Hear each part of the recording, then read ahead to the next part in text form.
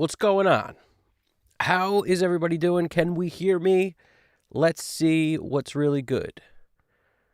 Let us see what is really good. Waiting for word from GDP that we are coming in clear and present. Clear and present danger, as I like to call it. Do we have Harrison Ford in the building?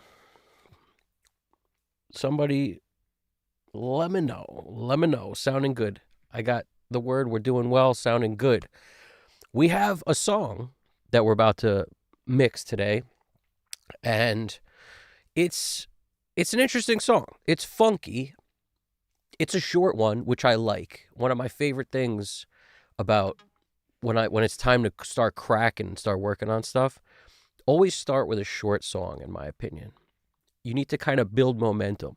If you start with a short one, and if you have an epic 5-6 minute one coming down the pike, it's much easier to do that once you've nailed at least one or two that are like that 3-minute sweet spot kind of song.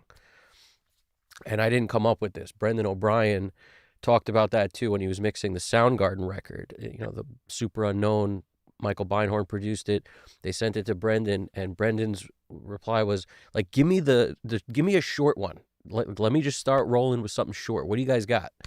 And I'm not positive what he started with, but I believe, what song did he start with? Probably, it might have been like Black Days. I got to look that up to see how long that is, but it's either that one or was it Kickstand or something? I don't, it's one of the short ones on that album. It wasn't Black Hole Sun, I'll tell you that. But yeah, everybody who wants to come hang out, watch the mixing, and listen to some question answers, throw in some questions. I'll provide some answers if I know it, and if not, sometimes the chat's got the answer. And we hang out. We listen to music, we hang out, we bring the community together. That's the goal here. So, Braxel, what's poppin'? Glad you made it. And this was, I'm going to get better at some notice when I do these things, because I'm not usually a notice kind of person. But I got to start becoming a notice kind of person, I think. It'd be nice to provide like a day's notice before I do these things. Some upgrades that we've done for this particular stream, because now we're on stream number 4 total. Some upgrades. I believe I have the router and everything necessary for in case of power outage.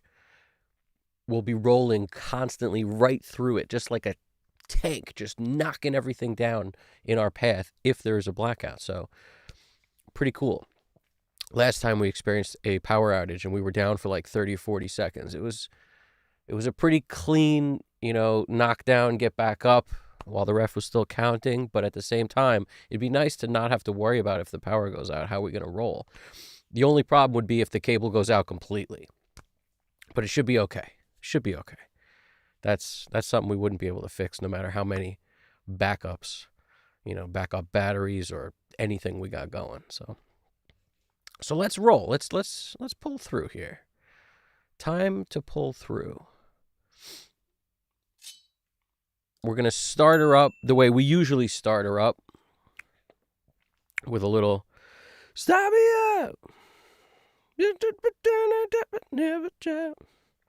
All right. So we're basically, all we've done so far is imported a bunch of tracks. This is one of those, I figured since we've done a few where it was kind of that one setup with like one guitar mic for each guitarist, 2 guitars. The last two mixes I think I did were like that, where it was basically a live recording where the guitar was just one track. The other guitar was one track. So 2 different guitars, one track each. Many tracks of drums, was like 11 or something, because the drums were tracked to the fullest. Bass was like 1 track of bass. So now we're going back to a different setup that I used back in the day when I did 4 drum mics only. Kick, snare, overhead left, overhead right. Everything in this session ran through this Allen and Heath SR416 console. If you look that up on Reverb, you'll find them available. There wasn't anything special or magical about this console. It was a beast, though. We're talking about heavy. And it still exists because back then I think things were just made so well. Like the build quality on this thing, it's got like wood sides that are heavy duty, the metal on it. I mean, it feels like a Neve in terms of weight, and the freaking thing is heavy, all right? The faders, there's just so much. They're the long throw faders, and they're heavy, and they don't move at all. Like, you could mount this thing upside down or on a ceiling, and the fader would not slip in the least. They're just kind of, it was made to be a live board. So I think it was made in an era when live boards, you're traveling around, they were like, we need to build this thing rugged. And boy, did they build that thing rugged. I've never seen anything that was like, built by Allen and Heath later that trumps the way this build quality is. They've added a ton of different features and this and that, but like, the new boards are great. If I'm not mistaken, Wolfpack, when they go, all their live shows, the dude who does sound runs like 2 of these Allen and Heath. If I'm not mistaken, I think it's the Allen and Heath like digital, mixer, like the Matrix style mixers. But if you've ever felt one of those, they feel as great as they are, and they are amazing. They feel totally different. They don't feel like that heavy duty, like layers of metal. It just doesn't feel that way. It's a totally different kind of deal. So yeah, let's see what we got going. So what did we do? We got kick, snare, O left, O right. That's the pink. We got 3 tracks of bass. That's the purple. We've got acoustic guitar. That's what these are right here. These 4 tracks. If I'm not mistaken, it was probably all 4 mics set up at the same time. We'll know once we go through this thing and hit it with some auto align.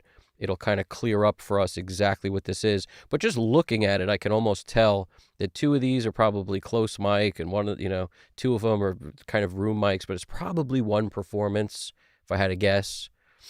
And we could listen to it to try to figure it out also, but in the interest of time, I'll probably just run auto line on it, and if there's any discrepancy, I'll check it out. But let's see what that's going to tell us first. And with this, like 58 fire, I used to put the guitar used here. So this was done with this Firebird, and it has a particular sound. And since all this stuff, it might be one performance, most likely. It's probably one performance. 4 mics up, 1 performance. And this is 2 mics up. And it looks like, just based on the labeling, that this could be a double. We'll see. We're going to find out when we play it. But it could be played and then a double and then played and then a double. Or it could be 2 mics up, for a 1 performance for this and this. We shall see as we go through it. Just sort of, I like to get everything, like I match up the way it looks so that if it is a double 2 mic situation, it's not like spread out. Everything has to look kind of congruent to me so that it makes sense when I do panning and this and that. And the vocals, put them in order of how much there are. So the first one, it says 1, and obviously that's the lead. There's the most on it. And then 2, a little bit less on it. So there's probably some doubling and whatnot. And then 3, some additional vocals here. And let's get our triggers in position to rock and roll also. So like kick, snare, and a snare verb. And I might not use these at all.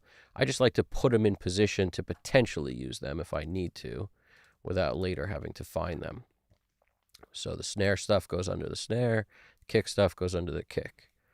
The way I usually do it too is I'll put this trigger track itself instead of like using an auxiliary for the trigger jam. I'll take the whole track and just, copy it onto that, even if it stays muted for the moment. I like to run it on a track rather than on a bus. And we'll do the same thing for the snare. Now, a common theme you'll notice whenever I work on stuff, especially if I'm the one who recorded it, I always consolidate everything and put it in a file, like a folder that's the audio bin folder, which allows me to make sure nothing has slid over. I always tell people this when you're sending your stuff to be mixed. It's important that you highlight everything, like you just click outside of wherever you're working, and then Apple A, or, depending on what you're working on, just to grab everything in sight, and then you would hit consolidate. Now, on this particular track, there's like this extraneous stuff out here, which is from something else. So we don't even need this stuff at all. So I'm just going to take this out of the game. We don't need that stuff. So what will wind up happening if you select outside of everything and then hit Apple A, it's just going to grab everything from the last bit of audio on the longest file. That means some tracks will be inside of it and some will be outside of it. Once you've gone through and produced your track, you've engineered it, you've got punches, a vocal may stop and then the track may go another 20 seconds. It's not relevant. All you do is select everything in sight, and then you come up here and you go edit, consolidate, clip, and it will take out all the regions and make everything the same length. Super helpful, so that when you go to mix or you send it to somebody, they know nothing got moved, everything's exactly where it's supposed to be, because it all ends at the exact same spot. It starts at 0 and it ends at the exact same spot. To me, that's just part of doing this right. If you don't do that, you leave too much room for error, or if one track ends here, one ends here. It's like, is it supposed to be slid over?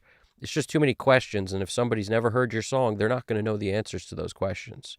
If they have a rough mix, that's great, but they're not going to study the rough mix entirely to make sure everything's in the right spot. So this fail safes you. That's why it was always a thing for me to always do that, like no matter what. So we're about to start rolling here. So the first thing is I color code when I import. This is telling me it's 89 BPM. A lot of times I will label the click track what the BPM is. That's, again, so when it gets imported, you could always just look at it. You don't even have to figure it out. So since it says it on this one, they don't always say it, because sometimes I would forget. And then depending on how long ago this was, I might have come up with this idea after it. So this was done somewhere around 2008 or 9 or something. And that's the beauty, is like, I found this track and I'm like, man, I remember that one. Like, this was a band favorite and we never finished it. Like, the tracking was done, but we never mixed it. It never got to that point. So that's the beauty of today. I plan on finishing this today and moving on to another one for the next live stream we do. So I'm going to play you the track. First, I'm going to add like auto align to everything. So while it's running through, except for we don't need to do it on any single mic sources, obviously. But on the guitars, like, I don't remember exactly what's a one performance or what's not. So we're just going to run auto align on everything except for, we'll run it on the trigger track also. Why not? So I'm just going to pop it on to all these tracks. Since it's there already, I'm going to take it off. Everything else is going to get auto align, shift, option, come up here, auto align 2, pop that on. Grab all audio in sight, which for us, somewhere in the neighborhood of like, where does this thing end? That's close enough.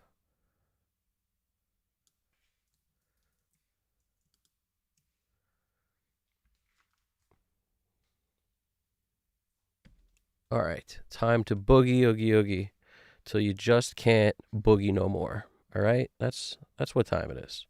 I'm trying to prop this thing up somewhere so I could see it. Okay, we're about to rock and roll. We got our auto align on everything in sight. We got it also on the kick track, also on this track right here, the trigger track. So it's just going to align those just like it would for the kick and the snare, because I just copied those tracks so they're in exactly the same place. It's just going to set it up right to begin with, so that if I did add a sample, it will be totally aligned with everything else. I find that that's something that people like sometimes don't think about, is if you're copying your track onto another track to throw a sample on it, and your kick winds up being slid or your snare slid over using something like auto align to phase lock stuff, you want the sample to move right with it. So that's why when you do throw auto align on, throw it on the triggers also.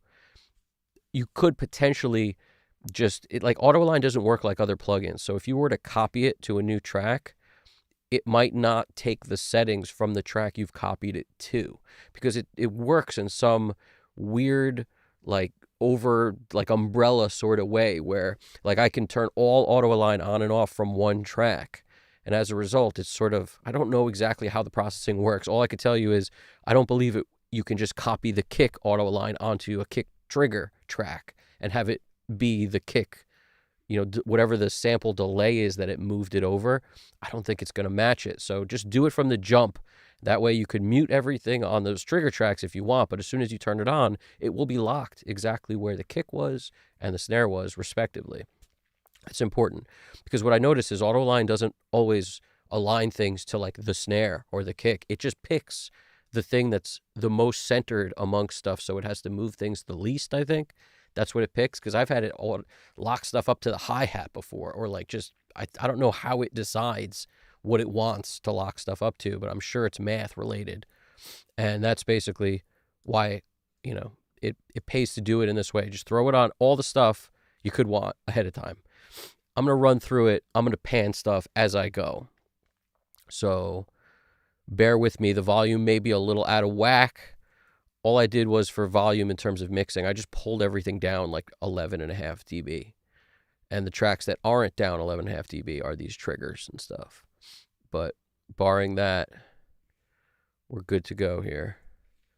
So let's rock and roll. Time to rock and roll.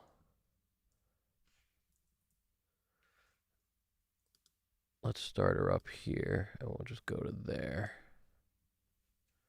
I want to make sure I catch the front of this guitar riff. Where's the guitar riff start? Let's catch that. I don't know what genre you'd call this, but it's kind of funky. Old school vibe, like classic rock-esque. I don't know who you'd say this is influenced by. I don't know. Our influences combine in a weird way.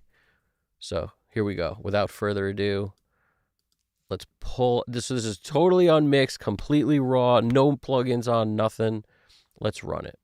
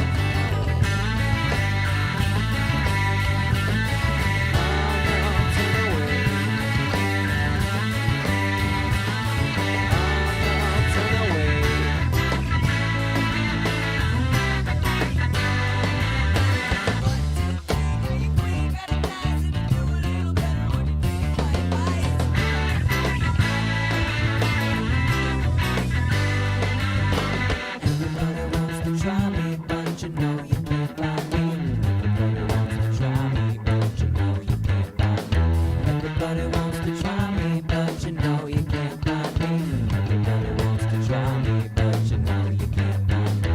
Everybody wants to try me, but you know you can't buy me. Everybody wants to try me, but you know you can't buy me. Everybody wants to try me, but you know you can't buy me. Everybody wants to try me, but you know you can't buy me.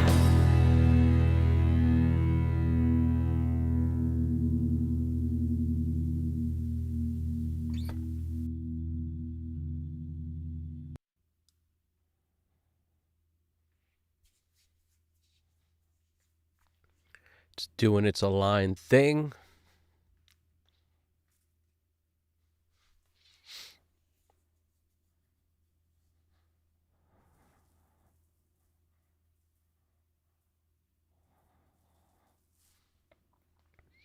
All right, let's investigate stuff. That's my favorite part of this. I like to investigate stuff. See what I mean by it takes the snare and the trigger snare. They're the same. They're at 0. So it actually did line the drums up to the snare in this particular case. The kick track, -274, is the same as the kick trigger track. And then the overhead left and right, it locked those in. Now, what else we got? Let's look at, so the bass, obvious, it took the DI bass and called that 0 and delayed the amp and the SM7, which are 2 mics, and made those, in line. They're pretty close. 117, 118. That's pretty close. What else we got? Let's look at this. So this 1, 2, 3, 4, those are the acoustic tracks, I believe. That's the only thing I could think of. And it looks like it's treating that as one performance, so that's good. So it probably is. That's what this is over here. These here, I believe this is 1, 2, 3, 4. That's what we're referring to here. So it's calling this one performance. Now, we could listen to this stuff and confirm it. I just like to see what the auto align does. And then I confirm it myself after a lot of times on things that are questionable, like this, for example.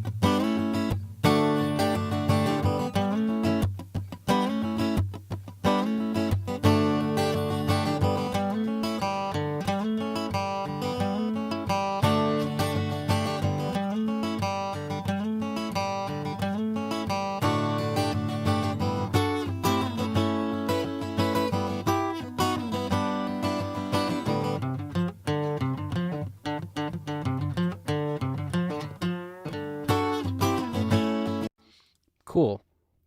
That works for me. I just love that. The riff is great.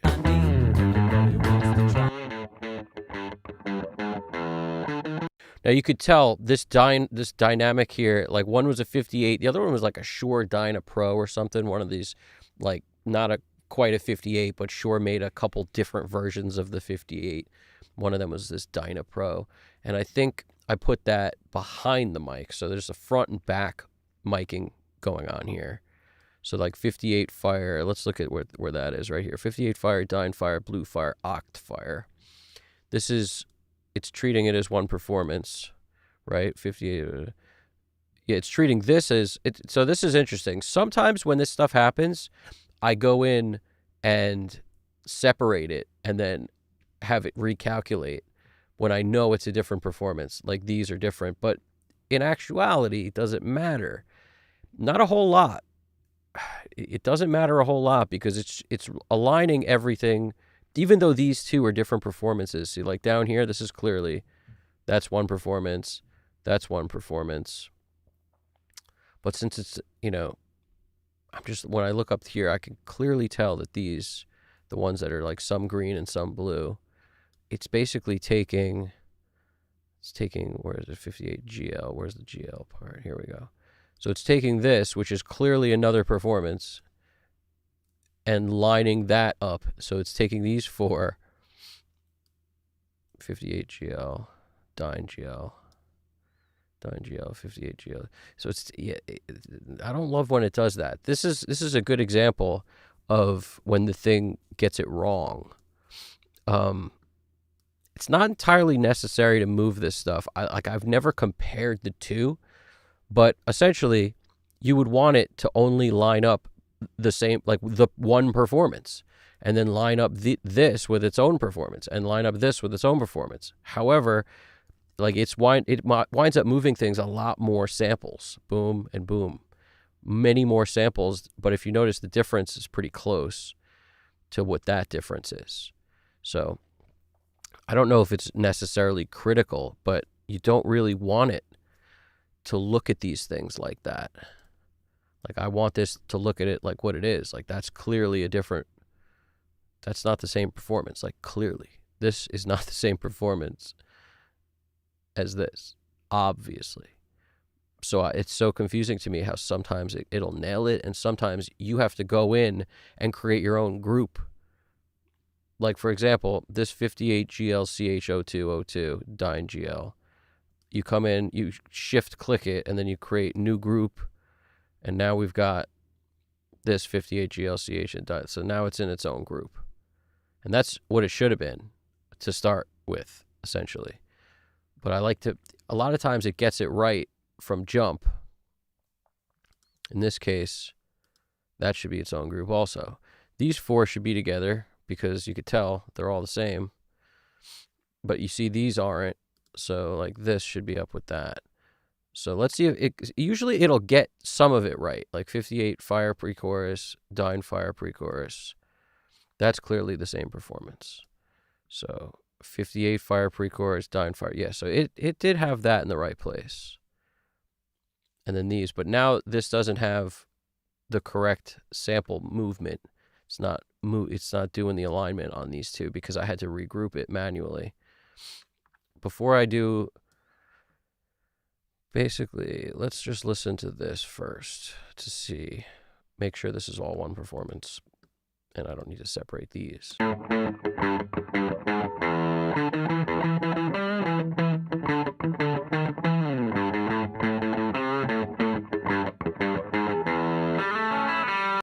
And I'm about to take all the processing off the mix bus, but just so you guys can hear everything super clear, I'm going to leave it on for this part until I get this all sorted. Once I start mixing, I'm going to take that all off. It's just good for volume. When I'm playing the stuff lower and like one thing at a time, you should be able to hear it better this way, I would think. And like we've talked about before, the best way to check to make sure things are one performance is if you pan one left and one right. If it's a different performance, you'll hear a clear difference. When it's super panned, you'll hear like, oh, there's slight difference in timing here compared to here. Whereas when they're like right over each other, it's not always the easiest to tell.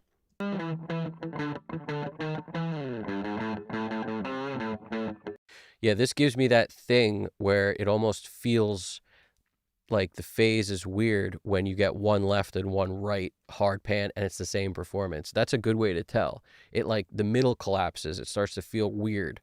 That's why I'll never do that. When I have one guitar that has multiple mics on it, I don't like the idea of panning one mic left and one mic right because it gives me this like weirdly hollow vibe. Like as far as I'm concerned, multi-mic stuff, the way I would do it now is I would combine the stuff. If I had 2 mics, it'd be 1 track. If I had 3 mics, it'd be 1 track. If I had 4 mics up on the guitar, 1 track. Take all the sound you're getting and make 1 track. That it helps in a lot of ways. You commit to the sound, which gives you a better result later. And I don't care for your ability to like change it or whatever. Change it when you're recording it. That's the way I would look at it. Don't look at it like it needs to be all on different tracks so that I can decide if I want it or not. Get the sound to be great when you're tracking it, and then you don't have to think about or make those decisions later. That's always the move, if you ask me. But it takes confidence, and it might take some time doing it for you to realize that that's the right way to go. Because when I recorded this stuff in 2008 or 9 or whatever era that, long time ago, I didn't have the confidence at that point, but I do now. So I would never have done it this way now. I would make one performance, just take all those mics on one track. That's the move. Get your blend on the board or on your mic pre's or whatever you're doing, and just put it all together and make your decisions when you're tracking it, as far as how you want that guitar to sound. It'll also clean up your session a lot, because all these mics could easily be one track, and then you've only got 3 or 4 tracks of guitars, and it could be 6 mics on each, but it's all on one track. It makes it so easy to deal with if each performance is printed that way. So this is clearly one.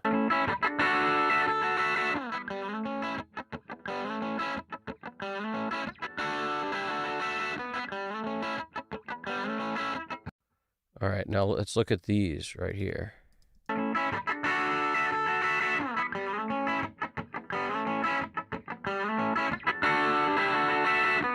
Yeah, what you're listening to is a front cab mic, like a mic right up on the seam around the cone, most likely. That's what I used to always do. Jam it right in front of like very close to the grill. Not usually touching it, but right up near that grill. And put one behind it, because all these amps I was using at the time, it's either a PV Delta Blues or a Fender Twin, and they were open back. So if you got that open back, the Dyne is always going to be miking the back. And I'm actually glad I did it this way, because that way every time I see Dyne, I know I put it on the back. It helps just to understand, okay, one performance, but this is obviously on the back. And you could hear it if I just take this off. And then the Blue and the Oct are 2 condensers that were in the room a few feet back from the amp. And something I do all the time now, which I don't think I did then, was face the mics away from the amp to get more of the room. And if it's a reflective room, all the better. Essentially mic the walls so you can get those reflections. And then, you wind up getting a much bigger guitar sound. So combine the close mics with the far mics. What I used to do a lot is do this kind of thing on 4 tracks. And then I would think, all right, in the verses, I'll do the close. In the chorus, I'll add the fars so it changes the sound a bit. That kind of thing. I used to just try to be dynamic with it in terms of don't leave it on all the time. But in this case, I just looks like I recorded 4 tracks straight through. And the Blue and the Oct, that's an Octava MK219 and this Blue Bluebird. That's what those 2 are, those condensers. So you get way more room sound out of these 2.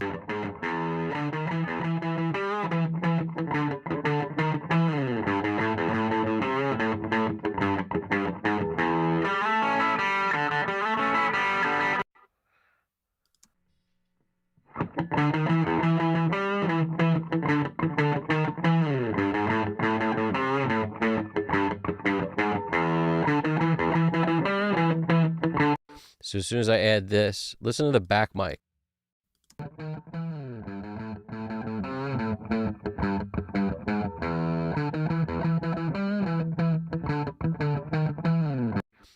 What do you notice?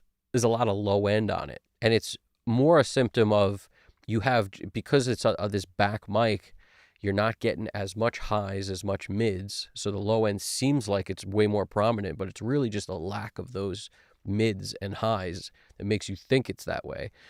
But what I found is it really helps when you combine that with the front crispy mic. These 2 together sound way better than, the 58 on its own.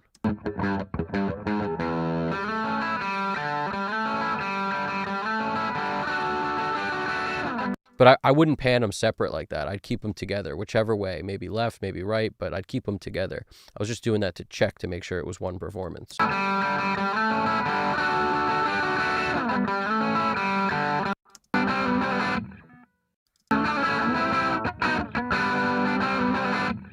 This is just the 58 in the front. See, that's that crispy, and this is that dark. So you combine the crispy and the dark, you get this. Then you add the room mics, you get this. So it's pretty, it's a pretty funky way to roll.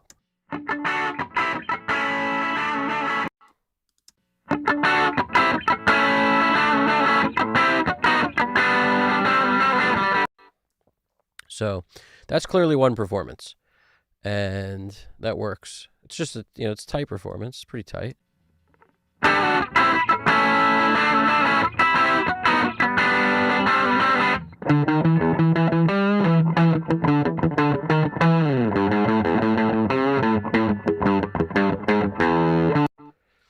Cool. So we're basically gonna we have to calculate again because we want that 4 tracks of guitar to be together, and it ain't, and it should be.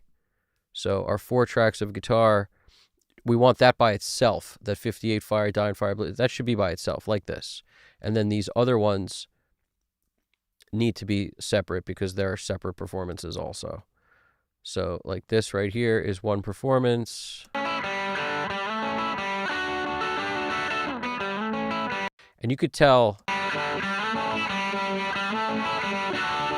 you hear that? It's a full tone, like a univibe. What was it called? It was called the Voodoo or something. It's this white pedal. What was that called? It's probably like a univibe type of thing, but I can't remember what it's called.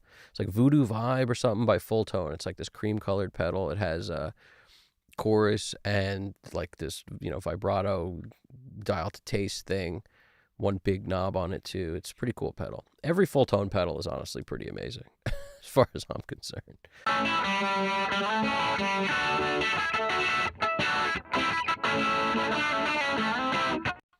All right, so that's pretty cool. And then this is a different performance. And the reason I know that is it's a double. It has to be a double because that's why I'm trying to like translate myself from years ago. So it's pre-chorus DD standing for double, whereas this doesn't have the DD on it. It's also 58 dyne. Where is it? Where are we rolling here? So this is a 58, this is a dyne, this is a dyne, this is a 58, and I didn't have doubles of these mics, so it has to be 2 performances. And you could tell that this is a different performance than this one because it has this additional thing in there. So these are separate. So the 58 fire pre-chorus and the dyne fire pre-chorus, just, before I run it again, just want to make sure everything's in the right place. 58 fire pre-chorus, dyne fire pre-chorus, good. 58 fire pre-chorus, DD, dyne fire, DD, okay. 58 GL02, dyne GL02, 58 GL DD, dyne GL DD. This is making sense now. Okay, now that we're rocking and rolling and making sense, there's definitely a way to do this. I don't have to do this often enough where I remember how to do that. Let me think. I think it's reset just the alignments. If I reset the alignments, let's see. Nah, great. It did that. We don't want that. Well, I'll just do this again real quick. So I'm just gonna new group. That's our acoustic. New group. 58 fire, blue fire, oct fire. That's all a group. New group. This is that other thing. New group.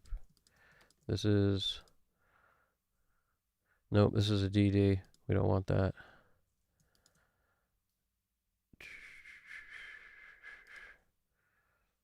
Get out of this group. Get out of this group. I think one day I should spend a lot of time messing with this plugin and just get comfortable with it because there's just so many things I'm just not comfortable with.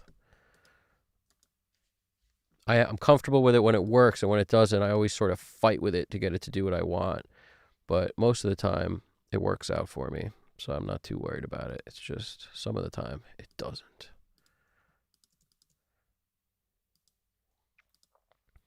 .58 fire, dyne fire, blue fire, oct fire. Okay. After I did this, it went off the rails. Pre-chorus, good. And then dyne fire, that one, good. Now we want to put that in its own group. Boom. DD, DD. We want that in its own group. Boom. The GLCH, the GLC, we want that in its own group. Boom. And we want this is already in its own group. says ungrouped, but we'll put it in its own group. Okay, now that we're ready to rock and roll, I actually have to run this thing again, I think, because I cleared it like a dodo. But that'll give me a chance to just sort of set up a rough mix now without any of this work on it, because that is going to distort everyone's perspective, including mine, on what this thing should sound like. Let's get rid of all that stuff. And then I'm just going to try to get a rough balance going that doesn't suck while we're playing it through. Now that we're kind of in a position to get a better read, because all this stuff is now in the right place. DD, just double checking so I don't have to do this a third time, because if I did, I would just choo. You know, I would just soldier boy. So that's what I would do. Okay. Looks good. It helps to label stuff so you're not looking at this. It should say acoustic 1, 2, 3, 4 instead of audio 1, 2, 3, 4. Like, big help. I should follow my own rules with that stuff. All right, here we go. Time to rock and roll.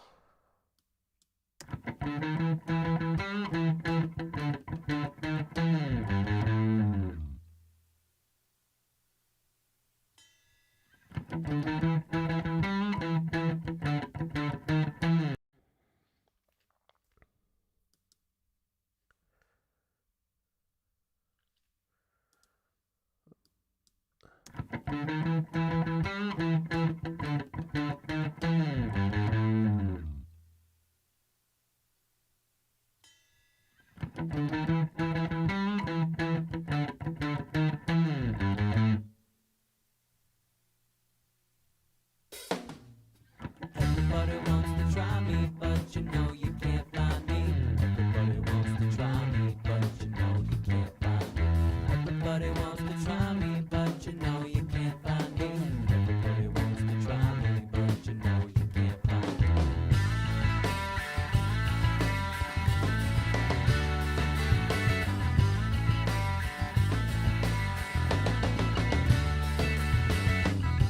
Take your bishop away from me. Think I'm feeling a kill. Must be some sort of accident. Run my axe in your heel. Oh no, turn away. Oh no, turn away. Oh no, turn away.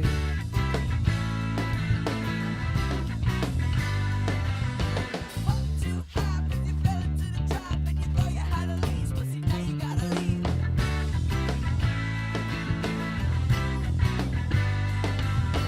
Everybody wants to try me, but you know you can't find me. Everybody wants to try me, but you know you can't find me. Everybody wants to try me, but you know you can't find me. Everybody wants to try me, but you know you can't find me.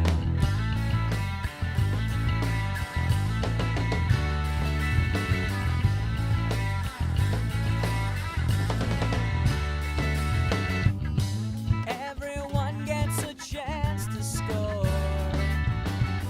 Now Bobby Fischer is here. King and castle has shined on my seashore. In my opinion, it's clear. Oh no, turn away. Oh no, turn away. Oh no, turn away.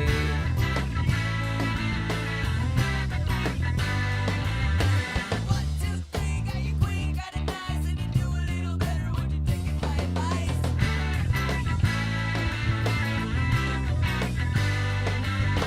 Everybody wants to try me, but you know you can't find me. Everybody wants to try me, but you know you can't find me. Everybody wants to try me, but you know you can't find me. Everybody wants to try me, but you know you can't find me. Everybody wants to try me, but you know you can't find me. Everybody wants to try me, but you know you can't find me.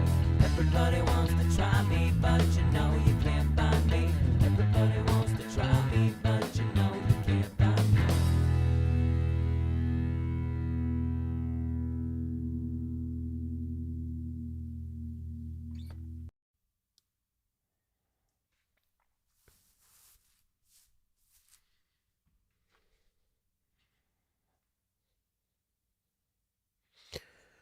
All right, let's look at the chat real quick. Let's see what you guys are poppins over there in the poppins. Do pop. Do pop. Yeah.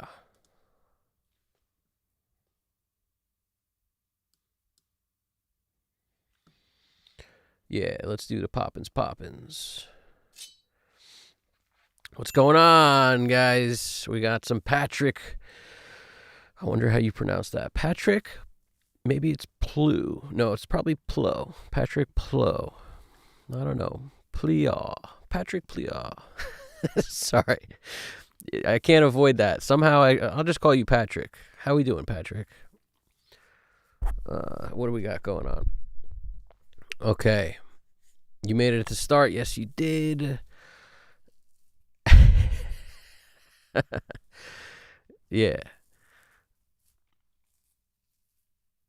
How's it going, Patrick?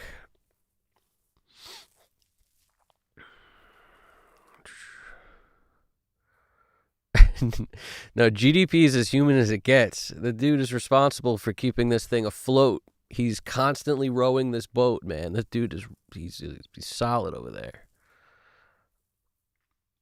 Yeah, we don't do any bots or AI, nothing. I don't even use tools that actually, now that I think about it, AutoAlign is a little bit of an AI, figure it out for me computer style, which I don't love in a lot of cases, but in that case, it's really hard to justify. That's like, if you had a plugin that would do the dishes for you, why would you do them yourself? That's kind of how I look at this for AutoAlign, but when it comes to other things, like anything flavor related, I really don't like AI plugins. I hate the plugins that anything that shows me a PAZ all the time, I have a tendency not to like. I like Pro Q3 for what it is, but I don't like the visual part of it. I think someone told me recently there's a way to turn that off, which is pretty cool. I didn't even know that it exists.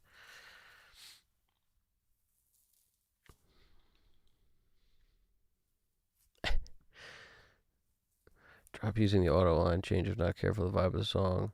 The way it was OG recorded. Does using the auto align? Oh, here we go. This is Braxel's asking. Does using the auto align change if not careful the vibe of the song the way it was OG recorded?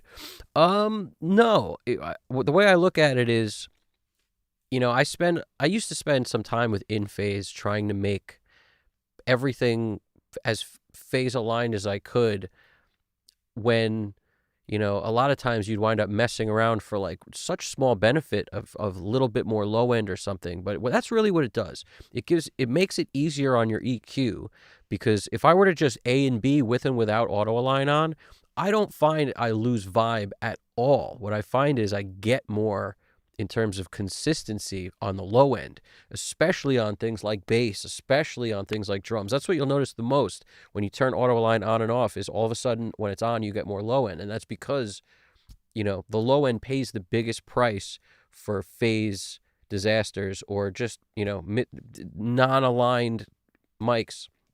And if you spend a ton of time when you're tracking on getting the phase to be solid, you might not notice as big a difference. But as I pointed out in a couple of the other streams I did, I used a great studio, great engineer to get drum sounds specifically for the last 2 songs I mixed on these streams.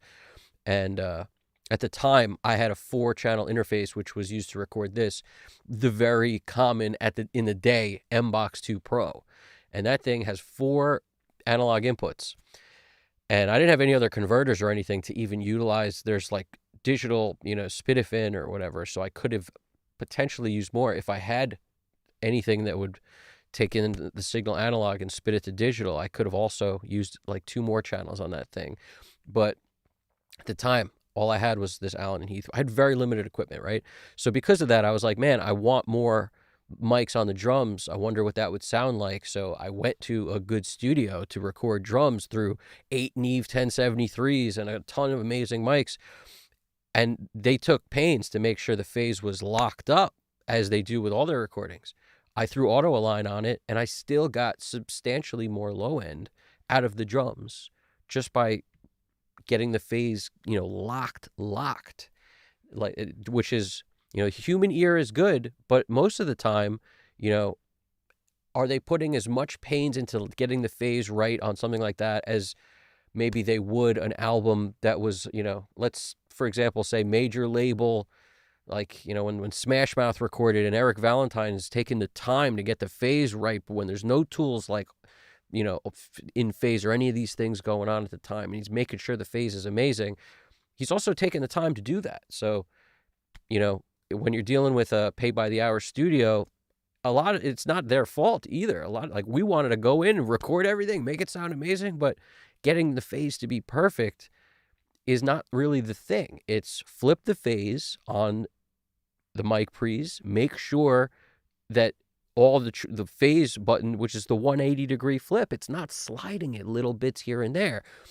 If you went into the live room and moved the mics around here and there and really got it perfect, I still think there's a benefit in some way to lock it, dead locked by using these slight move by a few samples one direction or the other.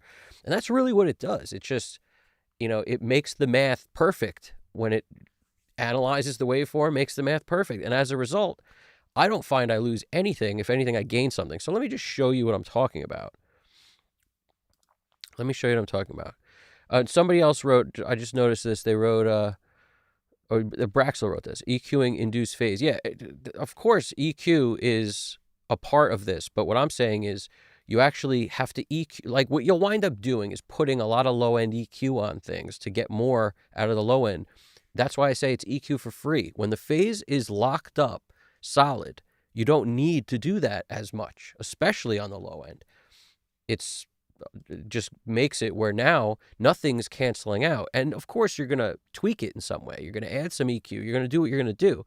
But the better it starts, the less you have to do with all that stuff. So that's the way I look at it. Is it's like, why not use a tool like this?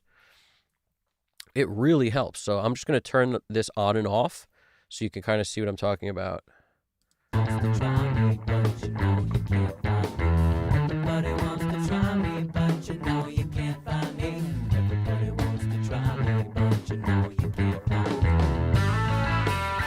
I'm also going to lower the guitars a lot because the guitars are throwing us and making it actually seem like there's more low end without it. But it's mostly because the guitars get so much louder, and everything in a mix is relative. So if you have more guitars that occupy mid-range and high end, compared to everything else, and they all of a sudden get phase locked, now all of a sudden we hear those so clear, the mix is going to sound like it has less low end as a comparison. Whereas if the guitars were canceling themselves out, like is happening just because the phase is not great between these multiple mics on the guitars, what's happening is they're canceling themselves out, so the rest of the mix sounds like it has more low end. But it's a trick. It doesn't. So let me show you. I'll just take the guitars down a bit, try to get a better comparison. But everybody wants to try me, but you can't find me. Everybody wants to try me, but you can't find me. The kick has so much more punch. Just listen to the kick. I mean, the volume's not changing. All that's changing is auto line on and off. But the kick all of a sudden feels louder, has more punch, because there's less of it being canceled out in the overheads. Everybody wants to try me, but you can't find me. Everybody wants to try me, but you can't find me.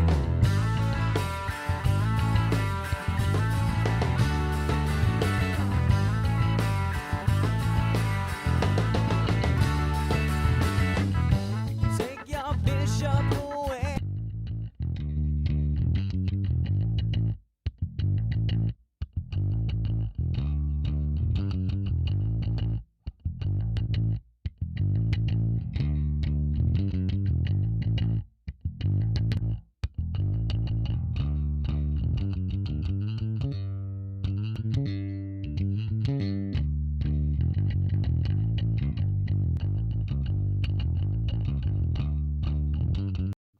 It's very clear on bass to me where I'm sitting, especially when I turn this on and off, the bass loses so much when you don't have the phase locked up.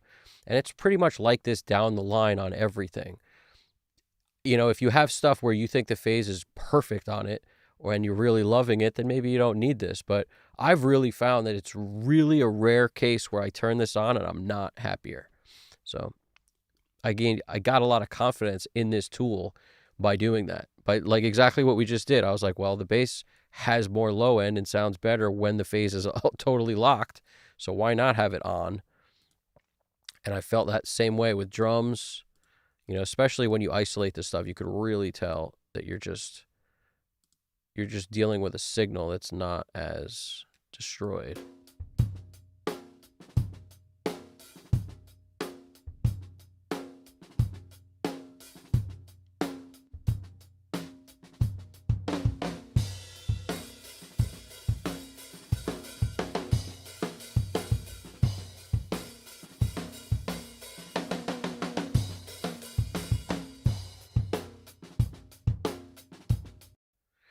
And the better the phase is when you record it, like of everything, the less you'll have to potentially do this. So sometimes I'll notice on certain tracks more of a difference than others. And never judge things solo by themselves either. Always try to judge it in the track. Everybody wants to try me, but you know you can't find me. Everybody wants to try me, but you know you can't find me. Let's take the guitars out to judge that way. Wants to try me, but you know you can't find me. Everybody wants to try me, but you know you can't find me. Everybody wants to try me, but you know you can't find me.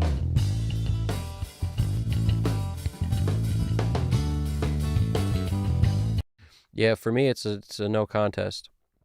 I'm not sure what it sounds like through a phone and everything over there, but to me, it's definitely needs to be on. So this thing's going to be on. It just helps with everything that's multi-mic'd. And now we can kind of progress through this a bit.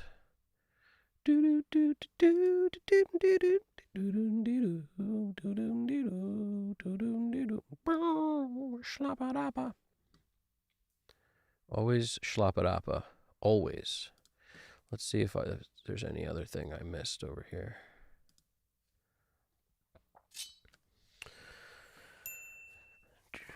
I wish this plugin was on Black Friday. Yeah, some of the stuff that's on Black Friday is never the deal. Like, I mean, it's not the stuff I want, ideally.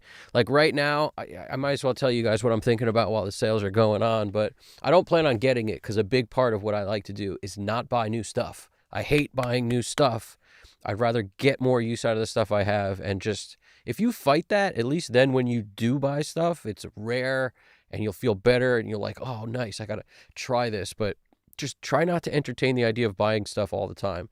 I do, like, auto align is helpful and it saves me a ton of time. So if there's ever a plugin that did that, that's one that I thought was very worth it. Whereas the thing that's on my mind that I probably won't get, but it's on my mind because I was just talking about it with Dave Hillis. He was talking about his mix bus and the germanium, soft tube, the Chandler germanium. Man, it's like I don't need another compressor. I got so many compressors on my dynamics list. But, the reason, the Michael Beinhorn mic pre's, the Neves that he used were from the era of Neve where they made, so like the stuff on the Soundgarden Super Unknown, that album was recorded with these Neves that have germanium components. And they stopped using germanium components because it became impossible to source them. And basically, germanium has a flavor and a sound and it does a thing. And there's, that's why a lot of the stuff sounds the way it does on that album. It's because of, what it was recorded through. It's just a big footprint on it.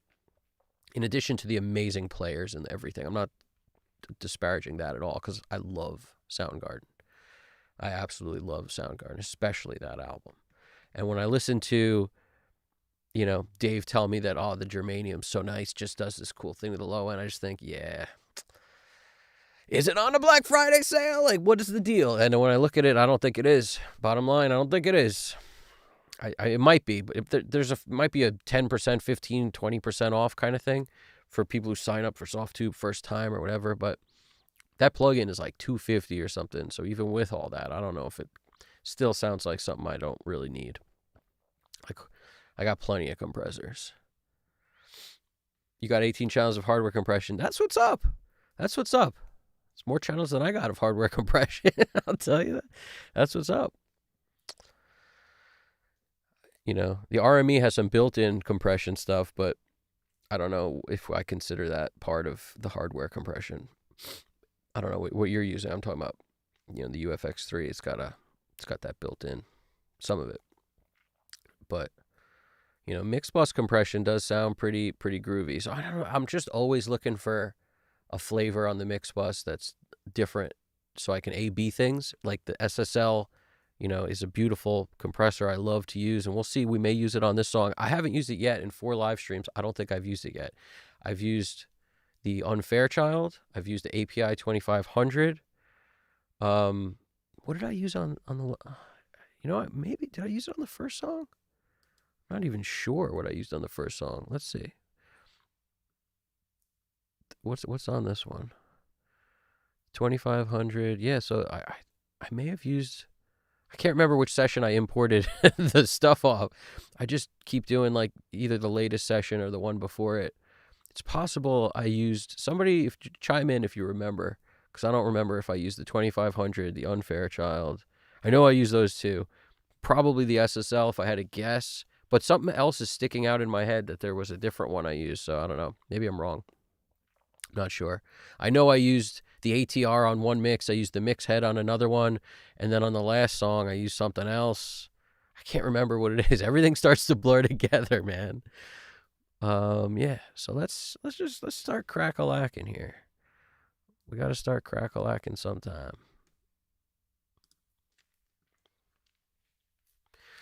Yep. Seventh Heaven. I almost bought the Seventh Heaven. And I didn't, because I realized I have too many reverbs already. And I also, like, you know, everybody has their thing. And to me, when I hear people talk about a reverb a lot, I go the opposite way of wanting it. And there's nothing talked about in reverb world more than the Bricasti, and then the Seventh Heaven, you know, gives you that. So a part of me is like, man, I got so many reverbs, like with the Lexicon, with the EMT stuff, with, you know, the Goodhertz plugins, with the little plate is my favorite by far. I also have super plate. I wanted to investigate a little bit, you know, with Sound Toys stuff. So there's just, you know, it's like, how many reverbs does one need? I find that sometimes we don't need that exactly. That's all. That's what I find. That's what I find.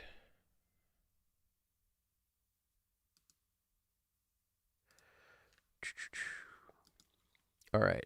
Now you can see me on that section. I was worried. I was like, where did I go? There I am. Perfect. So let's crack-a-lackin' here. It's time to crack-a-lackin'. And I'm going to keep popping over to the chat. So if there's stuff here that we got to talk about, let me know. But I want to keep removing so I can kind of crack on this, make this thing sound better in a hurry. Let's pick our channel we're going to roll with on everything in sight. We don't need that. This BPM track is just sitting here doing nothing. Do do do do do. So what do we want on everything today? Let's see.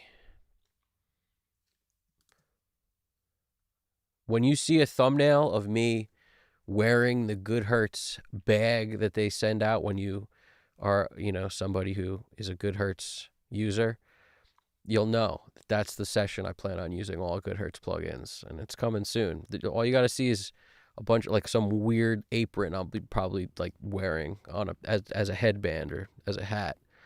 Once you see that, you'll know it's Goodhertz time. But until then, like on this track, what have we used so far? We've used the API Vision channel strip on everything.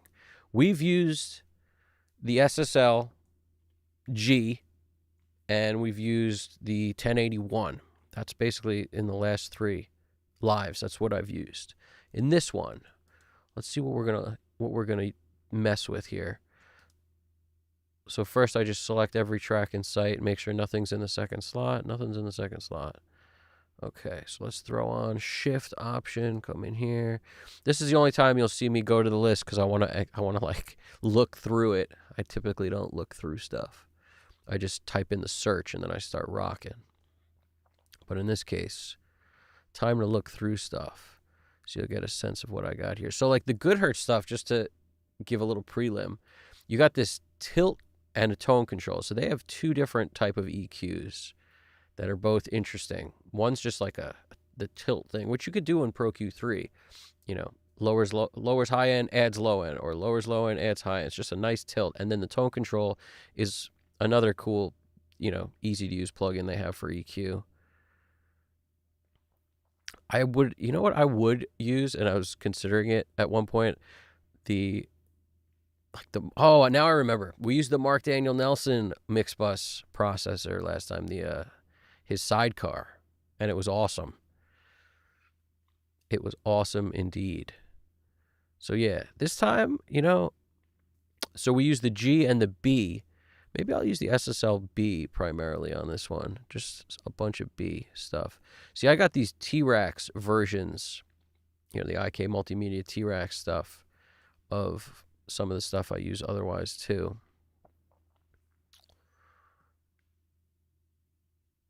I don't think I own any of this Harrison stuff. I don't think I own any of that. And I don't, have the Mag EQ, but it's never been something I would put on like every track, but it's a great EQ. I just wonder how much CPU that would eat up if I did that. Probably a lot. You know what else I like? I like the Sound Toys CQ is pretty cool, and then the Hitsville stuff is really cool. I like the Hitsville EQs a lot, but I think they take up a ton of CPU also, no matter if you use it on the cards, the satellite thing, or if you use the X version. But the Hitsville is really good too. So maybe that'll just be my second one this time. So I'm gonna come in here. We'll hit them with the B first.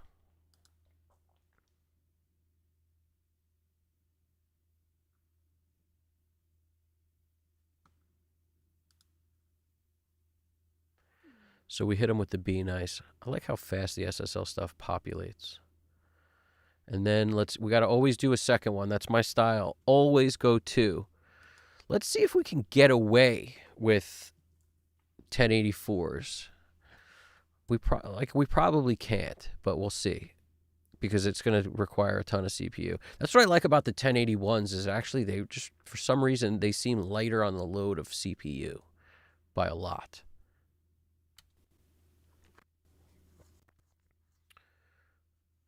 Yeah, see, look, that's crazy. Like, just in initiating them messed us all up. It took it to the oblivion. It's crazy how much CPU.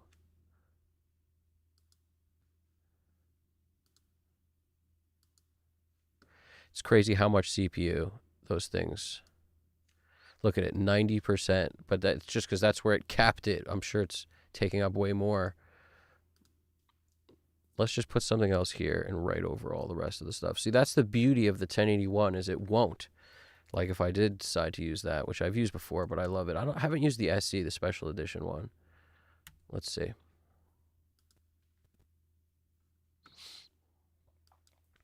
Okay. See this thing, it just overwrote everything that I put on there before. Now let's just look at what it is. Control panel. See, 55%. It's just so interesting to me how some of these plugins take up a ton of CPU and some don't. It's not all UAD are created equal in terms of that. Some do way more than others. And I love the sound of all this stuff, so it's really just a question of use what you like to use. Everybody wants to try. All right, let's start cracking. So even though there's no stuff on the mix bus, somebody once said that's like top-down mixing, and I thought about it. I'm like, I don't know if I consider what I do top-down mixing, because I don't really, like, I start with everything in, but at some point I pick what I want to start with, and usually it becomes like make make the drum sound as clear as I can, but I don't solo stuff. Like, it's not like I mute everything and just get the drums, then I just get the bass. I rock from everything in all the time, and then I only solo when I need to address or find something I'm hearing that I can't figure out with everything playing. But for the most part, I do usually start with drums just to make things hit the way I want, because then I know how much I need to bring up other things or fit them in, into this puzzle. The drums take up a lot of space in a mix, so no matter what, that's usually my focus in the beginning.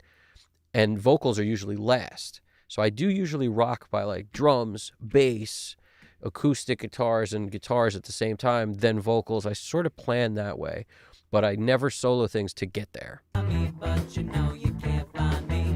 Everybody wants to try me, but you know you can't find me. Everybody wants to try me, but you know you can't find me. Everybody wants to try me, but you know you can't find me.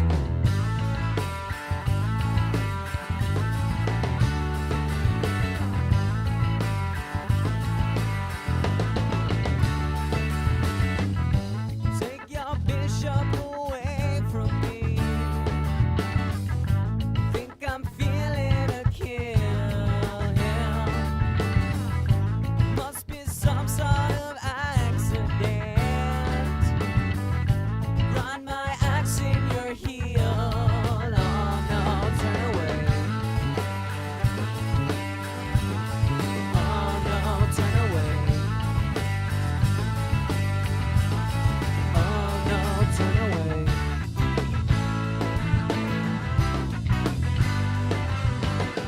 Too high, but you fell into the trap, and you know you had to leave, but see now you gotta leave.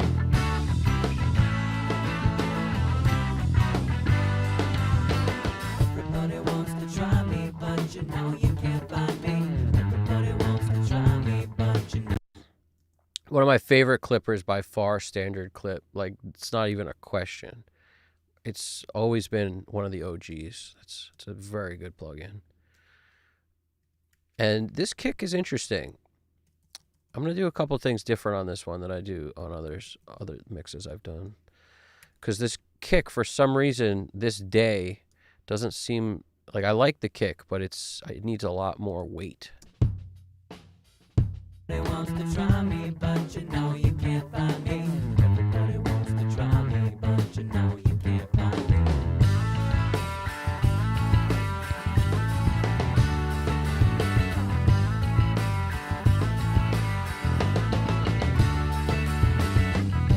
Take your bishop away from me.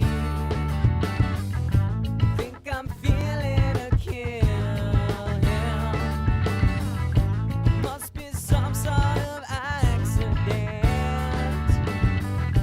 Run my axe in your heel. Oh no, turn away. Oh no, turn away. Oh no, turn away. Something to check out, too, is every transient designer has its own unique sound. And the Spiff plugin, it has a very particular sound. So for people working on like metal or something where you want a much more clicky kick, I've gone here before, and like this B52 or B91, I can't remember which one it was. I think it's this one. But you see this crazy cut in the middle. It definitely is an interesting flavor. Check this out. You can't find me. Everybody wants to try me, but you know you can't find me. Everybody wants to try me, but you know you can't find me.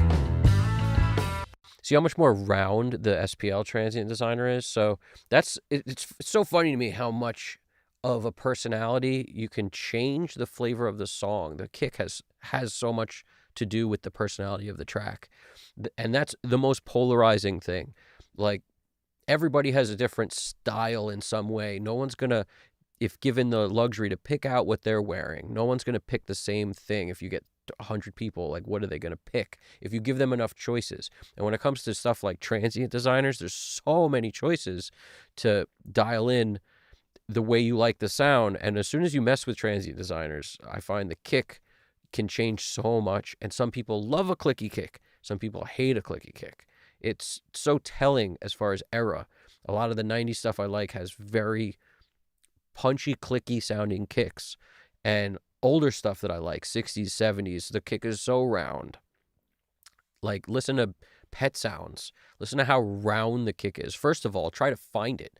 And then once you've found it, listen to how round it is. 70s stuff too. Like, I love the way the Kinks, the song Power Man sounds. And the kick sounds so good, but it's not clicky at all. It's very round. So Zeppelin, super round. There's all sorts of ways to look at this, but it's like the transient designer makes such a difference. That's why I have a few. Like, Spiff is its own interesting transient designer. It does a lot of things, and one of the things it does is, it helps with transient design. SPL transient designer is great. Also, the Alicia one I haven't messed with much, but I own it. The Alicia transient designer, and I bet that has its own flavor. I just haven't really experimented with it yet. This one? I think it's this one. Yeah. They call it a stereo impulse shaper. Let's hear what we can get with this thing. Everybody wants to try me, but you know you can't find me. Everybody wants to try me, but you know you can't find me. Wow, it sounds like thunder. They aren't kidding when they say kick fattener. So, rather than just start attacking the knobs, I hit the preset section first because I was curious. Usually the presets will give you the extremes of the plugin. Dialing it in is great for when you know what the plugin can do. But when you don't, sometimes just to whet your appetite, presets are helpful. But I would never hit a preset for like EQ or something like that. But when it comes to this, it's pretty interesting. I don't know what this plugin can do, and I now know that you can get thunder out of this thing pretty quickly. It's cool. You have a frequency setting, so it's similar in that you have attack and sustain like on the SPL, but you also can control it with the frequencies on each. It looks like sustain has its own frequency control, and the attack has its own frequency control, so that's pretty cool. I got to play with this plugin at some point. Everybody wants to try me, but you know you can't find me. Everybody wants to try me, but you know you can't find me.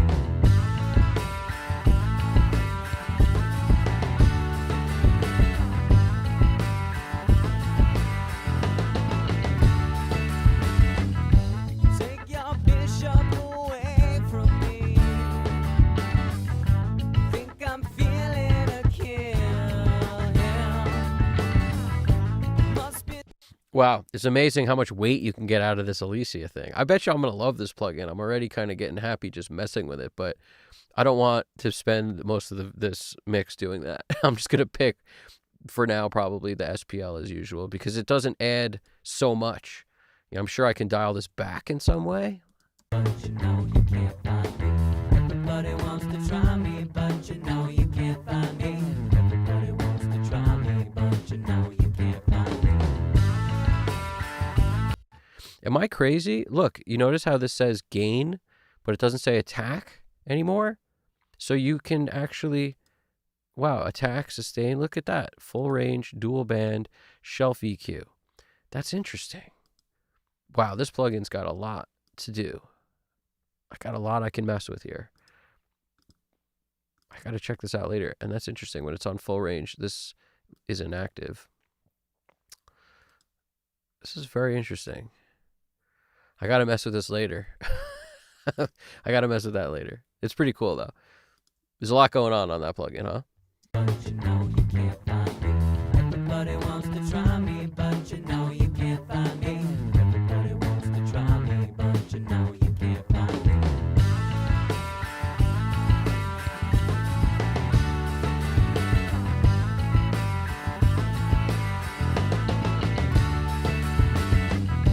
Take your I'm going to deal with this. I'm going to leave it for now. I'm just going to lower it a bit. but you know you can't find me. Everybody wants to try me, but you know you can't find me. Everybody wants to try me, but you know you can't find me.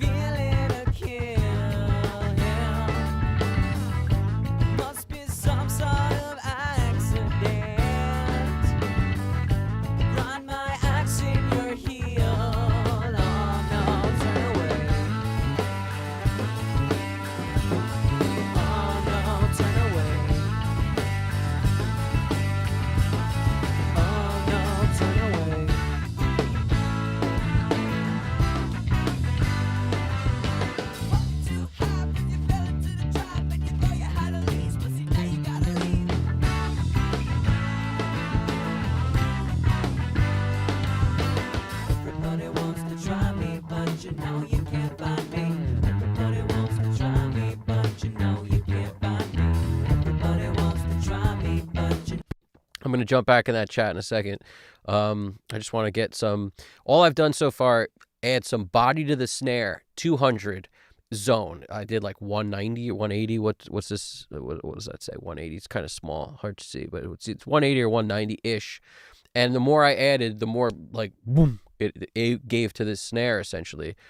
And I'll probably dial the filter up a little bit too, just to kind of remove any kick, rumble, and bleed, that might have occurred because it's near the kick drum a bit, that snare mic. And I took out some above what I boosted. So it's like I'm boosting 200, I'm taking down 4 a bit just to make it a little less, ring-centric in that mud zone. And that's just how I'm looking at it at the moment. And then, boosted a little bit of 2K-ish, slightly below 2K to give me more of that crack on the snare. And I'm careful not to go up too high because then we get cymbals in our face because you are right near that hi-hat. So the more you boost around like 4K, 5K on a snare drum, like watch out, hi-hat's coming your way. But you know you can't find me. Everybody wants to try me, but you know you can't find me.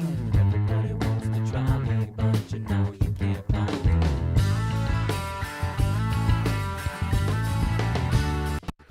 See, that's a 15K boost. So by taking this down, it would get harsher. So just a little bit of a high-end boost on overheads around 15K might be nice. But just be aware that when you have an overhead left and right and they're phase locked up, this is a situation where I might just copy this overhead to the overhead right. That way, I'm taking up a little bit on both mics, so the phase between the left and right that was locked into place using Autoline will now be the same because I'm adding a little bit. Like I'm not taking one and moving it substantially more than the other. The left and rights will be close enough, even though I'm cranking a little on the left. I'm cranking the same amount on the right, so it should be okay for the overhead left and right.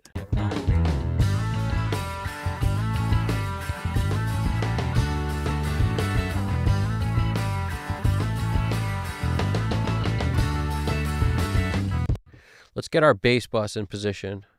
This is our bass bus.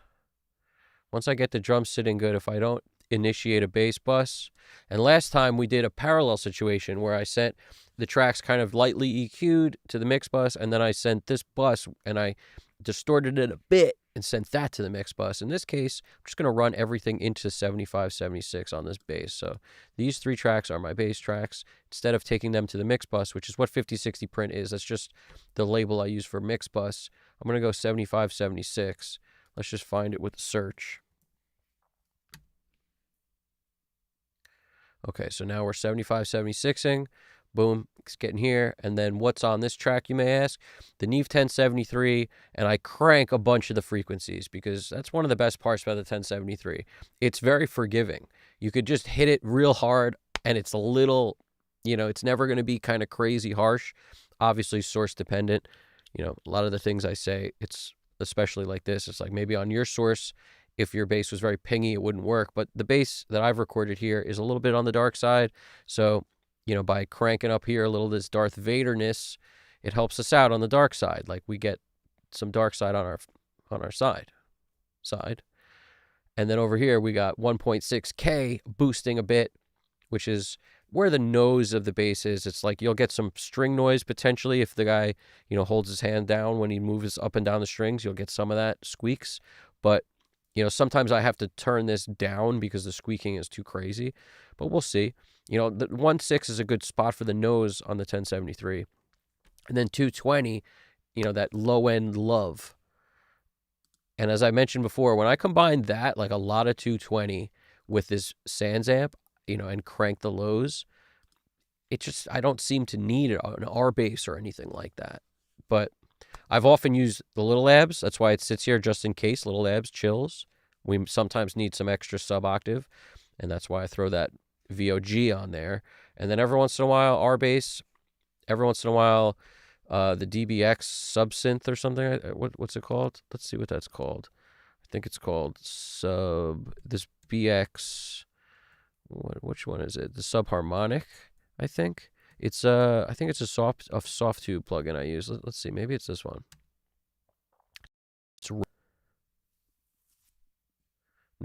It ain't that one.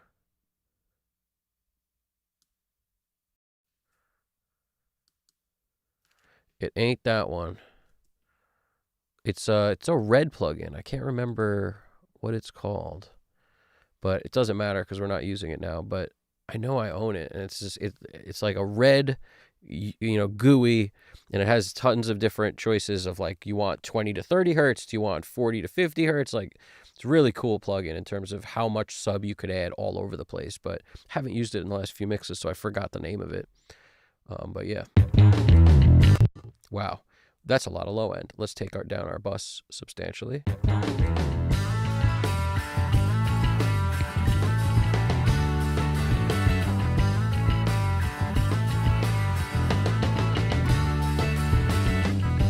Take your bishop away from me. Think I'm feeling a kill.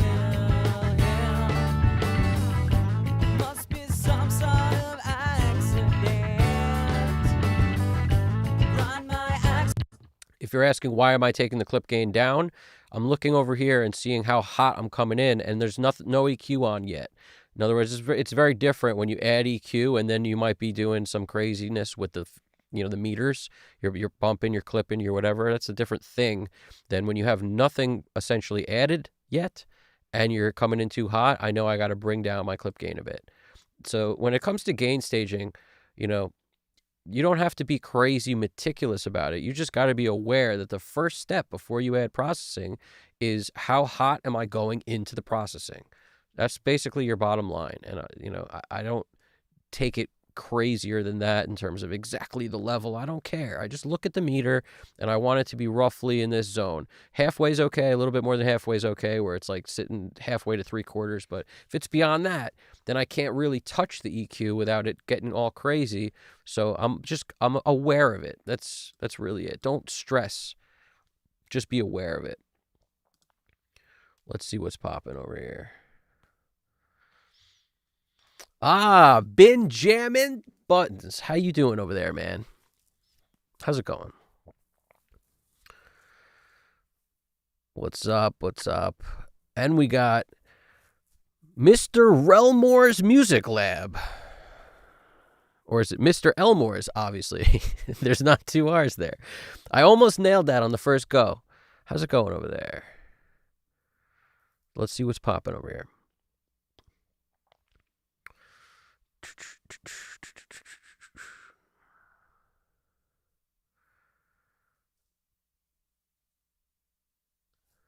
So yeah, so I'm just checking out what you guys are throwing down here. 7:37 till 5:42. What's going on? Thanks for joining us. 7:37. Not sure what that is. I appreciate that. Mr. Elmore's Music Lab, I appreciate you telling me you dig the vibe, man. I appreciate you. That's killer. Yeah, GDP's talking about airplanes. 737-800. I like that. Hopefully the ADHD meds are flowing strong over there, GDP. So it's all good. I do love the 1073 also, man. I love it, and I tell you the truth, I have the Shep 73, I have the UAD, so I don't find the need to try other ones, but I'm sure some of them are great. To me, that's enough 73s between the UAD and the Sheps. And I like them both. The Sheps is very cool. It's kind of like a less intense 73 in terms of like what you might expect from a 73. Whereas that's what I kind of like about it. And that's what he says, the way he modeled it was he didn't want to create, the generic. He sort of took a 73 and kind of gave it what's cool about it, but didn't want it to have the particular sound of like one of them that he had or something. He looked at it a little different, if I'm not mistaken. BSA stuff. I haven't tried the BSA stuff. I haven't tried that. BSA, unless that stands for something that I'm not familiar with. Chaos, what's going on, buddy? How we doing? I tried top-down mixing, he says, but it's not my cup of tea either. Drums, bass, guitar, vocals built from the ground. Yeah, I never considered the way I mix top-down, but some people have told me that it is, and I think the way they think about it is like the earlier you put on mix bus processing, the more you're top-down mixing. And when I transitioned, this really came up in conversation when I transitioned from hybrid to in the box. In the hybrid world, I put on the mix bus processing relatively early, super early. And when it comes to in the box, I find I lose my way too quickly when I do that. Too many times I would be fighting a problem that was just a result of, a compressor on the mix bus, or even worse, something super sound heavy like the Mic DSP ML4000 or something. Like I'd put something on the mix bus that would just destroy my life, and that's a multiband. So multiband has a way of destroying your life on the mix bus when you put it on super early. So, if you do that, do it very late. As far as if you're going to ask my opinion, that's how I would do it. But there's something about in the hybrid world that the mix would change a lot more when I would add in the Neve MVP and I'd add in the Fusion, like at the end. I never really liked that, so I always kind of would put that on early, whereas in the box, I got to do the whole mix practically before I put on anything to get the result that I'm more happy with. It's also the only way I found that I can pick the best compressor, because a lot of people have talked about this. Chaos, you probably agree. Hardware compressors do it different than in the box compressors. They sort of hold things differently. So in the hardware world, where I don't have an array of compressors, I found I could always make the compressor I have work if I turned it on in the beginning.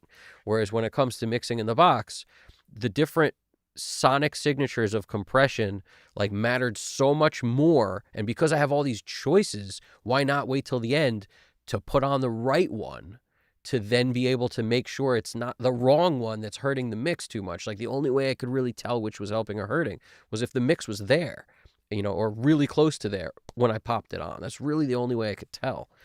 The other way, I'd wind up mixing into something that just wouldn't work. And why? When you have plugins and you got tons of different choices, like why like put yourself in a corner? At least that's how I looked at it. I found a way better result when I could audition an API 2500 and an SSL bus cop and the Unfair Child and, the Mark Daniel Nelson, sidecar, audition, all these things at the end when you actually can tell. Until the mix is there, so one will sound better or one will sound worse. Then the mix is going to change 180 degrees when you mix it. And now all of a sudden you're going to think you can predict that was the right choice. Crazy to me. I don't get it. I just don't get it. Some people it works for, not for me. Yeah, so what else we got here? We got subscription model ruins everything for me. Just want to chime in right there. Just in general, I hate subscription models in general. I do the Pro Tools subscription yearly because I do find that the updates are helpful, like the support contracts helpful, like certain things are helpful with the yearly, and every once in a while you need it, and it's nice to have that. But every time I pay for it, it's not good. But here's a tip. Don't just let it renew automatically, because what will happen is there's usually a sale around the time of the renewal. Or at least for me, there is, like every year around now-ish, I need to renew all the time. And what I found is if I were to just let it renew, it's like twice the price as if I seek out the deal happening and then, cancel the renewal and then just buy another, year membership. It winds up being 40% cheaper most of the time. Total scheme if you haven't, you just got to do what you got to do. But like, in my opinion, it's like, why pay twice as much for the same thing? It's crazy. And there's like a 40% discount Avid's running right now, in this around Black Friday-ish. They do it kind of every year. What else we got?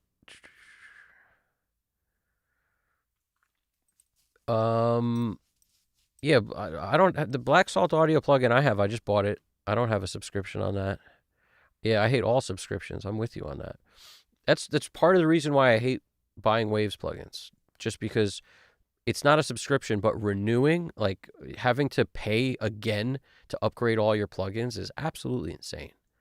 It's part of the reason I have not bought a Waves plugin in a long time.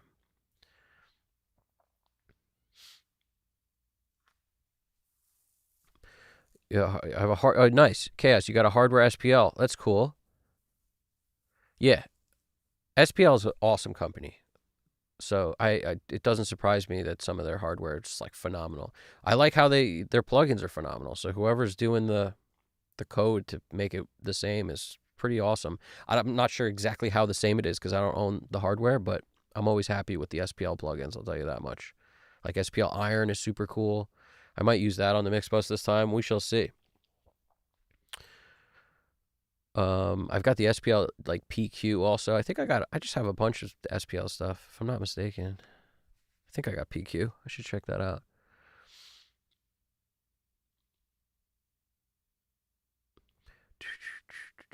Yeah, try to keep plugins to a minimum. Just work on that. It's hard to do, but you just got to work on it. 07. What's 07?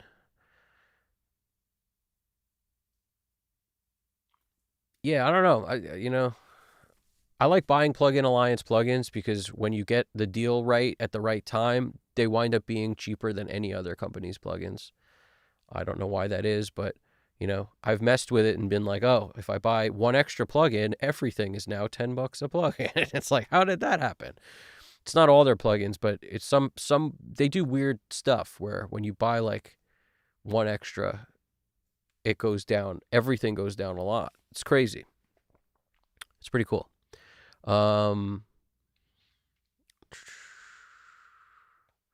Audioscape. I gotta mess with some Audioscape. I haven't tried much of their stuff. I don't think they're on the list. West Audio Tube Comp is living in the mix because it's good. Yeah, West Audio stuff everyone raves about. Yep, multiband is dangerous to go too much. It is.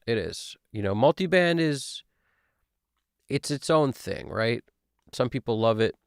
You can't get that Chad Blake kind of sound that he loves, that I'm sure you could get it in another way, but he doesn't get it without using the Mic DSP ML4000 many times. And I'm not positive, but you can find Serban talking about how he uses the ML4000 a lot also. So I'm sure people have found a way to make it work for them. And I like using that plugin too sometimes. It just has such a flavor to it. It's so strong that be careful is the best way to look at it. When I've mixed with that on from the jump, what weird results I get. Sometimes good and sometimes not, and I can't calibrate that. So it's really kind of scary, I found. Like I want a predictable result. And once I put that on the beginning, it's anybody's guess what's going to happen. I'll tell you that. It's anybody's guess, man. Yeah, I looked into buying a bunch of West Audio stuff once. Like I priced out what it would be to get a bunch of the things I wanted, and it was a lot of money. And I couldn't justify it. I wound up putting the money into the speakers instead. Do you think hi-fi speakers should be tuned, flat, or not? That's a Professor John Smith. How's it going? I want to say it's a good question. It's all relative to the room you're in, what your speakers are, like how they translate to you. So, when you say, do you think hi-fi speakers should be tuned or flat or not? If you have a room that's basically super well treated and you have speakers that are designed to be honest, I actually, in that case, most of the time, this is case by case basis. So just as a general rule, based on the experience I've had with the ATC 50s in this room that's extremely well treated, I could tell you that the room treatment, it does the job of tuning the speakers in a way. So when I hit the Trinov on, the speakers sound a bit sweeter, but I lose the truth in them. So making a mix that translates gets harder, but the listening experience maybe gets a little more enjoyable. And I only learned that from doing like on and off tests, but I was committed to using this Trinov for so long because I needed it in the other room I was in. The other room I was in, it was like no option to not use it. It was just needed it on all the time. So that's where I know it's all about the room. It's all about the amount of treatment you have. It's all about so many variables, If you're thinking about, like, if you don't own one yet, if you don't own a tuning jam like Trinov or something like that, I would spend more time manipulating the speakers, like in terms of the height, the distance from the wall, the amount of treatment you have behind them, the amount of treatment you have in the room, like how much diffusion you have. I would mess with what you have before you buy one and see how happy you can get like that. Because, I think that's the big difference maker right there. If this room had hardly anything in it in terms of treatment, because I've mentioned it before, but it's a very kind of dead sounding room. I do have some diffusion up, but it leans towards dead. And, I have it on the ceiling, on the walls, like it surrounds me. And in that room, it doesn't actually benefit me to put the turn off on. I can't get as consistent of a result. So I found that it helps mixing with it off.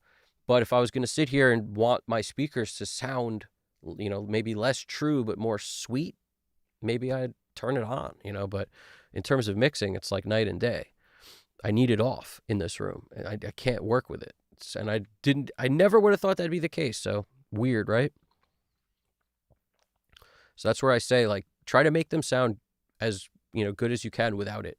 And you may be really happy, and then you don't need to buy one. If you do own one, then yeah, take measurements where you're sitting, a little bit closer, a little bit further, because just moving your head like 5 inches back or to the, like, where you put that mic is so critical. If you can, have someone else position the mic where your head is, because they can actually see where your head is. Whereas you think it's here, but you're actually 3 inches behind that, it's so crazy how different things get a few inches in every direction. So when I think about, like, for enjoyment, listening to speakers in a room where you're going to be moving around or entertaining people, or don't get it. Like, it doesn't make any sense. It's all about the sweet spot with those kind of room correction things, in my opinion. That's how I look at it. Like the key, which I used for a little while, had this ability to dial it in with bass and treble. For, like, you had the ability to kind of do your own EQ thing right from the key control, the remote, which, if you're trying to make the speaker sound the way you want in a room, that's kind of helpful. And those things sounded great. Like, they made everything sound so good. But if you're talking about like hi-fi or to mix, it's two totally different conversations. In my opinion, mixing, like, you want truth, and you also want the speakers to give you a picture that you can translate everything you do from that picture to make it work in the rest of the world. You don't want the best sounding speakers that you've ever had if you're doing that kind of a job, in my opinion. It just doesn't work for me to have speakers that just make everything sound good. Would love to know how you like to EQ your effects, such as reverb buses. I'll take off tons of top end and tons of bottom end. So you're going to see me do it in this mix, but just as a general rule, kill the bottom, kill the top. So we're talking about, 200 and below, gone. Sometimes I roll up beyond that. So, 300, 400, like, see what's getting in the way. What are you putting reverb on? Is it a vocal that has a lot of low end and low mids? If so, you may have to take more off.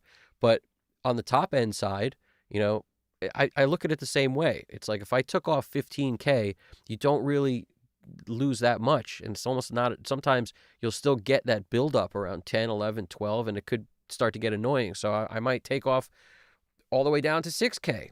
I mean, that's what I mean. There's sort of general rules, but get rid of top, get rid of the bottom, leave it in the middle. Sometimes I EQ some of the middle out if it gets too crazy. Like, I'll put a notch in the middle, because there's not like a one way, but the EQ I put on my reverbs and stuff is usually, let's see, what do I have on here? Like, I have a 1084 on this one. I have a 1084 on a few of these. So it doesn't even have to be a super surgical reverb.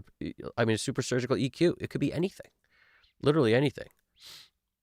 And, having a bunch of buses with like a 1084 on it, I really just do that so that I can drive it. If I want to create sort of a pseudo distorted sound, I don't need another plugin to do it. But sometimes I'll add decapitator or something, because it probably still takes up way less CPU to add decapitator to anything than to use a 1084. But yeah, even though the 1084, if I'm not mistaken, yeah, it's not that they don't have a native version of this, so it's running through the satellites. Satellite in my eyes, like a diamond. I haven't heard Dave Matthews in a long time. That might be by choice. But yeah, I used to. Who doesn't get down with some Carter Beauford? You know, some backwards drumsticks. Who doesn't get down? Everybody does. He was a good choice drummer for that band. I use an analog DBX 120A. Very nice subharmonic synthesis, mostly. Yeah, I'm always this close to buying one of those, but at the moment, I'm not buying nothing because, like I said, it's like a mantra. I get up every day, I go, I will not buy plugins, and then I go about my day. I will not buy hardware. I go about my day every morning. You got to commit to that. It's tough. Multi-band is dangerous to go too much. Yeah, I have quite a lot of. So where was I? I was just talking about stuff. Oh, here we go. Hi-fi speakers. Yeah. Waves is out for me no matter what they. Yeah. Would love to know. Yeah, that's where we were. A repair company smashed my SPL EQ up, and I have trauma over that for you. Being jamming. That's terrible. Sorry to hear that. A repair company? Man. That reminds me of a thing. When I was years ago, my family brought a car to a mechanic to be fixed, and they dropped it off the lift, totaled it. Thanks. And it was an older car, so like we didn't get what we should have got for it, I'll tell you that much. But I can't ever forget that story. Because I don't believe it either. I don't think they dropped it off the lift. I think they took it for a joyride and just totaled it on the joyride and then told us they dropped it off the lift. Can't confirm or deny, but to me that's more likely than they dropped it off the lift. That's all I'm saying. I was nervous buying the West Audio Tube Comp. Paid $4,500. Wow. West Audio Tube Comp, $4,500. Now it's $5,000. Yeah, these hardware has a tendency to go up in price, but that's a lot, man. Any of the Cali speakers. I have some Adam A7s from years ago, but I hear people raving about the Cali. A lot of people seem to like the Calis because they're so well priced. I don't have much experience with them at all. I tried their sub at one point, and I wound up giving it back, but it was mostly because the size of it in the other room was just kind of untenable. It's just monstrous, and I don't know. And it also just, I don't know. It was probably a fine sub, but it's just things at the time I needed to get rid of it and get something that was more studio friendly. I wound up with a KRK like sub, and it's pretty sweet. I don't use it with these speakers, but with the NS10s, they were like necessary. It was necessary to have a sub, and that turned out to be a pretty cool sub. A lot of people, they clown on the KRK stuff, but I'll tell you that for that sub, I always kind of liked it. You could keep it really low, and it kind of just worked. So depends, but I tell you that I don't miss it at all. Not having a sub, I really like mixing with no sub. It's just something about the sound is more direct, and I don't get like fooled by this hyped up low end. Because what people don't realize, I think, is the more low end you hear, the less you have a tendency to put in your mix. Because you hear so much of it that you wind up making sure it doesn't go crazy. Whereas when you hear less low end in the room, you put more of it in your mix. So it really comes down to like, what are your issues mixing? And then how much low end do you like? And when you combine all these things together, I have a tendency to like no sub. And then when I listen in the car, I'm like, oh, nice. There's a bunch of low end in the song, and I like it. I like low end a lot. So it's weird to say all this, but it's the speakers I use are super balanced at low volume, so I hear the low end, but I hear this crispy, clean low end. And it's so nice compared to sub low end, which to me never really felt crispy clean. It always felt like just maybe it's a symptom of the sub I was using, but it always just kind of felt dirty and overwhelmed the space a bit. But still, it felt better using NS10s with those because there's nothing under 80. You don't get none of it. So with those, you needed it.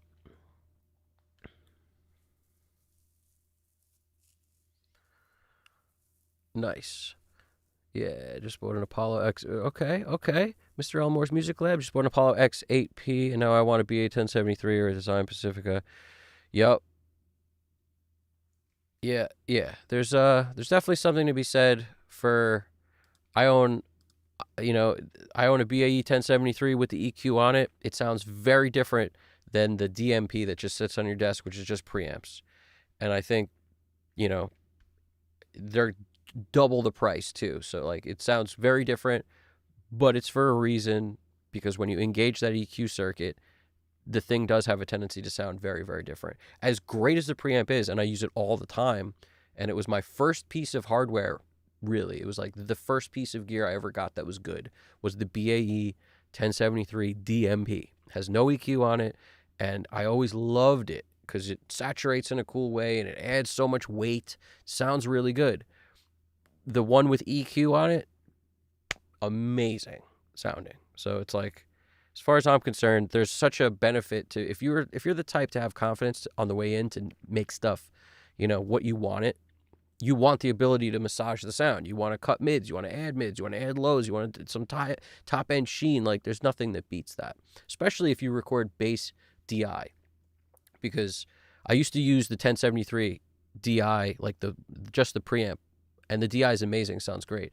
But when I use the one with EQ on it, you can really flavor that thing. So if you're not using an amp, which I typically don't use on bass anymore, I don't use an amp when I record, it's so helpful to dial stuff in while using the built-in DI. That's amazing. And BAE is such a great company. Like if you need to talk to anybody, like you call, they pick up the phone, man.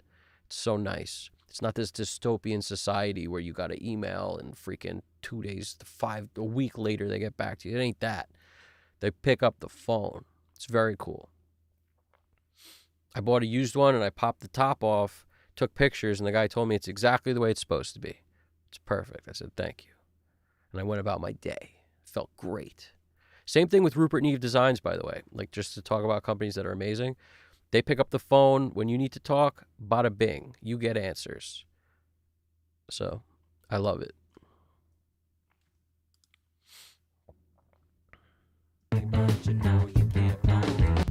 I'm going to jump back over here, but I'll be back in that chat doing the thing. Yeah, BAE rules. How high can you hear? I don't know how high I can hear. Who knows, man? The older you get, the more you lose it. So if you didn't do a test like within the last 6 months, how do you even know? I tell you, I've worn earplugs since about 13 because I started playing in, loud guitar in bands early in my life. And I noticed the ringing like, a couple years in. I was like, what's up with ringing? Why is it? And then after a loud practice. So I've been putting earplugs in since early to try to maintain it. Every time I go to a live show, I put in the earplugs. I got the custom molded ones, and I don't go home without them. And, a couple times I do live sound for, friends, bands and that kind of thing, I make sure I rock those things too, because they filter out the pain and they keep it where you still hear everything. It's just a much more, you got to get used to them too. Like I'm used to them because I wear them all the time, but I would not sit in a bar because you don't even realize how much the SPL is messing with your ears until you leave and then you notice it. And to me, it's like, nah, it's too valuable. For what we do, I don't know any great mixing engineers that don't do that don't really take care of their ears when they go out. I don't know anyone. They all do. So, yeah, I don't know how high I can hear, but, I have pretty bad tinnitus in the left ear because of an accident a long time ago. So that's just never going to go away. And I'm okay with that.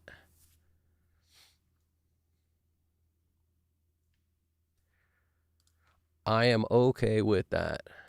It's never going to go away, and I do my best to deal with it. I just try not to think about it. That's the easiest way to deal with it. Also, I mix super low. That's how I deal with it. Everybody wants to try me, but you can't find me. Everybody wants to try me, but you can't find me. Everybody wants to try me, but you can't find me. Everybody wants to try me, but you can't find me.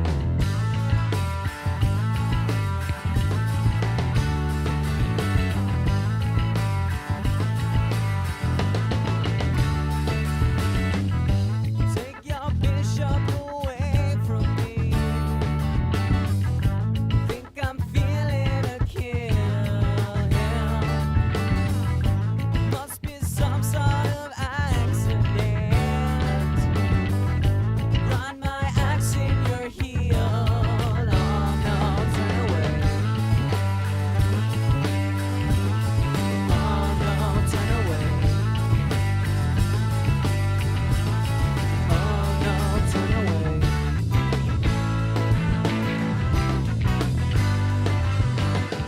Too high, bring your belly to the top, and you know you how to leave, but see now you gotta leave.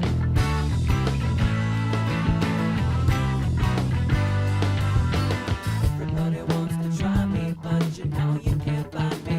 Everybody wants to try me, but you know you can't buy me. Everybody wants to try me, but you know you can't buy me. Everybody wants to try me, but you know you can't buy me. So funny how so little goes such a long way with this when you turn the saturation essentially up and just drive into it a bit. So little goes a long way. And it didn't really need it, but I was just like, I want to give this thing a little color, maybe a little 2K, bring out a little more of the notiness in the top. Buy me. Everybody wants to try me, but you know you can't buy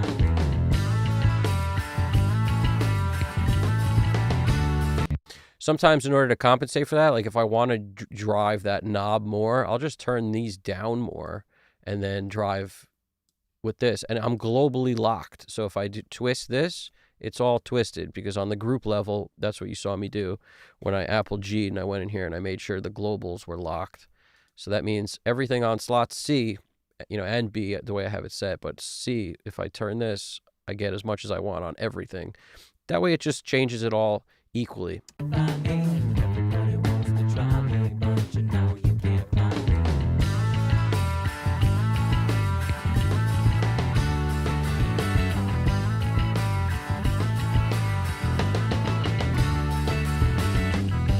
Take your bishop away from me.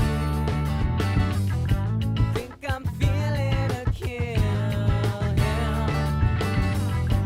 Must be some sort of accident. Grind my axe in your heel. Oh no, turn away. On a 2A, my sweet spot is right here. I don't know about you guys, but 3 dB is almost not enough on a 2A, but 10 dB is too much. So my sweet spot is like 5. And granted, it's just from using it a bunch and being like, it's not giving me enough of the sound unless I get to that point. Whereas like on a 76, if you were just using this by itself, if this needle's barely moving, it doesn't do enough. And if it's cranking, it has a tendency to be okay. Like unless it's slamming, and if you have it on all buttons in, it's always going to slam. So it really comes down to like, what do you like out of each one? And when I use it in this way, 2A first, 1176 second, I like this to be just kind of kissing because it's acting more as the limiter on the end. And then this one to be rocking more in that 5 dB zone. And when I do that, I'm generally, like, I'll show you. Everybody wants to try me, but you know you can't buy me. Everybody wants Like that would be too little if I was using this by itself. If I was using this on its own, I'd want it to be compressing more. Now, this is not an always thing, but generally this is how I look at it. If I'm doing a lot of the legwork here, the other one's just acting like a limiter. Whereas if I take off the 2A, I'd want the 76 to be working harder and get more of the flavor out of that. But the 2A has so much gluey flavor that I just like it on bass a lot. A lot of this stuff becomes personal taste at a certain point. Obvious. Spectre's my amazing tube sound in the middle. I generally avoid the super lows and low end with it because I don't know if I love, tubey low end. But I do hit it in that middle zone, that 500-ish. What is it? 545 and this like a 1K. Just hit it with some nice tubiness. Everybody wants to try me, but you know you can't buy me. Everybody wants to try me, but you know you can't buy me. Everybody wants to try me, but you know you can't buy me.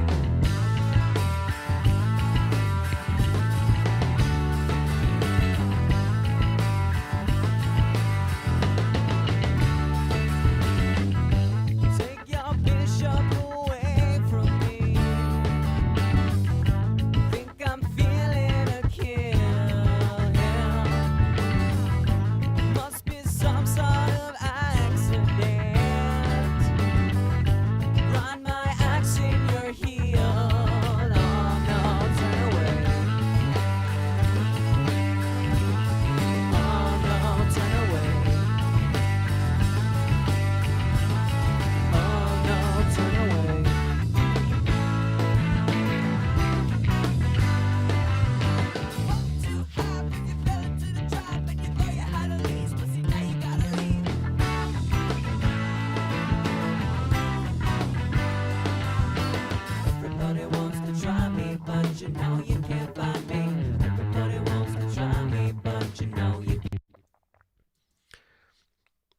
I appreciate that, Braxel.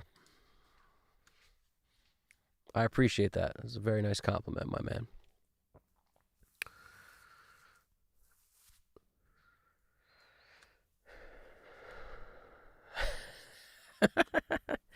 Yeah, you guys are awesome, man.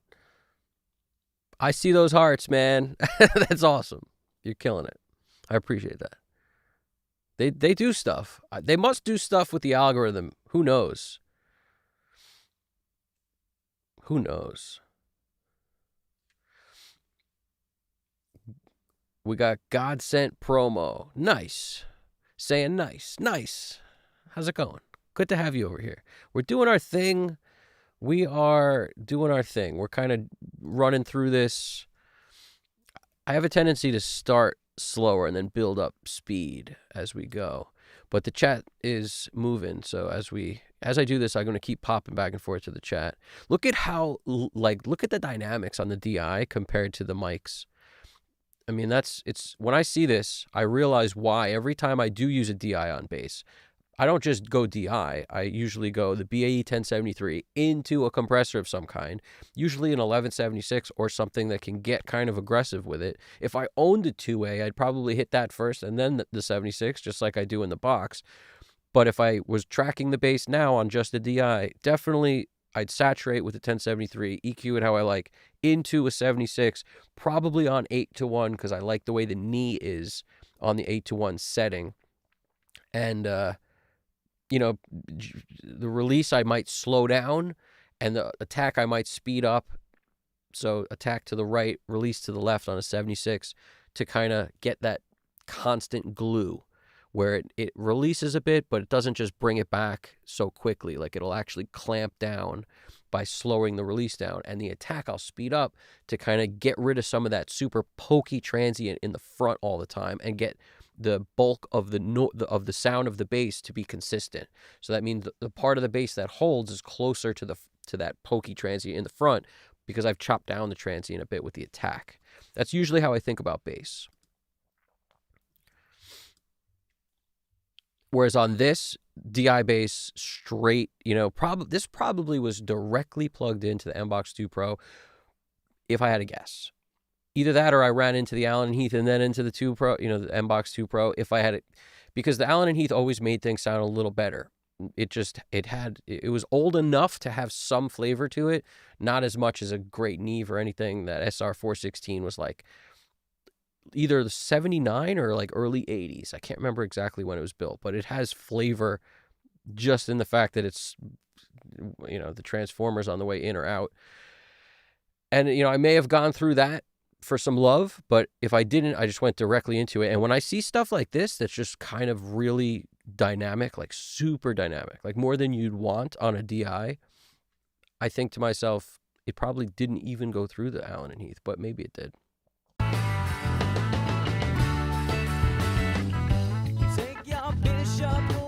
I may wind up treating this track different than I treat these two in terms of compression. Maybe even saturate it, like get it closer to even. Because what I'm noticing is every once in a while the bass pops out, and it's because the DI, everything's pretty much the same volume, which I like the sound of, but I don't like how aggressive it gets because it was not taken care of on the way in. So I may have to mess with that. So just for argument's sake, I'll do exactly what I just described. So if I took this and sped up the attack and I take the release and slow it down a bit, and then, maybe 8-1, see what happens. Run my axe in your heel. Oh no, turn away. Oh no, turn away. Oh no, turn away.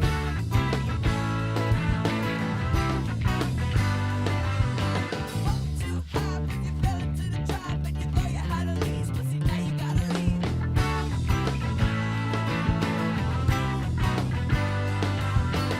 Everybody wants to try me, but you know you can't find me. Everybody wants to try me, but you know you can't find me. Everybody wants to try me, but you know you can't find me. And don't be afraid to do this too. if you're confused about the settings and you're not sure exactly what you're getting, you could render the plugins to the track, and you could keep both. You can just mute this one, look at what it looks like, and see if you're getting that sort of nice smush that you get. And I don't like relying on your eyes, but as a way to learn, it's helpful to see what the plugin does as a wave, because it will teach you a bit of when you're tracking what looks right. Like that whale tail kind of thing we got going on here, not ideal. This like jumped up and then kind of chill deal, it makes it very hard to deal with. So on the way in, that's a big benefit to nice smush. And when it comes to this, don't be afraid to also take like an L1 and just slam it. When I say slam it, I mean take the threshold down, but also take the output down and get as much smoothing as you need if this one compressor isn't enough. Think about it that way. Don't always hit one crazy hard, slam it so the needle never comes up. Hit one, get it to do its thing, but get the sound you want out of it, and then sometimes hit it with something else, like an L1, which is a nice use for an L1, is to just sort of level stuff, like a freaking bulldozer. Run my axe in your heel. Oh no, turn away. Oh no, turn away. Oh no, turn away.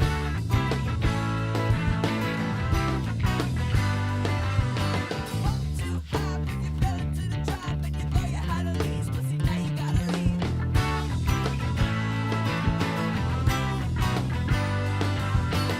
Everybody wants run my axe in your heel. Oh no, turn away. Oh no, turn away. Acoustic guitar is another one that I like sometimes a little compression on, but if I do it, I'll do it on the 4KB because it's here already. Run my axe in your heel. Oh no, turn away. Depends what you want out of it. If you want it to be like very percussive, maybe you don't use it because you'll lose a lot of the dynamic flavor and the loudness. But if you want it to be that smush, consistent sound and just kind of blend in, compression helps on an acoustic. Depends what you're going for. In this song, there's so much, like there's a riff that's being played on everything. There's like the same riff on acoustic and on the electric guitars. That's why I soloed it, just to make sure it was playing what I was hearing. And what I'm realizing is it's not necessarily a benefit to have them all super percussive. Usually I'll use an acoustic to get more definition out of electric guitars. So that's why I might have the acoustic play the exact same part as on an electric, because you'll get more definition because now you got this super defined transient only, in which case I don't want to make that transient smaller and make the back end of that transient bigger, which would happen if you mess with a lot of compression on it. So that's where it comes into like, what do we want? We want just pokey transient and kind of blend in with just the fronts of everything.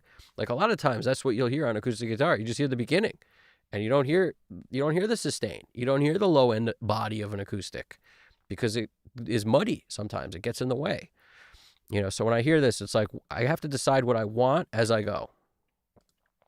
Everybody wants to try me, but you know you can't find me. And these should all be locked up. Like you see how this is 4-to-1 and everything, and they're all the same because the globals are the same. So it makes it easy. Whatever I dial in on one, it'll be the same on all of them. Everybody wants to try me, but you know you can't find me. Everybody wants to try me, but you know you can't find me.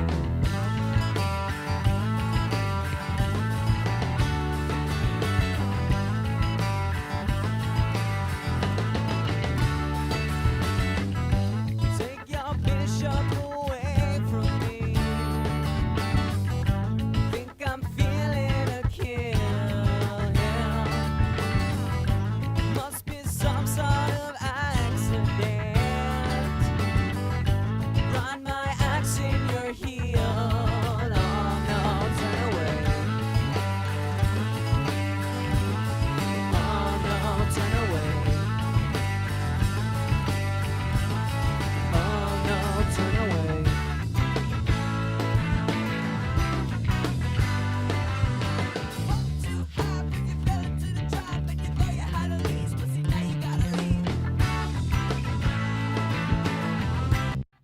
I'm going to experiment with something on this snare. I typically don't like to compress a snare when it's a 4-mic'd drum kit like crazy, but, you know, we're going to try Wolf real quick, which is by far the most aggressive sounding compressor there is. I mean, there's a lot of compressors, super punchy, aggressive. DBX comes to mind. You know, they're snappy, like snappy, and then flavorful are different. And there's something about the Wolf that brings up a ton of length. And sometimes it's not good, especially on a kit where you only have one snare mic and 2 overheads and 1 kick. But let's find out.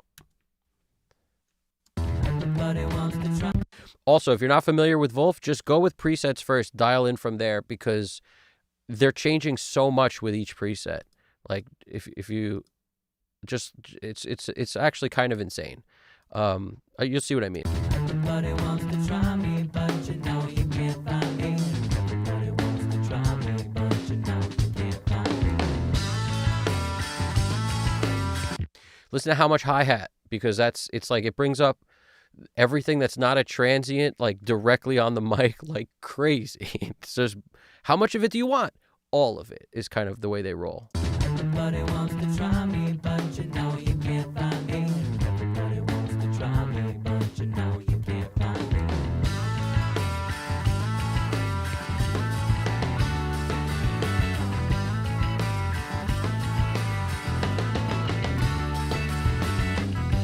Take your bishop away from me. Think I'm feeling a kill. Must be some sort of accident. Run my axe in your heel. Oh no, turn away. Oh no, turn away. Oh no, turn away.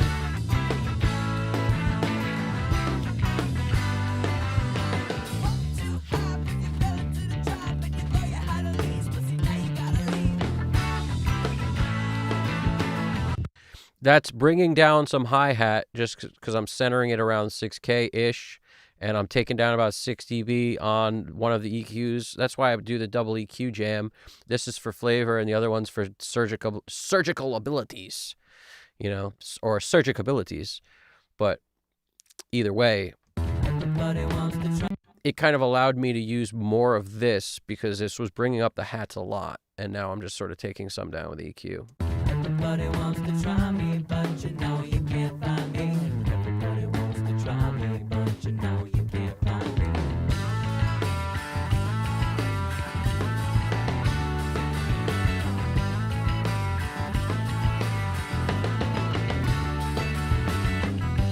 Take your bishop away from me. Think I'm feeling a kill.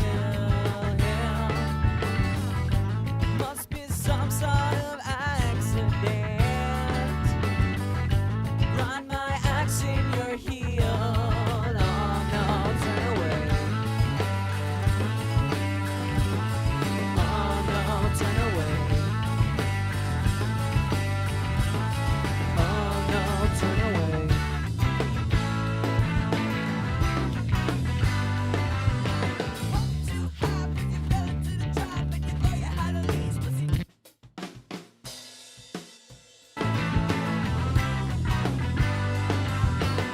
Everybody wants to try me, but you know you can't find me. Everybody wants to try me, but you know you can't find me. Everybody wants to try me, but you know you can't find me. Everybody wants to try me, but you know you can't find me.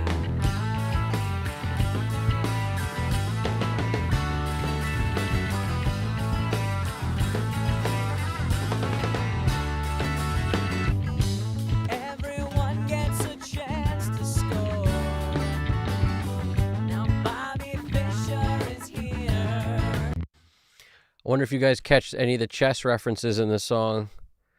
But I don't know about you guys. I'm a big chess fan. I play a bit of chess. Me and one of the drummers that you've heard a bunch of times, the legendary Doug Parsons himself, we used to play chess on like remotely this game, like on an app, basically. Just I forget, like it's the go-to chess app, but we used to like just freaking play a quick game whenever we could. Speed chess. Chess is critical, man. But the best part about the remote thing is you could just get it done while you're on the pooper. That's the best part. But you know you can't find me. Everybody wants to try me, but you know you can't find me. Everybody wants to try me, but you know you can't find me.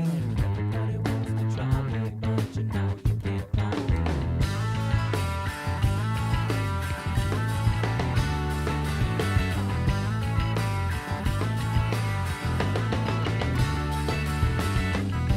Take your bishop away from me. Think I'm yeah. Must be some sort of accident. Let me jump over to the chat real quick. Texas? Who we got from Texas, GDP?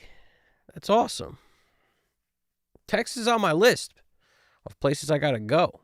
I mean, I've been to Texas, I've visited, but I might have to live in Texas for a little bit of my life. It's just something about that place feels good, man. I don't know. When I visited Houston years ago. I never visited, never been to Austin.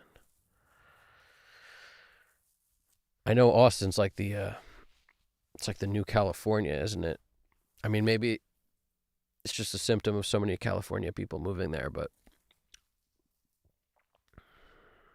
it's pretty poppin', I hear. I hear it's pretty poppin'. I hear the food is amazing. It's pretty poppin'.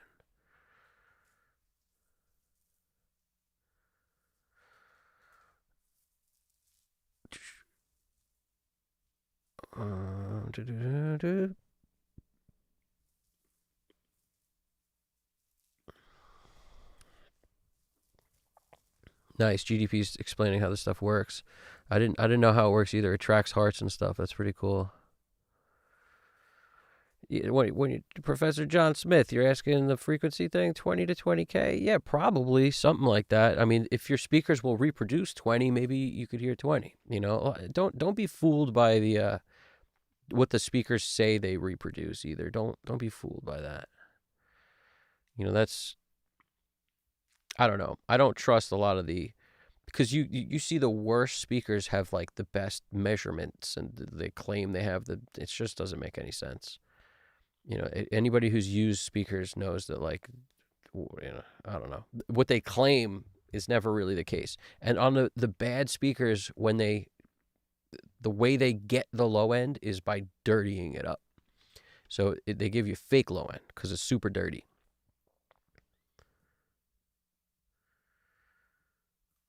Thank you, Mr. Elmore Music.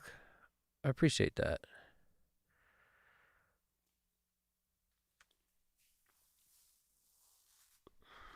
I appreciate that. You're listening to this stuff while driving, man. That's awesome. Thank you. That's killer.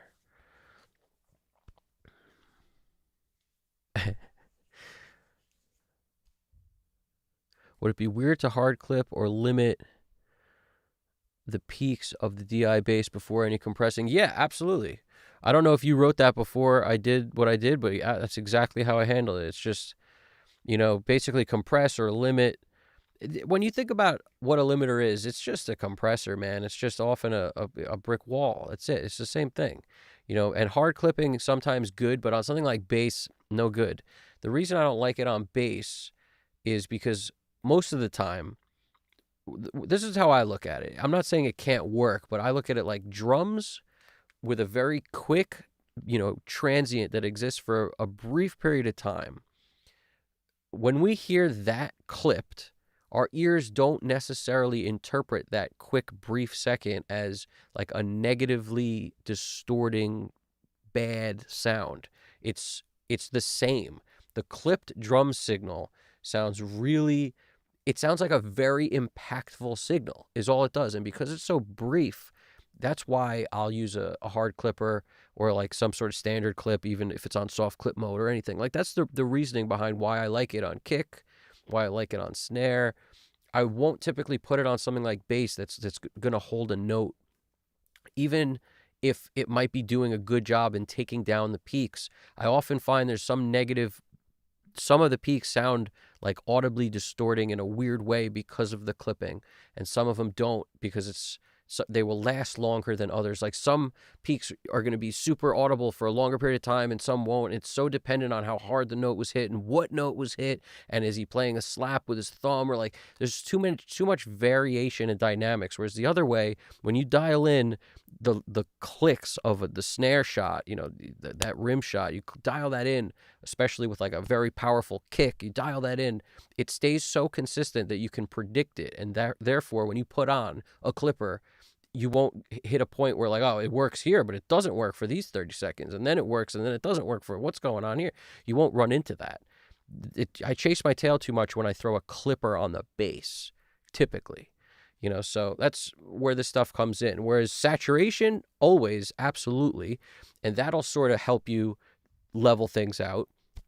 And it doesn't matter if you use a tape saturation or a distortion plug-in, or if it doesn't matter kind of how you do it, but there's just something about the hard clipping that I don't always like for the reason I just described.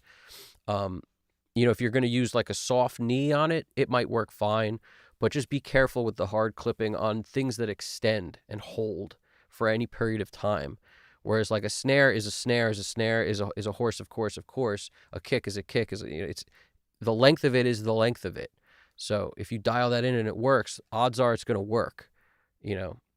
Always do it at the louder points in the song, because those are the moments where it'll be the most audible if there's a problem. Once you dial in the short, quick points that are like lower in volume, then it gets loud, it'll change on you. So you can't really get an accurate way to deal with it if you did the lowest or the quiet parts. You have to find the parts that work on the louder front. And a lot of drummers, the better they are, the more consistent they are. So if you look at this guy's kick hits. I mean, none of this is processed it's just EQ on the way in through the console. And look, it's super consistent. Like, sure, we have some above others. It's a real live performance, but that's pretty consistent. You look at the snare, like there's a jump up here. He probably hit the mic or got super close to it or something. But just overall, you want the performance to have dynamics in it. But, when you see a drummer who's not that good, it doesn't usually look this consistent. It's especially on the kick. That's a huge tell when the kick is like super weak here and there. And it's like you can't get a good pocket. And I can often diagnose problems that a drummer has when I see the recording. You can do it when you hear it, but looking at it, it becomes super clear. It's like, man, every time you do a double kick hit, like a ba-bum, the first one is boom and the next one's bum, or some combination of that. It's like one of them's weaker than the other, and it's never going to sound as good. So like, got to work on making them kind of consistent. And the better drummers, you don't have to tell any of this stuff. True, they hear it, so they just know the truth in their playing, and they just correct it themselves. But it's a very helpful thing for newer drummers, especially, to sort of be like, hey man, every time you go to play a part where you're doing just kick and snare and you take the hi-hat out, your timing's all over the place, dude. Like, it's helpful to tell them that. A lot of them won't want to hear it. And, be tactful. It's so much about how you deal with people. It's crazy. So you got to know when you can say that and when you can't. But if someone wants to know how to get better, there's things that we can see as engineers and hear that sometimes the people playing are just not aware of. They're not keen to, and they're working on stuff. They're practicing diligently, but they're practicing the wrong stuff. It happens all the time. So I told that to a drummer once who I thought could handle it, and he definitely couldn't handle it. But you never know. I thought I was doing him a favor. I'm telling you how to get better, dude. Like, practice playing kick and snare with no hat, because that's when your timing goes all out of whack. It's like you need the hat to keep the timing. Well, you should be practicing that then, because how are you going to just never be able to do that in your arsenal? Like, you should be able to play a beat with no subdivisions on the hat and still be able to lock the timing in. You're a drummer, man, but couldn't handle it. I also did that in confidence, by the way. I just told it to him. I would never embarrass somebody in front of other people, but the dude asked me how could they get better. What was I going to do? Lie?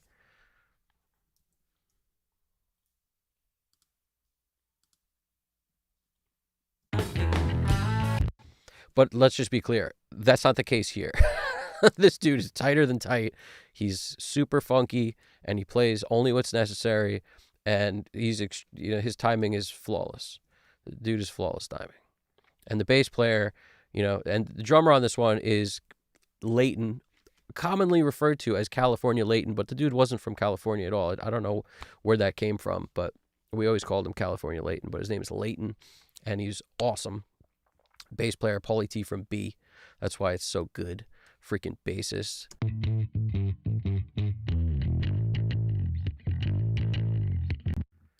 Amazing. He always played a jazz bass, by the way. Fender jazz bass was his thing.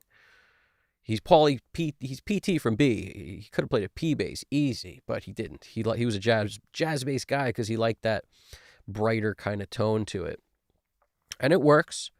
I just sometimes wish he played a P because it works so well for some songs. I don't know what it is about a P bass. I have my thing about basses, right? A P bass works so well on so many rock songs, and it just has a sound that's so much different than every other kind of bass. It's a signature sound, that P bass sound, and it's often very much more nasal and like not the perfect bass sound, but it's like a 57. It just works. Doesn't have to be the best mic ever, but you throw a 57 on a guitar amp or on a snare drum, it works in a mix. Just same with a P bass. I like jazz basses too. I own a jazz bass, so like I'm a jazz bass guy also, but I understand and appreciate how nice a P bass sounds. A Rickenbacker, I didn't realize this till years later, how Rickenbackers are probably my favorite. I have so many favorites, but Rickenbacker is the favorite. Those are like the top three for me, is the jazz bass, the P bass, and the Rickenbacker. Because a Rickenbacker bass has another unique sound, so round and so everything just sounds amazing. And I like Motorhead as much as everybody else, and Lemmy's bass tone is so distorted and so good. It takes distortion so well. A Rick is what I think I like about it. It saturates so well, and that's another one of those basses that just doesn't sound like anything else. A lot of people love the Music Mans. And there's just something about like that the super active bass sound that I never like loved, I guess, as much as the rest. That like super scooped active bass sound. I don't know. But like I'm a Chili Peppers fan, and Flea played a Music Man for a long time, right? He played a Stingray or something, I think. And I think that's why so many people like them too, is like they have their own active kind of thing going on. But man, I don't know. P basses, bro. Jazz, P, and Ricks. If I had three basses, that's what they would be. And then you can get every bass sound I would want would be with those three. Everybody wants to try me, but you know you can't find me. Everybody wants to try me, but you know you can't find me.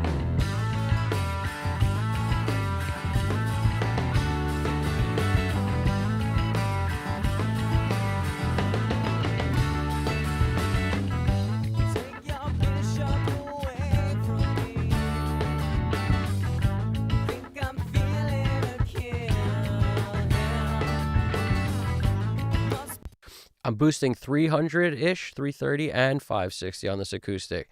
And it's taking up a lot of space, but I'll lower it. It's just something about bringing out the mids on the acoustic is like, that's actually what you want of that acoustic. You could roll a ton of bottom off, so like 92 and below is gone. But there's just something about, that nice midi-ness of you want an acoustic to sound like a bad acoustic, as far as I'm concerned. Like, you don't want it to sound like this lush, jumbo.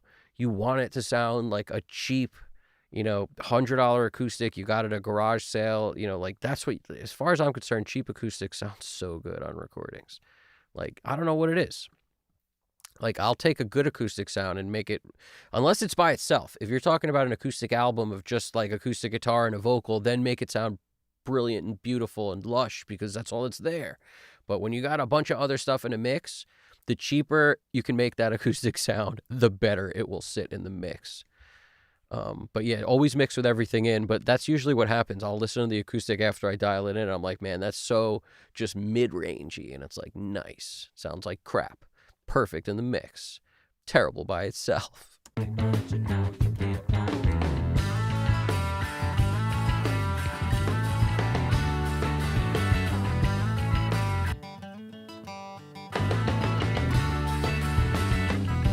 Take your bishop away from me. Think I'm feeling a kill. Must be some sort of. I actually like the way the guitars sound a lot. I'm not going to touch the EQ on them. And I don't always do that, but it's a good lesson. You don't always need to EQ stuff. And just because I threw a couple EQs on it, don't mean I got to use them. If you're happy with the way a guitar sounds, leave it alone. Guitars are one of those things where you can ruin the sound so easily. And you don't know how many people I've seen pull up a Pro Q3 and be like cutting stuff out.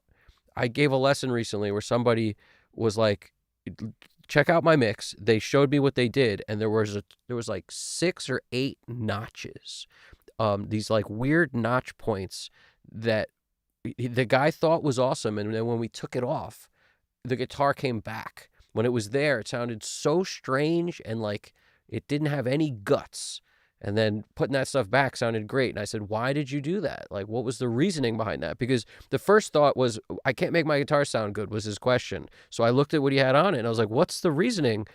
And he goes, I just boosted, swept around and took out the painful stuff. And then I was like, well, how much did you boost? And I think he boosted 10 or 20 dB or like something crazy. And that's the problem. Everything sounds terrible when you boost that much.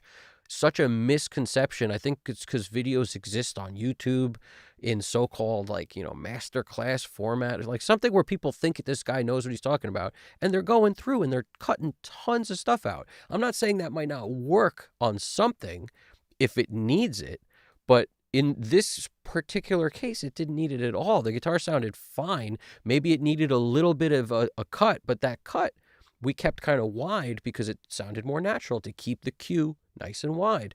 That gentle Q stuff works and then allows you to sort of make things sit in a way that doesn't sound super artificially weird. And then if you do a ton of notches, in my opinion, you ruin the sound more than ever. I know. I used to do the same thing. Like I used to think things were harsh and painful when it was more a question of just volume. Didn't work, or it was more a question of it needed a tilt. Too bright in the top, not enough low end. Well, just tilt the low end up and lower the top end with a tilt kind of EQ. Now all of a sudden your problem isn't that way. You've rebalanced the sound from harsh, no low end to we dulled the top, added a bunch of low mids. All of a sudden, beautiful. Like the less you can do, the better every time. So before you go in and put 20 notches in your guitar, deal with that. Same thing with cymbals or anything else. You have a harsh frequency. How wide can you make the Q to get rid of that in a way that doesn't destruct the sound is usually the thought process. Take it out. That's why I like the SSL, because even when you tighten it up a bit, it never sounds unnatural. To take the 4KB, tighten up the Q on this jam, take it to 6K-ish and take down a few dB. Like it never sounds weird. And that's to me it's all about that. It's like, how do we make this sound better than it does now, but not artificially EQ'd. That weird notch thing. Notches are great sometimes, but, before you do the notch filter, set it to a bell and kind of try to deal with it in a bell formation. Sometimes that right there can make all the difference too. Is like, notch, but using a bell and a Q you can control so you can make it wider.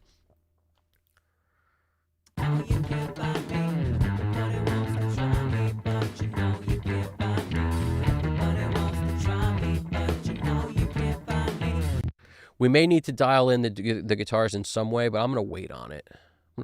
First, let's just take up a little high end on all these vocals. Let's get rid of a little bit of the rumble on all these vocals. I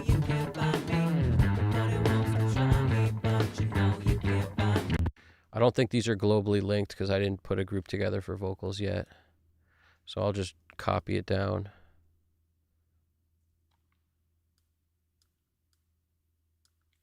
We'll just copy this. And again, a lot of times I'll get above the sound I want to EQ.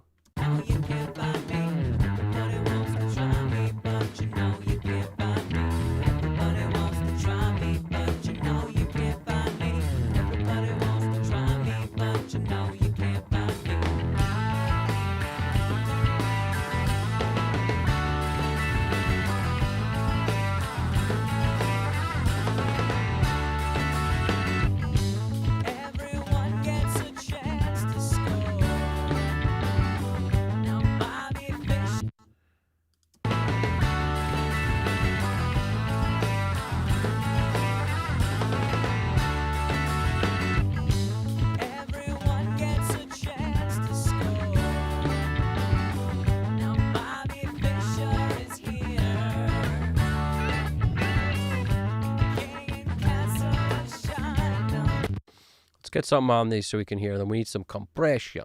Rather than doing it right on the B, I'm going to add something else. Hopefully we got enough juice in our CPU here to add a couple more UAD plugins so that I can get that go-to 76 on these. But if we didn't want to use that, like we could use RVox or anything else to just kind of bring this thing to the front. Every compressor has a flavor. The DBX is nice on vocals too. They're all kind of nice. Like everything, it's like microphones, man. Everything kind of works. Just depends on the situation, but talk about works, everything works. Like you don't have to sweat it. Whatever you own, I'm sure it'll work. Bottom line. Let's check out I'm going to check the chat in a second, but let's just look at our meter. All right, we're at 62. We're doing well.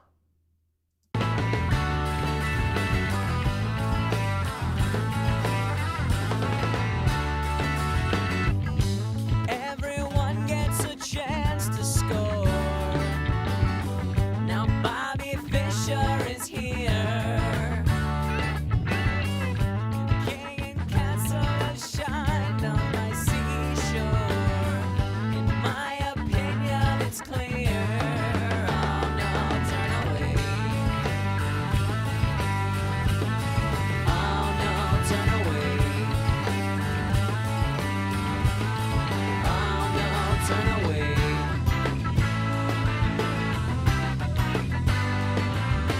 One, two, three, got you queen, got it nice, and you do a little better when you're taking my advice.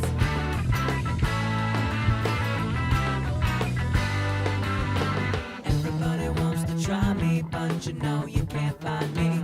Everybody wants to try me, but you know you can't find me.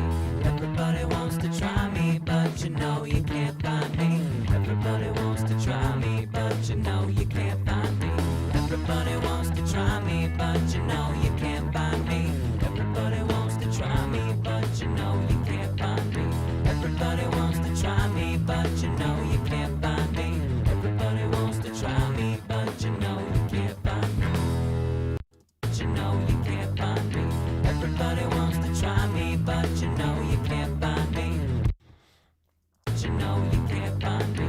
Everybody wants to try me, but you know you can't find me. Everybody.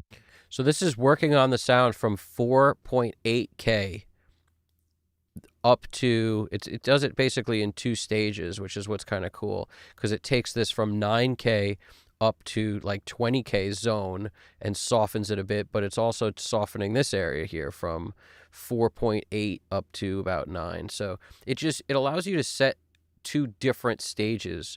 This one I usually like less harsh, but it just tames the top end a bit. So when you drive the high end after you've tamed the top, it sounds better. Now you could do this on other things. And when I say it sounds better, I just mean you can get more air on top without bringing up the pain that also might exist on top. Because especially like every vocal you record is going to have some sort of headphone bleed a little bit. And when you bring up compression, you're going to bring that up. There's a lot of like painful stuff that'll happen in the 10, 12, 15K zone. Taking down some of it is often very helpful. So using a de-esser to do that, it's nice because then the compressor after it will just work on the sound that you've already sort of tamed that top end of. I don't always do it, but I do it a lot. And I sometimes take this way more aggressively, And the lead vocal I have working harder than the rest at the moment. Let's see. Yeah, I didn't dial these in yet. So sometimes I'll use different, the presets on the de-esser are interesting. This lead vocal's in the mix. I've said before, I think this is meant to actually be put on like on a mix bus to kind of tame it. But I just find it does the trick really gently, which I like, because I don't like hearing a de-esser. I don't want to hear lisp, like lispiness. Hate that. None of that. So the more you take out, on a de-esser, the more you're going to hear that. So gentle de-essers are really nice to me. But like this vocal's soft sometimes, if the backgrounds are getting a little nutty on us, we might hit up that background right there, that soft preset. But now I'll just copy the down to the rest and see how we're doing. And sometimes if I need another de-esser, I'll put it later in the game. But the Weiss is pretty nice in the front. That's why I'll always save a spot for it. Sometimes I save two because if I need to do a tuning of some kind, I like to do the tuning first too. Because I don't know about you guys, but don't you feel like the tuner adds a little bit of a sound to everything? Like, especially hard, when you really hard tune stuff, you notice it makes things sound a little duller, like a little more underwater. I don't, depending on the tuning plugin you use, some of them are more transparent, like Melodyne's particularly transparent, I think. But auto tune, a lot of them are, in this case, there's no tuning happening yet at all, but I'll put the tuner early too. So usually it goes like tuner, DS, or whatever. I just leave one slot when I don't think I'm going to tune it. I'll leave two slots if I think I might tune it. But in this case, I think we can get away with no tuning. We'll see. But you know you can't find me. Everybody wants to try me, but you know you can't find me. Let me jump over to the chat real quick.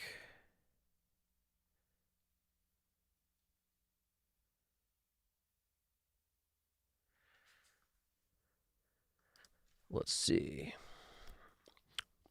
Oh, nice. Yeah, that's right. Braxel's in Texas. That's right. That's right. Do. Thanks for joining. Okay. I'm from California, born and raised there, 46 years. Oh, wow. SoCal. Honestly, I am such a fan of Mexican food, and my best experience eating Mexican food ever was always when I visited this girl I knew in SoCal. San Diego. Loved it. Like, just every place you'd get Mexican food would be amazing. Like, I don't care. It could be the equivalent of, like, in Manhattan you hit a bodega for like a bacon, egg, and cheese or something. All of those down there, like every place that you could like drive through that would also be like a super, like a quickie mart kind of thing, which is the best. They didn't have those down there. What were they called? Like Circle K's or something? Or was that Florida? I don't know. But whatever they had over there, I think it was Circle K. But whatever they had, the Mexican food would be popping. Like, not at a Circle K, but at a place that would be like, I don't know about that. Yes, you do. It's amazing. That's what I found. Like, didn't matter where you go. Just all amazing. I'm a Carnitas fan, by the way. That's usually the go-to. Carnitas.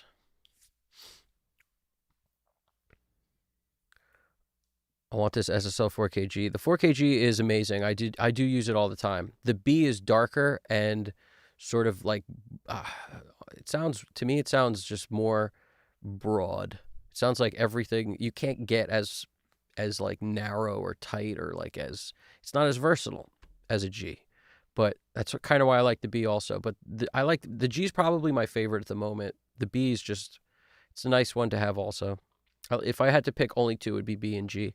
But the G is really nice. I love the multiplication or the division feature on the G. Super nice. You again starting a mix with a channel strip plugin on every channel? No, that's exactly what I did here. I put the B on everything, and I put the 1081 on everything. Because sometimes you just want color, and sometimes you want a little more flexibility. That's how I look at it.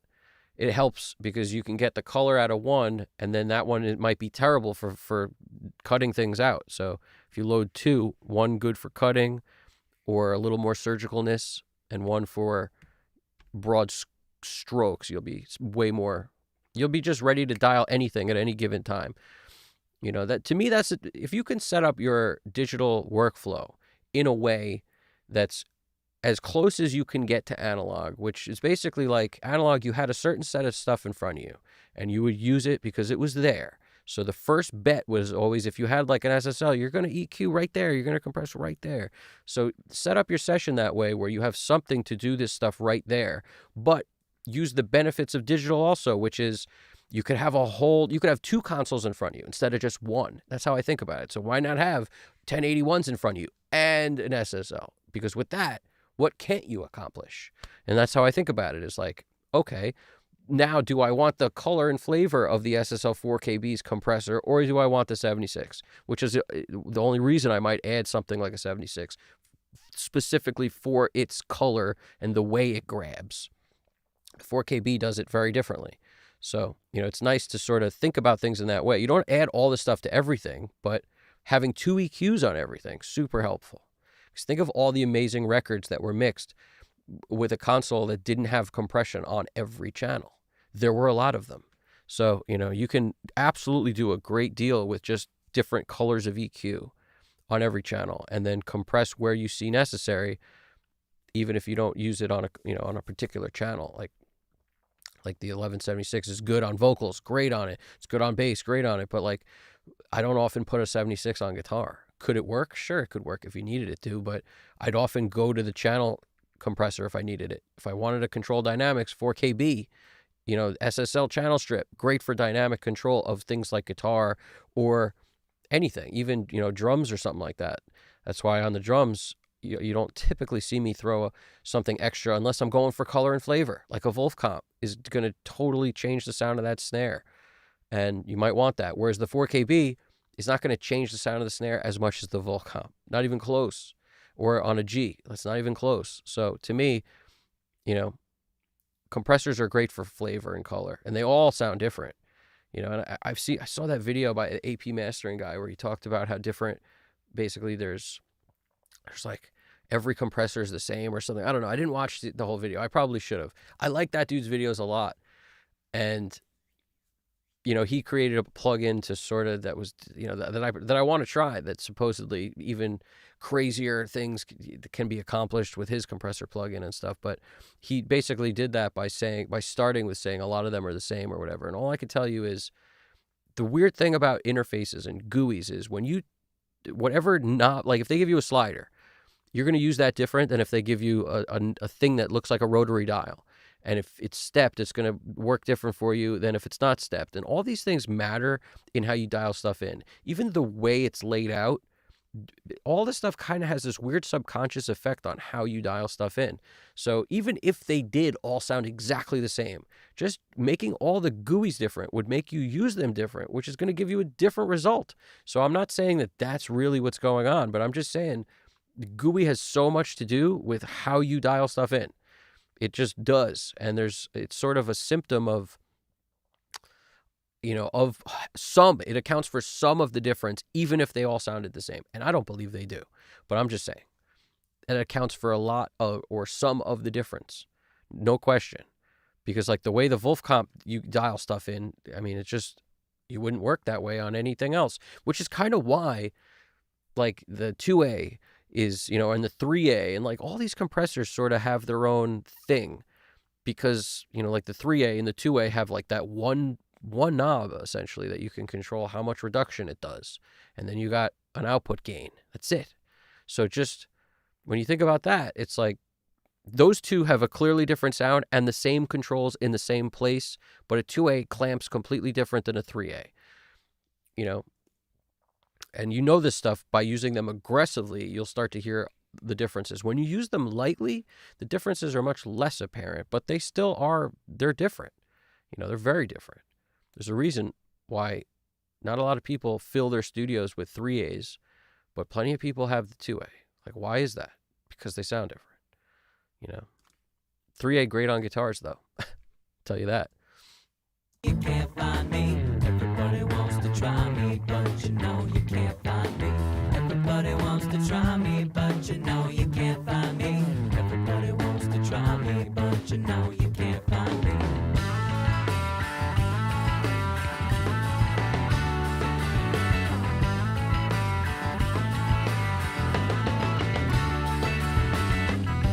Take your bishop away from me. Think I'm feeling a kill. Must be some sort of accident. Grind my axe in your heel. Oh no, turn away. Oh no, turn away. Oh no, turn away.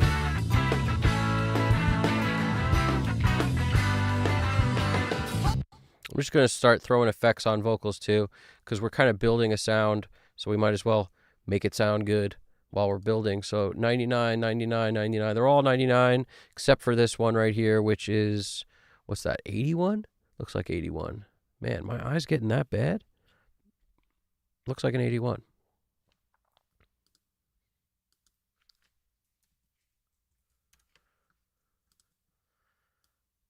And what I found is around negative 10.5 dB, and always hit the FMP button. But on the lead, I don't have to think about it because the lead's generally down the center for me. But follow main pan, if you just always get in the habit of putting that on, you won't have to worry about if you do pan something left, right, or center, whatever your pan deal is.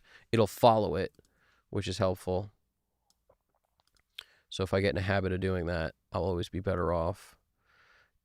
Otherwise, you'll be like, why is the vocal on the left but the reverb in the center? It's like, Also, if you got stereo reverb, sometimes that'll create a problem for you. If you want to move it, try to make it mono. But some plugins are only stereo, so I get it. You just got to do your best at moving it after you've panned everything. 95, 101, 102, and 105, 106.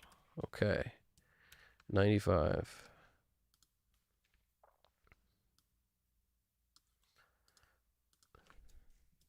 101, 102.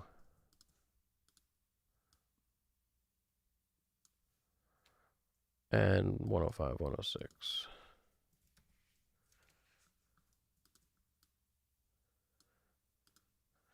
Just taking it down about 10 dB-ish. And it's nice. There's not a ton of vocals in this song. It's only 3. 97, 103, 104, and 93.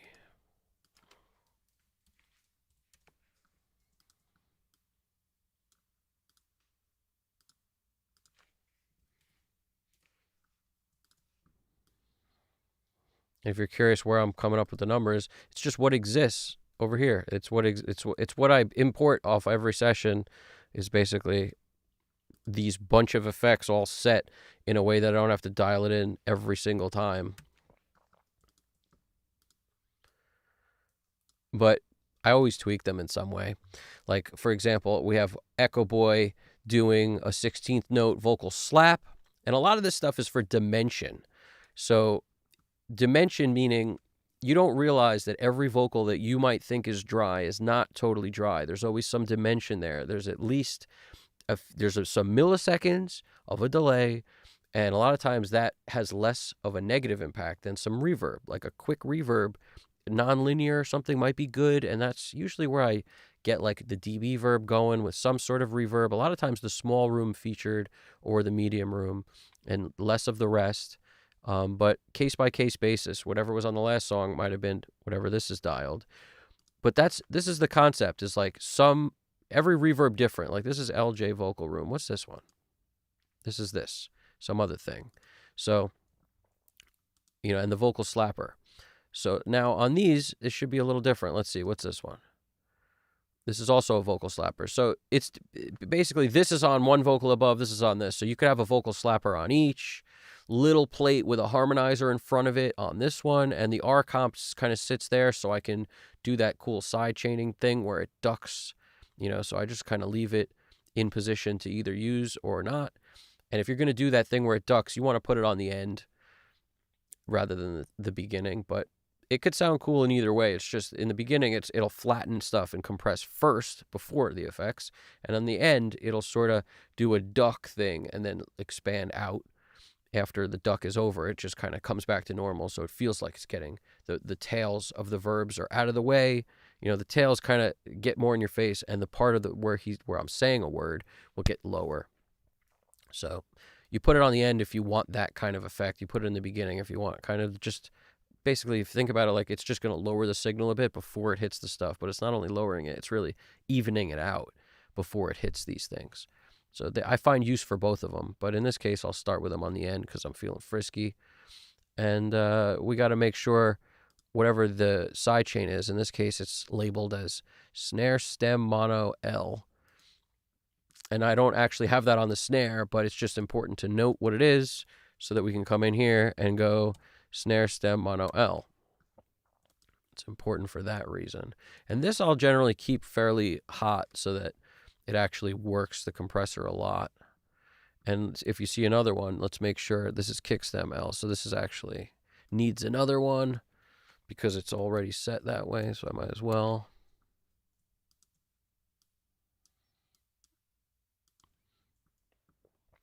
All right, so that's anything I see a compressor on, I just check. Kick stem L. This is snare stem mono L. L meaning left, of course. Over here, no compressor, so I don't have to worry about it. Let's see over here. What do we got? R comp M7.R. And if I'm not mistaken, that's all this that will be on here. These are all M7.R. Yep. Which is good.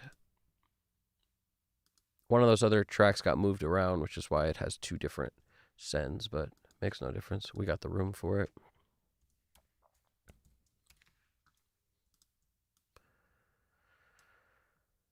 Okay, so now we're in a position, everything should be being sent to these tracks now, and I'll have to worry about volumes of these. Let's see if anybody has any questions with any of that. Any questions anybody has or anything, throw them in there as we're going, because it doesn't have to be about this. Literally anything, happy to answer.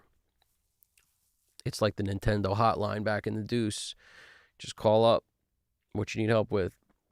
What's going on, Headshot?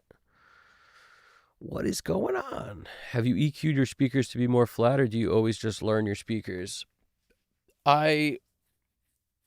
The Trinnov essentially is a way to make your speakers more flat, or to tune your speakers essentially and then correct for it in some way, because you could actually add whatever EQ you want or make it flat. You could do any of the above.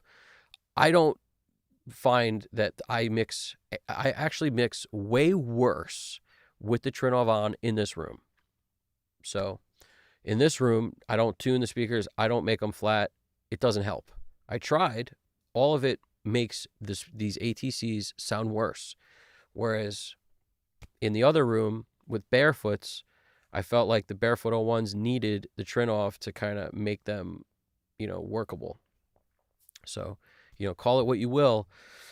Every speaker I think is different, and these tell the truth. So when I make them flat or mess with anything about trying to do anything, the Trinnov does a lot. It does phase alignment. It does so many things that don't actually help my experience in this room.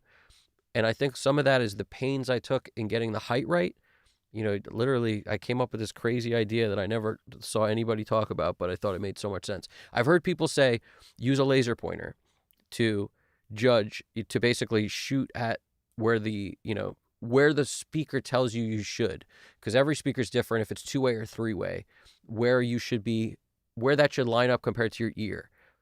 So what I did was, I felt like there would be too much play. Like if you take a laser pointer and put it here, I was like, that makes sense, but you actually don't know what straight is, because you could you could tip it up, and then your laser pointer will be a foot too high or too low. So I came up with this idea to mount a laser pointer to the top of a level and put that so we know what straight is. And then I felt like the laser pointer thing worked, but I had to basically create that way to do it. And I have to say, I haven't touched the height of the speakers since. And they're on things that move up and down, like motorized. These stands are the awesome. I mean, I love these stands. They're on the Space Lab stands where they have a remote, which was so helpful in dialing in the right height. It couldn't have been done without it, I'd say. But I haven't touched it since I nailed the position, because it feels nailed. Like it's the perfect height. And the weird thing is when you get the speakers the right height, they're going to be a little higher than you think. That's what I found. Like I had them set much lower before I got the stands and the ability to move it and came up with that way to do it, to measure the height. I had them set too low. And I think most people mess that up and they put them too low. When you think about like a meter bridge behind a console and where speakers were, the meter bridge was generally pretty high. And speakers being on there was the right height more often than not, because of the height of the meter bridge.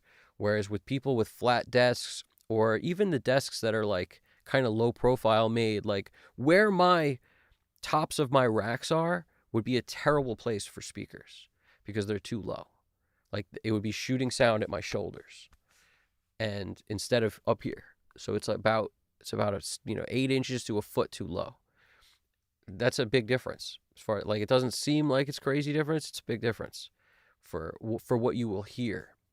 and for how well your monitors will work for you. Yeah. So that's, I don't know, the best I can tell you about that.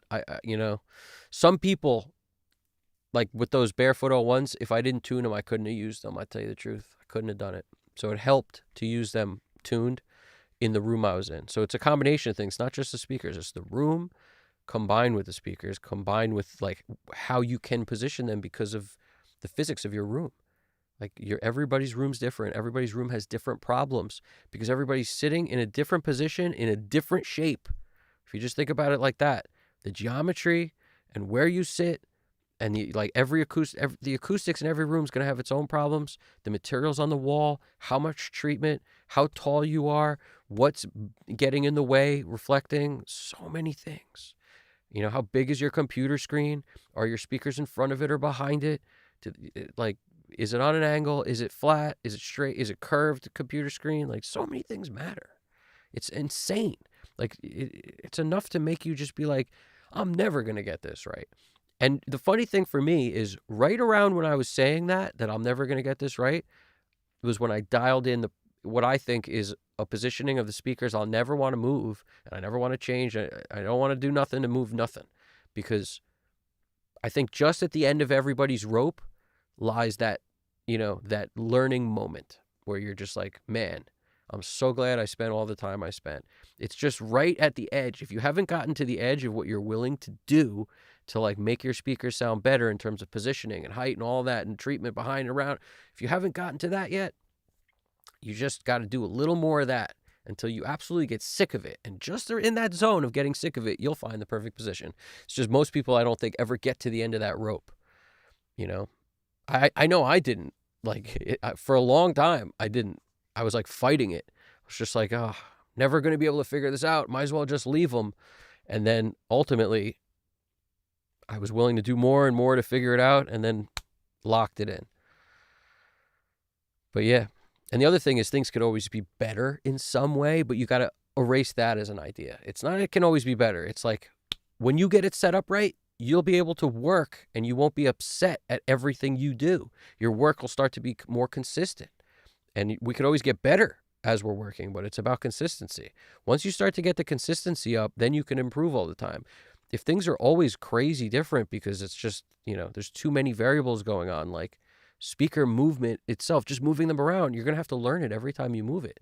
You're going to have to play music that you know what it's supposed to sound like, and then that'll give you a hint.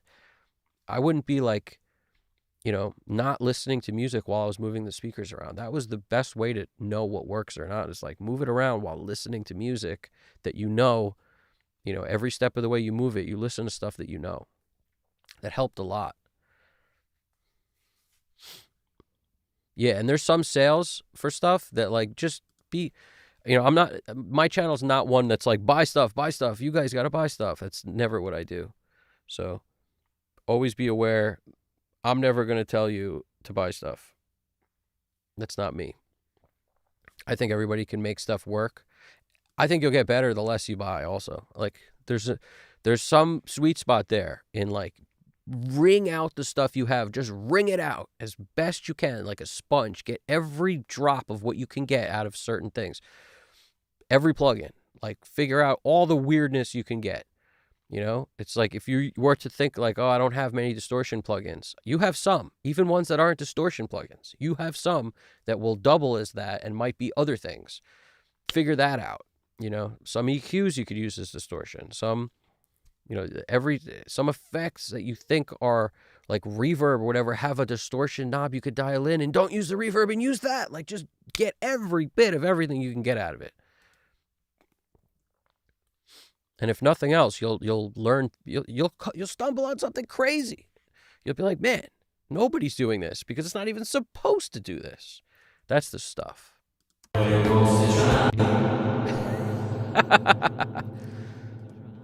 Wow, it sounds like a sermon of some kind. We gotta lower that.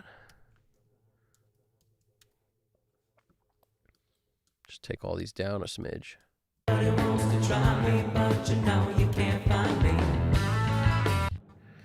We got to take less level into some of this. Everybody wants to try me, but you know you can't find me.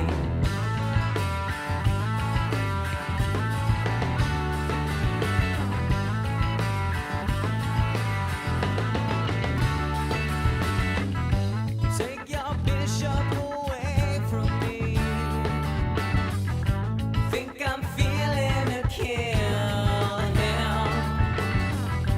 Must be some sort of accident. Grind my axe in your heel. Oh no, turn away. Oh no, turn away.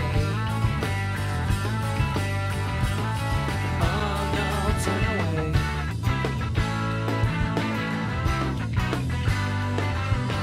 What to happen? You fell into the trap and you thought you had a leash, but see now you gotta leave.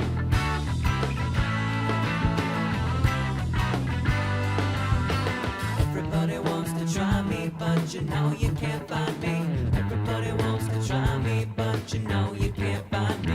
Everybody wants to try me, but you know you can't find me. Everybody wants to try me, but you know. So now what we got going on is in the chorus, there's this vocal. Let's move them next to each other just so you can see what I'm seeing.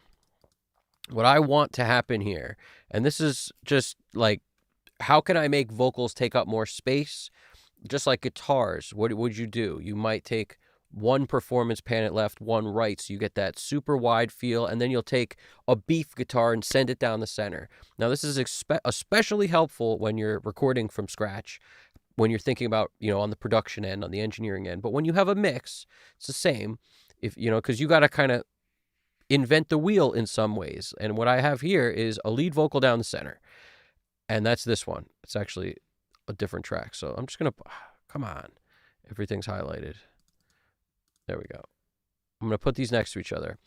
So this is the thought process. As soon as I get to the chorus, I want this one up top to stay doing what it's doing.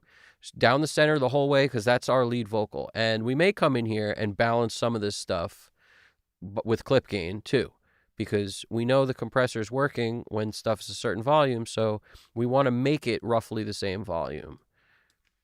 The compressor will work more efficiently if we do that. And that's generally the concept. I don't always do this, but I already know that this is what the chorus looks like, so if I come in here and I help it out a little bit, it's not going to hurt us. All right, now you could do that. You could fade in and out afterwards. I like the multi-tool because I just click here and I get a bunch of fades. The other choice is highlight everything that you've created a break in, and then Apple F, batch fade, and then you could do that. So you got choices. So we've sort of leveled a little bit. The thought is how to take these choruses, which is basically this spot, and this spot, how to take that and deal with it separate than this, because we may want the doubles. Since there's only doubles on one track of vocals, we want those to potentially be down the center with the lead. It'll sound weird if the double's only on one side. So potentially we're going to leave this where it is and just take another track. So let's just duplicate.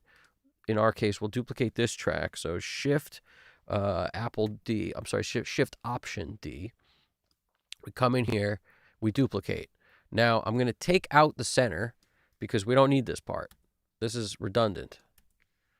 Now we have essentially just a chorus happening, and we're going to take the chorus out of this one. So let me just break, and I'll mute it just so we can, I could delete it, but for the sake of seeing it, if I just take this and get rid of this, now we've got our center track here, and now we can take this one and pan it left, take this bottom one and pan it right, and now we've created width.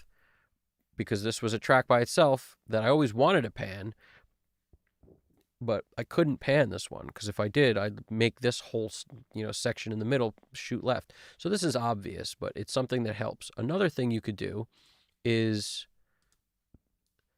basically create the essence of a double. Like, let's say you didn't have this track here at all. So you could take this and pan it left, and then send a reverb right, and or a short delay on the right side, and basically take the same vocal and just kind of give it a pseudo double, by having one slightly later than the other with a slightly different sound and maybe some diffusion on it, kind of some tail on it, a little reverb sound, or a little, 400 millisecond, 300 millisecond, pick a number, any number that works on the song, and throw it to the other side. People used to do that with guitars a lot in the day. You'd have a guitar on the left and then the reverb of the guitar on the right, and it creates this wider effect. So you could do it with vocals, you could do it with anything. But that's our concept, is we have a second one, so I don't need to do that. We'll get that same effect by just wide. Everybody wants to try me, but you can't find me. Now, you may also have to consider note choice. Everybody wants to try me, but you can't find me. So you got that right there, and then this is going to be a double, if I'm not mistaken, of this, so it might start to be weird. No, luckily it's not. We have the lowest voice in the center, and then we've got kind of a stepping up of left and right where one is a higher note than the other. So I actually don't mind that. I think that's kind of cool, because I always liked when harmonies were sort of like, I don't need the same note in my left as in my right. I kind of like a different note. I don't mind it. But it might start to sound really unbalanced if you've got a more powerful singer, or one of the notes hit is more powerful, and that's on one side, and then the other one's a lower note, so it's not as powerful. It's not as much push in it, or vice versa, right? And that might sound weirdly unbalanced. So you just compensate with volume if you need to, or you add maybe an effect to one, like distortion or something, and you make it sound a little more aggressive to the one that's less aggressive, that kind of thing. You can't find me. Everybody wants to try me, but you can't find me. Everybody wants to try me, but you can't find me. Everybody wants to try me, but you can't find me.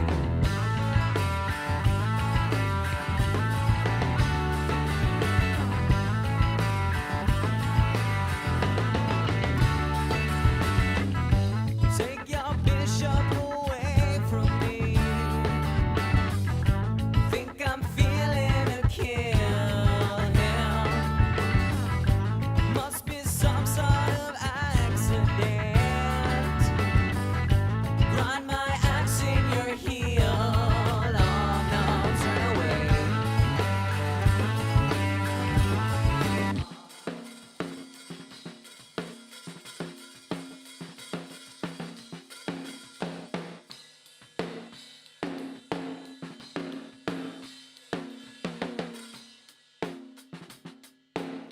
Had a lease, but see now you gotta leave.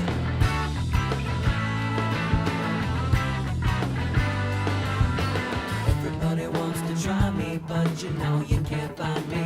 Everybody wants to try me, but you can't find me. Everybody wants to try me, but you can't. Also, don't be afraid to add distortion to your reverbs.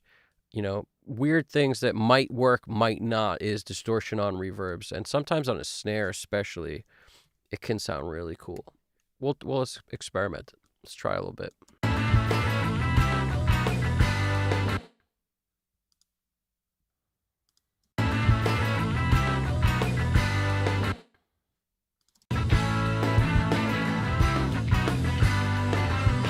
What too high, 'cause you fell into the trap and you thought you had a lease, but see now you gotta leave.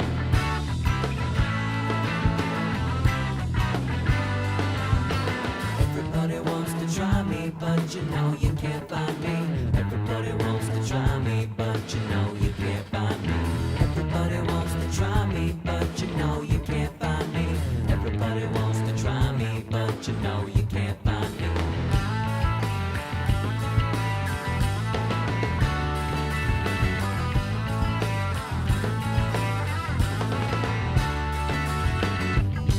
Everyone gets a chance to score.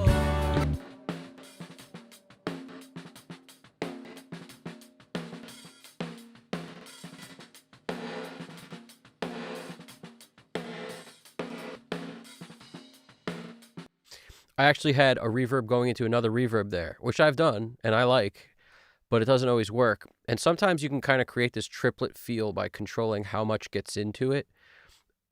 Sometimes a nice added feel in a delay, like I might mess with a delay on this song, but a little bit of delay on the drum sometimes, like as a whole, can create like a triplety, just sort of puts groove where it wasn't before, like a bottom levy breaks kind of thing.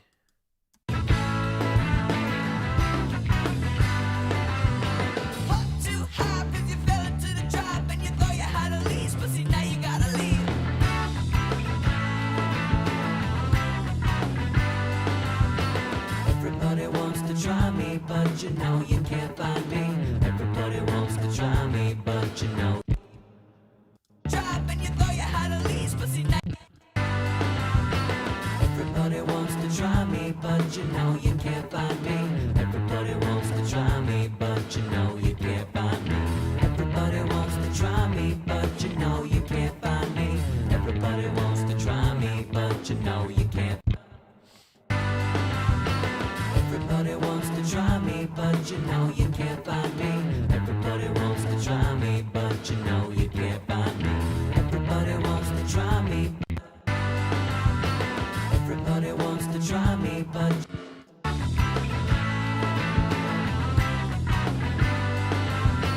everybody wants to try me, but you know you can't find me. Everybody wants to try me, but you know you can't find me. Everybody wants to try me, but you know you can't find me. Everybody wants to try me, but you know you can't find me.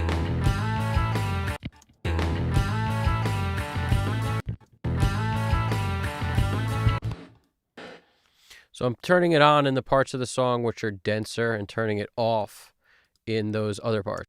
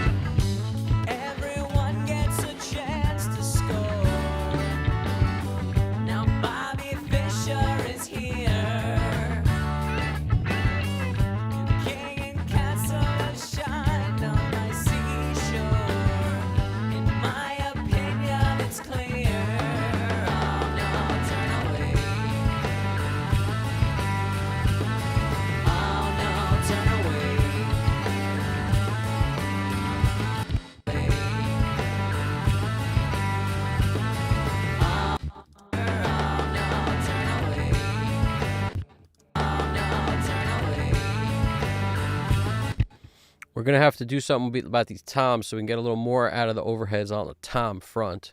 I'm going to show you what I might do with that. A lot of times I'll just find where the track is. There's so many things we could do. One is we basically find the tom hits. We put them on another track, throw trigger on it with a sample of the toms, like the rack and the floor, so that the toms get super pumped up because it's now a sample of the toms combined with the real toms that are on these overhead tracks. That'll make them as loud as we need to, and sometimes works well. I also have a tendency to avoid doing that if I can get enough out of the overheads, which is usually a combination of sometimes, a little bit of compression to kind of get a little more out of it. But the problem is you add compression to overheads, you bring up the cymbal whoosh, and we don't like that. So that's where there's this kind of battle of, how do we get all the toms out of it? And there's other ways to do it too. Like we take our overheads, duplicate them, throw black salt audio or some sort of gate on it that uses a little bit of the intelligence to take away cymbal sound and give you more of the tom itself. And then just that in and of itself, where the toms are only. So we take away every part of the track that's not the tom fills, and we use a gate or something like that.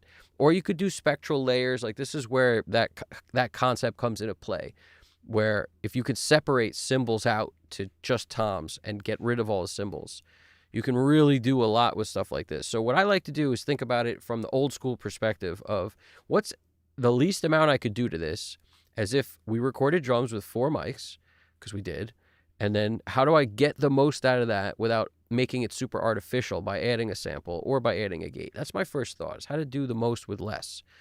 Then beyond that becomes what's the least amount I can do, which sometimes is a sample, and sometimes it's a gate. But in this case, we're going to try to get as much as we can first before I do nothing, before I do anything with samples or otherwise. And because there's only a few places where there's tom fills. Most of it is on the snare. Take your bishop away from me. Yeah. Must be some sort of accident. Grind my axe in your heel. Oh no, turn away. Oh no, turn away. Oh no, turn away.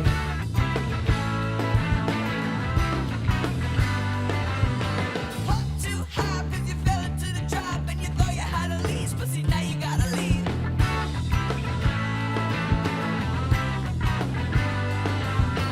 Everybody wants to try me, but you know you can't find me. Everybody wants to try me, but you know you can't find me. Everybody wants to try me, but you know you can't find me. Everybody wants to try me, but you know you can't find me.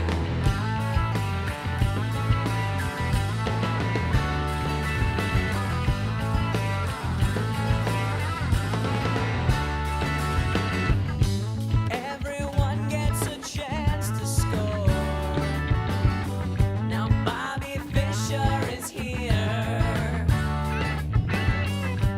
King and castle have shined on my seashore. In my opinion, it's clear. Oh no, turn away. Oh no, turn away. Oh no, turn away.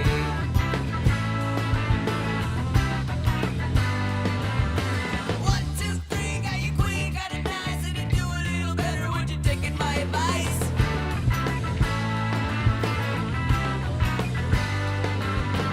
Everybody wants to try me, but you know you can't find me.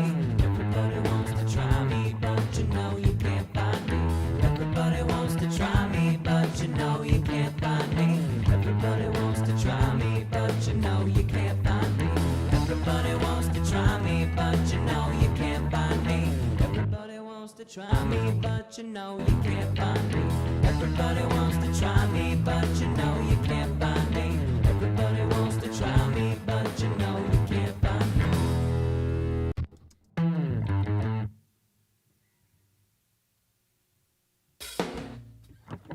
Everybody wants to try me, but you know you can't find me. Everybody wants to try me, but you know you can't find me.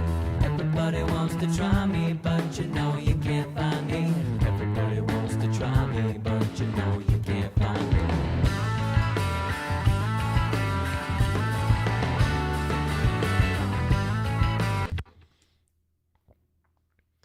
Let's see what's popping.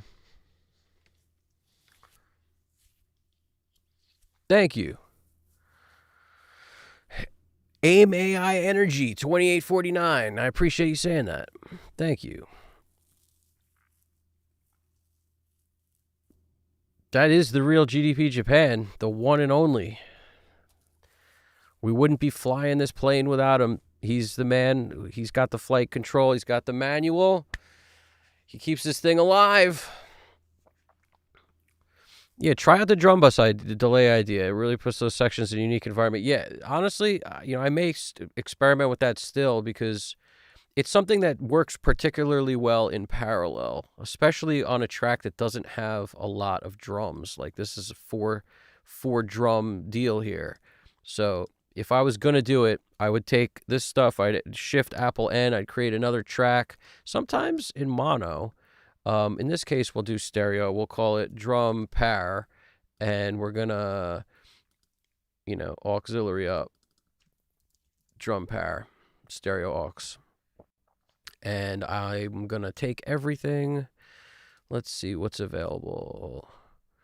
Let's do bus 1314 is looking good. So we're going to go 1314. And we're probably going to have to, adjust volumes afterwards. But for now, just set it to follow main pan. But a lot of times you do this drum stuff, it doesn't have to be stereo. Just everybody keep that in mind.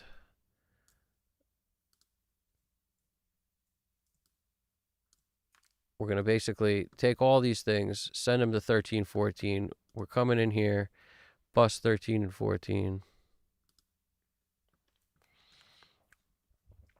And what do we plan to do? We're going to add, we'll start with like an Echo Boy or something like that. You could do it with anything. Either Echo Boy Jr., or a tape echo. Sometimes tape echo is where it's at. Let's go tape echo. Tape echo, sometimes even the Galaxy. Sometimes it's fun to just decide which plugins you're going to use and spend too much time doing that.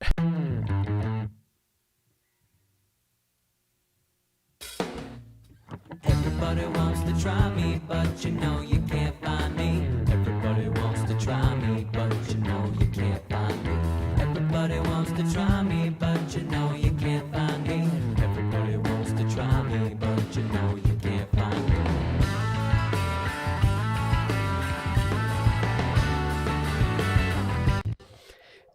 As soon as the spaceships show up, I get a little happy. So pardon me, but when the spaceships show up, I usually let them chill for a while, because to me it's like they're just coming to hang out, So you got to let them.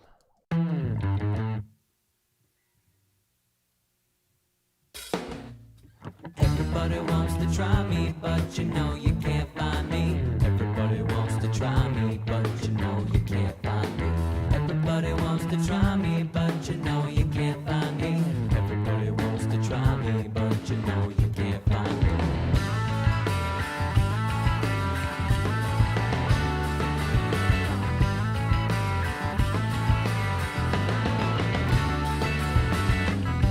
Take your bishop away from me. Hold on, I'm not in the mix bus here. That's my bad.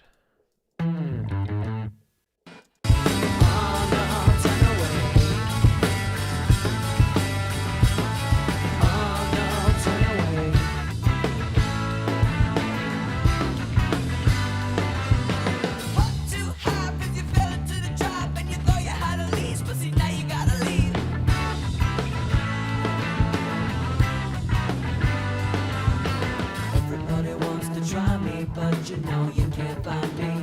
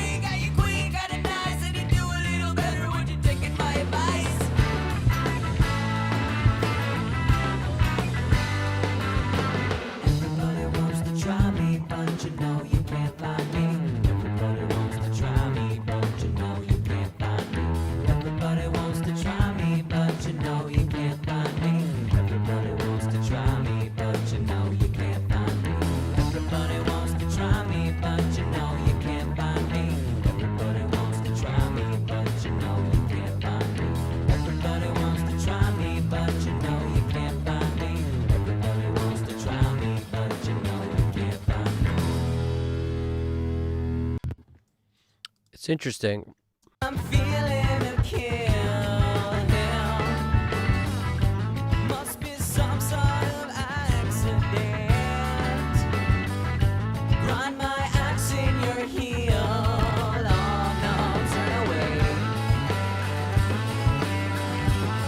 Oh no, turn away. Oh no, turn away.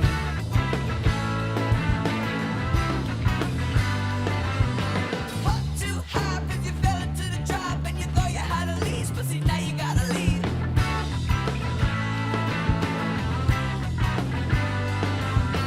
Everybody wants to try me, but you know you can't find me.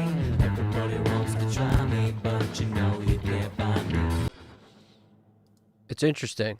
I may automate it on and off. We'll see. But sometimes it sounds better with this on, and sometimes just the Echo Boy is good, but sometimes the two of them actually sound really cool. Can't find me.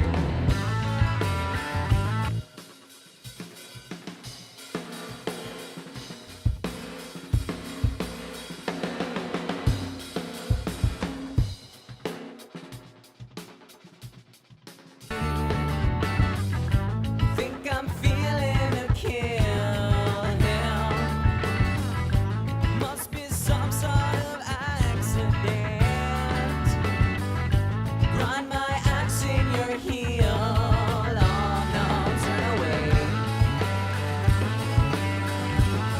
Oh no, turn away. Oh no, turn away.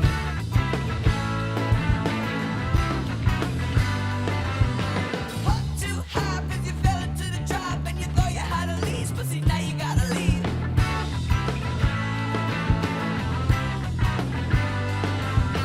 Everybody wants. Everybody wants to try me, but you know you can't find me. Everybody wants to try me, but you know you can't find me. Everybody wants to try me, but you know you can't find me. Everybody wants to try me, but you know you can't find me. You can't find me.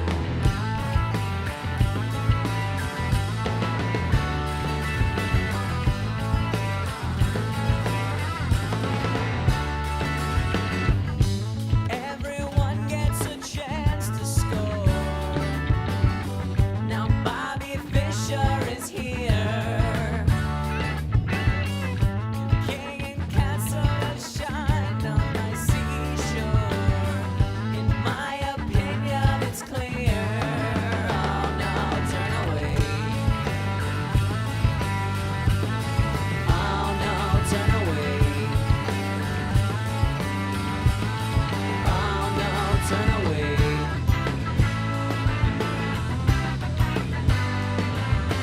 One, two, three, got your queen, got it nice, and you do a little better when you're taking my advice.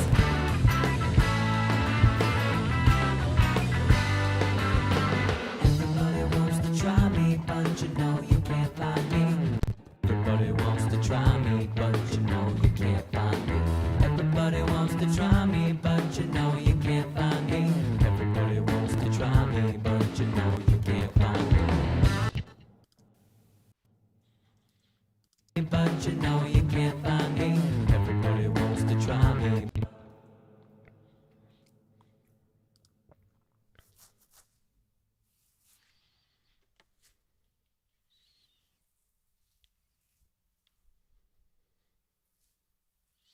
Jumping over to the chat real quick. What's the question, Braxel? I thought I grabbed it. Question. Hey, it's a great deal. Let's see what Evan thinks. Welcome. 50% for own. Yeah, well, that's the best part of the SSL stuff. I don't know if that's your question, but the best part of the SSL stuff, it looks like that's your question. Once you own the stuff, it's easy. They make it easier to buy it, and the quicker you jump on when they offer like the new stuff, it's usually like 75% off or something crazy. I remember I got the G for so little, it felt like it was like it was like $30 or $40, something like that, because I got it at the very beginning when they offered it. And, you know, I'm all over those. With stuff like that, I feel like on one hand, they release the stuff slowly like that so that you're like, oh, it's another 30, 40. I gotta do it. You know, because once you own the controller, you want all the stuff that they wind up coming up with. So it's a smart play the way they do it, that they didn't do it all at once. But I also kind of like I don't hate the fact that I got so much use out of the B until they dropped, you know, the E, and then I started messing with that, and then they dropped the G. I started messing. So I don't hate the change. It's kind of cool to now just every time they drop a new one, I try to use that for the next several months, kind of thing. Flight of the Dead. Yeah, try out that drum. Definitely. Yeah. Now that's what I was just messing with. Is like, and don't be afraid to use one into another. You know, the Echo Boy is nice, and it has a tendency, you could do that single echo thing. This thing right here. Where is it? Where are you, Echo Boy? There we go. You do the single echo repeat thing for that mode, and that's why the feedback's all the way down. But that single, something about, you know, like you don't really need a lot of repeats. You just want a little bit of something there. Instead of taking the snare and making it just a pop, it goes like, you know, like you know, that little bit, that little 16th note triplet. I mean, it's just something cool about it. And it, depending on the song, will depend on what makes sense. But just that little extra, you know, on everything. Sometimes take the lows out of it because the lows might start to complicate things too much. And hit it with a distortion of some kind, either before or after. But sometimes that's the answer. If the drums don't feel like they have enough life, go with that. And you could do it on anything, like 4 mics, 2 mics on drums. If you just had one kind of crushed mic, do it there. There's really no right or wrong way to do it. A lot of times I'll do it in mono, you know, or instead of like, it depends on, some effects are only stereo. So if you start delays and stuff, some of them you just can't get to in mono because they don't offer it. Everybody wants to try me, but you know you can't find me. Everybody wants to try me, but you know you can't find me. Everybody wants to try me, but you know you can't find me. Be careful with some of the UA stuff. There's often a button like that will allow you to take it off this power right here, and that will do it in a way that's less obtrusive than the master bypass. You know, sometimes the master bypass, you'll hear a noise, and if you can do it with the button on the unit, and that's usually why they give you a button, because sometimes that won't give you a click or pop, whereas this, I'm actually hearing that click. Sometimes it's about positioning, and sometimes it's not. Yeah, like in this case, I'm not loving that. But usually if you've done the automation that you want already, there's a special way to copy automation. Like I think I'm set up to just do it, but like I just copied that, right? So if I come in here and I go to this and I look for the power button, see the power button, I come in here, and now if I were to jump over to power and I just paste it in, no, you got to do the special paste. It's a special copy. That's what it is. So where is it? Special copy. See this? Copy special. That should be it. Plugin automation. Or let's just click all. It should be that. So I come in here. I copy. What did I do it already? Copy special. All automation. Okay, copy. Good. Now we come in here. We go power. And now we paste special. Paste special. Let's see if it'll just let me paste now that I did it. Let's see. Nope. GDP, what is going on with this? Merge markers, repeat to fill section. What is good with a paste special? What is good? I feel like this is one of those things where sometimes it works, sometimes it doesn't, and it's one of these things that should work all the time and doesn't, and I can't figure out why. I cannot figure out why. Why won't it let me paste? This is why GDP is so clutch. I'm sure he knows the answer. The dude knows the answer to pretty much everything. So I copy this, and it won't let me paste it into the power setting. Why freaking not? Once I figure that out, I'll let you know. But I mean, that's how this thing should work. That's kind of how it's supposed to work, as far as I'm concerned.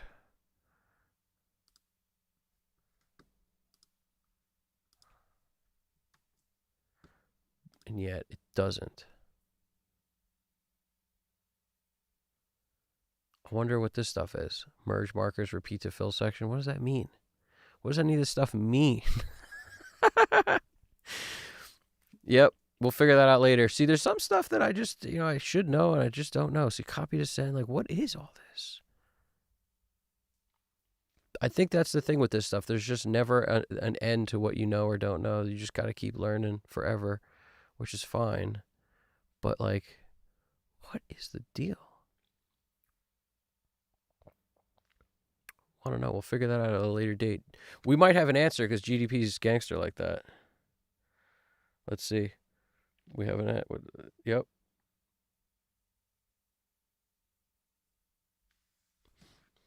Yeah, I think he's on it. So let us return and see what is good. So yeah, sometimes, like, let's just check it first, because if this doesn't even help it, I'll feel silly for even trying. Like, let's see if we lose that sound. Let's take it off of the first one. Let's take it off of this. Let's just see if I lose that sound. No, you can't find me. Everybody wants to try me, but you know you can't find me. Everybody wants to try me, but you know you can't find me. Everybody wants to. I don't hear it anymore. Can't find me. Everybody wants to try me, but you know you can't find me. Yeah, power button definitely to the rescue. That power button is super helpful instead of the master bypass. Definitely helpful. Take your bishop away from. I was basically copying this thing above, so it wouldn't be so terrible to do it. At the moment, I'll do that, but I bet you there's a way to copy it in. So I was looking at this because that's pretty much a good tell is where the parts change. That was the verb on the snare. So I just feel like it's the same, pretty much the same place. No, turn away. Oh, no, turn away. You hear that pop? That's all this. That's all the master bypass. All I gotta do is take that off. Now watch it with just the power. Listen. Oh, no, turn away. Yeah, that's my own fault for not doing it that way first. But essentially, that's the deal right there.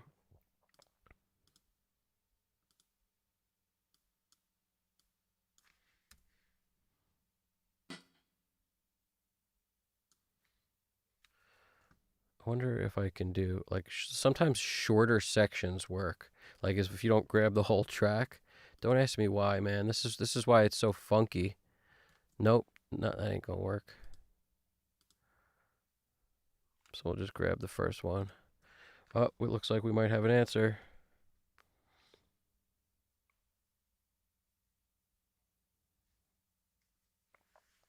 Yeah, no, that's what I thought. I thought it was just normal copy and paste, but it's not. That's what I'm doing. I'm just copying and pasting, and it ain't holding up on the copy paste front. Like if I copy this and then I jump over here, it ain't pasting. And the weird thing is I've given lessons where I'm able to do this and they're not, and I never understood it. And then but sometimes I'm not. Like this is a case, and clearly it should be possible because there's a million use cases for this exact thing. So it's very strange. I don't know if it's a bug in Pro Tools or if I'm just, out of my mind. Was it out of my head? Was it out of my mind? How could I have ever been so blind? I don't know. How could I have ever been so blind? I was waiting for a special copy paste, but I could not find. No. Couldn't find it. Me, but you know you can't find me. Everybody wants to try me, but you know you can't find me. Everybody wants to try me, but you know you can't find me. Everybody wants to try me, but you know you can't find me.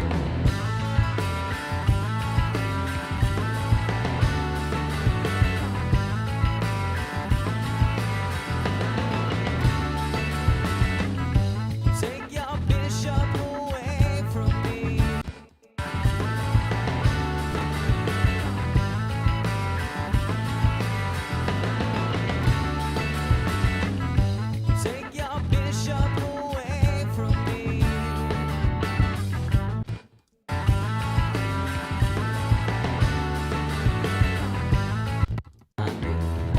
wants to try me, but you know you can't find me. You know what I'm realizing now? Hold on, let me see something. But you know you can't find me. Wouldn't you know it? This just shows I am as human as the next person. In case anybody was curious, yep, totally human. So master bypass is backwards essentially because you're turning on the bypass or off the bypass. Whereas when you use the power button, you notice it's on when it should be off going by the master bypass. So it's actually everything's opposite. So you got to come in here and you got to do the opposite. Beautiful. If I ever told you I was perfect, I was lying because I ain't. I ain't my end. So you see what I'm doing? Luckily it's easy enough, but I'm basically just doing the opposite. Because the power button, I was noticing, I was like, why is that effect there? Because everything was backwards.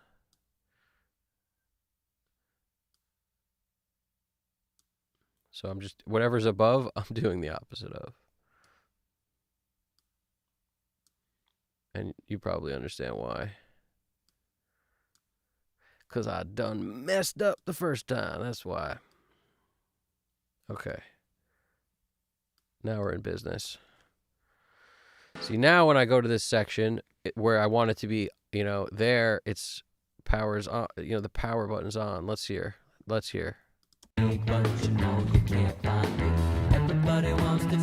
See, if you look up here, power's off. So it's deceiving because the plugin's on and it's so clear when it goes on and off, but here, off. So it's actually not doing anything. Whereas when we come here, the power's on. So it's actually on. So that means the dense part of the song.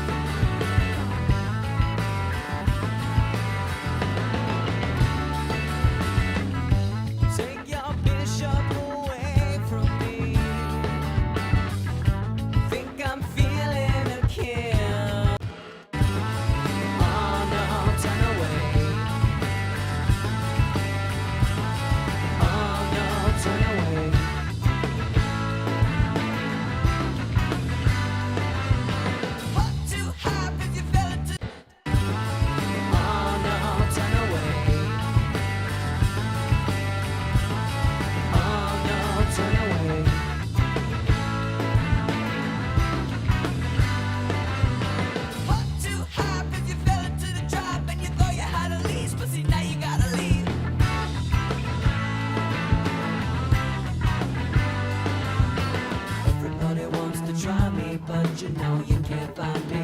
Everybody wants to try me, but you know you can't find me. Everybody wants to.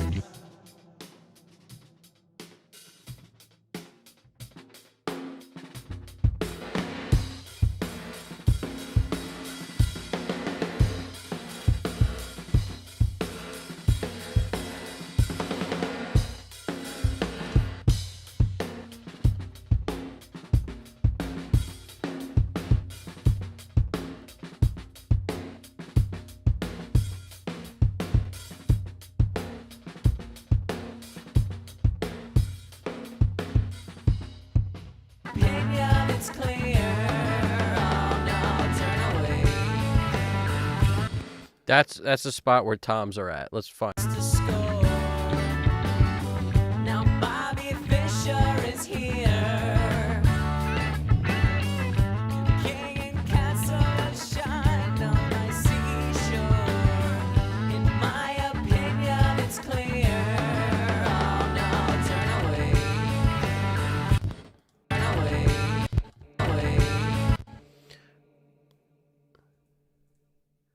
Actually goes all the way to about here. Oh, turn away. Turn away. Turn away. Turn away. 2 2 2 2. 1 2 3 4. 2 2 2 2. I'll often sing out the fill just so I can know exactly how many beats I should be looking for. Oh no, turn away.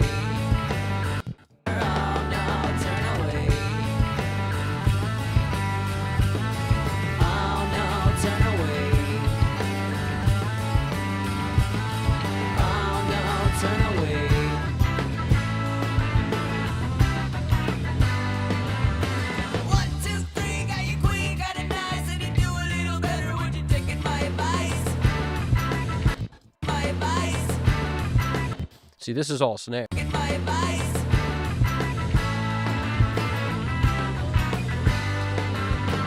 Everybody wants to try me, but you know you can't find me.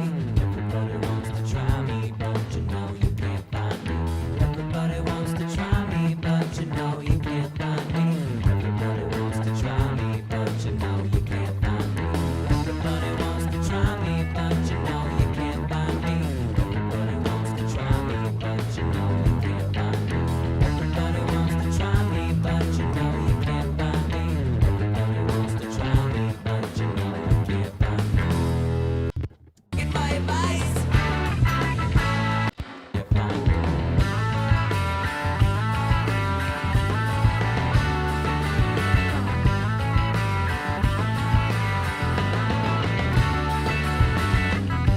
Take your bishop away from me. Think I'm feeling a kill now. Must be some sort of accident. Grind my axe in your heel. Oh no, turn away. Oh no, turn away. Oh no, turn away.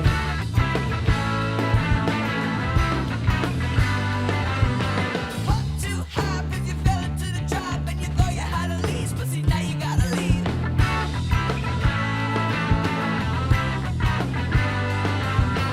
Everybody wants to try me, but you know you can't find me. Everybody wants to try me, but you know you can't find me. Everybody wants to try me, but you know you can't find me. Everybody wants to try me, but you know you can't find me.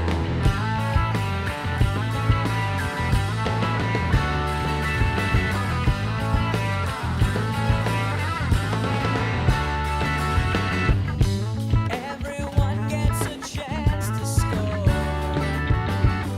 Now Bobby Fischer is here. King and castle shine on my seashore. In my opinion, it's clear. Oh no, turn away. Oh no, turn away. Oh no, turn away.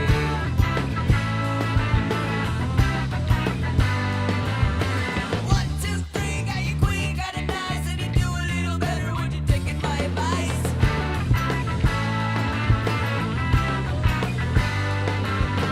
Everybody wants to try me, but you know you can't find me. Everybody wants to try me, but you know you can't find me. Everybody wants to try me, but you know you can't find me. Everybody wants to try me, but you know you can't find me. Everybody wants to try me, but you know you can't find me. Everybody wants to try me, but you know you can't find me. Everybody wants to try me, but you know you can't find me. Everybody wants to try me, but you know you can't find me.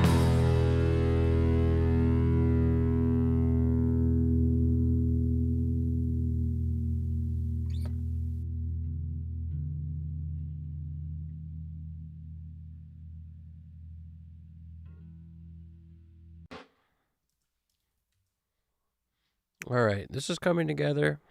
Feeling like this is one of those tracks where there's less to do than you realize. And then you're just like, oh, you know what?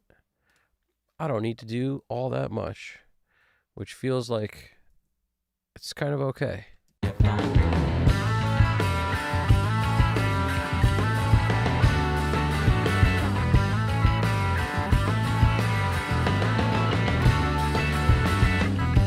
Take your bishop away from me. Think I'm feeling a kill now. Must be some sort of accident. Grind my axe in your heel.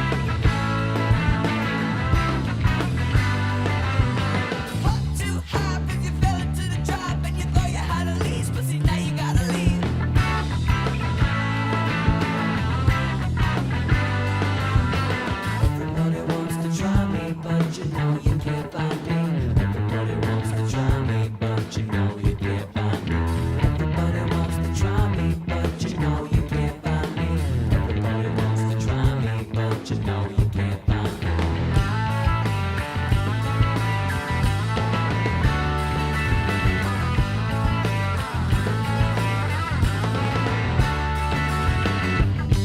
Everyone gets a chance to score. Now Bobby Fischer is here.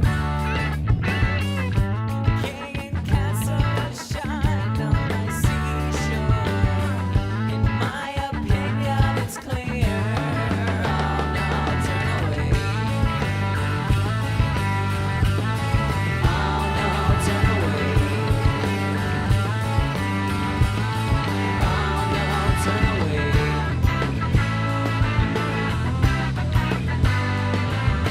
1, 2, 3, got your queen, got a nice, and you do a little better. Would you take my advice?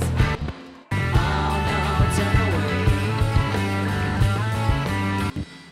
So I'm going to go to the chat in a sec. You can get more out of the effects. Like you can bump them harder when you do that ducking thing because the tails will be quieter. So even though they come up after the vocal is done singing, you can actually deal with the reverb better because it's not over the top of the same like dry vocal. It's after it. So that when it gets quieter, it comes up is a lot more easy to stomach than if it plays over the whole thing. Oh no, turn away. Oh no, turn away.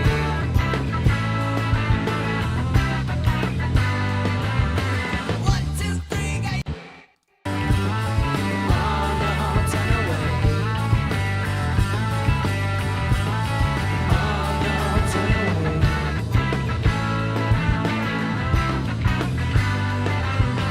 What too high if you feel it? Take your bishop away from me. Think I'm feeling a king. I think let's pop over there. Let's see what's good. Yes, I think the G is definitely good enough to pay $75 for a Braxel. That's just because it's probably like one of my favorite plugins. All the SSL plugins, I'd say the G and the B are my favorite. And I tried the E. I've used it a bunch. I've used the 9K one, the Channel Strip 2, which is basically the 9K, I think. The G is probably my favorite because of the flexibility, and the B is second because of the B does what the G kind of doesn't, and the G does, although the G is more flexible. It's just the B has this interesting flavor to it, and it has the de-esser on the compressor, but it's just like darker sounding, and I don't know, has a tendency to just work on pretty much everything. So I definitely would get the G if I didn't own it for $75 for sure.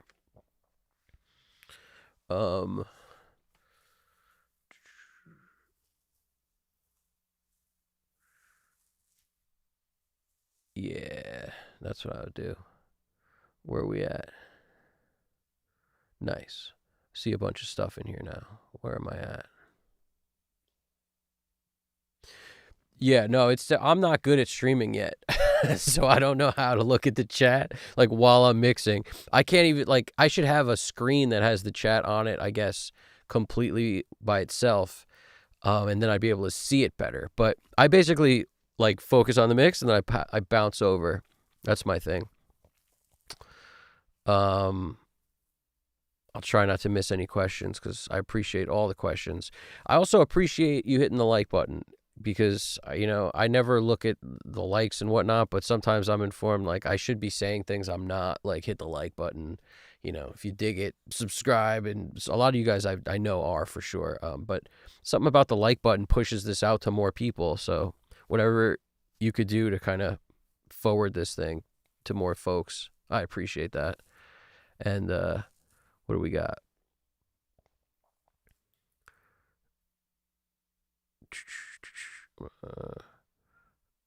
Yeah, the Goodhertz DC19 is actually pretty cool. I like Echo Boy because I don't know how to use the DC19 yet, but the DC19 I know does a lot of cool stuff, and I plan on I'm actually in the process of looking up how to do all the things I don't know how to do with a lot of the GoodHertz plugins, so that I can do a stream using pretty much only those, because they all kind of do, like, GoodHertz plugins are awesome. So I do want to do a stream with all those. I'm also a huge Wolfpack fan, and the fact that, like, like Wolf has something to do with some of their stuff is just the coolest thing ever for me. And a lot of the stuff, like Toop, very cool old school vibe. The WoW control plugin has got, like, all the bad parts that tape, used to offer. It's kind of in there, and you can dial them in. So there's a lot of cool flavor tactics that can be used in all the GoodHertz plugins. And I like a tilt EQ as a concept. I've always liked a tilt EQ. And if I'm not mistaken, their tone control kind of does a Pultec thing too. Even Toop, or I think it's, Toupee, whatever, that one, I think even has like a Pultec kind of thing. Like, if you hold control, and this is like, I'm learning these things as we go because I don't use them as much as I should. But there's something about command and option, I think it is. If you hold those two down while you mess around with the right side of that plugin, it's like the emphasis part, it does more things than just by dragging the sliders. It'll give you like this resonance craziness if you want, and it just does a lot of cool stuff. But you have to hold two keys and while you drag the thing around. But yeah, I'm in the process of like figuring out all the ins and outs. Yeah, Fernando Ferraro, how's it going? It's good to see you drop by. And also the what you're saying, the artifact when bypassing is because of delay compensation. Definitely. 100% true. But it's also, what I've noticed is, like UAD plugins can sometimes be heavy duty on the processing, which adds to the delay compensation, which adds to that sound you hear. Whereas some of the plugins that, like, any other brand that doesn't have as high of a processing demand on your CPU might not hear it. But the way UA gets around that is by keeping the delay, essentially you don't lose anything, doesn't change anything, to use the power button. So it's like, you just got to find the power button. And for me, I got comfortable doing the master bypass thing on like Waves plugins. I got comfortable like years ago on like the Renaissance series and all these things that take up like no CPU. So master bypass never has a problem most of the time, depending on which plugin it is, but you can get away with it. And then I often forget when I mess with UAD to look for a power button. I often forget that. But yeah, that's pretty much the deal. It makes total sense now that you said that it is, it's the artifact of the delay compensation. Totally. Which is also why when you do it on tuning plugins, it's always a thing. Like, you can't master bypass without hearing the stupid click because they're so process power heavy. Not all of them, but auto-tune definitely is. Yeah, Flight of the Dead. Yeah, it makes sense. Exactly. You bought the plugin. Nice. Dude. You deserve that. Happy Thanksgiving, brother. That's killer.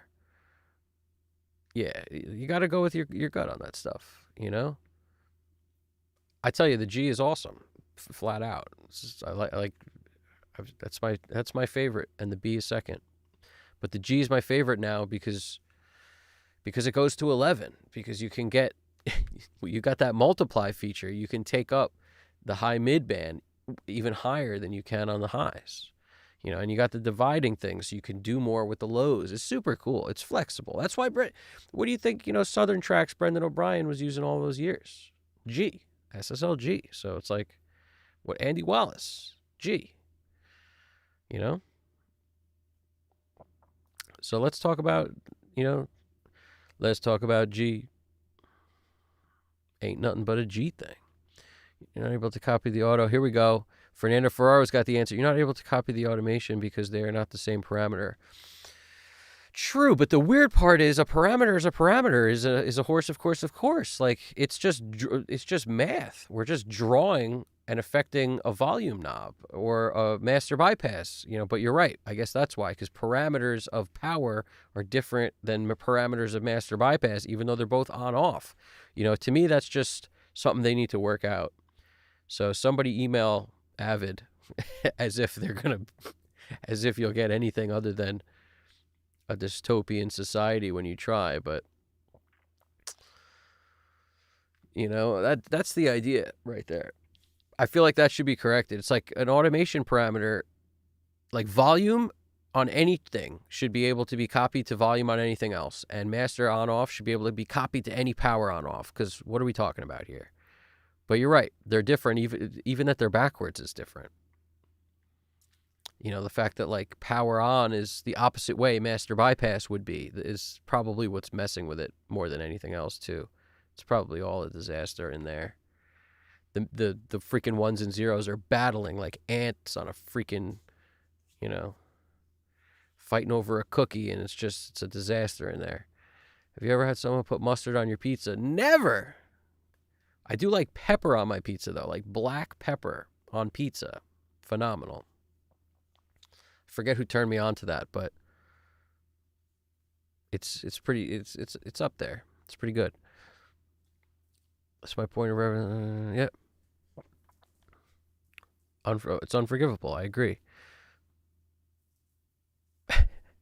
Starting to really like this too. Nice. It's fun watching you go ham on the automation. Yeah, I go ham. So what you're watching now is me decide where I want throws and swells and where I want the eventide H910 and like where I want, the galaxy to come up. Like I have a bunch on the lead and then less on everything else, but still a bunch. As I go down, I get less and less usually on each track. But to me, that's what's up, is like, draw in what you want. Because when I notice is this word comes to life, like these two words.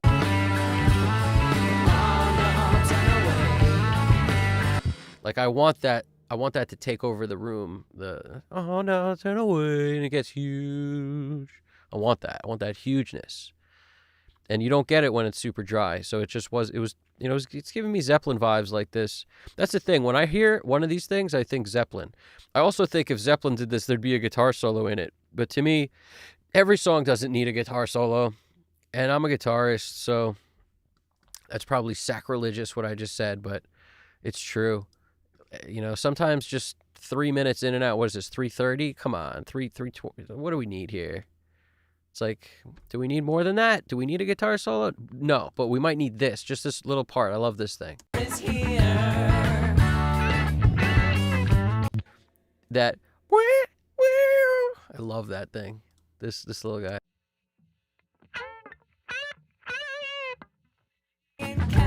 I didn't even hear that first thing at first because it gets buried in the mix, but I just love that little cat scratch right there. I just love the personality in that. We're gonna have to turn that up now that we're over here. Turn that up, but let's maybe eliminate that first little fart. But sometimes farts are good. 3.3. Let's take it up like 4 dB.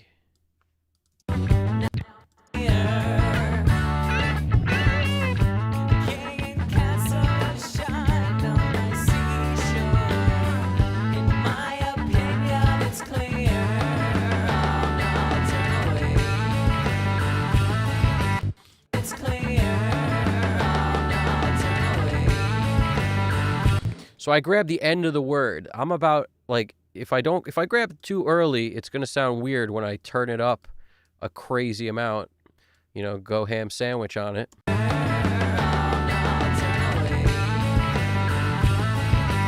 But also this track needs more pre-roll or it doesn't ever do anything. It takes a long time to ramp this one up. Still is not getting there. What's going on? 99, 100. What's really hood over there? Get there. Get there. We might have to automate the send. But if I automate the send, it's going to make all of them louder, which I don't prefer.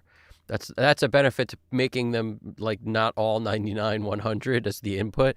If you change that to something else, you could automate that and throw it in, hotter to this whole sound. But maybe I'll just turn up one of these jams.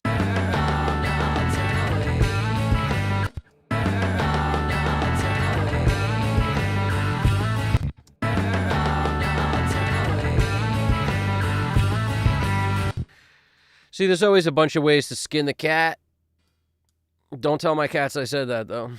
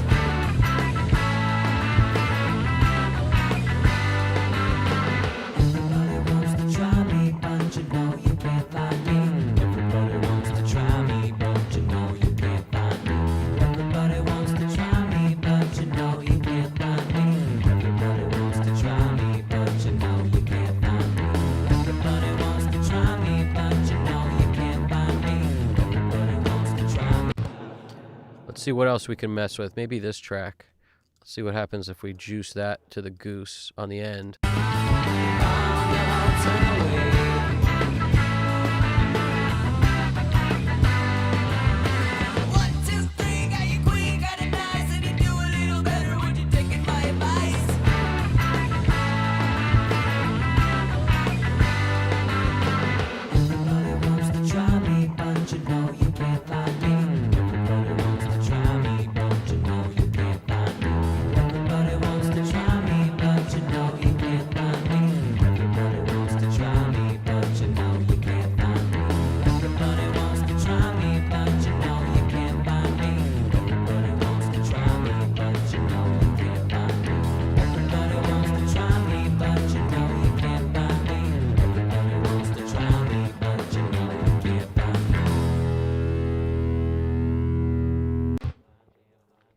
And don't try to make it the same on every part. Like, that's the worst thing. Like, who cares if the verse is different than the second verse says third verse? Like, it should be different as far as I'm concerned. Make it interesting. Cadillac Tracks. Yeah, man. Yeah. I mean, some of the stuff I work on is rap. Some of it is pop. Some of it is country. Some of it is rock. I think the same skills apply to all of it, and I do different things when I mix stuff like hip hop or rap and, pop. A lot of very different things, and especially with vocals. But if you're talking about just like beats, instrumentals, yeah. I like to think I do things that other people don't come up with, that are sort of like, every time I get a track out of a beat that somebody buys to they write the lyrics, they do their own vocals over it. 9 times out of 10, when they send me the beat, I think, like, this sounds okay. It's not terrible. It's not bad. It could be a decent mix. I could usually improve upon it in a huge way if you send me, the track out of the beat. So if people, essentially I'm remixing the beat to make it more powerful. And when you combine that, with vocals and flavors of effects on vocals and stuff, we could do a lot. So I did a track recently that I wish I could play for you guys, but I can't because it's using an Eagles song. Like, the beat is comprised of an Eagles song, and I love it. But I realized when I did it, I was like, I'm not going to be able to share this with anybody because the labels are going to pull it down and do that nonsense they do on the Rick Beato stuff, whereas, they use their thing to find it, and then they demonetize the video, or they slap you with whatever they feel like, and the Eagles must be litigious. But that's not the kind of thing I want to deal with, really. So it's a crazy world out there trying to navigate this stuff. But yeah, beats are fun, man. Beats are fun. I have videos up from a long time ago where I showed people like what I did to this beat track that somebody sent me because it was a whole, like, they did their vocals, there was a beat track with it, but it was really kind of just generic. That's the problem with a lot of beat tracks, is the verse Once they get a nice verse they like, it's the same 3 times. And then they get a chorus, the thing they like, and the instrumentation may change for that, but it's the same if there's 2 or 3 choruses, or it's the same every time. So my thing is, it's got to build. It's got to get bigger. It's got to change. The part could be the same, but it should feel different each time, in a way where it's the chorus, the part is like, this is the same melody and whatever, in the beat. The instrumentation may even be the same, but it can still feel bigger. It can still feel like the song's going somewhere. And a lot of times that's the thing that lacks. When people put lyrics to a beat, it's like, I hear it static, the same all the time. So a year or so ago, I showed an example of what I do with that kind of thing, where I totally changed. Like, I made the beat keep building on itself, and it was a very different result. The before and after on a track like that is absolutely crazy. Not just with the vocals, because I mixed the whole thing. So I did all the stuff to the vocals, but I did so much to the beat too. I mean, even like, I used lines that could have, basically the first time they might have been static, always on these 2 notes. And by the second or third time, I like made the melody where I added a harmony to the beat, to these violin things, and I pitch shifted them to make it sound like it was more exciting. And it just totally changed everything. But there's so many little things like that I did through the course of this beat to make it better, You can't find me. Everybody wants to try me, but you know you can't find me. Everybody wants to try me, but you know you can't find me.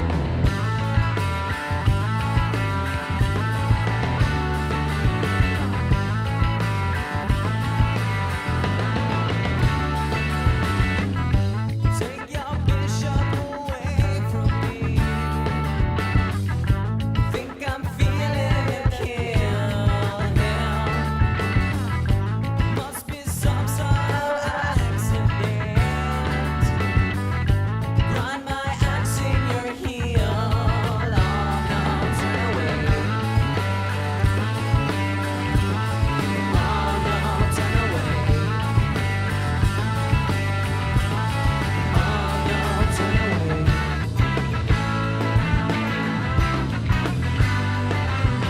What to have if you fell into the trap and you thought you had a leash, but see now you gotta leave.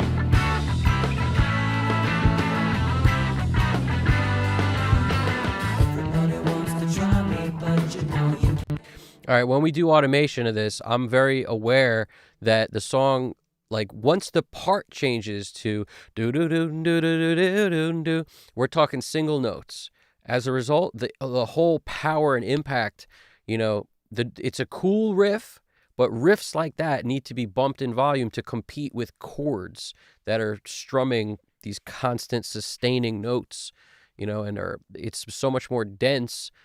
And as a result, the part that's dense, to make it sound even, we need to bump up these riffs pretty substantially.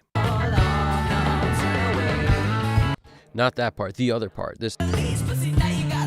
Nope, not that.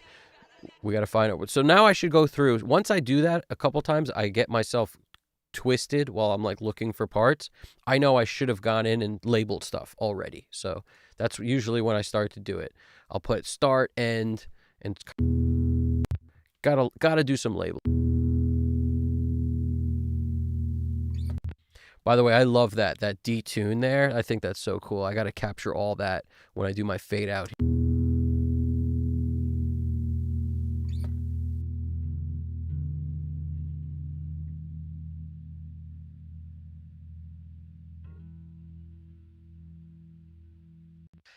I'll go right before the bass player changes the note.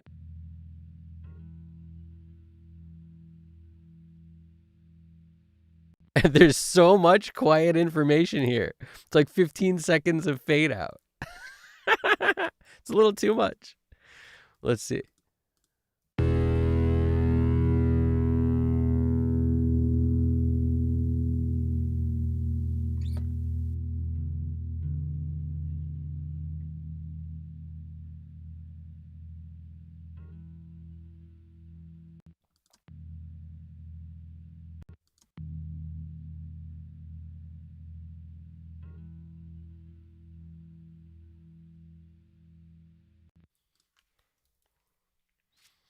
By the way, all my information to contact me is in the description of every video. There's always a phone number, email, everything, because, you know, I'm a fan of that. Every time I get an email and it doesn't have a phone number on it, I think to myself, what is good with that? I don't know. It's just a different school. Like, hardly anyone talks on the phone anymore. It's a lost art. But when it comes to explaining stuff, like, phone, it's the best way still. It's the best way. But feel free, email, phone, either one. You could even text.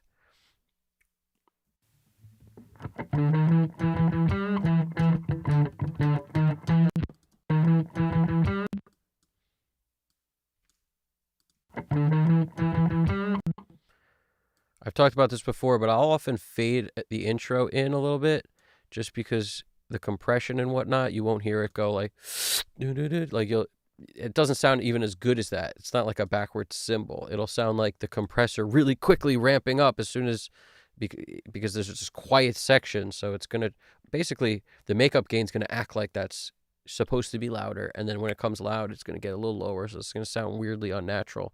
Not always, but a lot of times that's the reasoning behind me ramping in.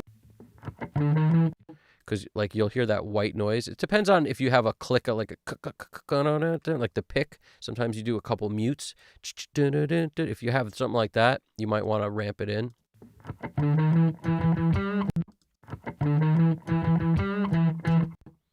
Let's see what's going on right here. All right, so I find where the guitar starts, then 4/100ths of a second earlier. 400ths of a second, I should say. So this is where it starts. This is like a fake. All right, so like, let's assume it's here. I come in here, make sure I'm on minutes and seconds if you happen to be on something else. And I look at this, I see 3/2. That's where the marker is. We're at 3/2. So the second decimal place is what we want. And if we roll this back 400ths of a second, which is that second decimal place, we'd be at, so we're at 3/2 here. We want anywhere, 400ths is like the minimum I use. So in other words, if I did 2/6, that's fine. You know, anywhere like 2/8 would be the 400. So if you're a little more than that, you're groovy. We're going to call this start on location 1.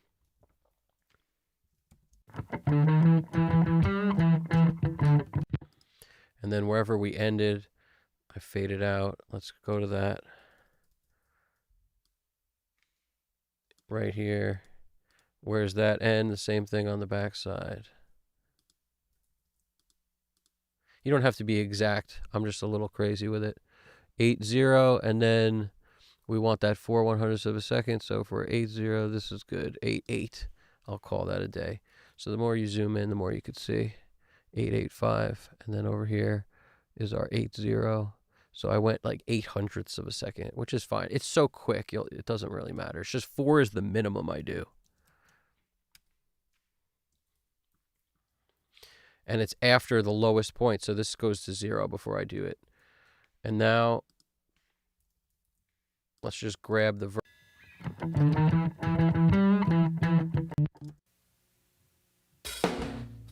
Everybody wants to try me. Everybody. Wow, that's pretty cool.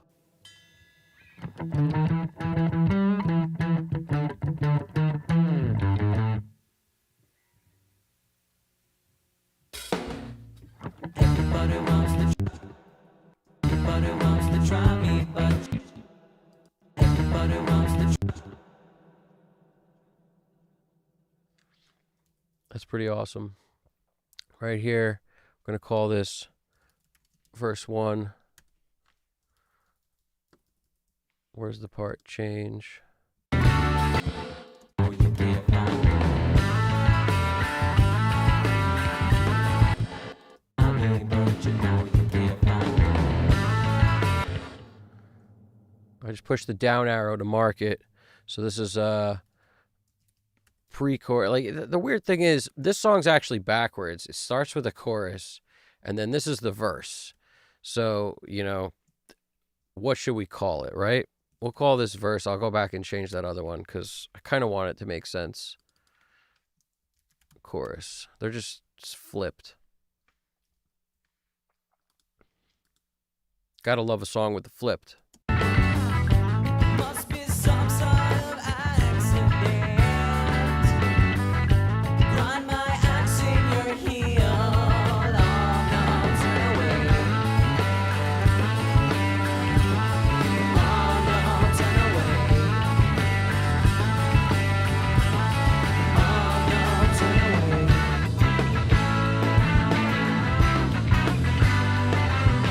What to have if you fell into the trap and you thought you had a leash, but see now you gotta leave.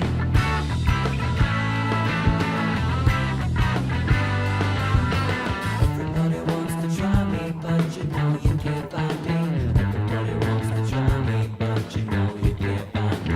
Everybody wants to try me, but you know you can't find me. Everybody wants to try me, but you know you can't find me.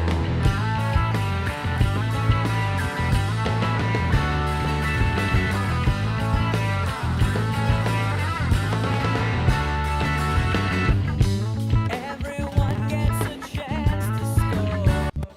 See, when you put a de-esser after stuff like compression or saturation, you're really you're adding to the or the or you're adding to the sound you don't want, then forcing yourself to take it out. So if I put a de-esser on twice, it's typically at the front of the track, and then it's typically after stuff before that accentuation of the bad stuff will happen. So the bad stuff happens in compression, saturation, any additive process that's going to add something to the sound that's basically, going to make it sound more important or louder, or like there's a million plugins that could be used for this, but anything generally in the harmonic tab under your plugin list is not going to be beneficial to have a de-esser after it. That said, I've also I've watched guys do and studied, people who have used like 5 de-essers all on the end of their chain. So, there's obviously a sound for both. And this is where this like every way works, nothing is wrong kind of concept comes in. But you notice as soon as I moved the de-esser there, now I can't set it the way it's set because it's too harsh. It's too strong. So that's kind of what I'm saying is it's always like, you got to just be aware of that. If you're setting your de-esser really harsh, like you're having to pull it down so much, like I was basically pulling this thing down, and if I had to do that, it's generally because it should be in a different place in the chain. Because de-essers work the best when they're not slamming. Like if you can go lighter on your de-esser, it'll sound more natural. So where you put it in the chain is going to matter. So if I move this, in front of the compression, it's going to make a big difference to how light I can hit it. So, with that said, there's also different reasons for multiple de-essers. Like one could be on the whistle. Like see this whistle control is like a super narrow band sitting between 5.6 and 6.45, but it's harsh. It's harsher hit because that whistle can sometimes be super loud. So everything for a different reason, depending on what you're hearing. A lot of harshness in vocals is actually like lower than you think. It's like 4.5K could be to like 6.5K.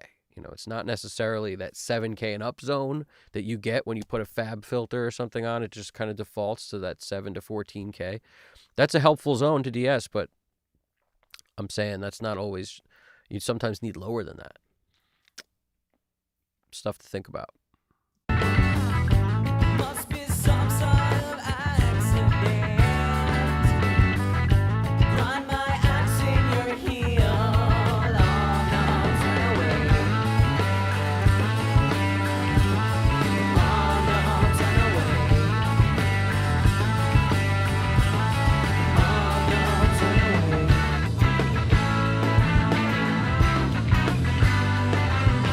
What to have if you fell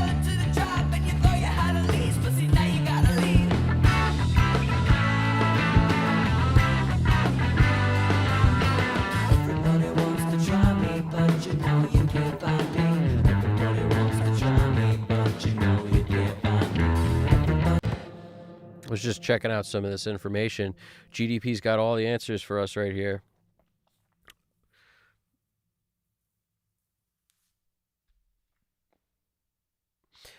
Just like shortcut stuff for, bypass and whatnot, but exactly right. Yeah. He cued in on the most important part, which is basically it'll work for things that have the same automation shape. Yeah.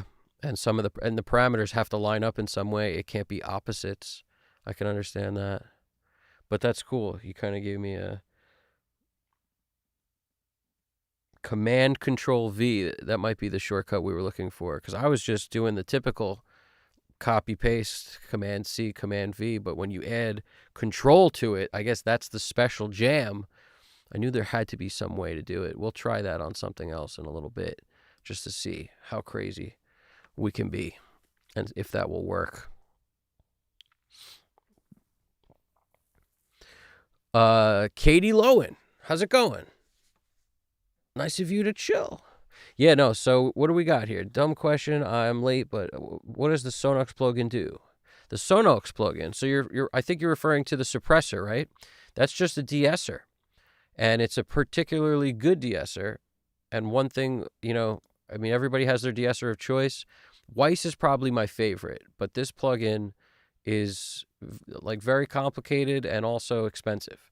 So I often pull this one up too, because sometimes you need two de-essers. And if you put them in the early parts of the chain, you won't be hitting the sound like with saturation or compression first and then making it harder to get rid of stuff, because you're just adding S sound. You're like doubling or tripling the amount of S sound by saturating your signal before you de-ess. So that's how I look at it anyway. And this suppressor, that's all this is. This Sonox plugin is a very sweet de-esser. Sometimes I'll use this even on things like cymbals, depending on how harsh we're dealing. And if I can't kill it with EQ, I might go to this. But yeah, this is a very solid de-esser. It's an old one, but all the Sonox plugins are like that. Like all the Oxford. I think Sonox stands for Sony. That's really what it is. I don't know why they didn't want to use the same name, but all those plugins were in that Sony console back in the day. There was like a digital console that they made that had all these plugins in it. And then they're like, well, we should just make plugins now that no one buys consoles. And they turned them all into plugins, if I'm not mistaken. But they made the digital versions for this cool console that had, like, picture a console with the inflator and the Sonox envelope. They have a transient designer that's pretty cool also. But yeah, there are a lot of, they make great plugins, honestly, but they're old and they look crazy, and they were in this old console that looks crazy. That's a freaking large format console. But yeah, the digital console market, like back in the day, was very weird. Like a lot of companies thought it was going to be the best thing ever, and studios sold their analog gear for that stuff, and then all those things kind of the value went down to almost nothing on a lot of them. It's just the way it is. It was a bad bet. I can imagine people selling their like Neve consoles for, crazy digital euphonics and like crazy stuff. But that happened a lot. But yeah, so that's the deal with the suppressor. Yeah, where are we at? This thing's stuck in my head too. You changed to Reaper. No more Pro Tools for me. Nice. Every time I do a stream, I think a couple people convert to Reaper. I don't think it has anything to do with me. I just think it's time. For a lot of people, they're like, I'm just sick of dealing with stuff. But I'm not there. I still love Pro Tools. Like, I just have that love-hate relationship with it.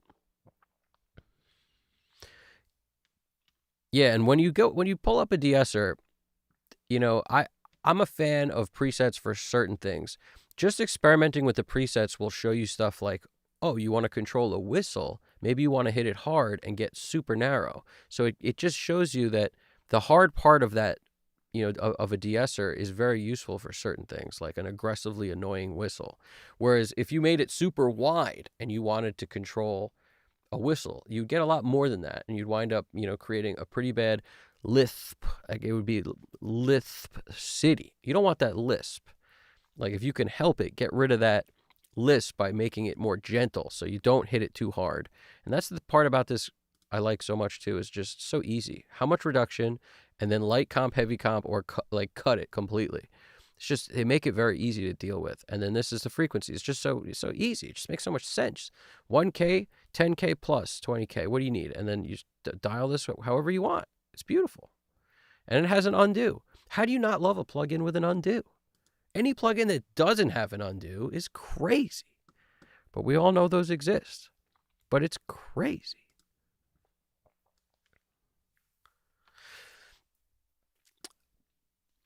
Yeah. You were talking about, I'm glad you dig it. Thank you. I appreciate that. Where are we at here? Snare sound. So the snare sound is, right now, I decided to go a little ham on this one.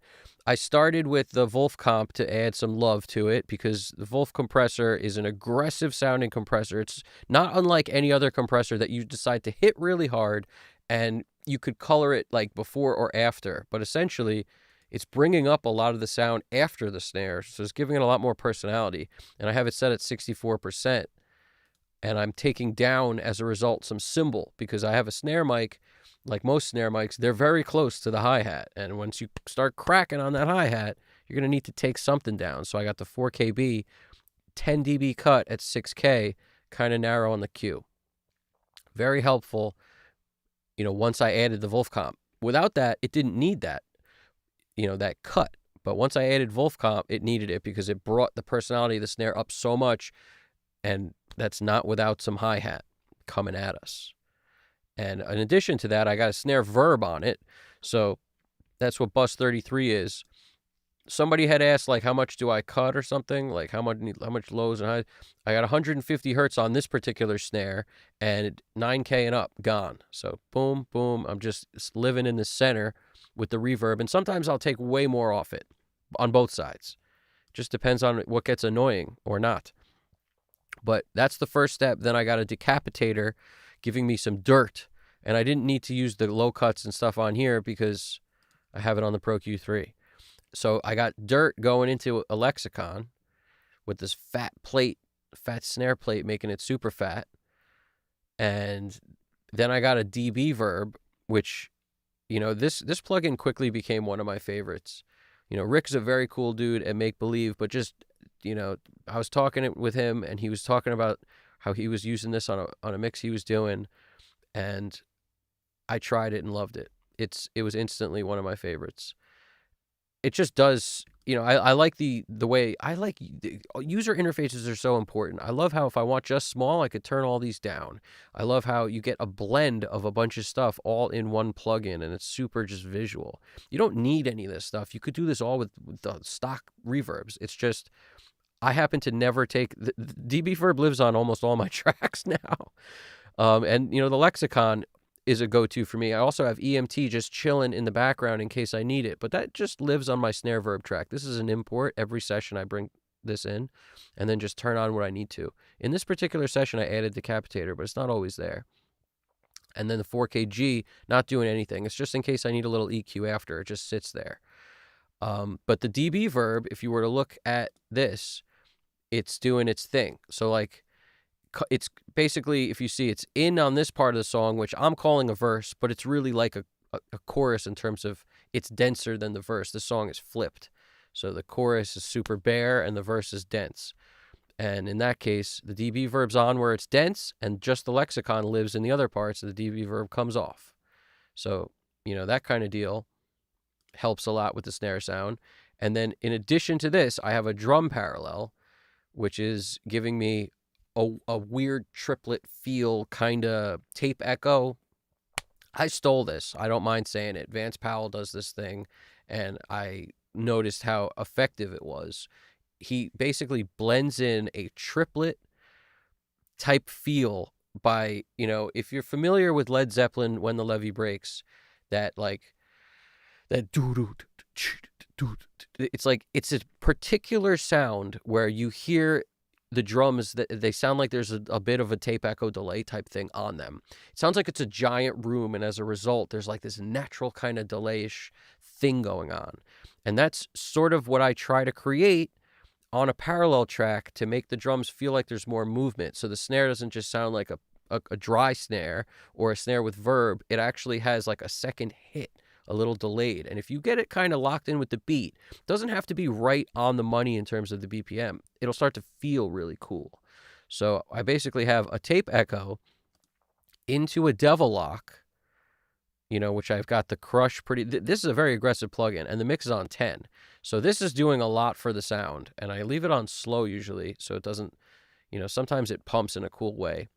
And then the Echo Boy, which is, you notice the time, 112.4 milliseconds, but it's on this single repeat, so it's not like it's giving you a dub snare, and I think about, I love some reggae stuff. They will have like a snare hit that will just kind of like, clack, clack, clack, clack, clack, and it'll just go forever. This is really short. It's a single echo. And if you look at the, 112.4 milliseconds, so it's like a 30-second note. No, it's not. 112.4. Let's go back. It should be like a 16th note triplet, kind of.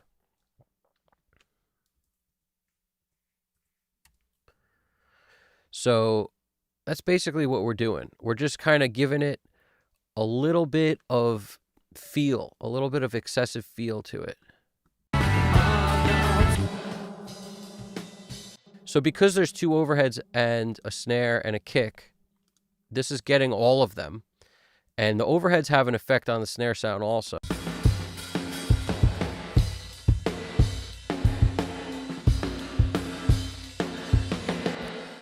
And what I'm doing is the same kind of thing by taking the power, which is the power button on this track right here.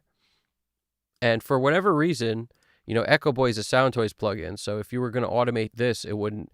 Something about the delay compensation is much better on like everything other than UAD.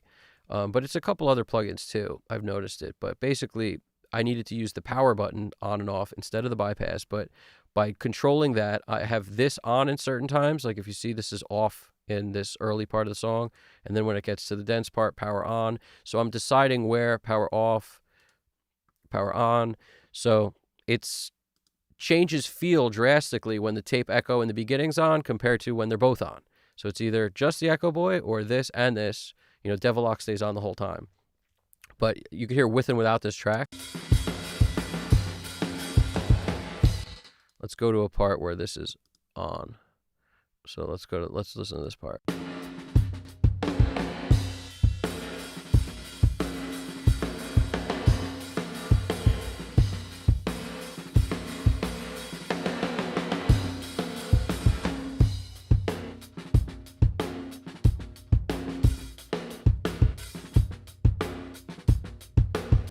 Listen to how much drier it is.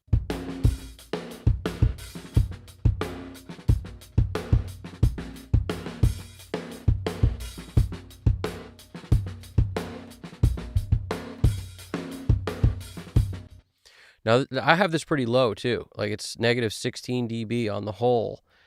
So if I turn this up, you'll hear a lot more of it just for the sake of hearing what it actually sounds like. But this is adding like length to drums that without doing it on just the reverb.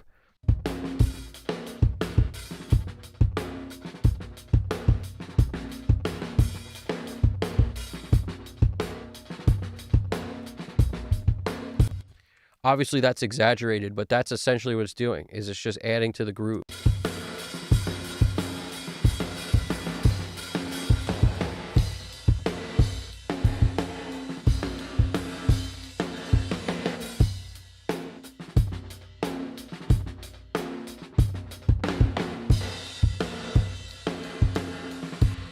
So that's really what's happening. It's just it does a lot, so I keep it super low. So it's more felt than even really heard, but it definitely does something that I like. It's not always. I haven't done this this is the fourth stream. The last three songs, we didn't do this at all.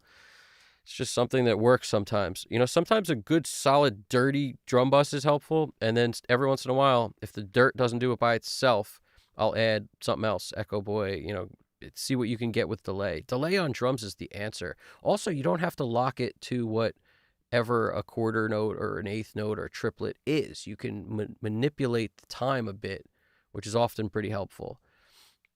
Like if I were, so 112.4, if I were to go to a 16th note triplet, and then I go back here. So this is a 16th note triplet on the money, 112.4. That's what this is. So sometimes it's exact and sometimes it's not. You could mess with this. The best part about tape echoes, I always found, like the analog ones, was the ability to play around with it until it felt right. And on something like drums, you may want it more solid and locked in so it kind of disappears into the background. But sometimes, like on a vocal, it's nice to dial it in and just let it trail slightly off the beat. So you at first it might sound the same, and as the repeats happen, it's a little bit behind the beat or a little in front of the beat. It could be very cool. Don't be scared of doing stuff like that. I love doing stuff like that. Yeah. Where are we at over here? Yeah, no, GDP, I appreciate you doing that. You're checking the automation on your end. That's awesome. We got a team over here. We are solid, guys. So I appreciate everyone watching. I appreciate you getting the likes up. All that stuff matters. It helps feed the thing, helps me keep rolling. Yeah, and we love every question. I agree. It doesn't matter what it is. It could be anything. It could be, what kind of hot sauce do I like on my tacos? That's its own conversation right there.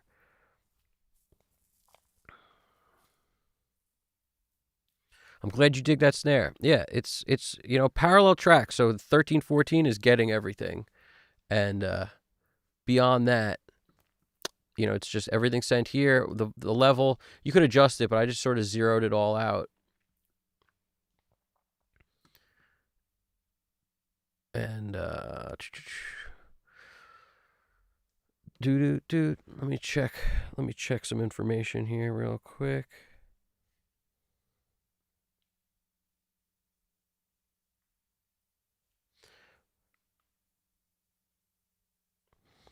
Oh yeah, Katie Lowen asking about the delay on drum sounds sick. Thank you, I appreciate that. And something about the cymbals. You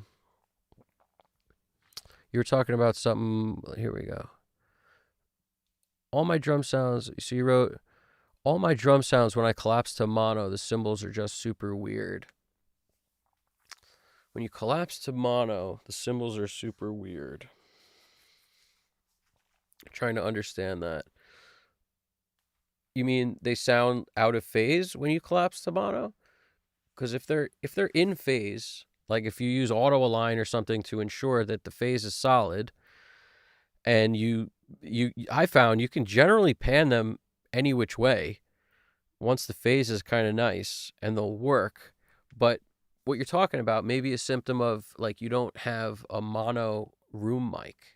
A mono room mic's super helpful. If you caught the last couple streams, there was a U47 placed kind of in the center of the room that I would use as a crush mic and just leave it straight down the center. And that helps with having a left and a right room mic a lot. And the overheads had a left and right overhead. But something down the center that you can hammer and just sort of has all the information that you're talking about from cymbal left and cymbal right, overhead left, overhead right, room left, room right, but it's just nice and center. It's really helpful. That's the answer for making guitars not, suck when things get played in weird environments and like the chorus comes up, like where's the center guitar? A lot of people think left, right is great, and I agree. I like wide guitars and choruses and stuff, but that extra beef down the center, very helpful. Barisi style, like you need some down the center, some dirt, but it's what does he call it? He calls it a sweetener or something, or I don't know, destroyer, sweetener, something down the center. That's the point. No matter what you do left, right, where's that down the center love? Get that happening. So think about drums the same way. Think about vocals the same way. It's like, don't ever lose the center thing. What should happen when things collapse is the sides might get quieter. You can't help that because of pan law. Like it's going to be that way. But just realize most of the time people don't listen in mono. So make your mix be able to stand up in headphones, in stereo. Make it be able to, even on a phone, it's not really mono. I mean, phones are getting, they're changing their methodology all the time. But if I turn the phone sideways, you get such a nice stereo picture on videos like, that you're streaming that you might not even realize has a stereo picture. As soon as you turn it sideways, you get that nice left right. And when it's down the center, the left and right sounds much lower. But I don't worry about this stuff. I really don't. I mean, I think there's like a whole crew of people that don't care about mono and their mixes sound great. CLA is one. And there's a whole bunch of people who think it matters. And I'm not in that camp. I'm just not in the mono camp. I think more and more people are going to listen to music on headphones every year, forever. It's just going to be drastically more and more and more. So I've yet to see a pair of headphones that's mono. Actually, I had a pair of headphones I used to wear to the gym all the time. One of the sides got messed up, and it made it where I could only hear backup vocals and like not lead vocals anymore. It was crazy. Very cool set of headphones, but it like was messed up, so it flipped the phase on one of the sides because of the wires being messed up. I still don't know how that happened, but it was telling because I got to hear all this stuff I never heard before in every track I was listening to. It was canceling stuff out. It was crazy. It was pretty cool. I wish I still had those, but like every pair of headphones you wear to the gym, they get ate up. They get destroyed.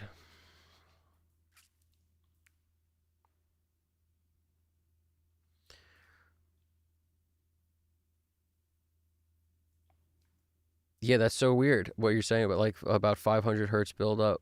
Sound great in stereo, but in mono they just sound super fake. A ton of 500 hertz build up. Yeah. Well, plenty of people dump like 350 to 500 out of drums. Plenty of people do. But I don't think they're making that decision because of the mono sound. They're making that decision because of how it sounds in stereo. Because most people mix in stereo. I've used a button on my interface to collapse to mono. I've even used a plugin called Down Mix, I think it is, or something. It might come with Pro Tools, or maybe it's a Waves plugin. I'm not sure. But there's a plugin where you can collapse the stuff to mono. I found very little use for it. I recall specifically for a while mixing like that, thinking, the thing you guys probably heard, which is if you can make it sound good in mono and there's separation there, then when you go to stereo, there's so much separation. Well, I use this voice when I do it because I think that's nonsense. I don't know. I used to try to believe in this style and tried that.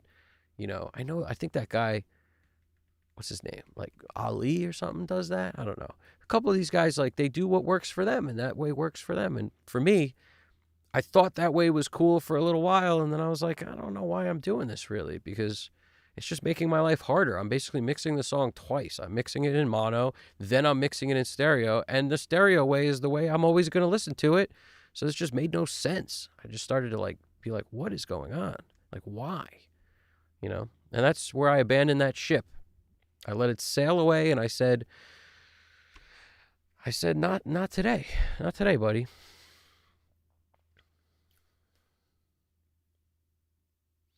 I appreciate that. That delay feels like it's sewing everything together. Flight of the Dead. Thank you. Yeah, no, I do feel like it's doing something. And I don't usually like a lot of effects on drums, or I should just say I like dead sounding drums a lot. I'm a big fan of that. It's part of the reason why I love the Wolfpack stuff so much. I like 70s stuff so much. That dead drum sound is really preferable to me in a lot of cases. But in this one, it just wasn't working. And I think that's because this is giving me Zeppelin vibes in a way. It's giving me like Zeppelin meets Chili Pepper vibes or something. I don't know. So like the part that's like, I don't know. It's just giving me vibes that to me make me want to like put some sound on that, like Give It Away has that long, big room sound on the snare. It just sounds crazy. And then, Zeppelin, they got a lot of room in their stuff. Not typically a super dry sound. Although, I don't know, some of their stuff is pretty dry, but not the stuff I'm thinking, like When the Levee Breaks. Do do do do.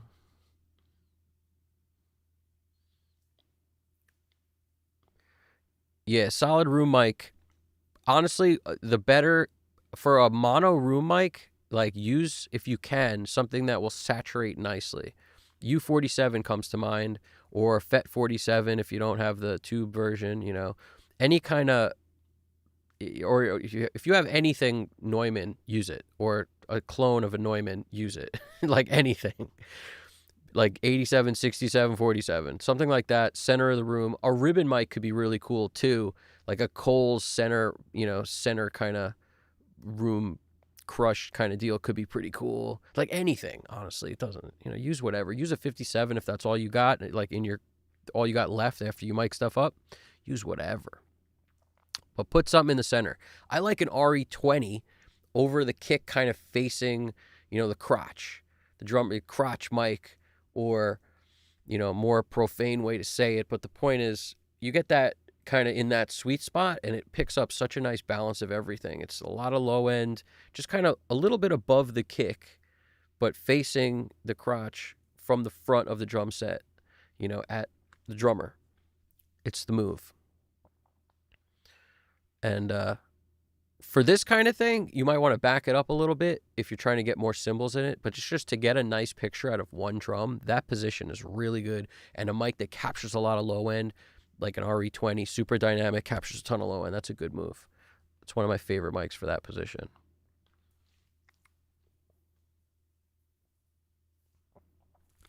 Yeah, you might be caught in your head about mono compatibility. I wouldn't worry about it as much, honestly. It's one of those weird things. More and more things are pseudo stereo all the time. Every freaking earbud speaker, Bluetooth speaker is like that. Every single one.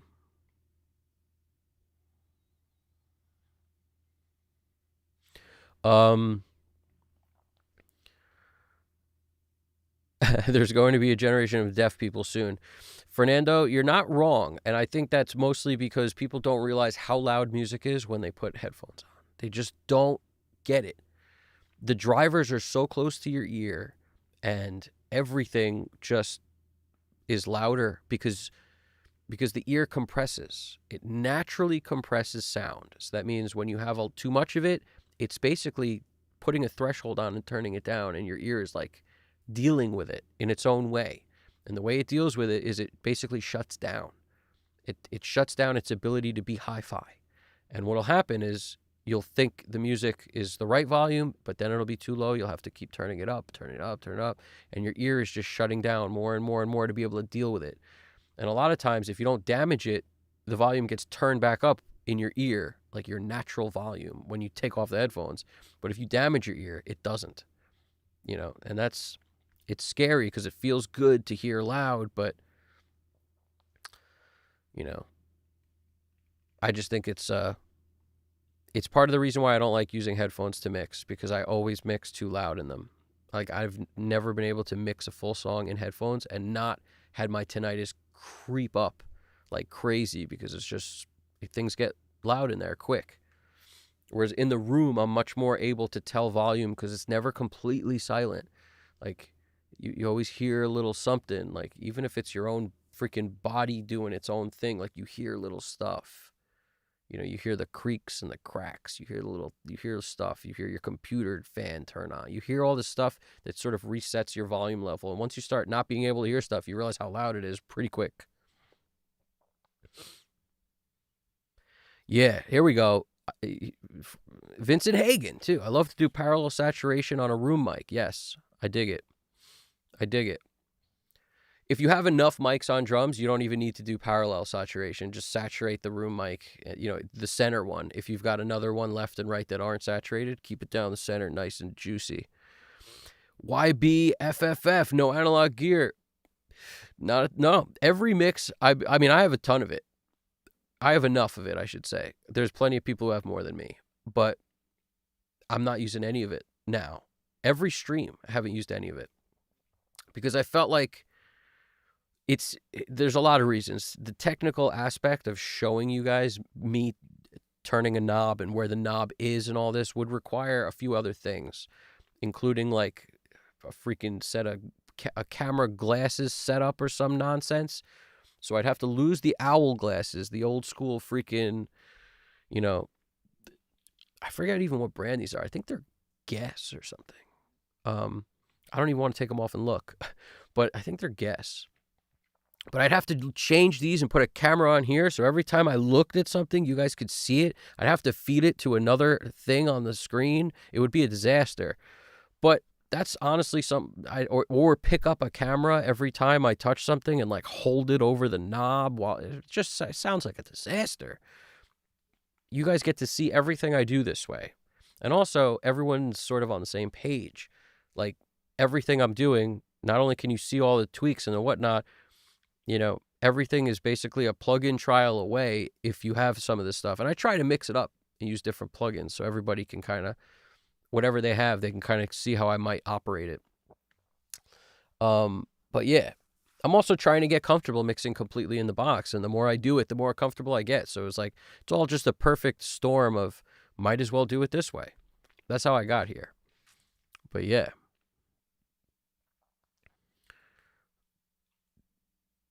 Always, here we go.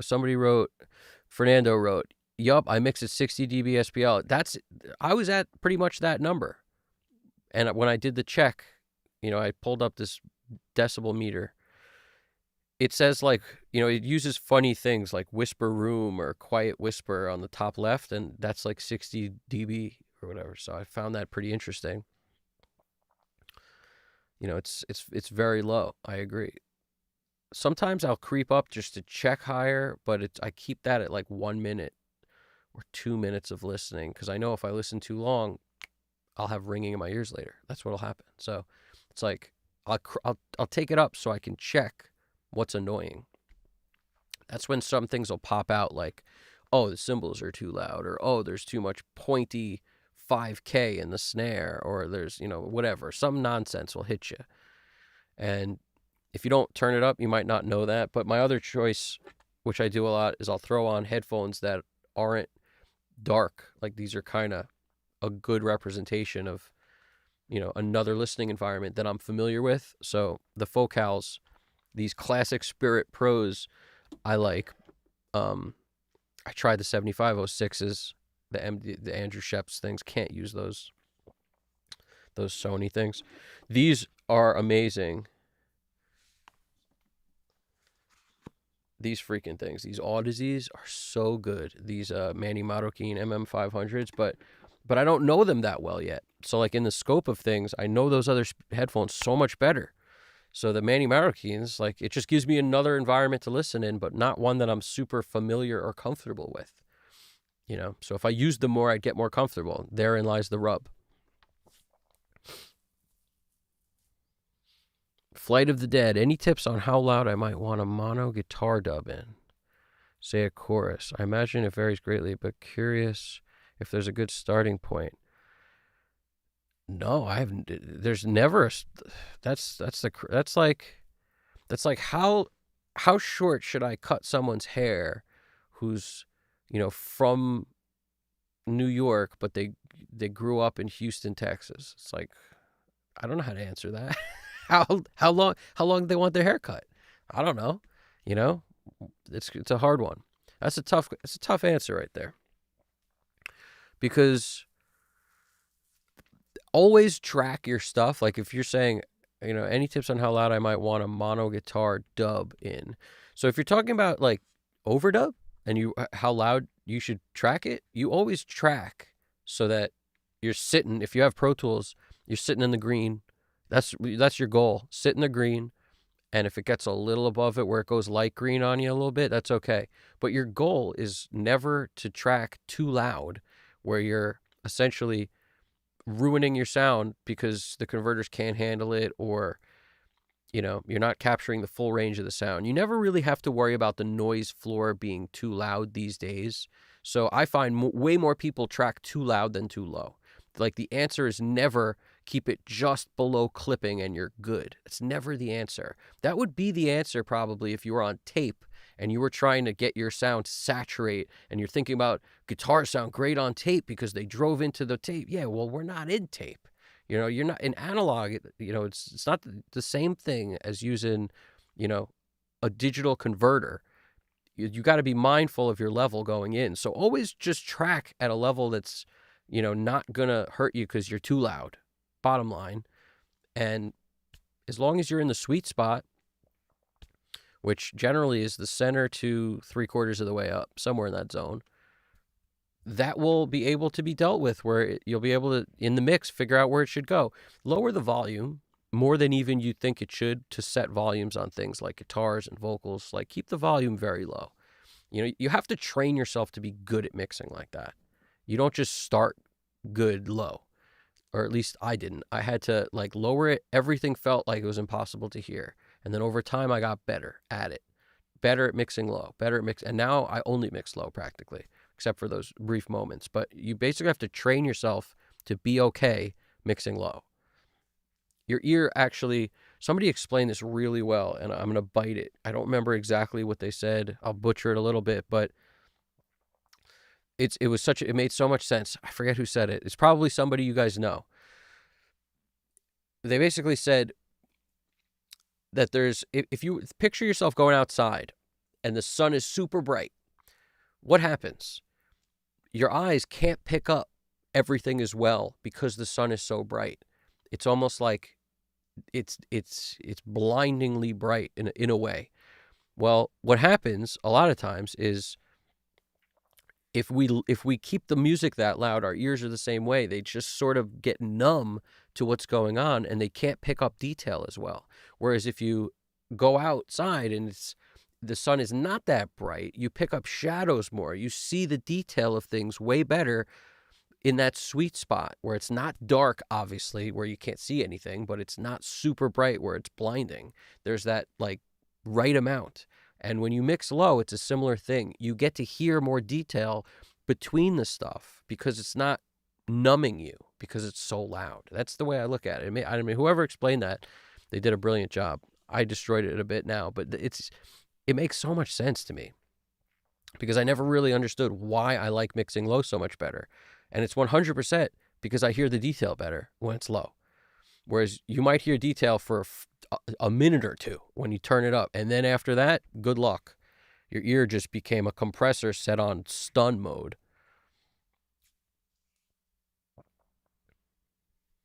So yeah. We'll check out some Temu cameras soon. GDP holding down that humor. Love it. It's the comic relief when we need it, courtesy of GDP. Flying a 747 while he does this stuff. I don't know how he does it.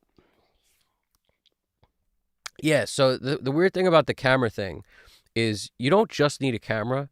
You also need the card that does the capture card. So the camera I use all the time has to go into a capture card to be able to be read by the computer when you're essentially streaming.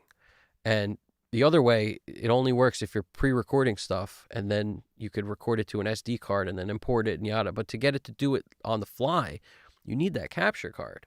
As far as I know, there's no other way to do it without that. But it wouldn't surprise me if there was and I just didn't know it.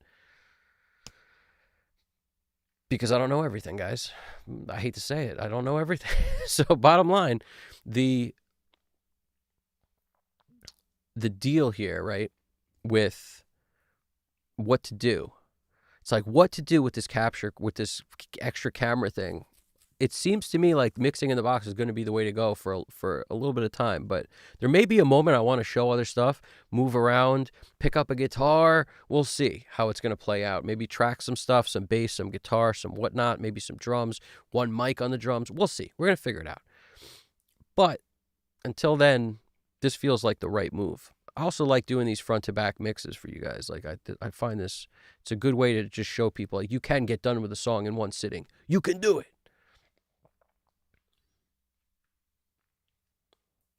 What do we got here? 4K resolution. Just set up an individual camera for each piece of gear. Thanks, Vincent Hagen. It's a great idea. It's a great idea.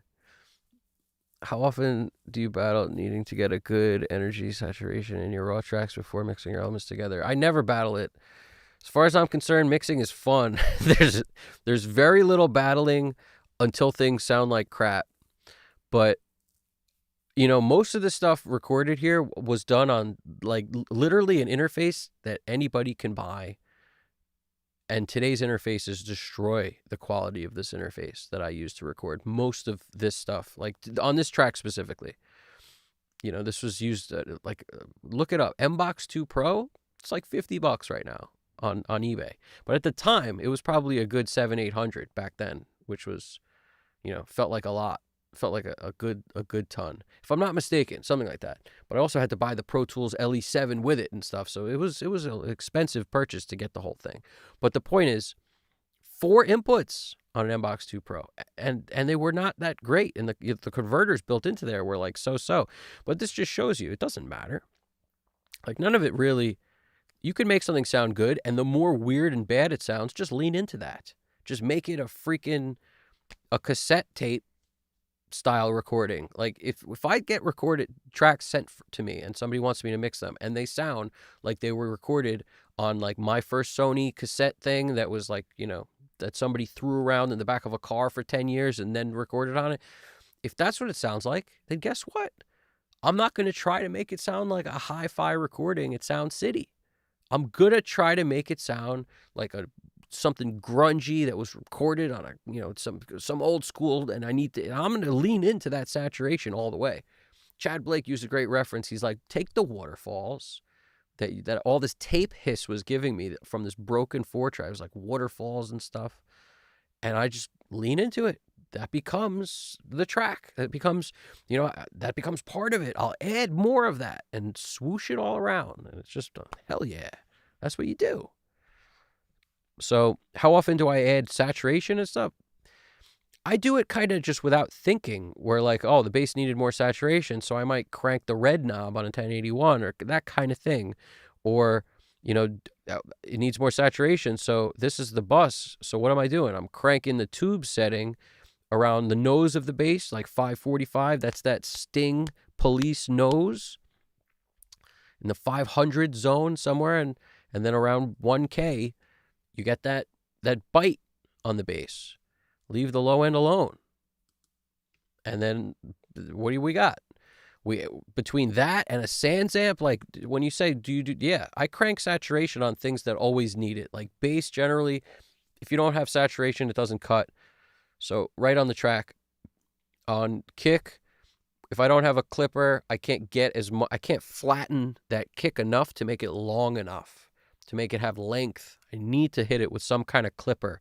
And sometimes a transient designer, which is also shaping that thing a lot, it's totally changing the way the wave is and giving it more length or more attack and length or whatever.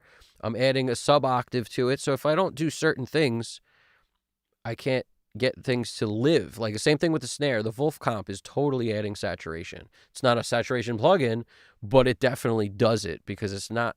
I mean, it's a very aggressive compression that might as well be called hitting a tape machine way too hard and also compressing with a compressor that has a flavor. That's basically what it sounds like to me. It's just crushing. And I'm using this parallel bus on snare, so it's like I went about this because it needed it. If the tracks don't need it, like the last few tracks that were done through a bunch of 1073s, they didn't need it. So I didn't add it. Like the drums didn't need as much.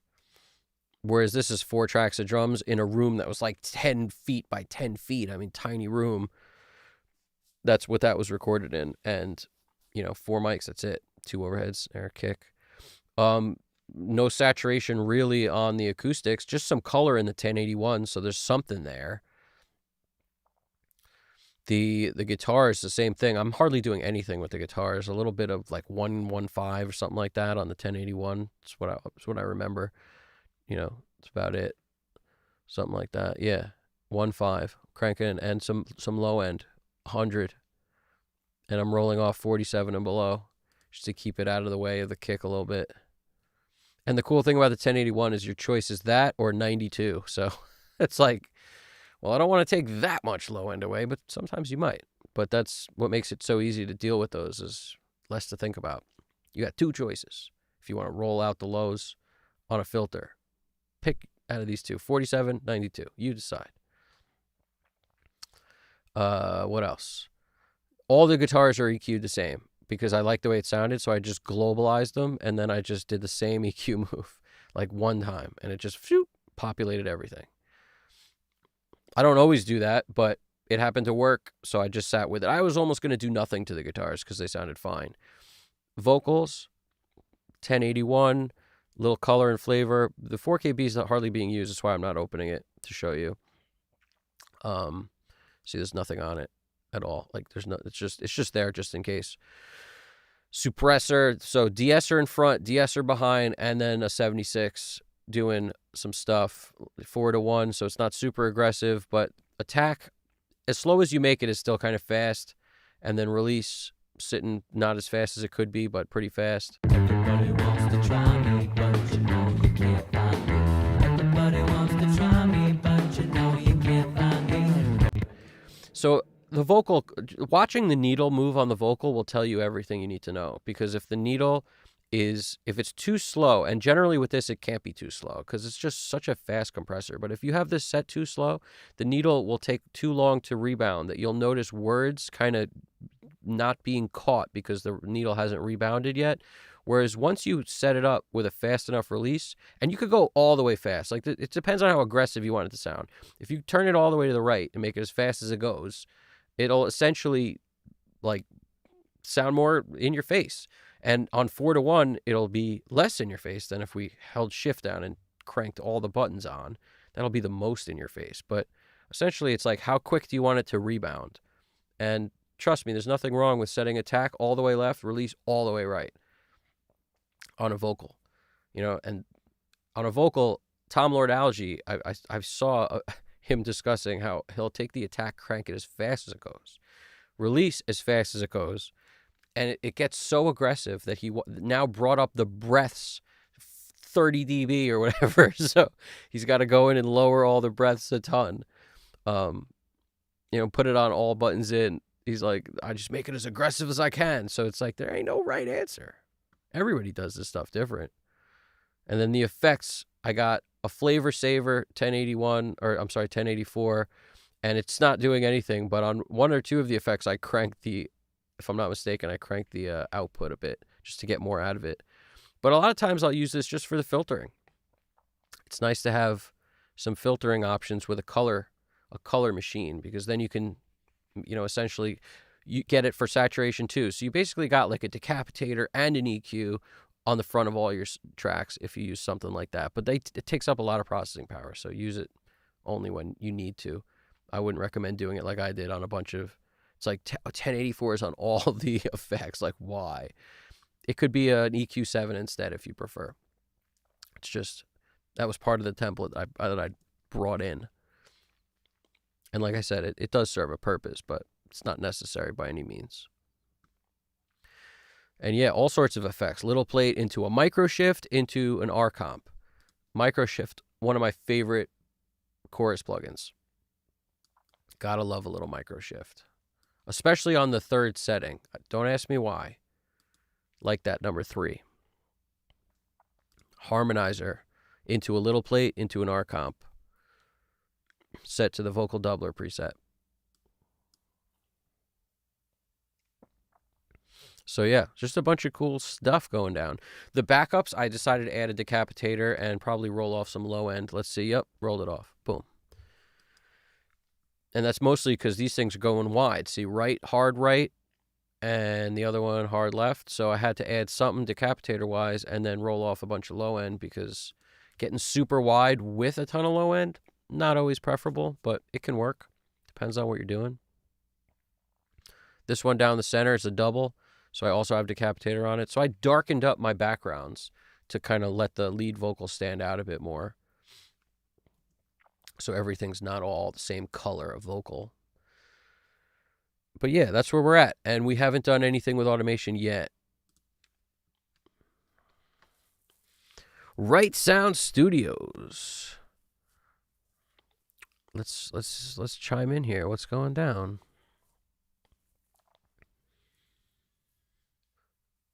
Oh, anyway.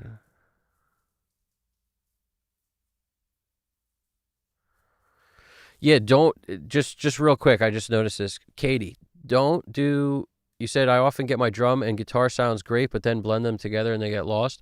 I assume you mean when you're mixing, you get the drum sound and then you get the guitar, like in solo probably, or first, then you add. Like I never do that. A big tip, and I hope people take it away from what I do. I mix with everything in all the time, and when you're tracking, like clearly you have to start somewhere. You start with a clean slate. You record something first, and then other things, unless you're lucky enough to have everyone play together. And if you can do that, that's the best move for so many reasons, because you dial it in, and then how you hear it is like, okay, that's the first take. Let's make this sound better because we're losing stuff because these things are on top of each other. It's like, why does Stone Temple Pilots sound so good? Because they recorded all together. So they knew going in how the amps needed to be dialed, how the stuff was going to sound. So they're mixing while they're going because it sounds great when they're tracking, and they're dialing in those sounds to be able to sound great when they're tracking, and then it's just easier peasier, more bleasier. I mean, how else are you going to look at it? So if you're getting your guitar sound and you're tracking that, and then getting your drum sound and you're tracking it separate, I could see why you may run into a corner where now you try to put them together and they don't sound good. But the best move would be play it all. Let the track run with everything, and just only EQ when everything's playing. The whole, not just the drums, not just the guitar. Like never that. And maybe you do that already, so I don't know. Maybe I'm misinterpreting what you said. -18 to -12. Is it good enough? I don't know what that means. I don't know what we're talking about here. -18, -12. It is good enough. What are we talking about? Are we talking about LUFS? I don't know what you're talking about. Are you talking about integrated LUFS? I like to keep my tracks at very low volume, like -20 to -10 dB, and then I'll bring it in the master. And then I'll bring it in the master. Oh, then I'll bring it up in the master.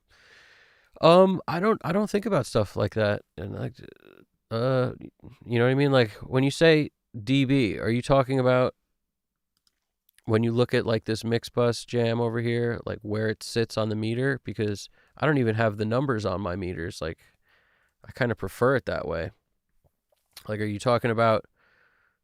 I don't think about things like that at all. I definitely have a clarity on my desk so I can see roughly where the integrated LUFS is sitting. It's really the only number I'm really ever looking at on that.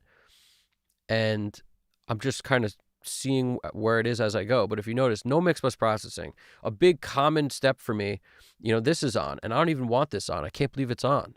Like, I forgot to take it off. The mix head was on, which is okay, but I generally don't mix into stuff like this until the end.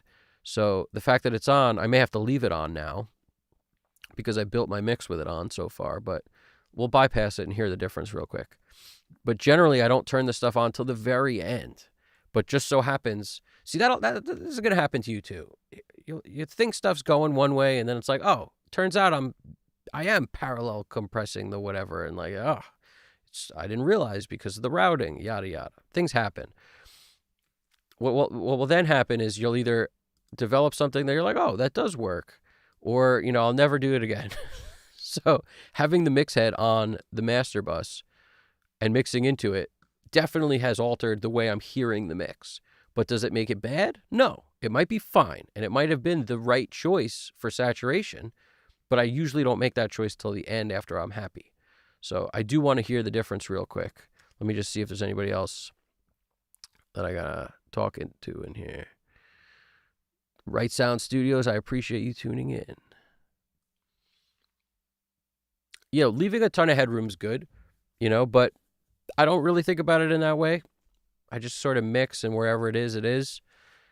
And there's generally enough headroom because I'm just very aware of like how many dB of compression and limiting I'm doing on my mix bus at the end. I'm very aware of it. And as I mentioned, I use this master. I'll turn this down to sort of go into the processing less. So that means my whole mix can be built.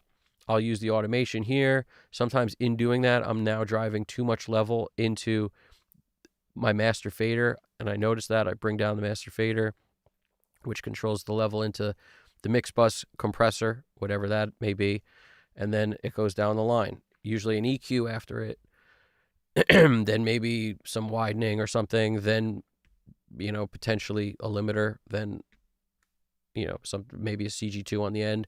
A lot of times the clipper in front of the limiter, depends.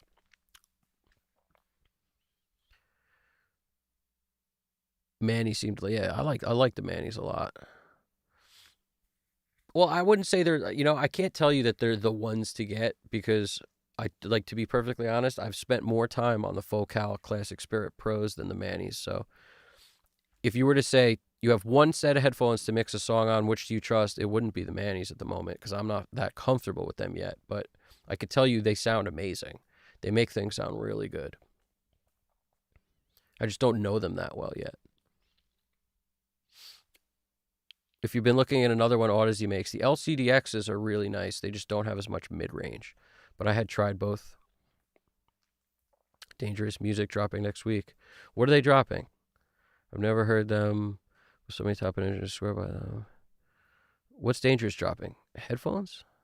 I don't know the answer to that.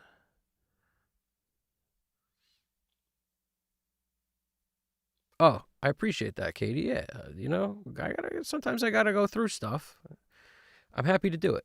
That's part of when I do this, is like give people a breakdown, summarize as I go. Kit plugins, channels. No, I haven't heard of that. Kit plugins. N105 V2 channel strip plugin. I don't know what that is. It's a Blackbird Neve channel strip. I believe it is. To be honest with you, I don't need any more Neve stuff. Got all the Neve channel strips I need in UAD. I don't care how much better other ones are either. I don't give, because they all work. That's the bottom line. They all work. Yeah, definitely. Always make the moves while everything's playing. That'll be the biggest step up your mixes take. When you start mixing and refrain from hitting solo. It's absolutely the biggest tip that everyone should take to heart. Stop hitting the solo button. Literally do it when you need to know something like, where's the drum end so I can set this gate properly, or like something like that. Okay, I get it. But don't hit the solo button. So I do it more to show you guys what things sound like than anything else. Like just to be like, oh, you're curious what the snare is or what the things do. Like I have to do it that way because otherwise it's kind of just in the track. But I hardly solo stuff. I do way too much in isolation since I record all the parts myself. Yep, I totally get that. A lot of the stuff I work on is Vincent Hagen. A lot of the stuff I work on is metal, so it's super easy for things to get loud and clip. Yeah.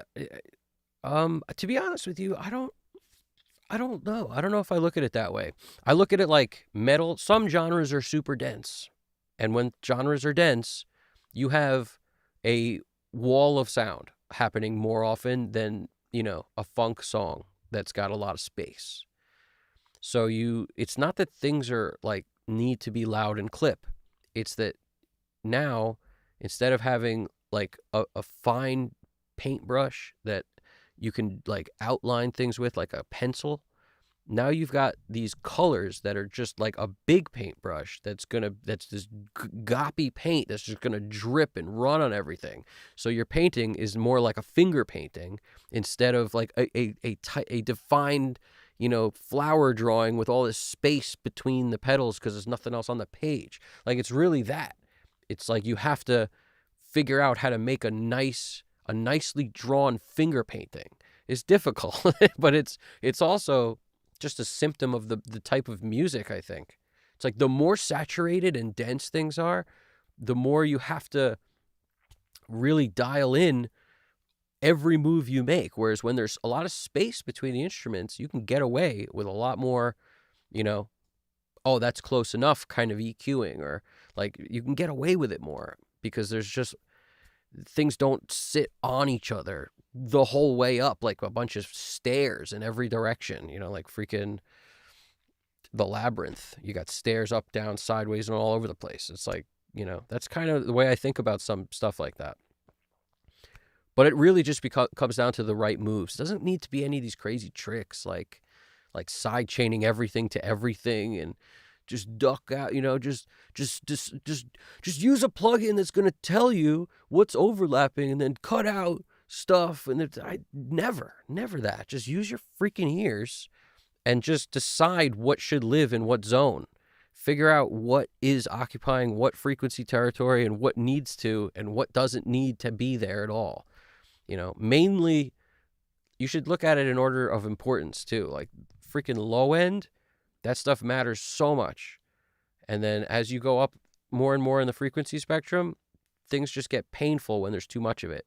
So the goal is to keep it tame relatively and only add the brightness to the things that need the brightness. Don't just add brightness all the time. And also think about go above the things you want brightness and bring it up on a wide cue so that it's naturally coming up. If you go to the point of what, like on guitars, people do this all the time. They're like, oh, 3K is the aggression, or like, I want that sizzle at 4K or whatever on my, distorted, saturated guitar. It's like, well, if you go to 4K and boost it, now you've got this nose in the most annoying part of the guitar. If you get above it and boost it wide, now you've brought it up gently. It's a very, very, very different thing. It's the same with below it. If you get below it and boost a little bit, well, now you've brought up some of the above just in the fact that the curve is on its way down. It's still picking up some of that upper range, but it's focused in a place that's not painful. So there's so much like counterintuitive stuff with mixing that people it takes a while to understand that there's a billion ways to freaking deal with cats, man. I don't want to keep saying skin a cat because every time I do, my cat listens to the thing later and he looks at me funny. He's like, why do you keep saying that? So I completely get it. But, yeah, yeah.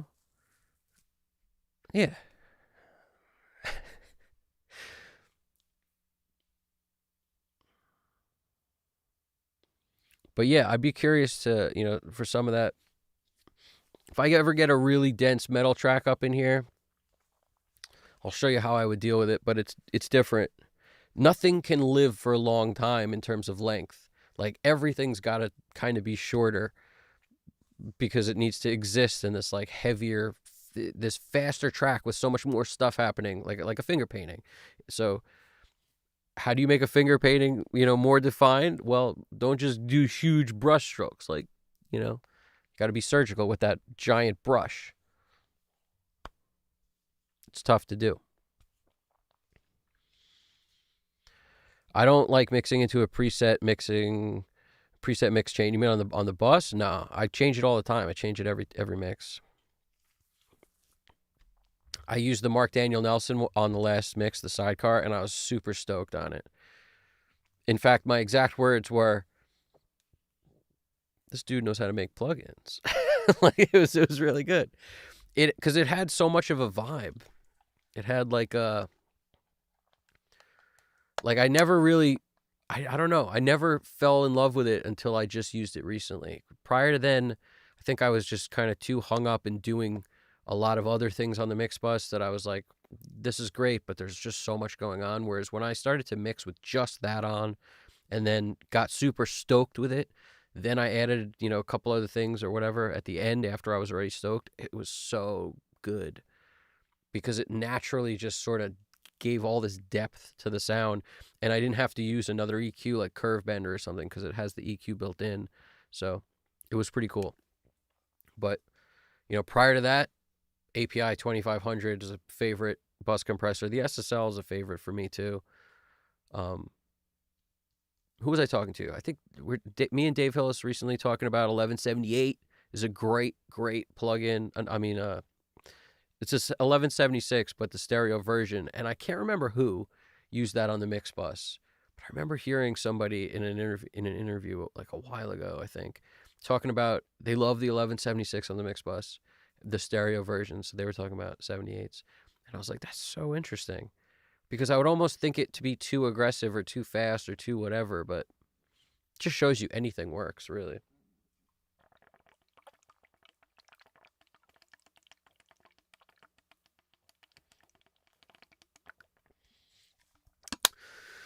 On the clock.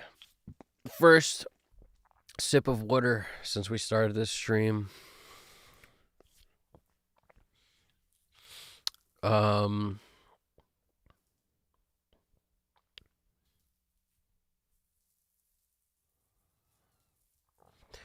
But I found tons of problems when having my levels set at 0.0 dB because the type of music I work on. So I just bring it down, turn my monitors up, and I can keep things. Yeah. I'm the first one to tell you, if my master is cranking at the top, I lower it till it's about halfway to 3/4 of the way. That's where, like, you don't have to remember much when you're watching me because it's halfway, 3/4 of the way. That's the sweet spot. Once I add processing, I'm not really concerned with where it is. And on VCA level, I'm not that concerned because this is just a volume control. And if I bring it down on the master and everything's below it, well, now all of a sudden I got back anything that was a problem with the volume over here. So I ain't too worried about it. But I'll often take off the processing to check where it is on the master. Then I'll put only thing that goes on the master for me is saturation. One saturation plugin typically, not usually two. But sometimes it could be two, right? But it could even be three, but usually one because less is more. I am a fan of the less is more, especially with saturation. So if I take this off and I look at this and it's too hot, I bring the master down. And that definitely helps things not go crazy in here. On the next set of stuff, which is usually could be 3 or 4 plugins. But I put that on late. Alex Christoph, what's poppin'? It's good to see you, buddy.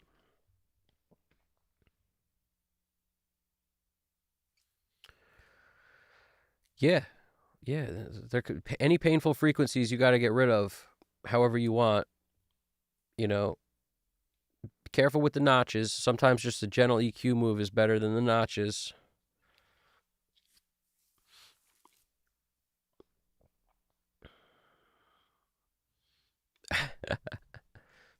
Yeah, Vincent Hagen, I agree. Less is definitely more.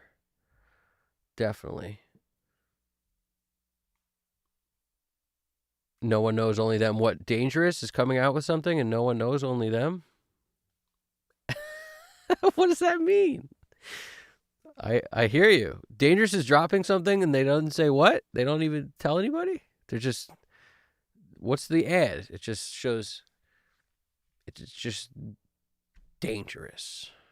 And then it shows the key 3 speakers that dude's using. I don't know. I'm curious. Happy to do it, Katie. I appreciate you hanging out. CXQ5. And Katie, I appreciate the compliment too. Thank you. Take it easy. See you soon. I'm going to keep doing what I'm doing right here. CXQ5, the man. No water for almost 6 hours. It's true. The mix could turn out a little dry. There's a lot that could turn out dry. I find the less water helps with the less bathroom breaks. But at the same time, there's always a need for a bathroom break during the run. We started around 7, so where are we at? It's almost 1 a.m. It's 1 a.m. now. Wow, we're really cooking over here. Let's hear how things sound with and without this mix head real quick.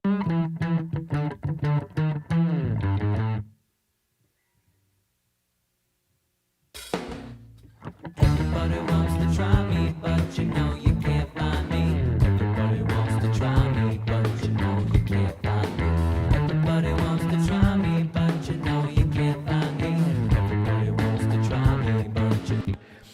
I'm liking it with the mix head, and the fact that I built it with it on, it's telling. I'm going to also lower this about 2.5 dB just to get even further below where it was at.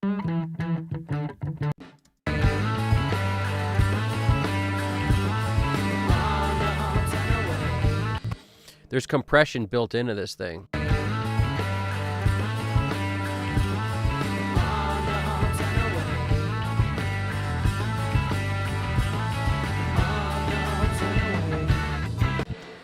Volume could come down a little to do a proper test here, because it's definitely making it where I can't hear huge, I'm tricked by the volume. 1, 2. That's so crazy how it changes the color of this.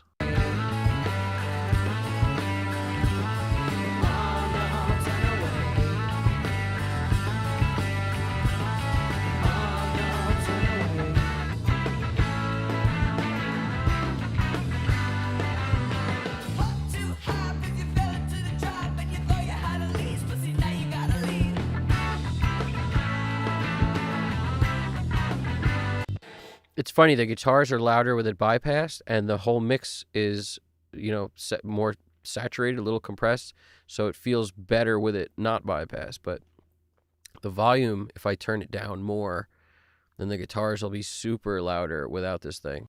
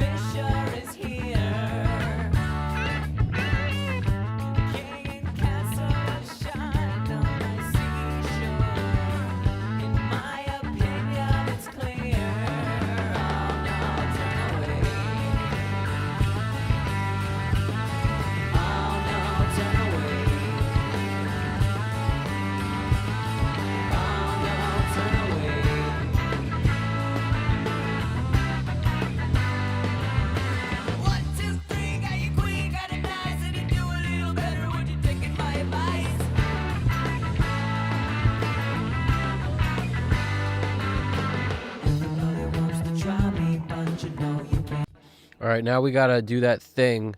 I want to make this compete with the rest of the song. So this part right here, this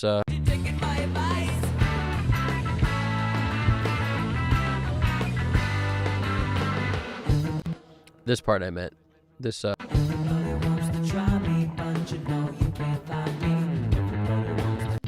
I got to turn this up like, I don't know, 1.5, 2 dB ish, something at least that, just to make that part stand up to the rest of the track now. It's a symptom of the part that's being played, because it's goes from chords dense, full, like that full paintbrush, to like a narrow colored pencil. So you got to make the colored pencil super loud to be able to make it compete with the chord that just happened prior.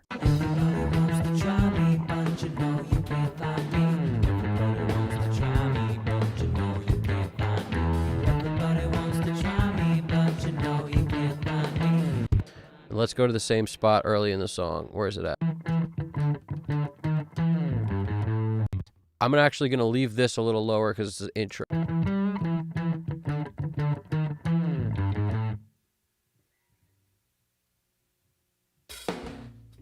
Everybody wants to try me, but you know you can't find me. Everybody wants to try me, but you know you can't find me. Everybody wants to try me, but you know you can't find me. Everybody wants to try me, but you know you can't find me. Everybody wants. think this thing, I gotta sort of look at it. It's like, I think it starts literally right where that starts, if I had to guess. Yeah, that's why the verse is there. Okay, good. So this is grouped, so it's easy to do. We'll go up, I don't know, 3 dB, 3.3. Let's see. It's 0.8s. But you know you can't find me. Everybody wants to try me, but you know you can't find me. Everybody wants to try me, but you know you can't find me. Everybody wants to try me, but you know you can't find me.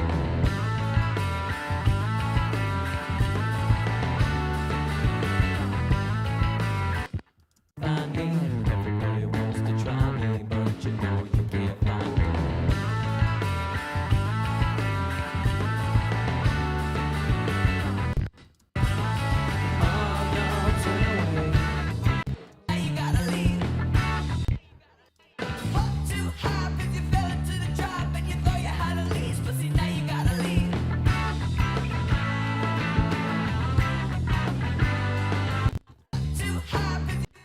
I'm going to take the group off for a second.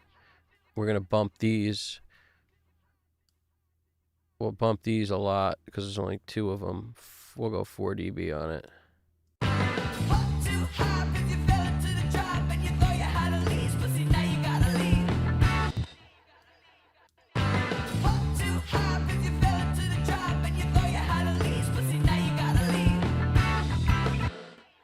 I dig that.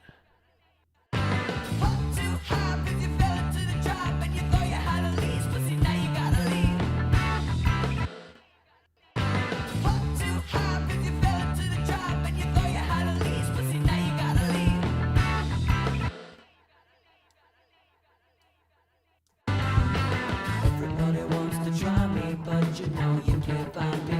Everybody wants to try me, but you know you can't find me. Everybody wants to try me, but you know you can't find me. Everybody.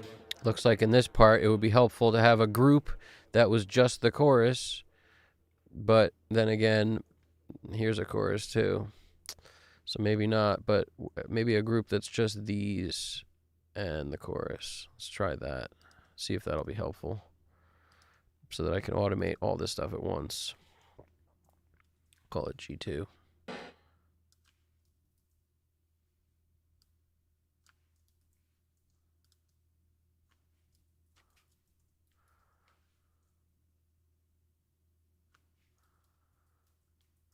See if that works. 3.3. Everybody wants to try me, but you know you can't find me. Everybody wants to try me, but you know you can't find me. Everybody wants to try me, but you know you can't find me. Everybody wants to try me, but you know you can't find me. No, you can't find me.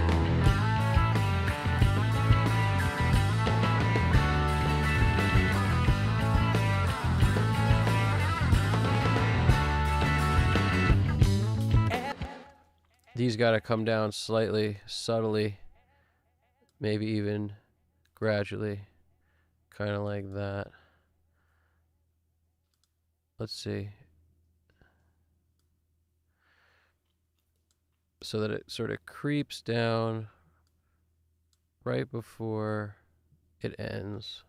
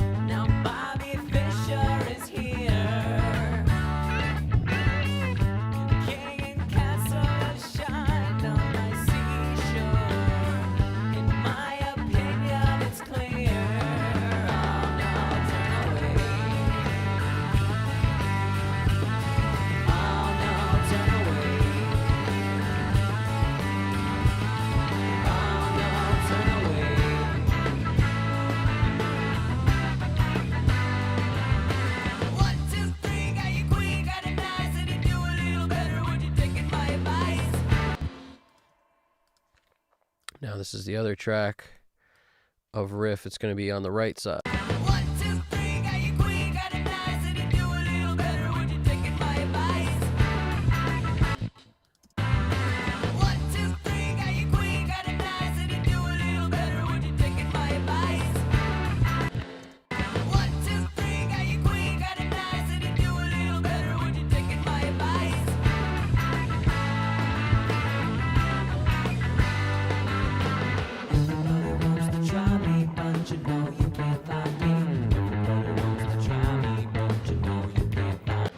All right, we're gonna have to automate. Gotta automate. Start getting the feel in this piece. Let's automate stuff. So to automate first, before we automate, we gotta throw it into the VCA groups. Kick trigger. Not using the trigger at all, but it's here, so I'm gonna put it there. Kick VCA, mix, VCA, kick VCA. So I put it on mix, so in case I need to edit something, it's easy. I don't need to separate it on this level. If you don't do that, then when you click this, you'll get both at the same time. That's all. That's the only difference, really. Snare VCA. We dump it into snare VCA. Mix. Overhead left and right goes in a drum other. And in our case, we might as well put the parallel in there too. So what we're going to do is go drums VCA. Drums VCA. Mix. Good. Bass.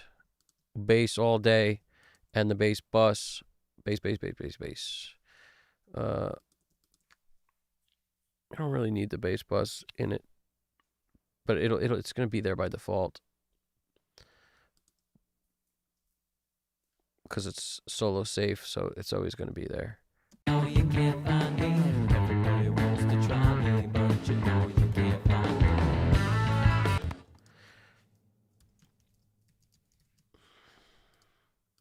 Bass VCA mix. No, you can't find me. Everybody wants to try me, but you know you can't find me.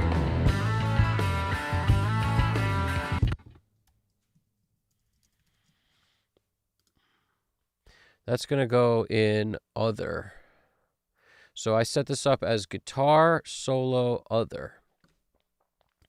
Let's deal with that real quick. I want all these guitars to be the same, except the acoustic.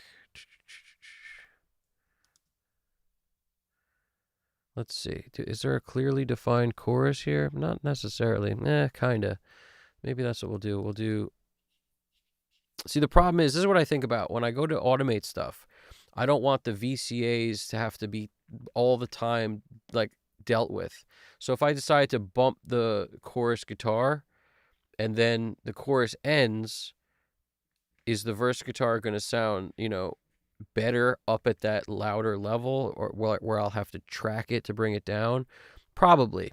Like in this case, we basically got a lot of that sorted out with these little automation moves, so putting the guitars together is probably a good move. And same thing with the acoustic here. If I put the acoustic on its own track, that might be cool for certain parts to feature a little more of the acoustic sound or not, so maybe we'll do that. Keep the rest kind of standard.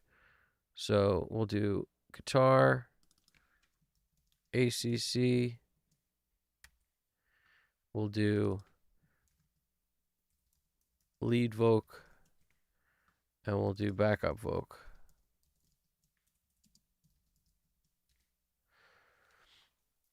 That's what we're going to do. And I always put my effects with everything because it just makes things easier by a long shot. So like the lead voc right here, let's take this, all the effects that go with it, and we'll go lead voc VCA, dump that in there. If there's anything you don't understand about this, just shout it out in the chat and I'm happy to help. Now the backup voc, I actually want all of the backup, so I don't have to think about what is what. Let's get all of it.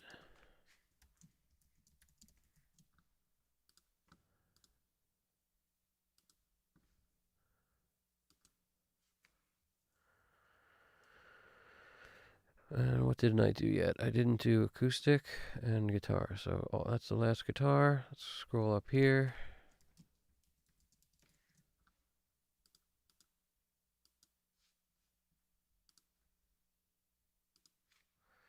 And this is the acoustic.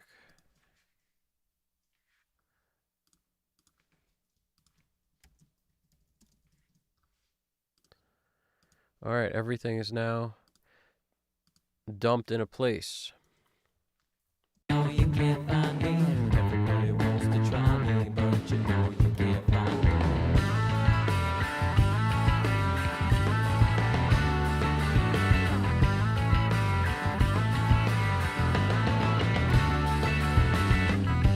Take your bishop away from me.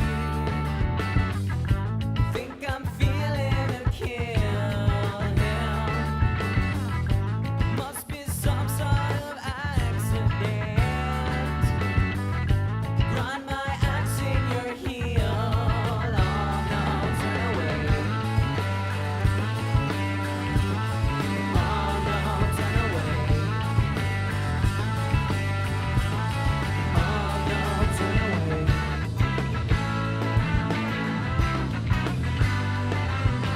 What too hard 'cause you fell into the trap and you thought you had a lease, but see now you gotta leave.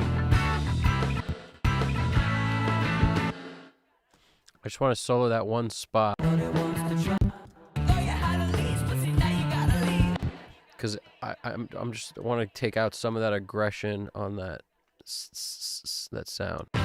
What too hard 'cause you fell into the trap and you thought you had a lease, but see now you gotta leave. What too hard 'cause you fell into the trap and you thought you had a lease, but see now you gotta leave. What too hard 'cause you fell into the trap and you thought you had a lease, but see now you gotta leave. It got very much easier to deal with now. It was in this upper section. What too hard 'cause you fell into the trap and you thought you had a lease, but see now you gotta leave. What too hard 'cause you fell into the trap and you thought you had a lease, but see now you gotta leave.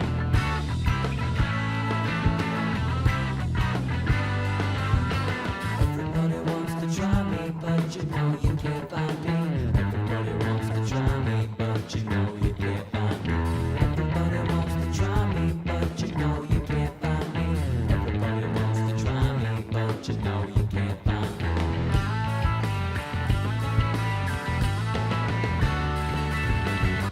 Trap and you thought you had a lease, but see now you gotta leave.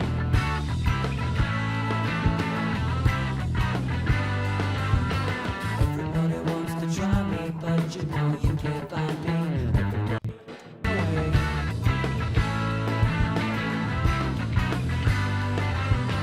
What too hard 'cause you fell into the trap and you thought you had a lease, but see now you gotta leave.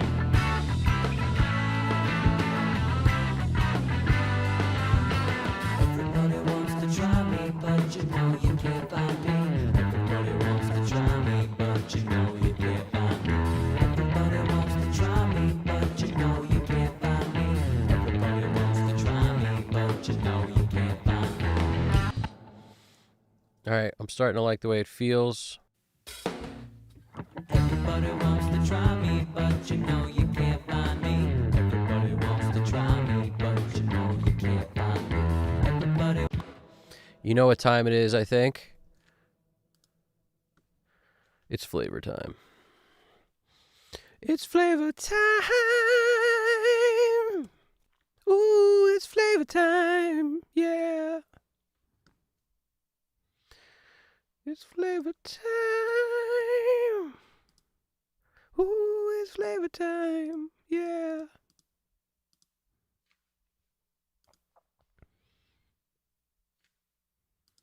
All right, it's flavor time.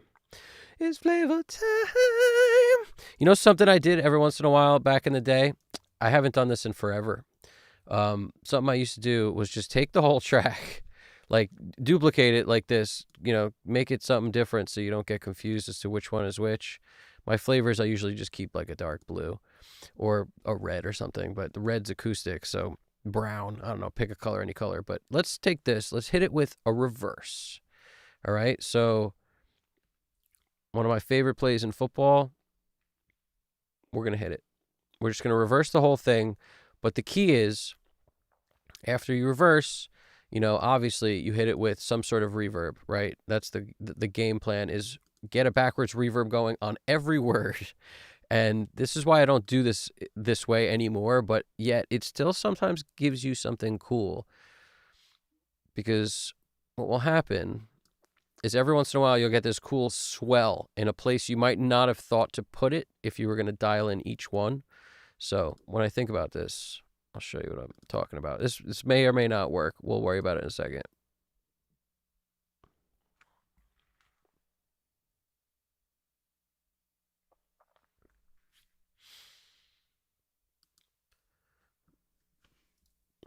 So let me see. So it went from looking like this to looking like this.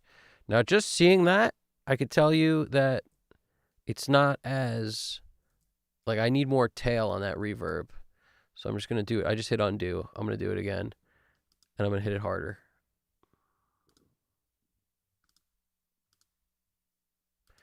Hit it with the deep cavern, or hit it pretty hard.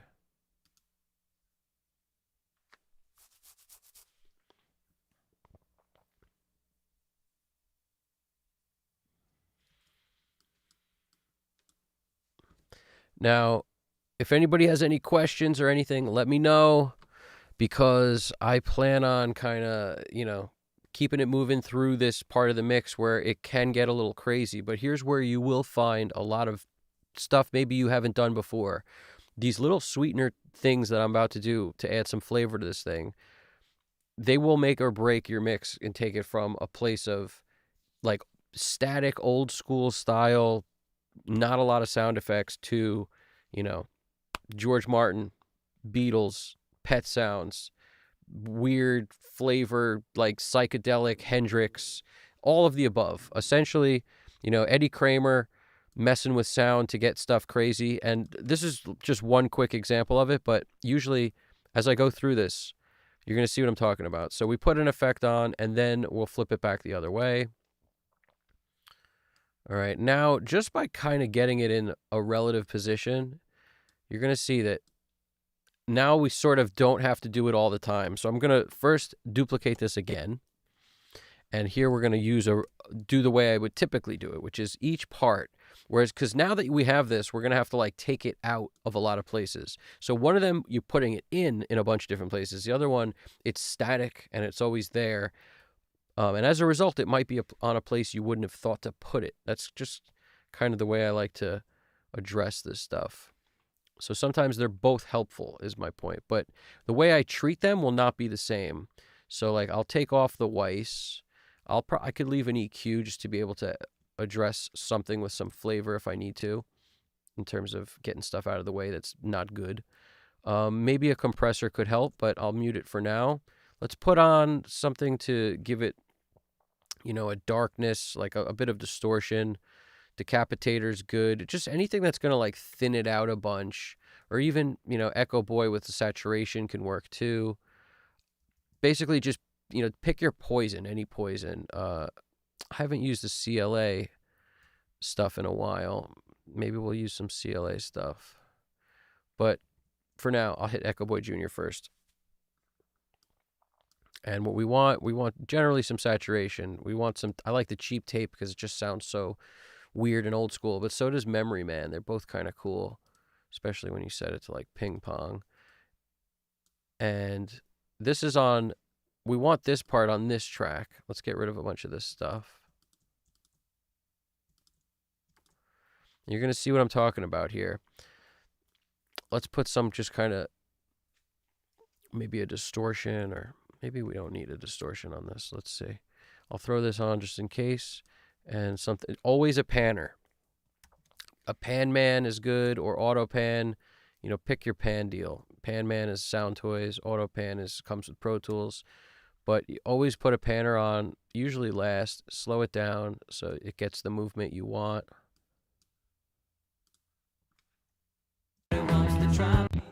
So let's see what kind of flavor we've added just by adding that and not really even dialing in Decapitator at all.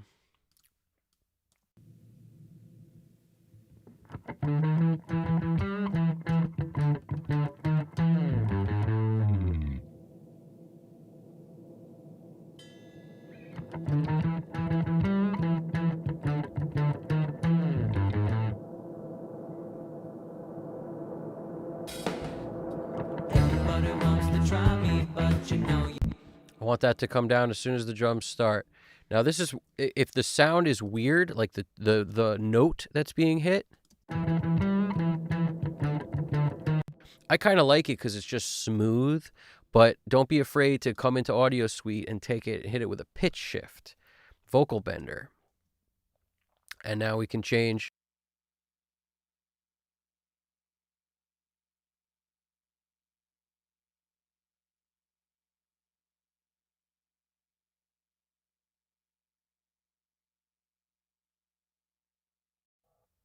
Hold on, you might be not hearing me.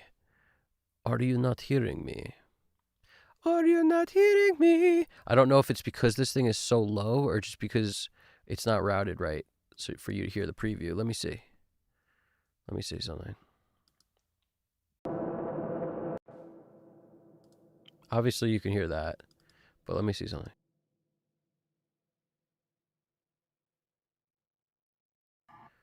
Yeah, you're not hearing that. I can tell off the bat. I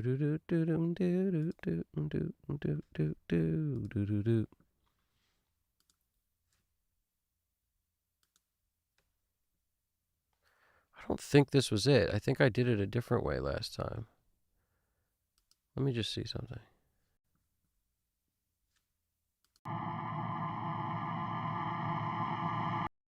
There we go. Now you're getting it. Okay. So check this out.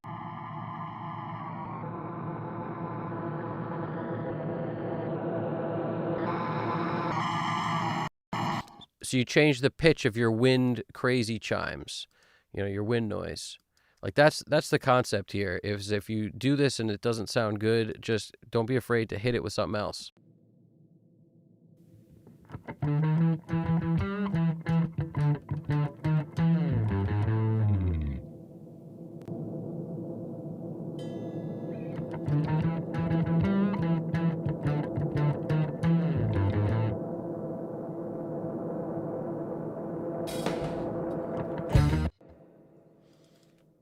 And I may even hit it with something else to make it even weirder. I don't think it's a pitch shift thing that we're missing. I think we need something else. Something else indeed. Let's hit it with a delay.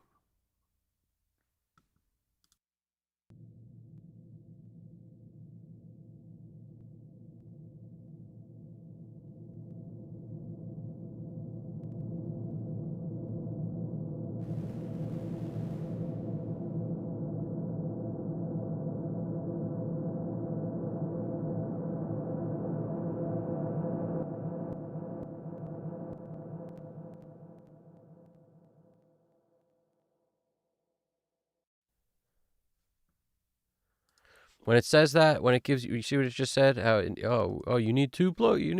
It's a stereo thing. Don't worry about that. You come in here, you hit grid, you change this so it's something you can deal with, like a bar, so it's easy to select, and you can copy it to the track below it. If you feel inclined, you click both of them. Now you got two tracks. It renders it.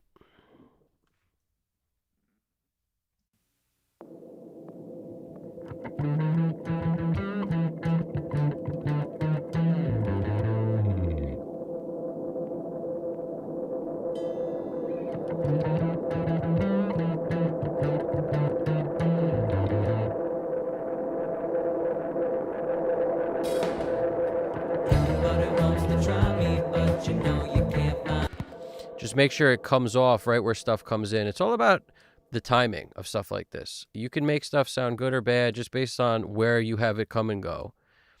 Something bad will be bad, and in the right place it will be good. So this is a weird case where this is okay. It's not particularly fantastic. I don't love it, but it's okay.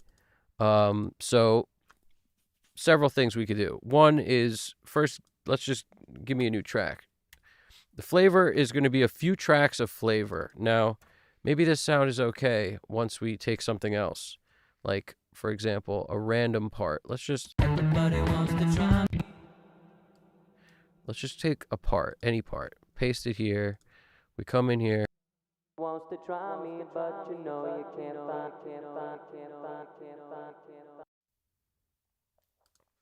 Same thing with the double nonsense. So Shift Apple D. We could create a stereo track, but it's just annoying. So might as well just do it this way. If you're going to do a stereo track, you do, Shift Apple N, you come in here, you get a new stereo track. Sometimes I'll do that just to save space or whatever. Like you create at least one of these, and then you can dump the stuff onto there. So like if you create your stereo track down here, don't be afraid to take two and then just shploop. There you go. You could do that again with up here and go shploop.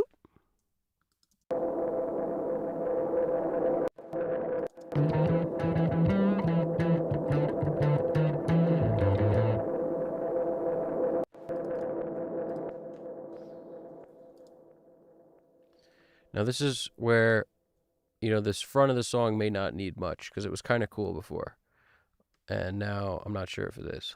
It's just, just kind of throwing a couple ideas out there. And then if none of them work, I abandon ship and I attack another idea altogether.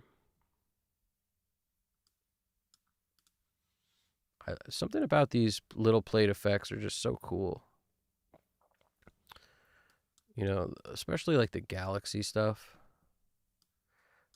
That's not little plate, but the UAD Galaxy Tape Echo. Let's get some spaceships up in here. We may need a little of that. That may be what we need here. Now that I think about it, let's hit that up.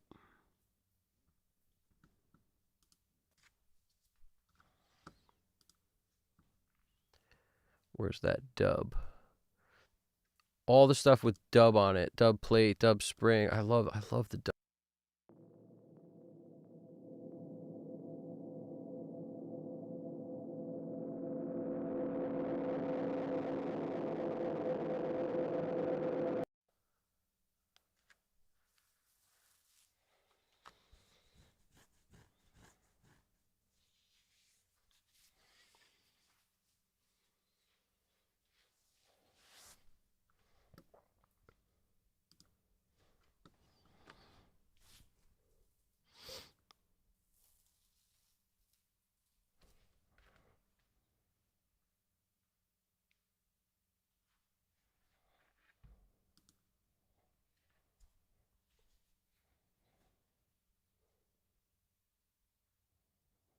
It's crazy how long the Galaxy tape takes so long to render. It's insane, actually. Let's hear where it's at.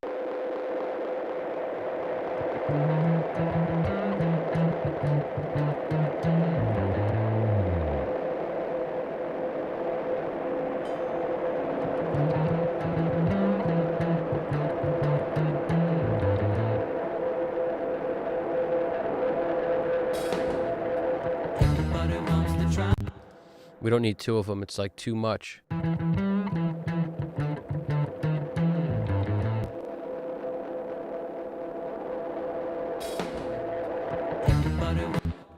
Since this is a new track, I gotta route it to the mix bus.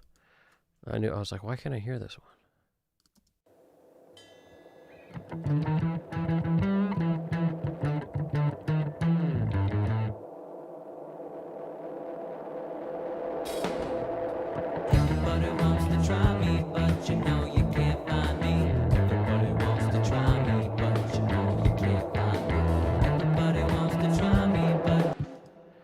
Yep, I'm not loving these at all. They're just like taking up too much space.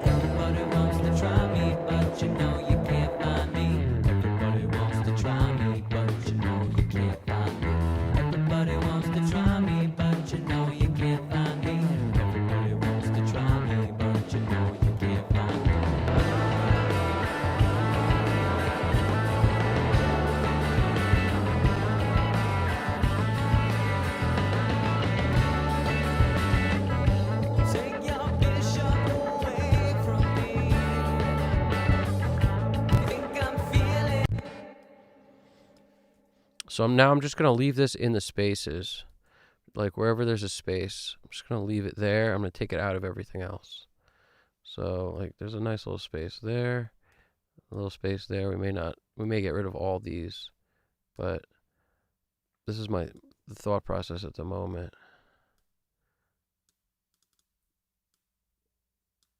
Might not need it here. But I'm just looking up here and determining where the space is, and then I'm just getting rid of the rest of it.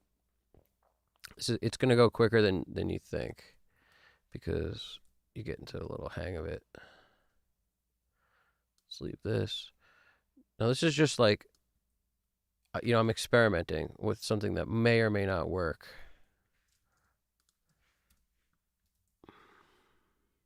Everybody wants to try me, but you know you can't find me.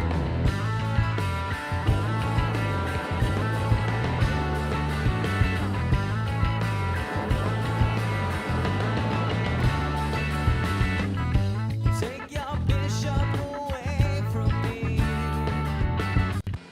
Also, don't be afraid to hit it with a tuner, like auto tune or something, to make sure like whatever craziness you create is in the key of the track. But it's not necessary usually, because you're dealing with crazy white noise to some degree. Spaceships, white noise. Like, it's kind of sometimes cool if it just does what it wants to do. You don't need to pitch shift it in. I've never recently, I haven't done that, but I've done it in the past if it needed it.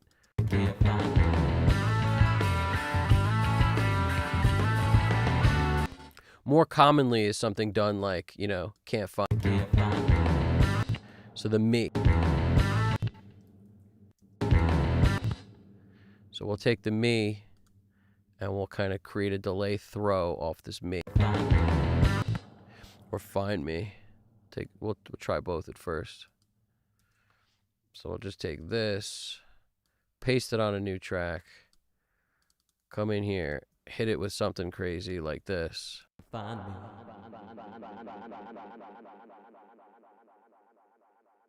Find me.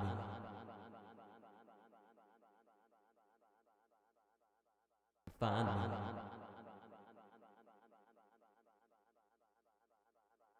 Find me.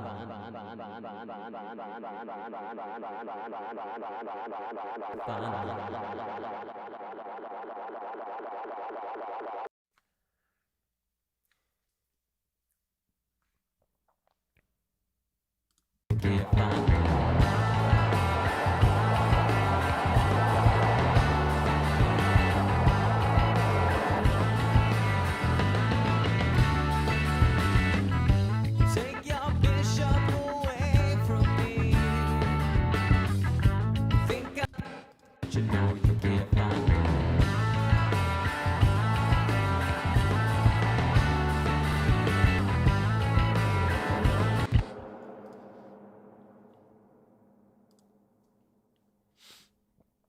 Gonna hit it with some Memory Man, something good.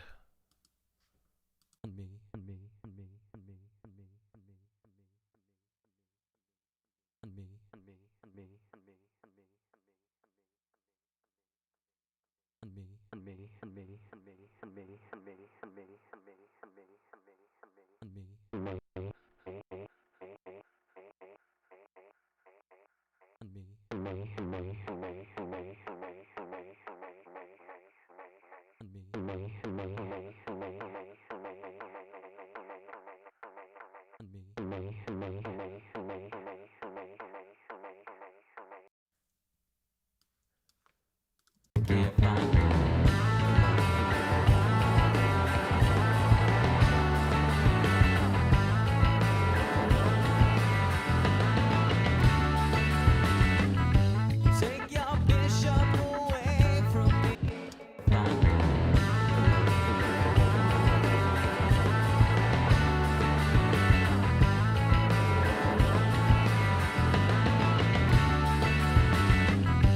Take your bishop away from me. Think I'm feeling a kill. Must be some sort of accident.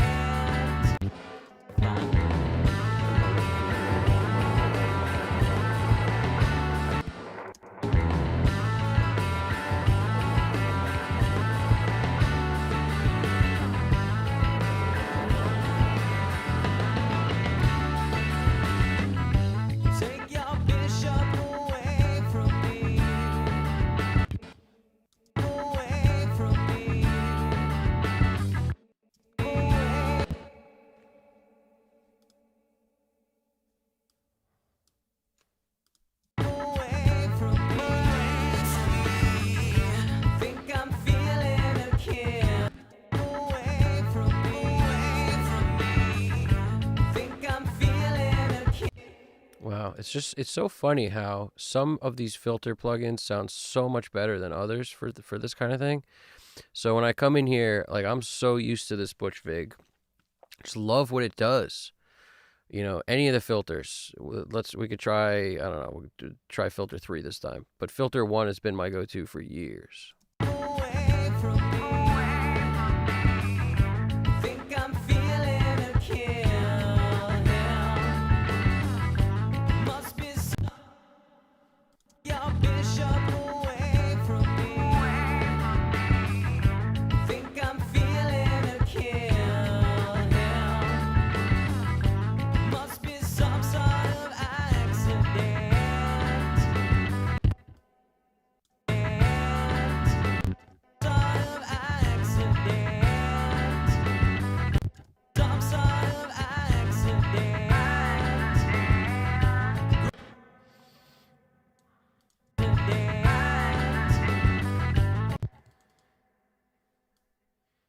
I don't like what the pitch does as the chords change. I don't like that. Must be some sort of accident. Must be some sort of. Must be some sort of accident. Grind my accident. Grind my axe in your heel. Of accident. Grind my axe in your heel. Must be some must be some must be some must be some must be some sort of grind my axe in your heel. Oh no, turn away. It sounds like a dentist drill. that freaking white noise. Turn away.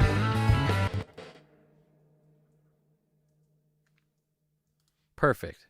How many dentist drills do you want? All of them. Excellent. Turn away. Turn away. Turn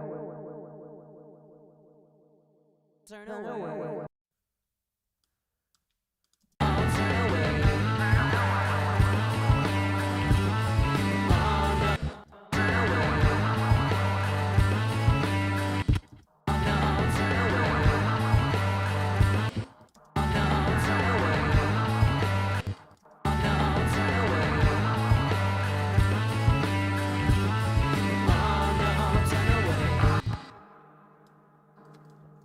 Let's get rid of these dentist drills. Turn away.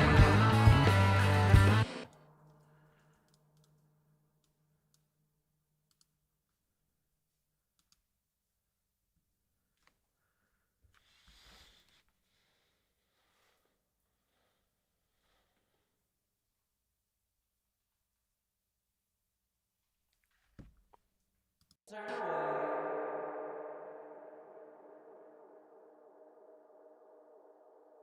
Turn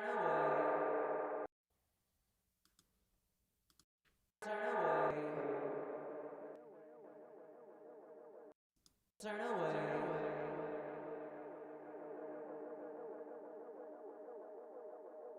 Turn.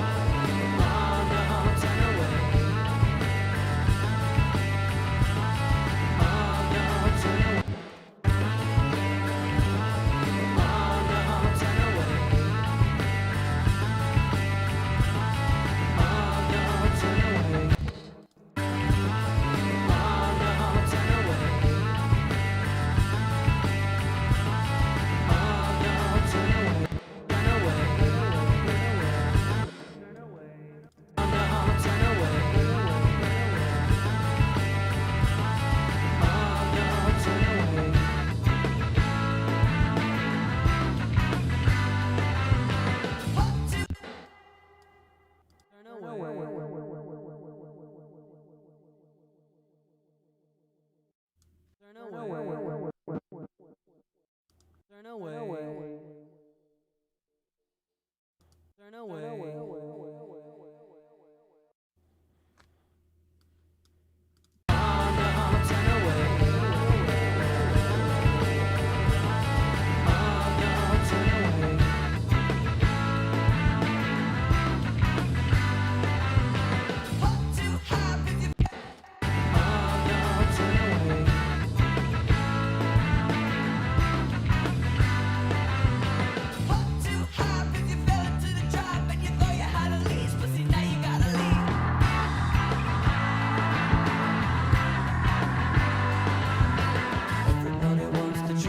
But you know you can't find me. Everybody wants to try me. Gotta leave.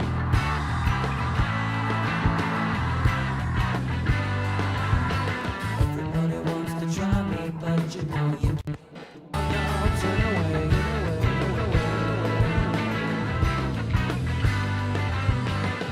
Too high, if you fell into the trap and you thought you had a leash, but see now you gotta leave.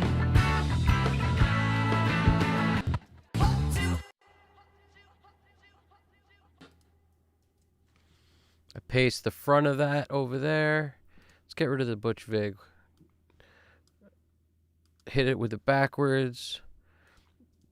Go a pretty long distance so we can get a nice ramp up on it. Let's hit it with something. We could hit it with this.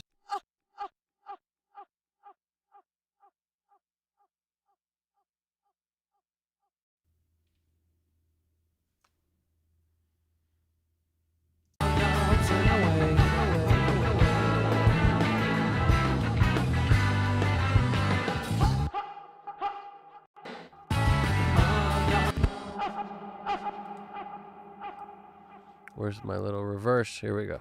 That's what I want.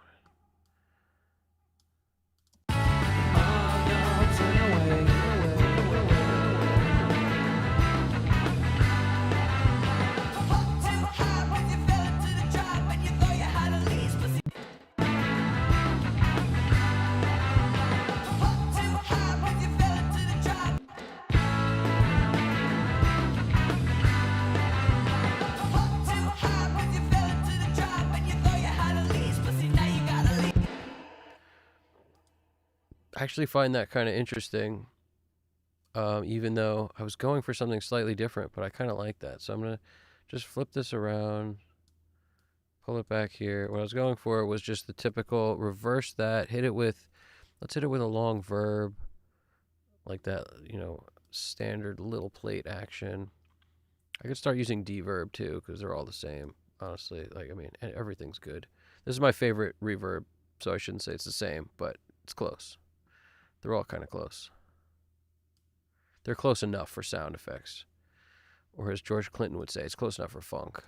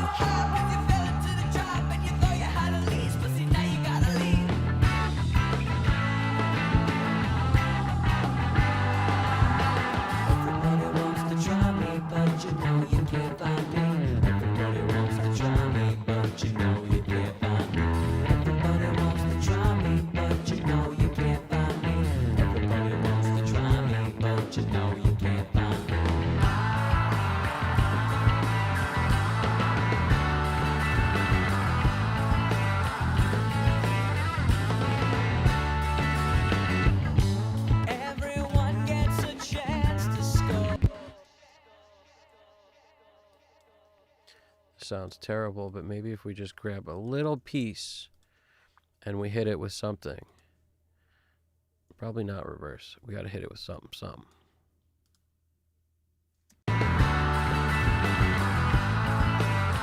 Nope, not more white noise. That ain't gonna cut it. Where's our echo?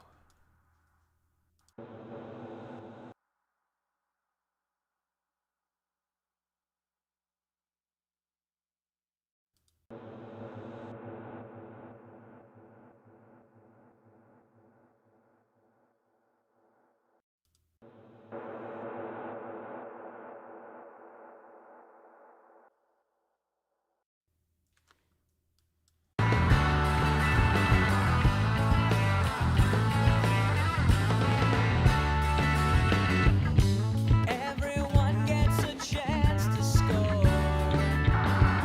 Now I don't like any of these. That initial thing we did didn't work in our favor, I'll tell you that. I mean, maybe there'll be a moment that it's okay, but for the most part, it's just terrible. That's why I stopped doing that. Remember, I was like, I used to do this.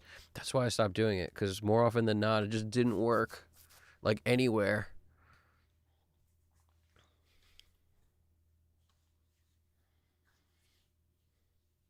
But some of this stuff is working. It's just that one track I started with where I flipped it and I hit reverse and just to have a thing that was like swelling in and out of the words. Nah, not in this one.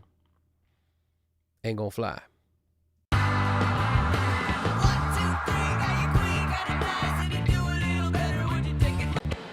That's a remnant of it. That weird white noise is just, it's just terrible. Everybody wants to try me, but you. Everybody wants to try me, but you know you can't find me. Gotta leave.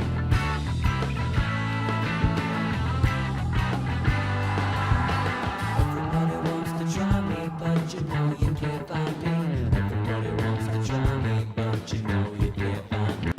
Now you gotta leave.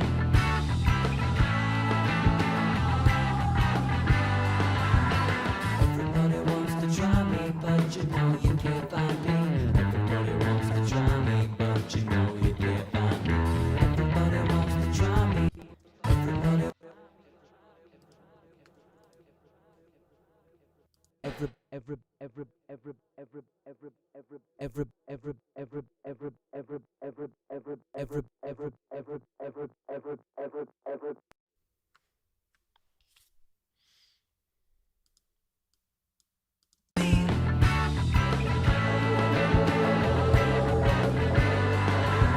Everybody wants to try me, but you know.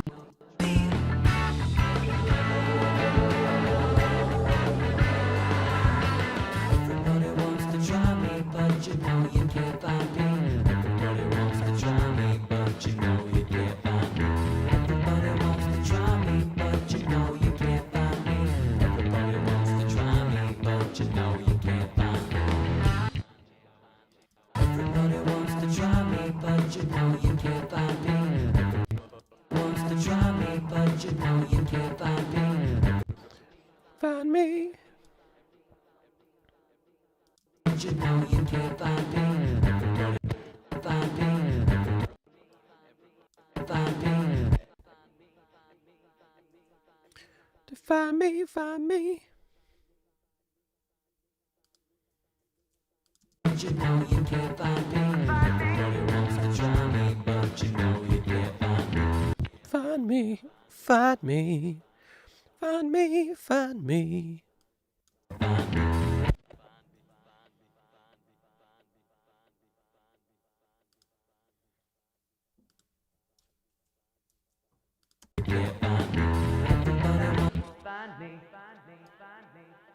Everybody wants to try me, but you know you can't find me.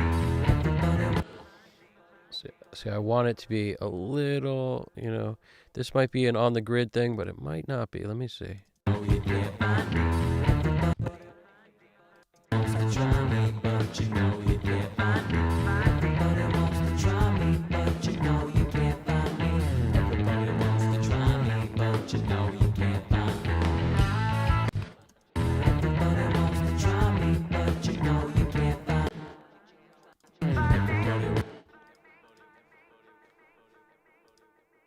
Find me, find me, find me, find me, find me, find me, find me.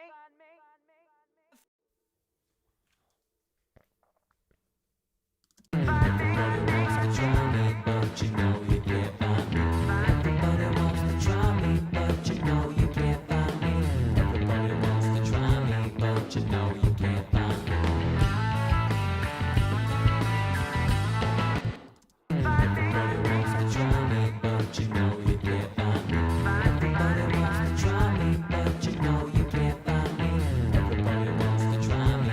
but you know you can't. Everybody wants to try me, but you know you can't find me. Everybody wants to try me, but you know you can't find me. See, like, it's actually kind of interesting, but I wanted to slide it back a little. Like, it's a little early. Everybody wants to try me, but you know you can't find me. Everybody wants to try me, but you know you Maybe Everybody wants to try me, but you know you can't. it's really like the second and third repeat. Everybody wants to try me, but you know you can't find me. Everybody wants to try me, but you know you can't find me. Everybody wants to try me, but you know you can't. I kind of like that, actually. Everybody wants to try me, but you know you can't find me. Everybody wants to try me, but you know you can't find me. Everybody wants to find me. Everybody wants to try me, but you know you can't find me. Everybody wants to try me, but you know you can't find me. Everybody wants to try me. Let's try this a little different. You can't find me. Everybody wants to try me, but you know you can't find me. Everybody wants to try me, but you know you can't find me. Everybody wants to try me, but you know you can't find me. No, you can't find me.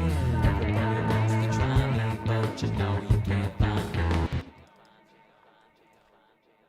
No, you can't find me. Everybody wants to try me, find me. I kind of like that high voice. It works for this. Find me.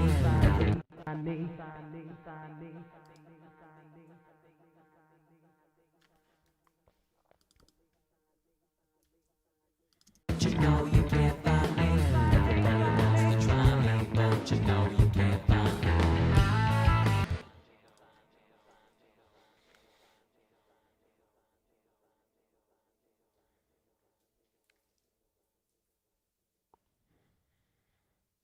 Just doing a little chat check real quick.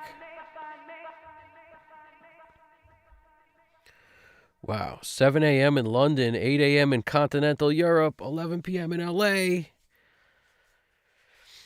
What's poppin'? What's going down? We're adding some flavor to a track right here. So we basically mixed. We're getting through a whole mix. That's what we do over here, start to finish mixing.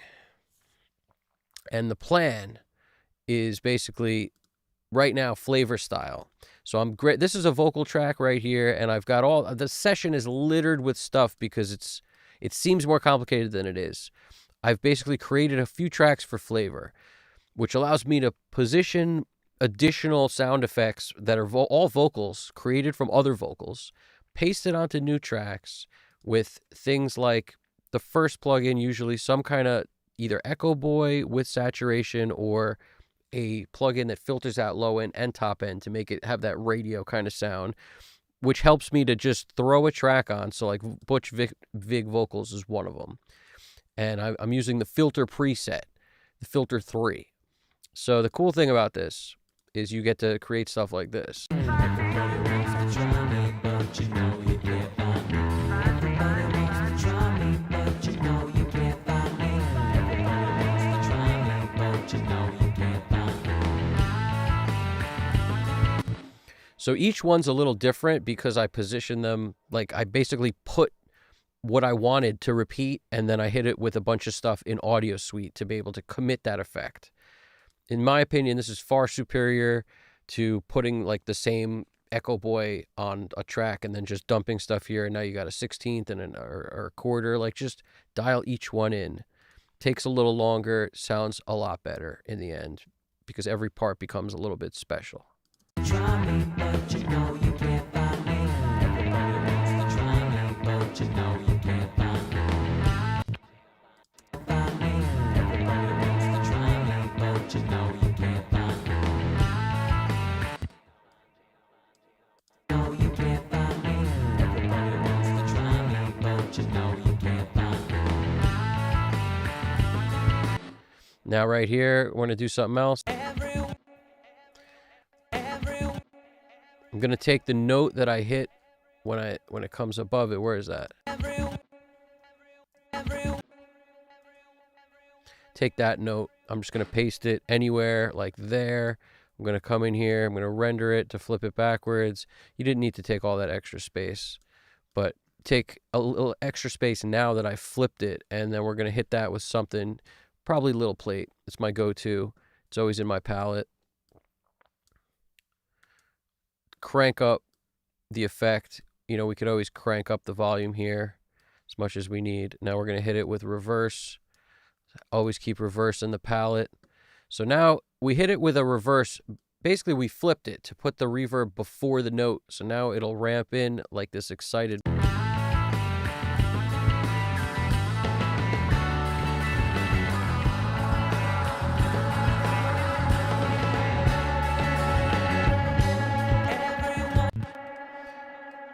Now what we don't want is for it to go on after this thing stopped. So let's just get rid of this for a moment so we can hear exactly one of them and not two. Where this ends, we want it to end like right at the thing for maximum excitement. Let's hear it. And probably not that fade at the end.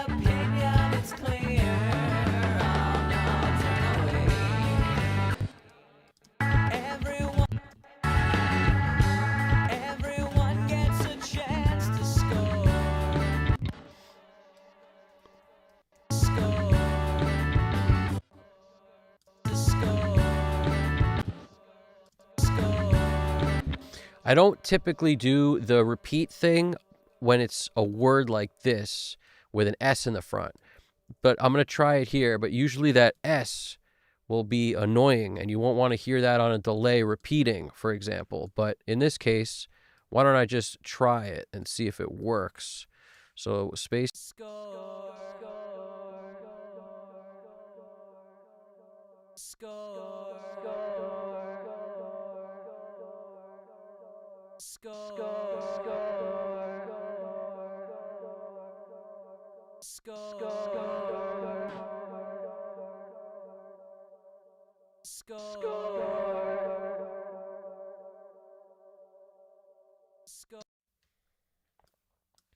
Now, if this one doesn't work, we'll try a different one, but this is the concept here. We've just basically committed that. So by rendering, I've frozen that effect in time. Let's hear it. A little too aggressive and crazy, so we'll do some fades and see if that'll help. If not, try something else.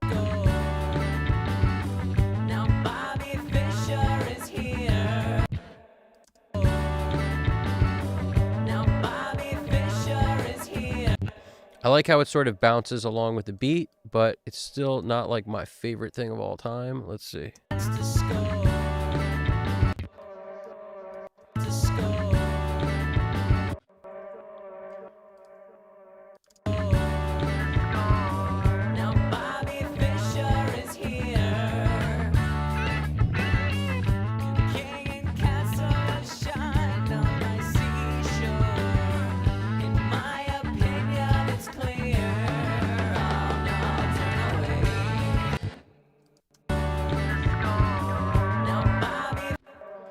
That doesn't work either.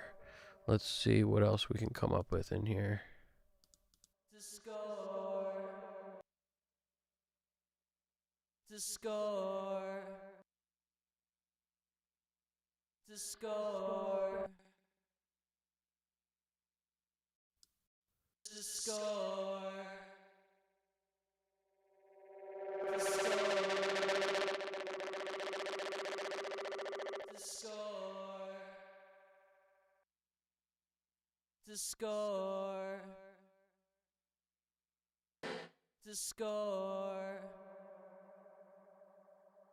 We need another effect. This ain't cutting it.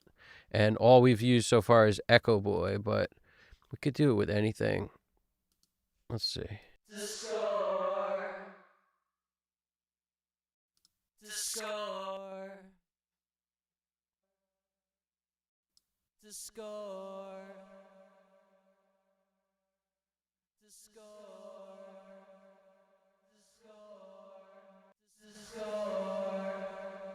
The score. The score. The score. The score. Now Bobby Fischer is here. We don't need the repeat, so I'll just get rid of the repeat. Now Bobby Fischer score. Now Bobby Fischer to score. Now Bobby Fischer is here. King and castle shine on my seashore.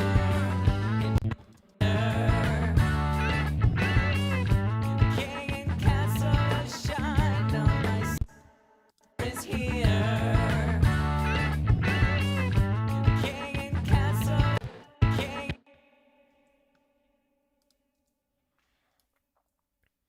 Sometimes I'll use a stutter kind of effect. Sometimes I won't. It might not fit this song at all, but let's just see what we can come up with. It may or may not do us nicely. A bunch of 16th notes pasted. Maybe a couple dotteds.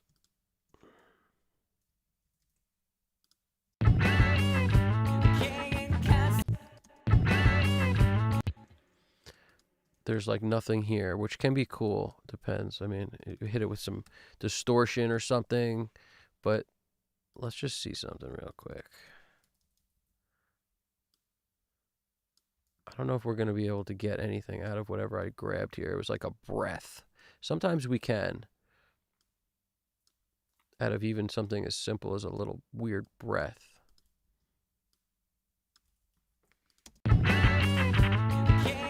Like that. What was that? That was kind of cool.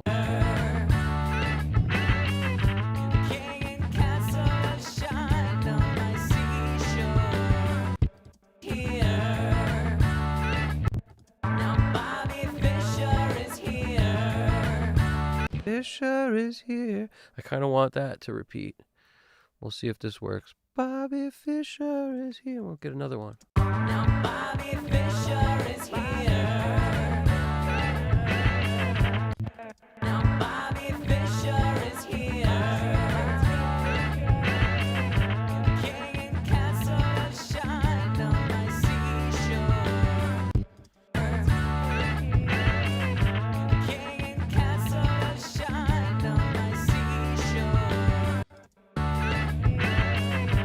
King and castle shine on my seashore. In my We'll do a king and castle. king and castle shine.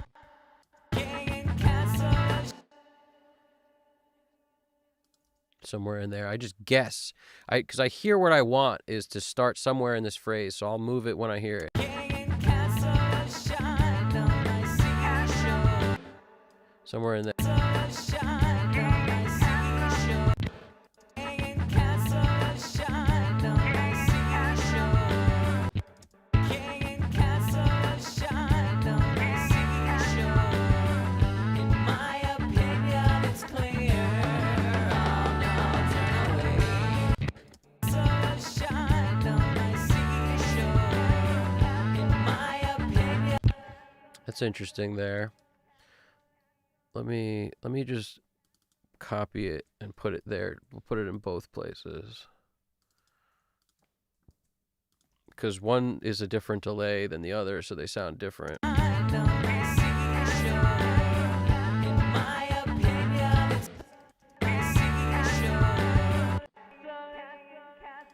me see something here.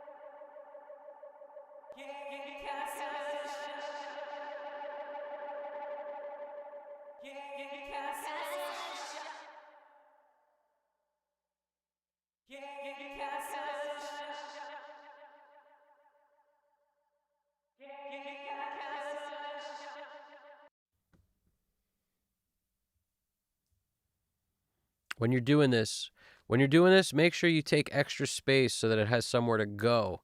If you just grab the word, it'll just stop right there, but you need all that tail to like let it keep going beyond where you selected.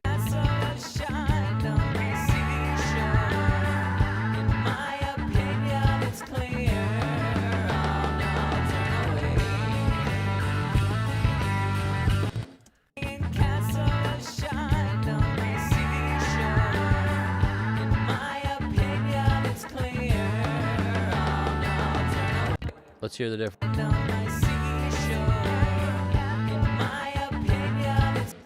It's actually kind of interesting. This one that goes king and castle, castle, castle.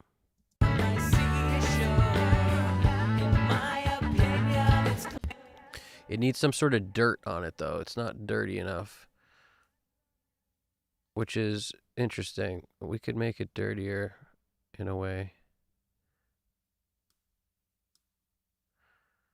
What's going on, AutoPan?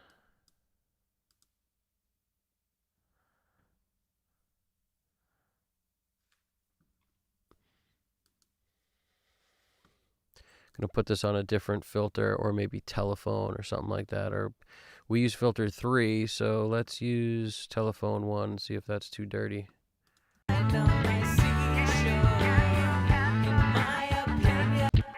It's a little aggressive. The filters are less aggressive. That's why I like them so much.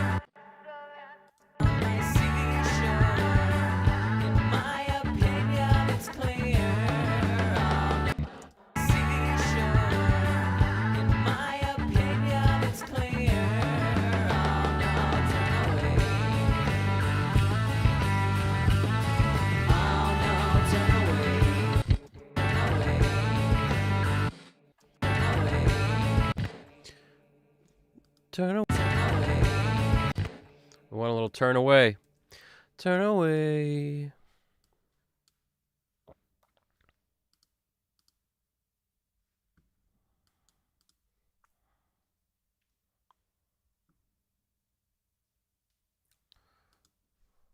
Turn away. Turn away.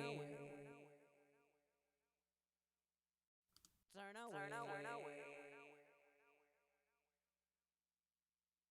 Turn away. Turn away. Turn away.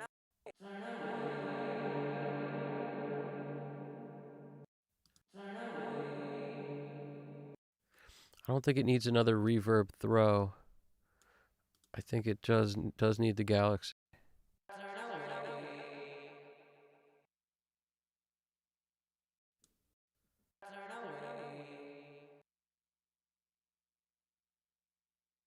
Turn away. Turn away. Turn away.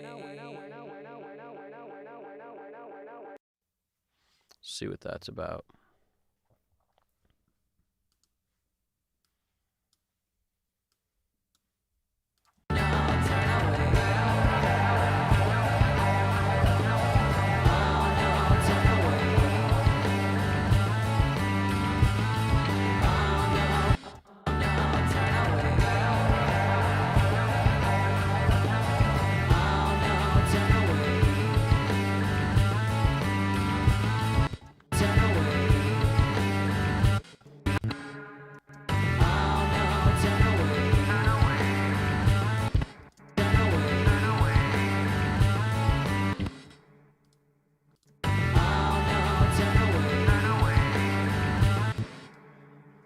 I'm going to use these different channels that have slightly different sounds on them.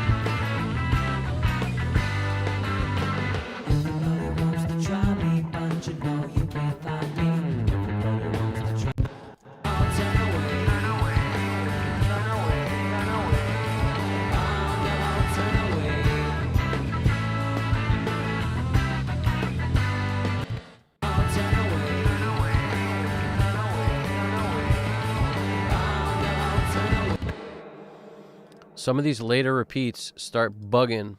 I actually like only the first one. Let's see if it works better on another track. I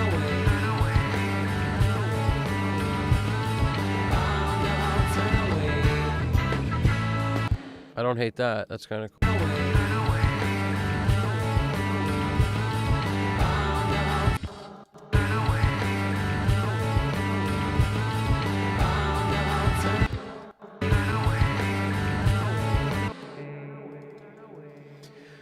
Let's add a little life to this. Turn away.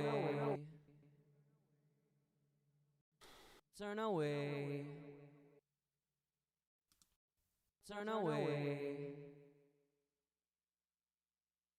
Turn away. Turn away. Turn away. Turn away. Turn away. Turn away. Turn away.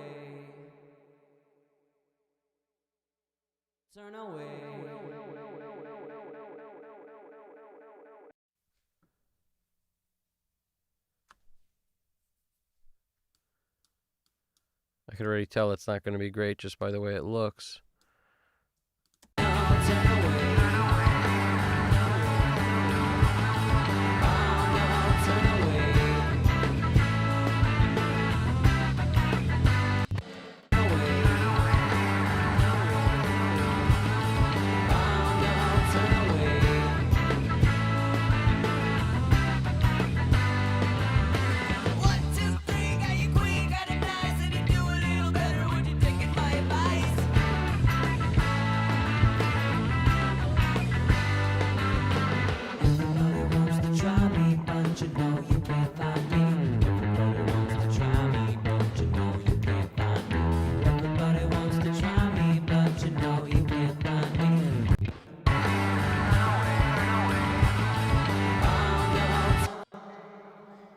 Just makes it cut more. I'm adding distortion with this. I'm adding low cut, high cut, some tightening and squeezing it up. I'm adding some tube saturation. There's just so much compression.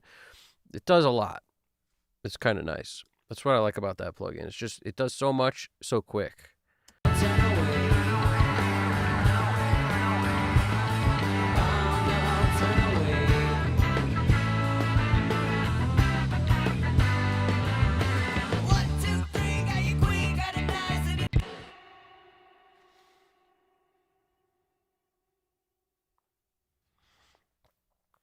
Let's look at this thing here. Flanger, please. Yes. Who doesn't love a dotted eighth indeed? Alex Christoph, I'm about to hit you with some flanger. The way I like to use flanger too is with the Filter Freak because it does these built-in swell in and out things. So it's another Soundtoys plugin that I should be using all the time. It just does these cool down sweeps and up sweeps, stuff like that. So let's start messing with that.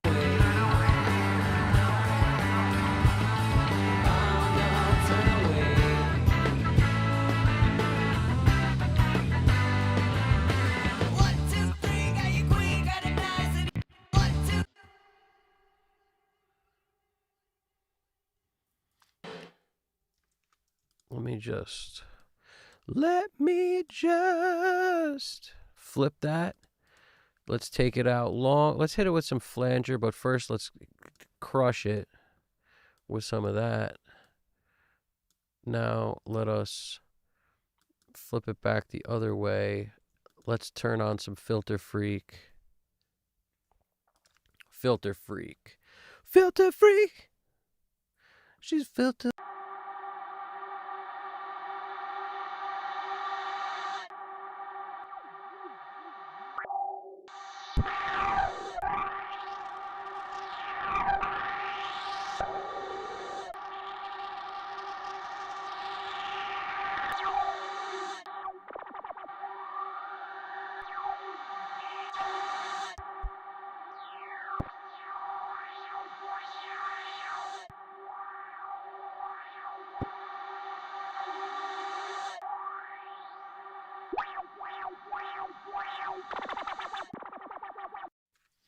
It's one of my favorites because it's so nutty.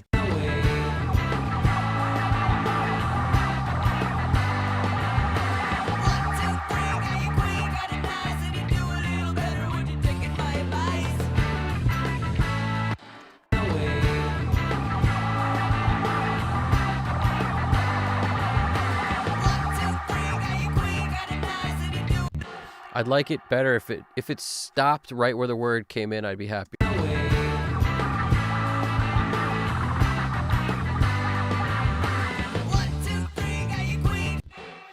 Cool. See, one of these has a delay on it, the other one doesn't. So one of these tracks will just stop right where the effect ends on the print, so I can cut it and really control it. The other one has a bit of an Echo Boy thing on the track, so it's like doubling, quadrupling, or just adding to whatever I throw on it.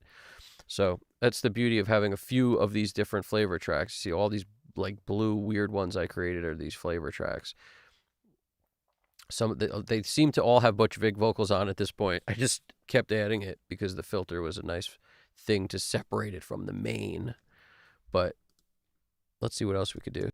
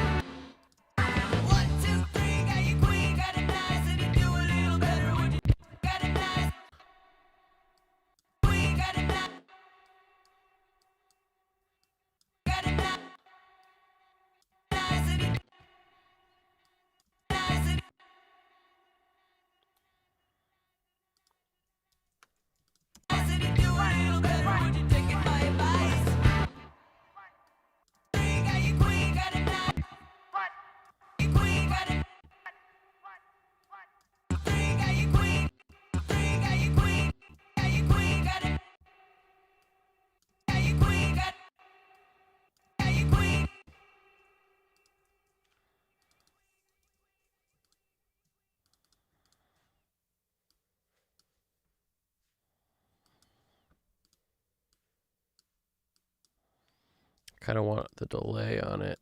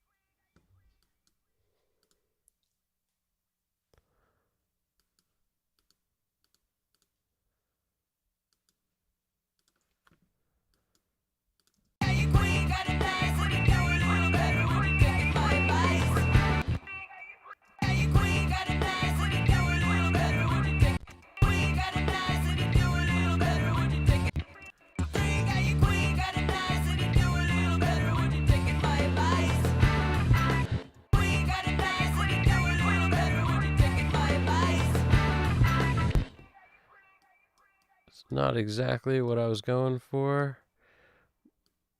Let me see something else, though.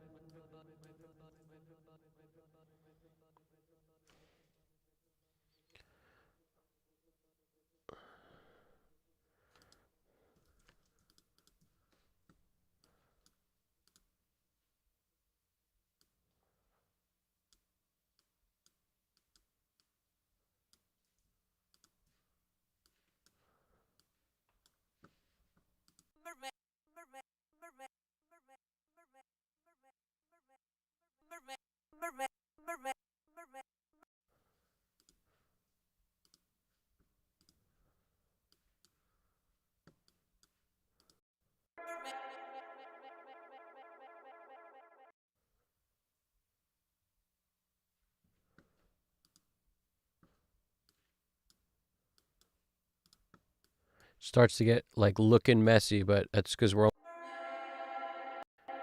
we are nearly done with this flavor saver part.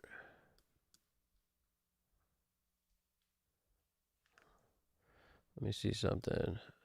See how much flanger we can manger here.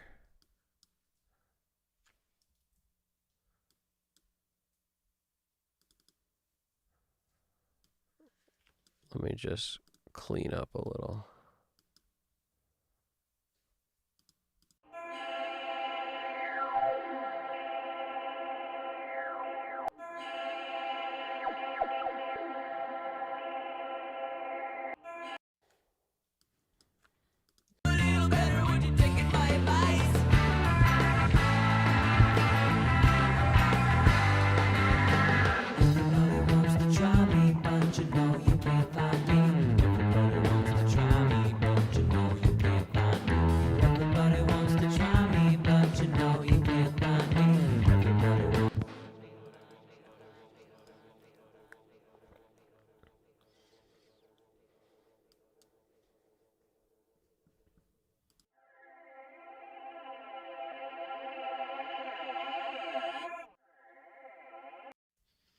We hit it with the flanger, Christoph.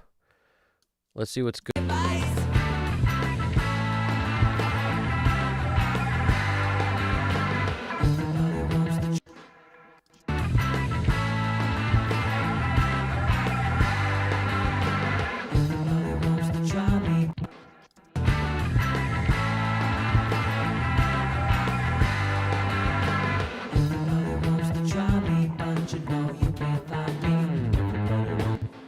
This half sweep wasn't cut.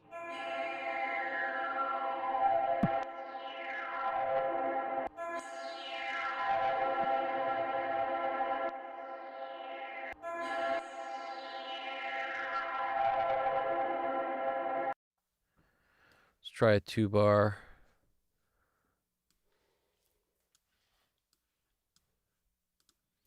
If you're not familiar with Filter Freak, boy, is that plugin amazing.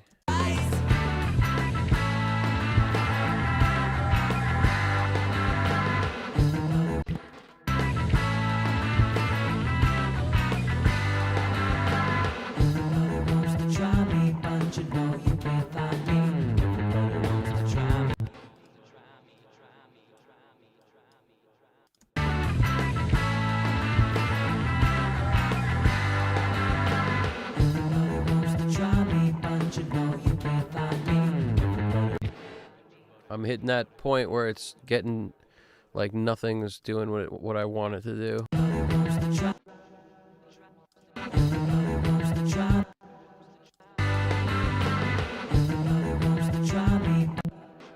So in that case, we got to grab something and do something weird. Like grab this. This is the high vocal. That's why I keep jumping down to that. It's only 3 vocals, so it makes it super easy to keep track of what's what. Basically gonna create my own weird sound like I do sometimes with several weird pastes. Like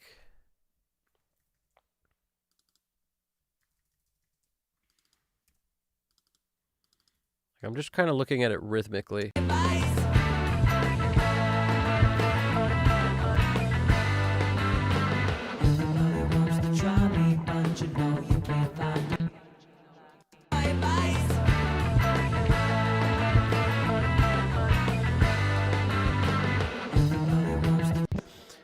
Kind of cool. Just like sometimes that stuff works, man. I just rhythmically look at it like what would make sense, like dot and dot and dot and dot, that kind of thing.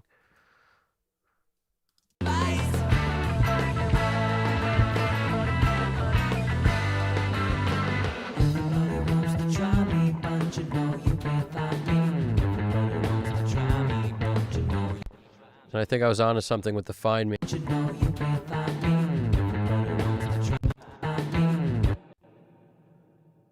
I think I was onto something with this. Just gotta put it in the right spot.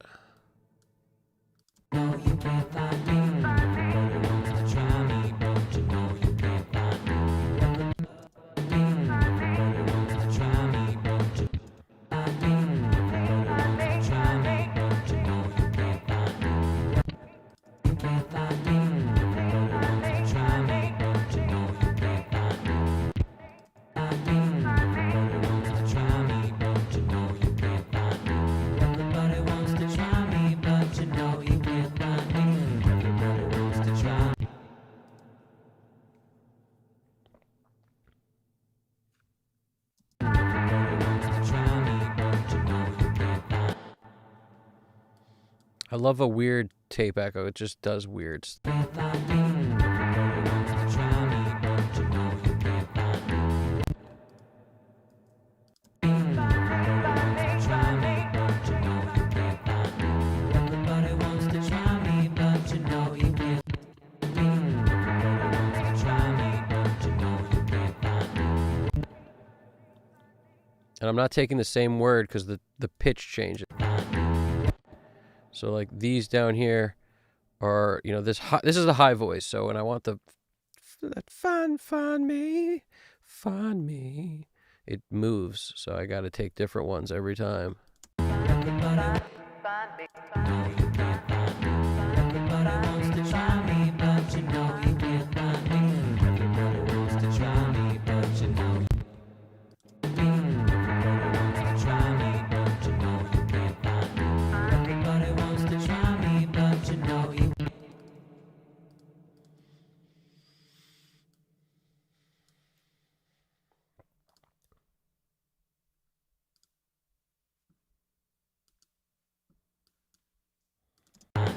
Everybody wants to try me, but you know you can't find me. Let's see if Try me, but you know you can't find me. Everybody wants to try me, but you know you can't find me. gonna check in the chat real quick. Fernando Ferraro, cake in the oven, breakfast done, and snowing outside. Man, that's I don't know about you guys. Some people love the snow. They just live for it. I don't know if I'm one of those guys. I mean, I like change, but I don't know if I like that constant snow. Where did you drag that Find Me ad-lib from? The third vocal track. So like if I were to check this out. So that's the thing. The reason you do flavor stuff last is because you get a sense of what's in the mix. So even if you aren't familiar with it, right? There's only 3 tracks of vocals. This light blue is every vocal track. The lead is this one. Everybody wants to try me, but you know you can't find me. It's the lowest voice in the game. And then this is the second one. Over here, we'll go to the chorus. Everybody wants to try me, but you know you can't find me. It's a little bit higher, and then this is the only third one in the game, this light blue. These are on 2 different tracks because I just had to separate them so I could pan them differently. This one's panned down the center, this one's panned to the left, because this one is panned to the right. So the chorus, one left and one right to balance it, right? And this one's down the center because it's like a different part of the song, and there's nothing down here to balance that. So I didn't want it to be off to a side. So I just created 2 tracks out of 1 to get a balance going, right, between even left and even right. But this is the track that is the cool one in terms of. Everybody wants to try me, but you know you can't find me. It's probably pretty low. I'll turn it up for the second, but. Everybody wants to try me, but you know you can't find me. Everybody wants to try me, but you know you can't find me. Everybody wants to try me, but you know you can't find me. So that's the 3 tracks in this thing are, you know, a low, a little bit higher, and then higher yet. So the way that in my head, when I heard the repeat, I was like, I want that to be this higher one. The other one works kind of as the one down the center, but I just wanted more of this high one. Everybody wants to try me, but you know you can't find me. Everybody wants to try me, but you know you can't find me. Everybody wants to try me, but you know you can't find me. Everybody So I know that this is Find Me because I see it here. find me. And I see that that's Find Me, and I scroll down to that third vocal, which is this one. Grab the same area, hit copy, and now that's the right pitch. It's just the high voice, and I could throw it on my flavor track, whichever, you know, however I want. I also know that this is where it is, so I probably want it to start after it somewhere. Don't know exactly where until I drop it, hear it, and slide it. Can't find me. Everybody wants to try me, but you know you can't find me. And in this case, I grabbed whatever this track is, which I thought was this one, but yeah, it looks, well, no, it can't be it. Where is that? No, you can't find me, but you know you can't find me. Yeah, that's the one we want, is this one. We don't want this lower one. But since I took it already, I'll leave it there. Maybe we could use both this time. Let's see.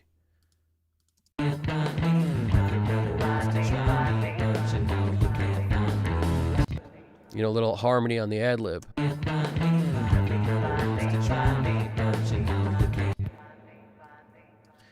And if you notice, this is the very filtered track, so everything stands out a lot when I put it here.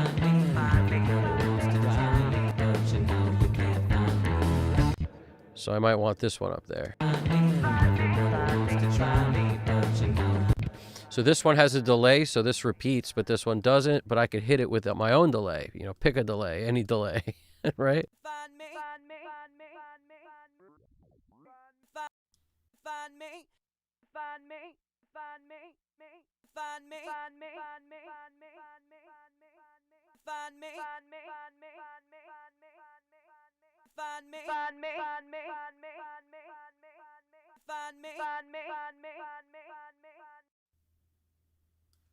I love how quick SoundToys plugins render. I think that's why I like using them the best, because the UAD one takes that extra couple minutes.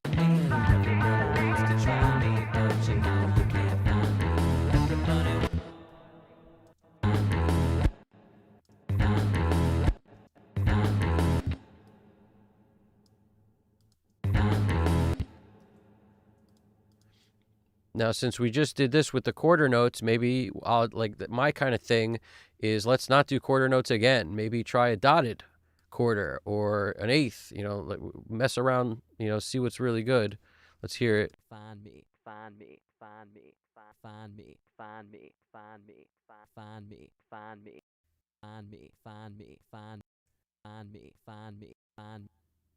The low one is my absolute least favorite for these ad-libs because it's not cutting through them, like it's getting lost because it's so low. So I just did it because it was there already, but I'll lower it a little, and we know we need the one below it. Like we need the high pitch.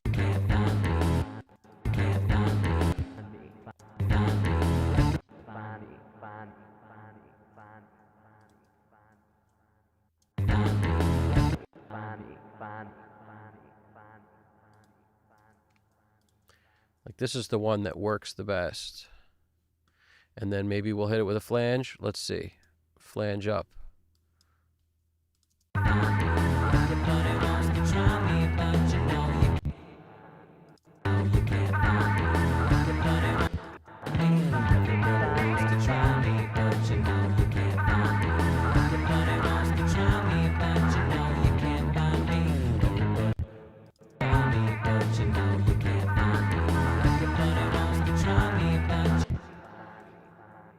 Let's see what we lost here. We lost something. It's just probably in the wrong place is what happened.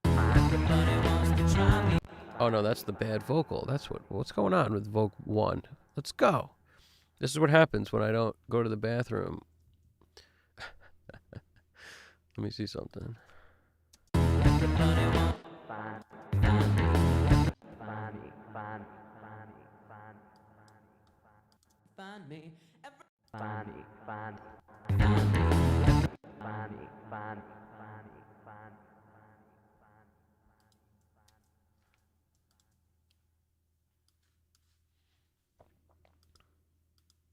I like the quarter note. Find me, find me, find me, find me, find me, find me, find me, find me, find me. Just works for this song.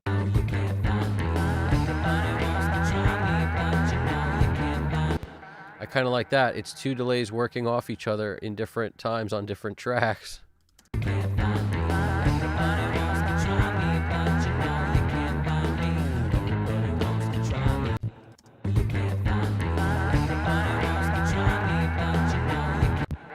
Might be too busy though. It's a little busy, isn't it? A little busy.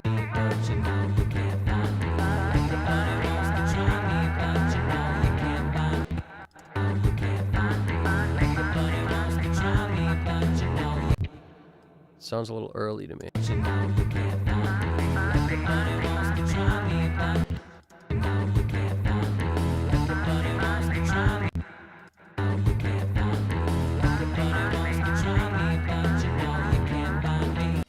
So even though it's on the grid now, it seems to be right. I'm going to make it a little later because it feels early.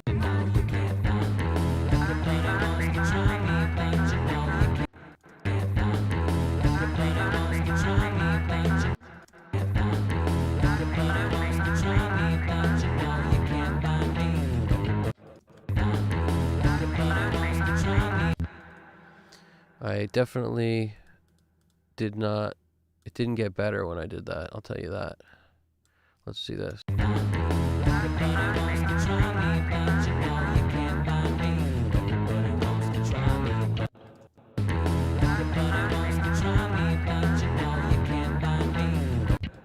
Let's just move it a touch. Just a touch.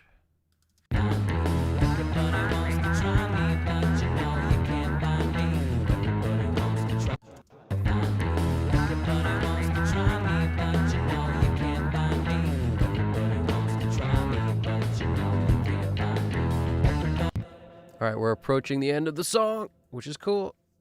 Everybody wants to try me, but you know you can't find me. Everybody wants to try me, but you know you can't find me. Everybody wants to try me, but you know you can't find me. Everybody wants to try me, but you know you can't find me. Can't find me. Find me.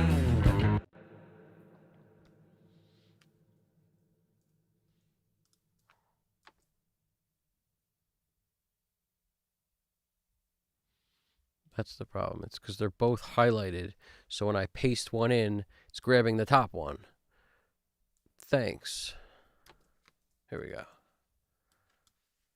Find me. Find me. Find me. Find me.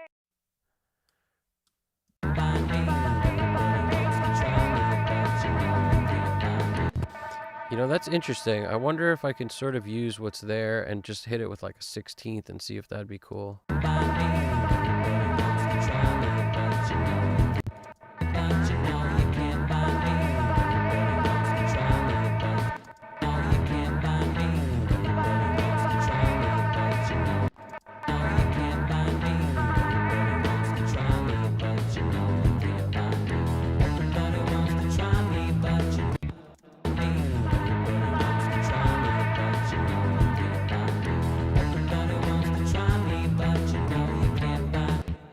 It just works the best with a freaking quarter on it. Sometimes that's it. You just like, you try to fight it and you wind up in a worse position. It's like, you can't fight the quarter. Fight the quarter. You can't do it. Just fight the quarter that B. No, you can't. Find me.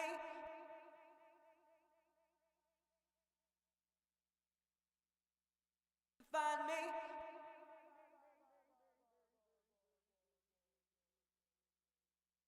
Find me.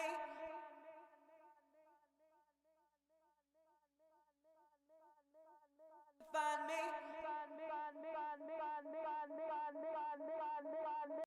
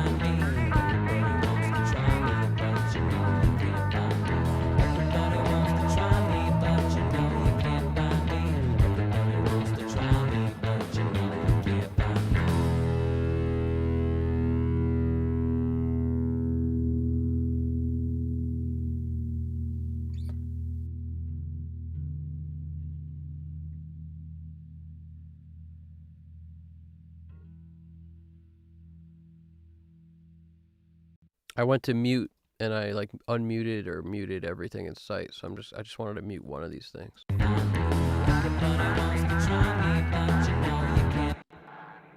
Just this one.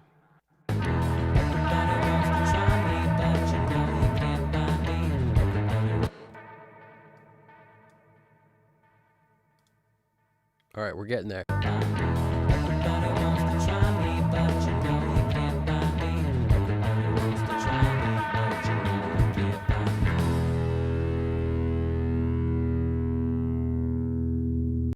It'd be cool to just end with this tailing off into the oblivion. That'd be kind of cool. Let's just hit it with a large reverb throw and let it just, maybe even the galaxy. Let's hit it with something. Just let's let it go. Just into feedback. Let's see.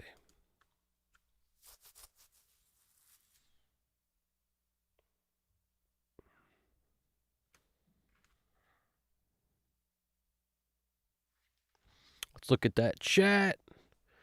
Looking at the chat.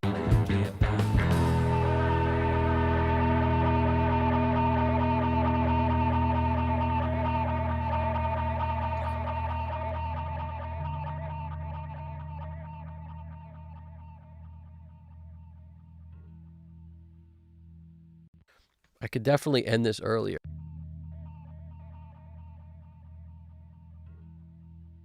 Let's leave it there for now, but let's see what's up in the chat. Great riff. Thank you, man. I really appreciate that. So how do we pronounce this one right here? We got an awesome name here. It's Amin Hosian. Best I could do. How you doing? What do we got here? You got a bunch of questions? I got some answers. And GDP's probably got some answers too. Let's see what we got over here. Yup, I am doing that flavor thing. It's time for the flavor sometimes, and that's where we're at. And the flanger was a good suggestion. It worked, I think, in one spot. I like the Filter Freak, though. That works. That is its own version of, like, weird jet plane kind of, it's less modulation and more, like, EQ filtering. But to me, that's pretty cool. When I think flanger, I think of, like, that jet plane sound, that, like, it's like, I don't know. It's a weird kind of jet plane modulation thing. Tape flanger, like how it was done old school, is pretty cool. But yeah, it's not a go-to for me, but it's definitely something that works sometimes. And I should think of it more often, that's for sure. Alex Christoph Jones, yeah, I do like that. Ideas are good, man. All of them are good, because sometimes they work. Sometimes, it's just the wrong idea for that moment, but it could be the right idea the next moment. What do we got? Nice, man. You got new monitors. Atom Audio DV3 desk monitors. Atom Audio does some good stuff. I've heard, a lot of people seem to like Atom. I'm pretty sure Eric Valentine's, like, I don't remember. He said some like vacation getaway place he set up that has some kind of speakers. I think he said he bought Atoms. I don't know if they were those. They very well could have been, but I know he uses that what is it? It's like a Norwegian or Swiss, some crazy brand. But I remember him saying he picked up a pair of Atoms and he likes them a lot, and they work. What's the name of that brand that the ones he uses that are like, they've got this like little cube on top of a flat looking speaker. I forget the name of those, but those are like a fortune, or something like $7 or $8 grand a speaker or something like that, if I'm not mistaken. And I think they're passive. You need a power amp for that too. Something crazy.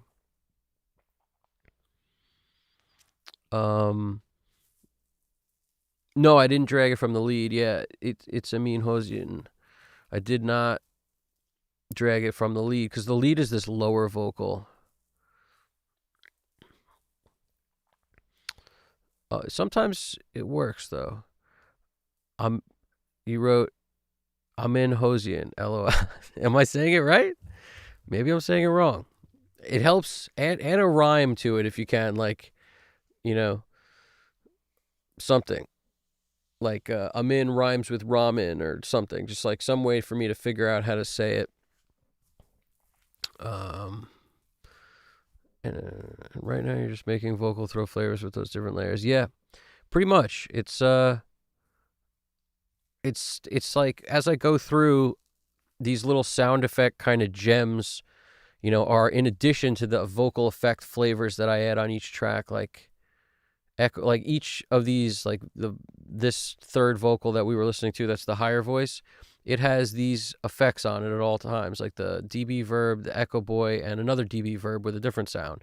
And I basically create a blend I like, and sometimes on the lead, for example, I automate them like crazy. Like you see, this stuff right here is automation of different vocal stuff that exists on the tracks all the time, but I automate like throws of when it's there and when it's not. And that's a separate thing completely from these. These are like little moments that I want to happen. So in other words, rather than take one of these and put a quarter note delay on it and just, automate either the send or the return on it, I find I can never really dial it exactly as I want. Whereas when I cut, and not only that, but it's always changing.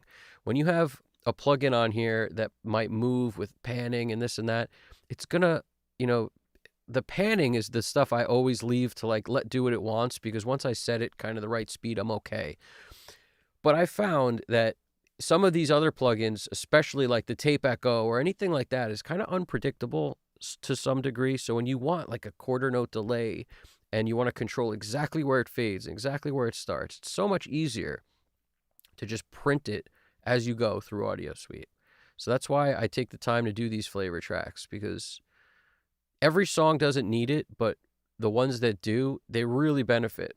And in my opinion, this is the only way to really dial in exactly what kind of a repeat you want and to make them different all the time, because there's an infinite amount of possibilities as I pull up different plugins and flip through settings, make it different every time. There's an infinite amount of different sounds for that flavor and delay. Whereas when you set up a few tracks, what are you going to set up? 3, 4, 8. So you've only got 8 choices, or 3 choices, or 4. So it just kind of makes the session bigger and annoying.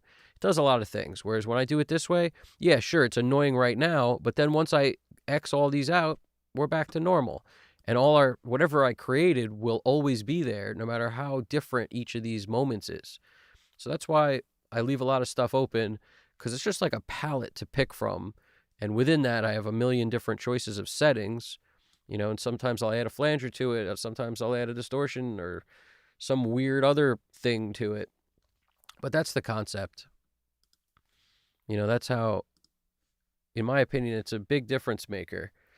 And a lot of guys use it. Tom Elmhurst does this kind of thing on Travis Scott's vocals all the time. And he'll create moments in the song that when you play this kind of thing for people who hire you to mix their stuff, they're always like, I don't know what you're doing. I don't know what that is, but it's so cool. They could think it's a guitar you're playing. Like, it's just, they don't, because you're taking it from, it could be anything. I've taken it from instruments before, from pieces of vocals, and created these moments that just wind up enhancing the song and adding all this color and flavor. And it's not something that came with the tracks they sent me, which makes it interesting and cool and unique. And it makes you kind of special, because they're like, that's not a quarter note delay. Like, what is that?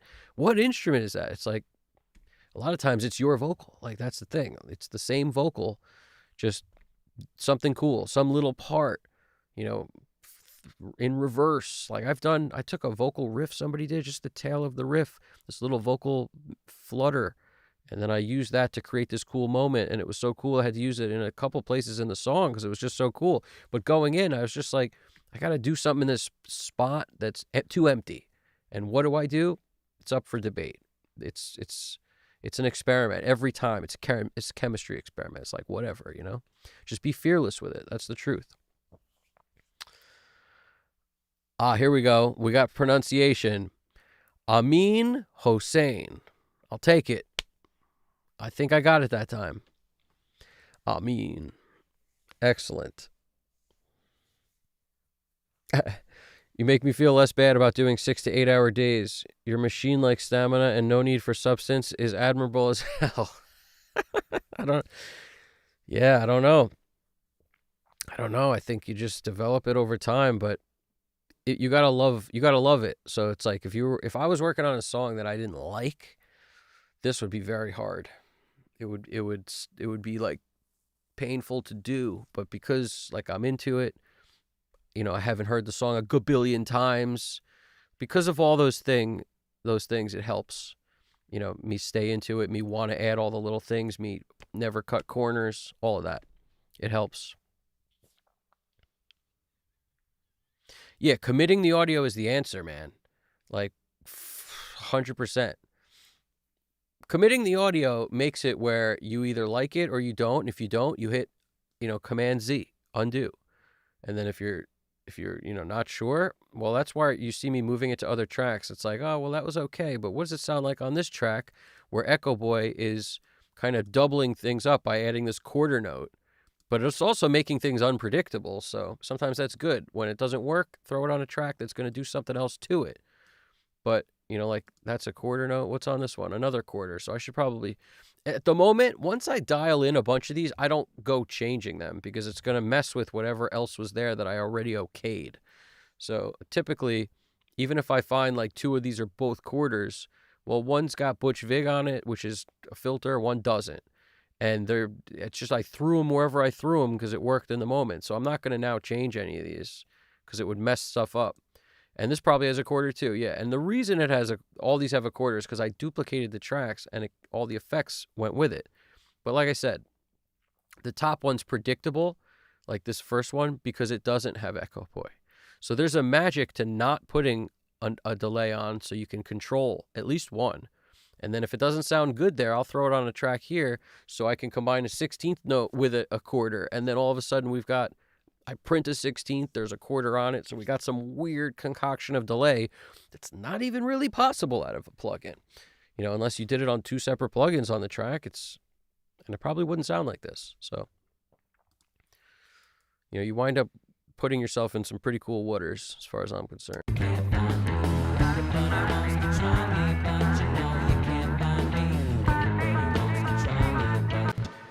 And when things come in harsh like that, just give it a nice little fade. Just fade her in. And if you got to pull it, you pull it. You just pull it up, It goes from too low in the front to a little bit louder, bada bing.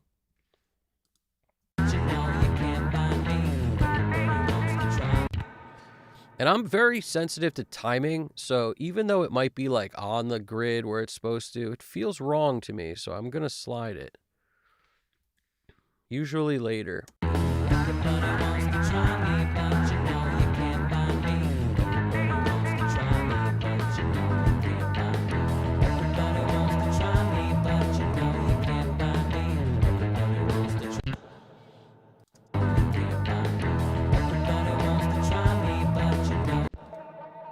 We got to stick with this pattern, otherwise it's like you lose the hook feel.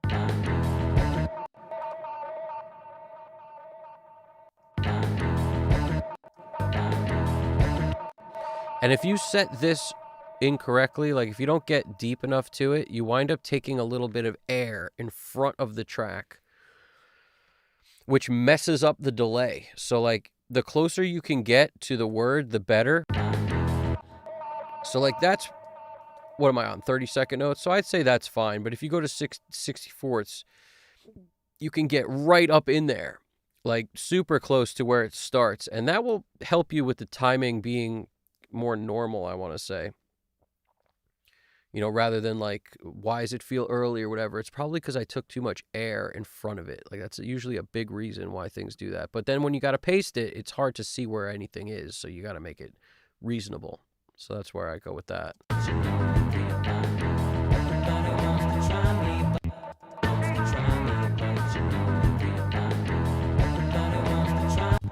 I actually don't know if I want one here. Now that I hear it, I kind of like it without.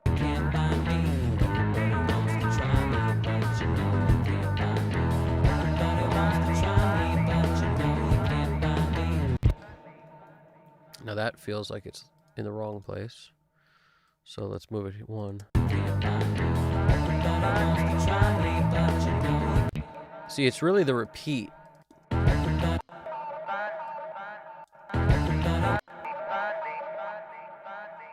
And that's why I put it here, because it's controllable here. And if I wanted to create another track of controllability, I could, and then I don't have to, I could let this one do its thing on the fade out, but it really doesn't make a difference at this point. It's sounding good either way. Find me.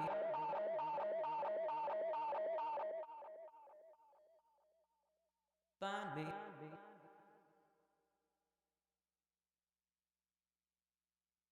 Find me.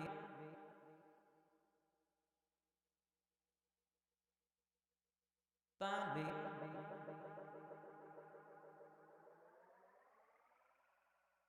Find me.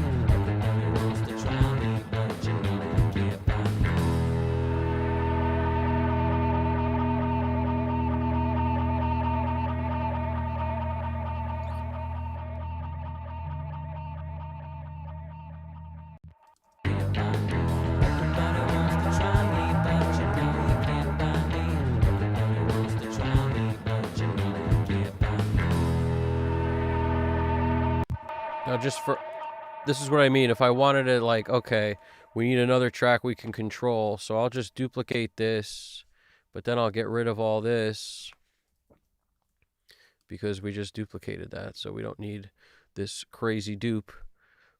But now if I need more control,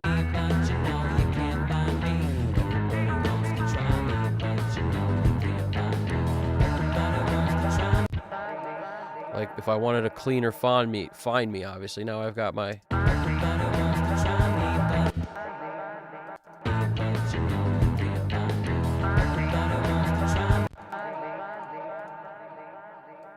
and now we hit it with something or other, like, Find me. Find me. Find me. Find me. Find me.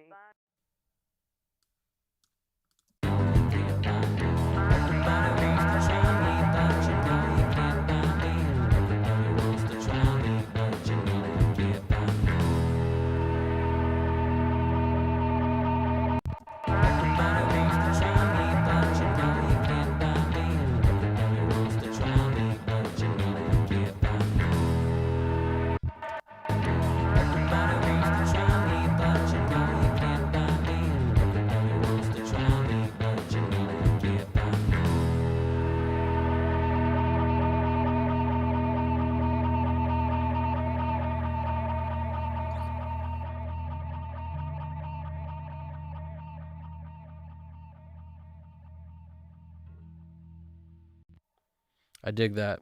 Nice long fade. I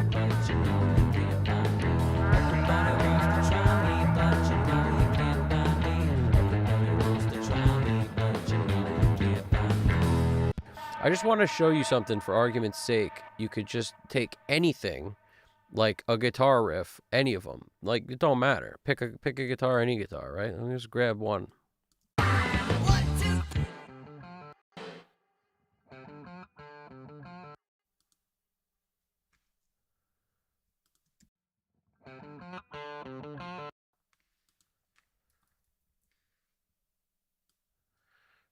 So, like, you probably don't even need this much of it. Like, just the front of it's probably fine, but I'll use these, like anything on a flavor track. It don't matter. So I could take this and do the same kind of thing where maybe we don't need all that. We just want this. We'll just reverse that. We'll hit it with a little love on, we'll hit it with like a little plate and then maybe that freaky jam. Or since this is open already and right here, maybe we'll use this.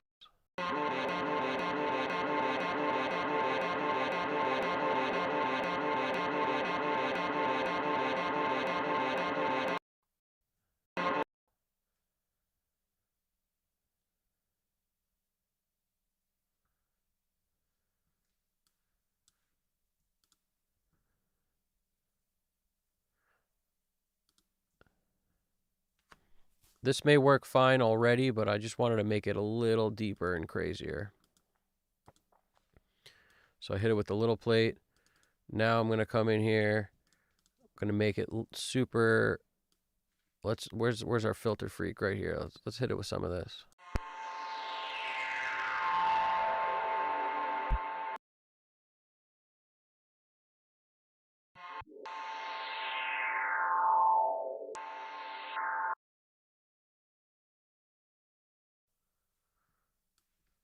All right, I hit it with that. Let's just see what happens when we take this and we put it like in front of a section that's going to change like this. Let's unsolo stuff. Taking my advice.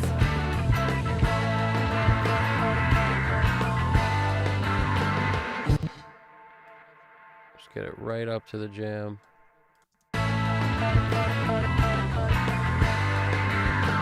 Everybody wants to try me, but you know you can't.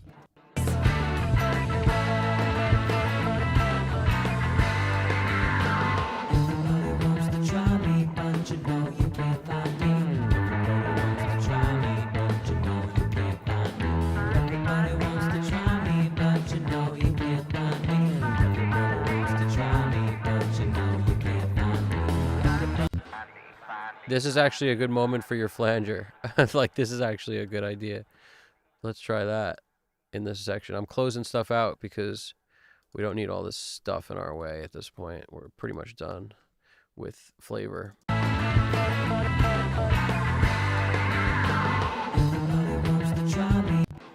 See, that's kind of cool. Slow the rate down. Let's take this. I don't think we need this pre-delay. Let's see something.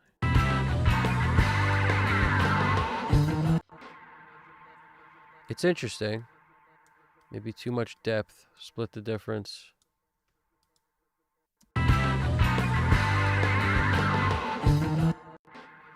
I like with this, you could turn the sync on and like set it to like a quarter, or let's get there, quarter. Let's see something. Everybody wants to try me, but you know you can't find me. Everybody wants to try me, but you know you can't find me. Everybody wants to try me, but you know. Everybody wants to try me, but you know you can't find me. Everybody wants to try me, but you know you can't find me. Everybody wants to try me, but you know you can't find me. Everybody.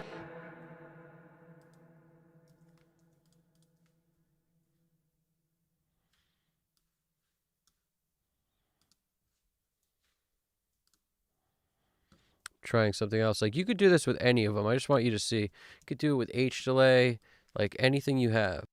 Everybody. Everybody wants to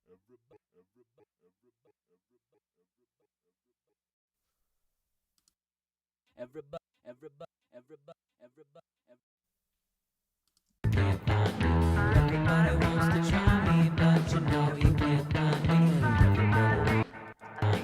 Everybody wants to try me, but you know you can't find me. Everybody wants to try me, but everybody wants to try me, but you know you can't find me. Everybody wants to try me, but you know you can't find me. Everybody wants to but you know you can't find me. Everybody wants to try me, but you know you can't find me. Just want to see some. It's like, it's almost what I want from it. It's really close. Everybody wants to try me, but you know you can't find me. Everybody wants to try me, but you know you can't. See, that's the difference. You can cut it. You can make the front lower so the back can be louder than the front. That's what you can't do as easily if you were to do this any other way, other than committing each time. Everybody wants to try me, but you know you can't find me. Everybody wants to try me, but you know you can't find me. Everybody wants to try me, but you know you can't find me. Everybody wants to try me, but you know you can't find me. Everybody wants to try me, but you know you can't find me. Everybody wants to try me, but you know you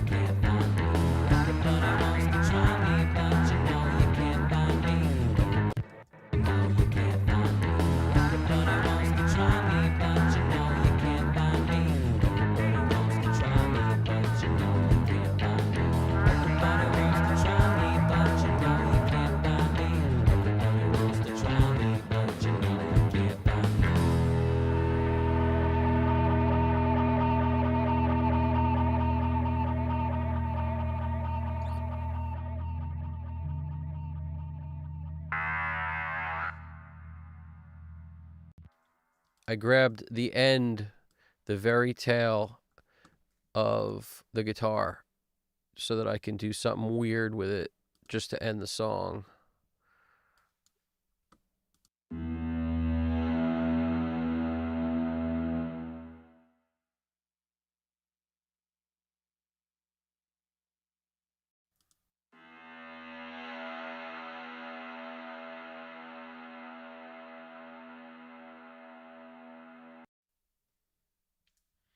Now make sure if you want it to be super long, grab super long. So in other words, I don't know how long I want this. So I'm just going to go hard with it.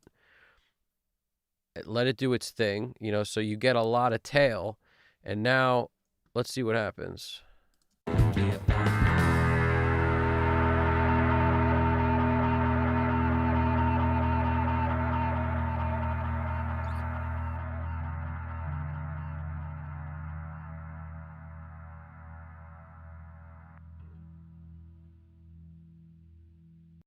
So where this line is the end of the song, so it doesn't really need to extend beyond that.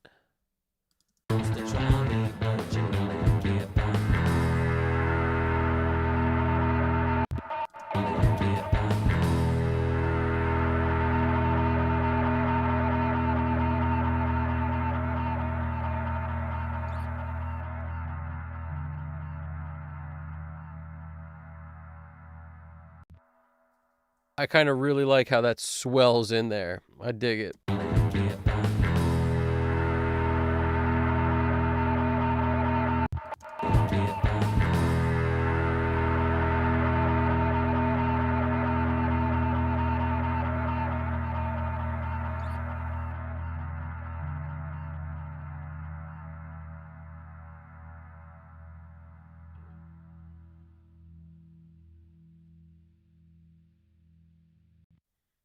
All right, now we're done with that part for real. For real, we're done with it. Let's see what's really good over here. I really appreciate that. It means a lot to me that you appreciate these nuggets. Some of them nuggets right there. That's the Nugget City over there. I end up with an energy drink and my vape just constantly ripping. Yeah. It's cool to, the funny thing is, right? I used to be into doing stuff like that while I was working and stuff. And I wound up getting too tired. It just would this is why I don't get tired. Cause I'm not really a coffee drinker, and I just go on this raw adrenaline of like loving what I'm doing. That's really it. And then I barely drink water. I barely go to the bathroom, and I eat when I'm done. I don't know. It's I definitely ate right before I started though, so there's that. So you got to have the fuel in the body to keep it moving, but at the same time, any other, just like I don't drink when I mix. I don't do anything that would like dull my senses. I sort of want to be as sharp as I can. Bobby Fischer is here. King Castle shine on my seashore. In my opinion, it's clear. Oh no, turn away. Oh no, turn away. Oh no, turn away.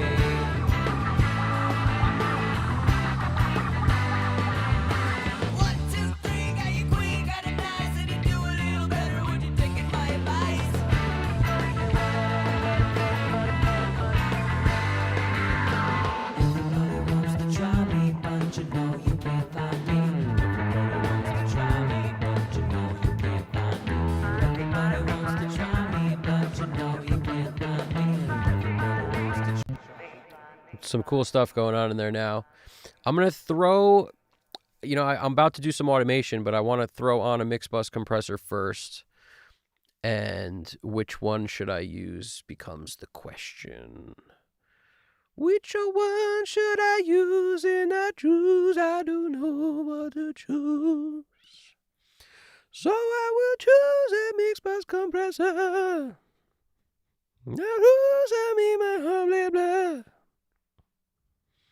That's what we need. We need something. Which one should it be? I really like the MDN. I might just have to just try it again. It's just so... I gotta tell something pretty cool for us last time.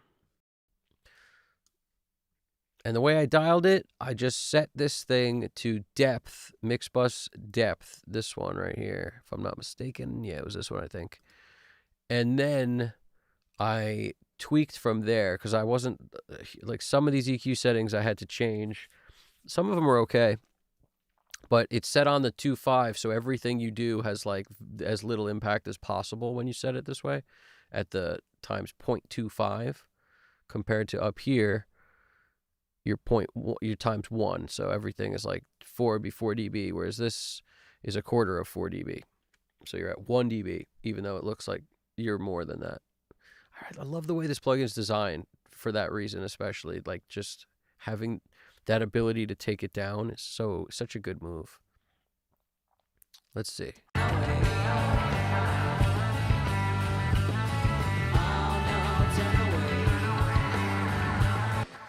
Then I'm looking up here at the gain reduction to set the compression. It's really the starting point of this plugin as far as I'm concerned. And this 200, what is it, 230 or 200? 200 boost, that becomes, like, I like a nice 50 hertz boost. So I might turn that down. Let's see.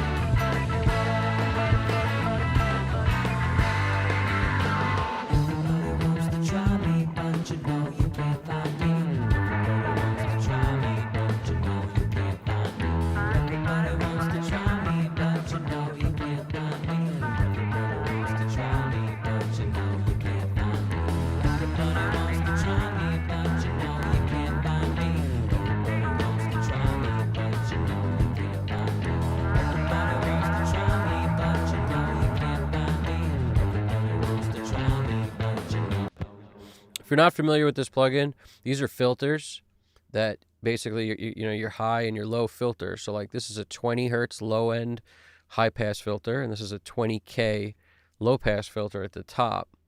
And there's just something about like the fact that you have just two different choices of ratio, but I don't know what they are. Two different flavors of analog, but I don't know what they are. I just know one of these dogs is chill and the other one's less chill. And I don't know which is the difference. I don't know what's what, but all I could tell you is pretty cool. Amazing sounding plugin. Like, I don't know what it does. I have no idea, like, other than the fact that it's EQ and compression, but like, how does it give you this pseudo summing thing of 2 channels or 8 channels of summing? I don't know. I don't know much about this thing. I just think it sounds awesome. And I don't know. It's pretty interesting. It's pretty cool. And I like, if I flip through the analog, like one or the other, there's subtle differences, but one is if I'm not mistaken, it's the gold, the what is it, the Lavery Gold, and then the other one is the JCF. And I'm a JCF fan. I don't know which is which. I wish I knew.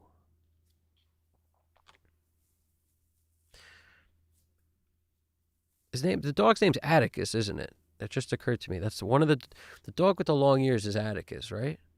Is that his name? Something Greco-Roman like that. It's Atticus, I think. I'm not positive.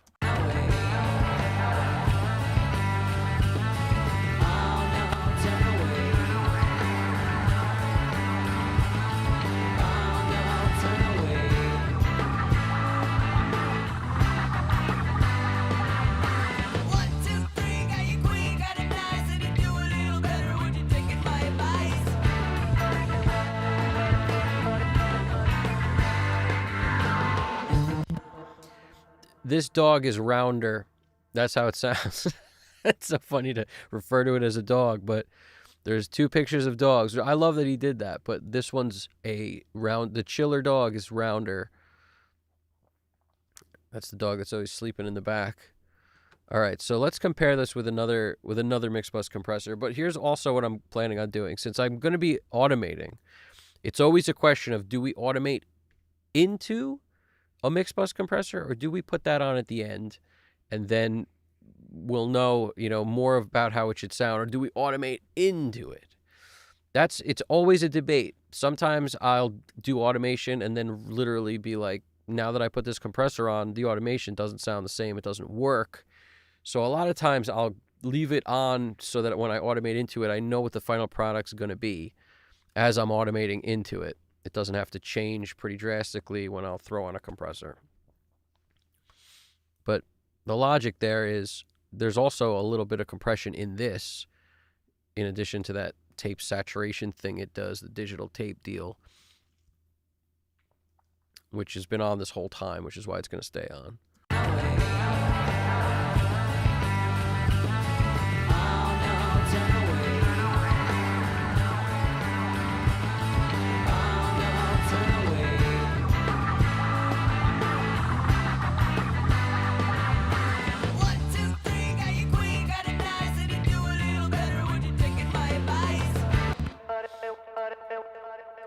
I do have to do something else.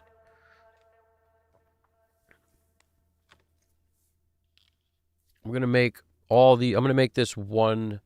It's got to be one vocal.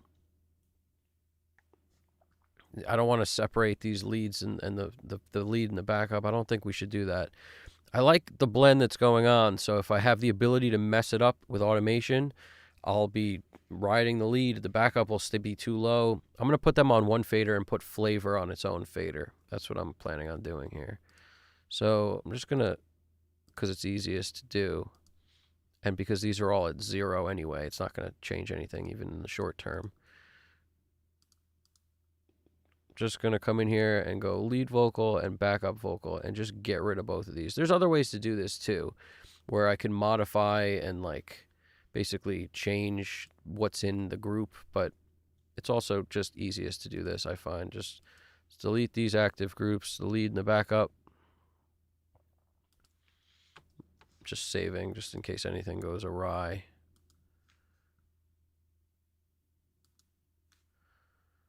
I'm going to come in here, we're going to call this Voc VCA, because it's going to be just all the vocals. This is going to be Flav VCA. so that the flav doesn't come up when I manipulate this right here, because we wouldn't want that. And we're just going to take all these vocal tracks, drop them all in, with the exception of the flav. No flav. Everything but the flav. To make sure we're good. Voc VCA, come in here. Voc VCA, mix. So we're chilling. All vocals. Now flav time. This to this is going to be flavor flav. Let's go down here. Flav. We're already good. Flav VCA. Flav VCA. Flav. Okay. So now we're back.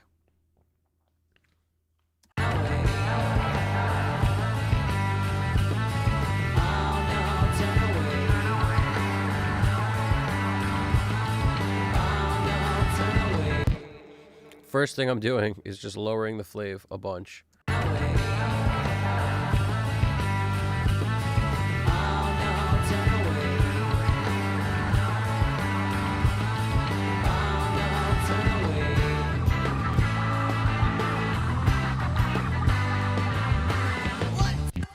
Something else I might do, I'm going to take this down 7.5 and take everything else down 5 dB. Just because I need a little more headroom if I want to boost 5 or 6 dB. And I'll just make up for it by raising the master.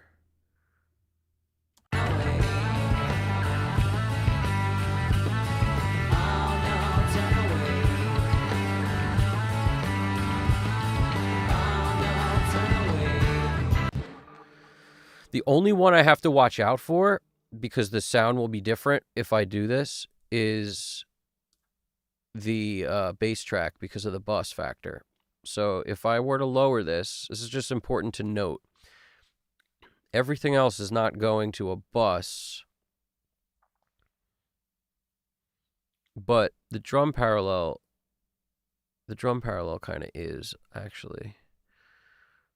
But we won't worry about that. Yeah, no, I don't think I can do this. I gotta leave them up at 0, because the drum parallel is going to change too, and I don't want that to happen. So since we're doing fine, I'm just going to leave it. But essentially, just so everyone's aware, right, you got your stuff going into this bus, and there's compression on here. So if I pull down the fader from here, it's going to change the level into this. So on the bass bus, I could just lower this. Now, the thing with the drum parallel that's going to be different, right, is the drum parallel is being fed from 13 and 14, and it's not a pre-fader send. So that means that the level getting into here is actually all correlated with the level of the entire track. So that means if I were to lower or raise this, it sends more or less level into here, which is also going to mess with our sound. So the more solid you get with the sound, the less you have the ability to start manipulating, the volumes into things. Because if you're happy, then don't do that. So it's just important to note this, to know where you can bring stuff down. So in our case, moving the flav doesn't do anything, so who cares? That's totally independent. Moving the master, down a few more dB is the way I'll get back headroom. And that'll be all good. But these, I need to leave essentially where they are. If I wanted to mess with this, what I could do is get everything out of the VCAs that they're in and just turn it down 5 to 10 dB or whatever, then put everything in the VCAs. In which case, it will be the same, because essentially we're resetting where 0 is. So everything just gets thrown in the VCA 10 dB lower, but none of the volume faders will change. So that's the way you could address this, but I'm not gonna. Just gonna leave it.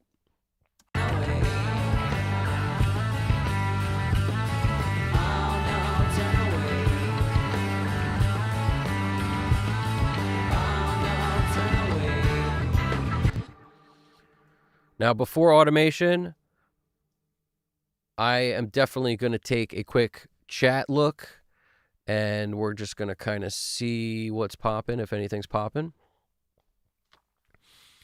Everybody does want to try me, but you know you can't find me. That's what I'm saying right there. I'm happy you dig that, man. Alex Christoph, you like the tone and the riff? That's awesome, man.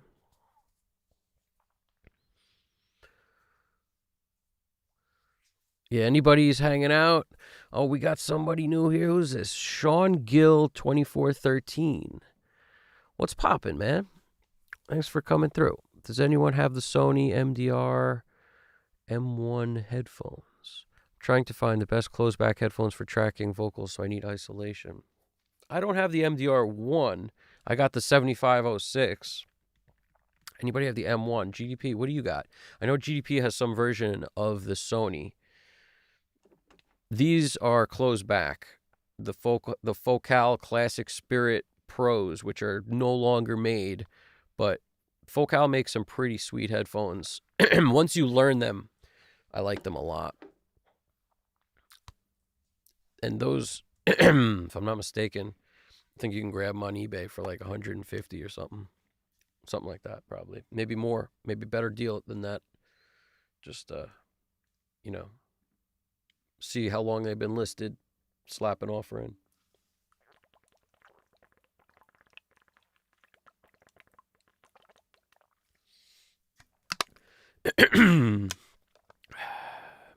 Definitely.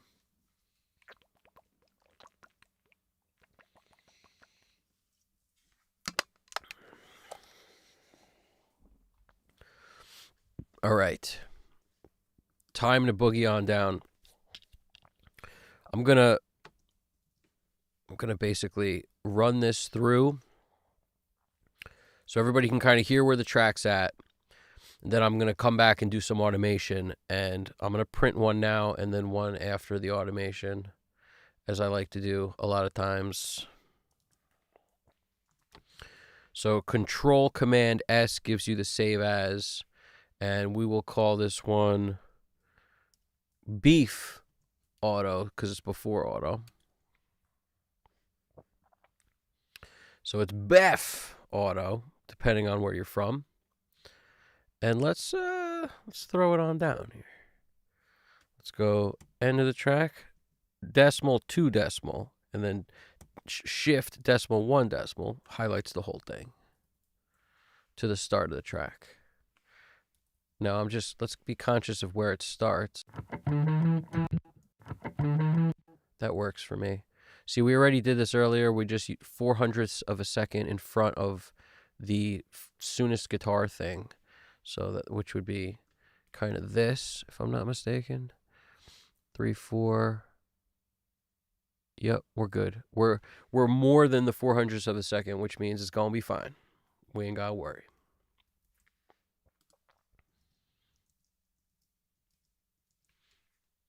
Definitely doing the quick bathroom break thing while this plays through, because that's got to happen.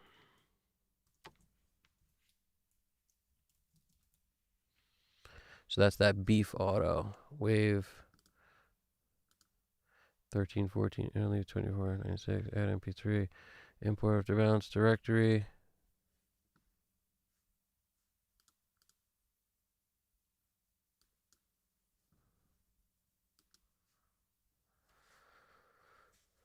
We're going to keep it online so that everyone can hear it. Import directory. Good. This is all good. I just got to take this off. Somebody remind me to throw this back on when I come back, please. I'll be checking the chat too, so just bear with me for a minute while I hit the bathroom. This thing's a 3-minute song, so it's not going to be that long. You get to hear the whole thing from where it stands at the moment. Let me bring this back to some normal range, close to where we were. We'll go down 4 dB on it. 3.5. Make it 4. All right, here we go.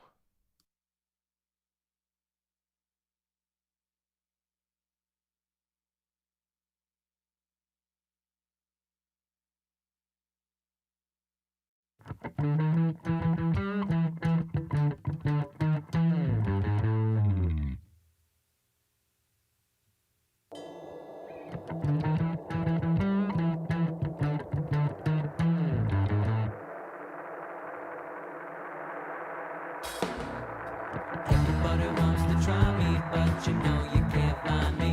Everybody wants to try me, but you know you can't find me. Everybody wants to try me, but you know you can't find me. Everybody wants to try me, but you know you can't find me.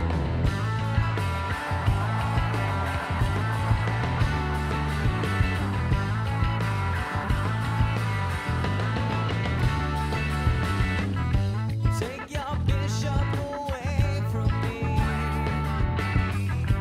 Think I'm feeling a kill now. Must be some sort of accident. Grind my axe in your heel. Oh no, turn away. Oh no, turn away. Oh no, turn away.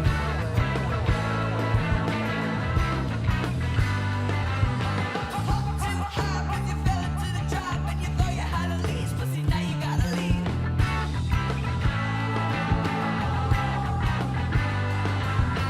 Everybody wants to try me, but you know you can't find me. Everybody wants to try me, but you know you can't find me. Everybody wants to try me, but you know you can't find me. Everybody wants to try me, but you know you can't find me.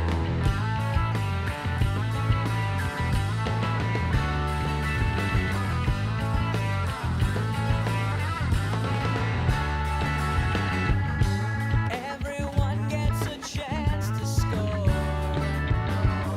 Now Bobby Fischer is here. King and castle shine on my seashore. In my opinion, it's clear. Oh no, turn away. Oh no, turn away. Oh no, turn away.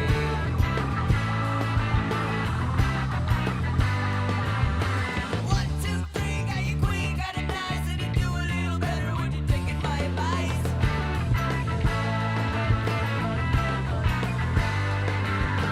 Everybody wants to try me, but you know you can't find me. Everybody wants to try me, but you know you can't find me. Everybody wants to try me, but you know you can't find me. Everybody wants to try me, but you know you can't find me. Everybody wants to try me, but you know you can't find me. Everybody wants to try me, but you know you can't find me. Everybody wants to try me, but you know you can't find me. Everybody wants to try me, but you know you can't find me.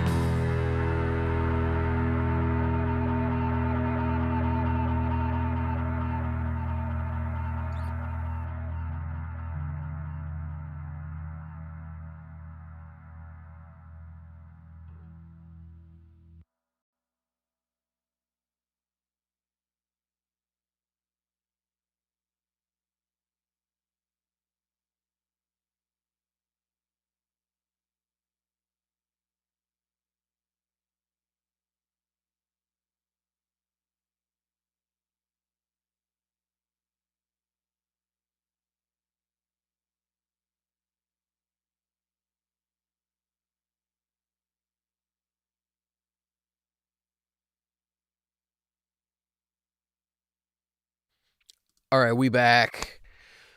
We back. And as we back,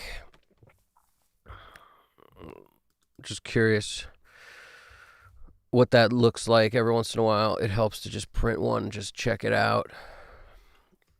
Once I do some automation, it's going to change things a lot.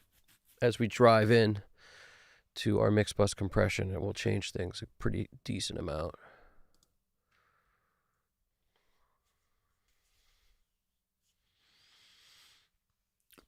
The way I'm sharing this, Alex, is OBS.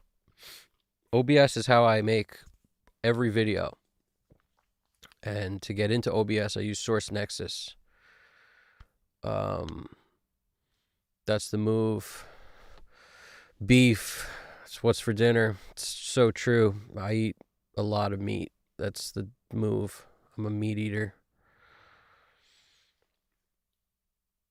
Wagyu or whatever. Well, yeah, I don't I mean, I've heard some good things about that Wagyu, but I'm not a Wagyu. Over here, I'm a skirt steak fan. Like, as far as I'm concerned, skirt steak is like, it's just the best part of the cow, man. I don't know, unless there's some part I'm missing, or that's, I don't know about you guys, but skirt steak's just that fire.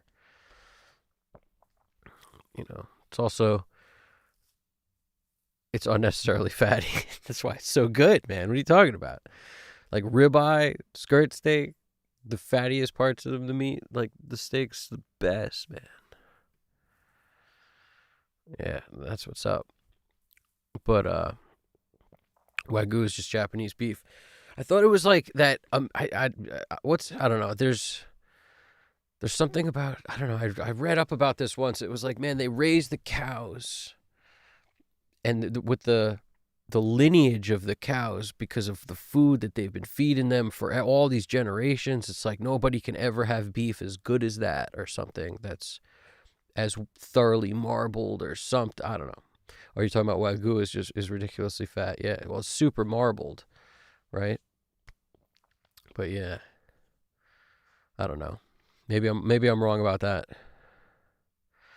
I know my skirt steak though. I'll tell you that right now.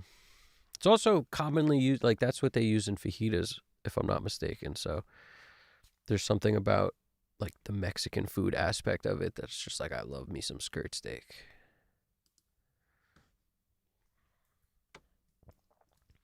So let's see what we got going over here. We're popping. We're going to hit it up with the automation as quick as possible. The better you organize the session, the easier it is to deal with this automation. And you don't always have to touch everything, like every fader, like I usually do, but you don't have to do that. It's not necessary. If the balance is sitting good, and that's also why I'll usually print one so I can compare, but it's kind of easy for me to tell if there's more energy, then I'm happier.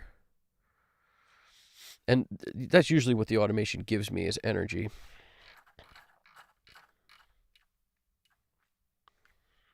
So 8 faders, starts with kick, ends with flave, and that's all I got to do, really. That's it. And then, throw maybe a couple other things on. Let's see if we can wrap this in a way that makes it, no unnecessary craziness. It's fairly easy to learn, by the way. Like, here, I was curious about this. GDP, you have 6 Sony MDR CD900 STs. You have 6 of them? That's crazy.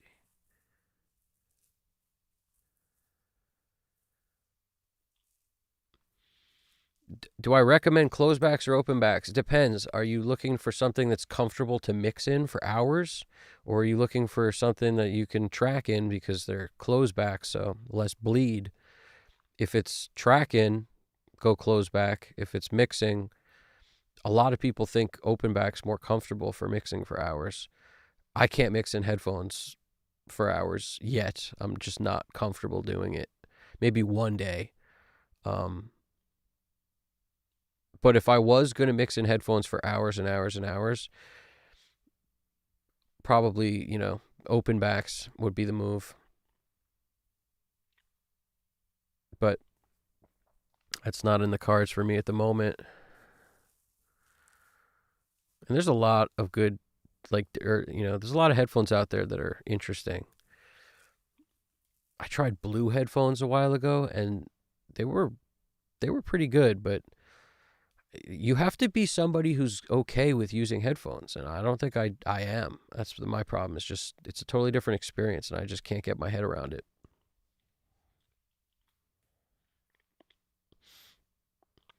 I'm used to automate that fat. I got one M30X for closeback. Yeah, a lot of people like those Neumanns. I think they're the most talked about headphones in the mixer game. Potentially the NDH30, I think they are. A lot of people talk about those, and I've never tried them.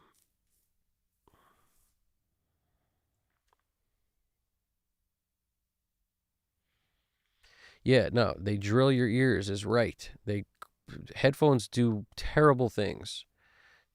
Having the driver that close to your ear is just not a good time.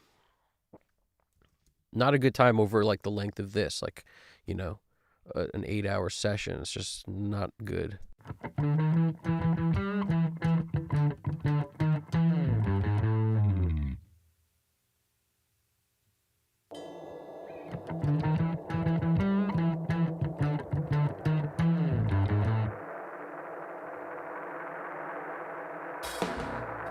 Everybody wants to try me, but you know you can't find me.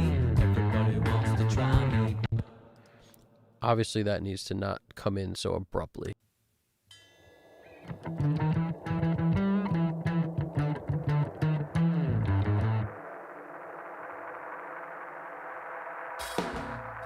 Everybody wants to try me, but you know you can't find me. Everybody wants to try me, but you know you can't find me.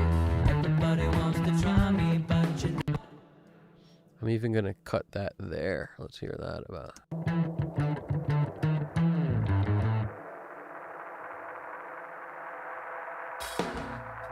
Everybody wants to try me, but you know you can't find me. Everybody wants to try me, but you know you can't find me. Everybody wants to try me, but you know you can't find me. Everybody wants to try me, but you know you can't find me. Everybody wants to try me, but you know you can't find me. Everybody wants to try me, but you know you can't find me. Everybody wants to try me, but you know you can't find me. All right, here we go. I'm gonna jump back in the chat in a second. Let me just get one pass, as much as I can get done in a solid pass through. Let's see what happens here.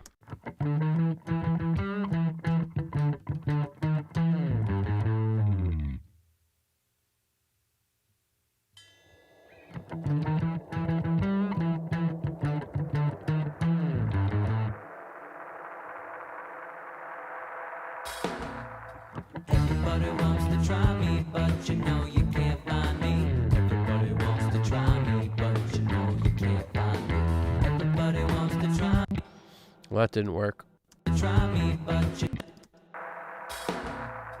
Everybody wants to try me, but you know you can't find me. Everybody wants to try me, but you know you can't find me. Everybody wants to try me, but you know you can't find me. Everybody wants to try me, you can't find me. Everybody wants to try me, but you know you can't find me. Everybody wants to try me, but you know you can't find me. Try me, but you know you can't find me. Everybody wants to try me, but you know you can't find me. Try me, but you know you can't find me. Everybody wants to try me, but you know you can't find me. Everybody wants to try me, but you know you can't find me. But you know you can't find me.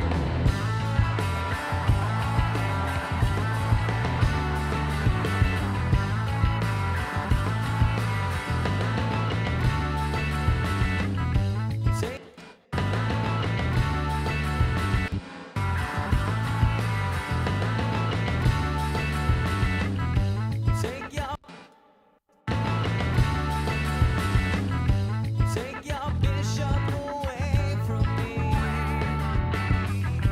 Think I'm feeling a kill now.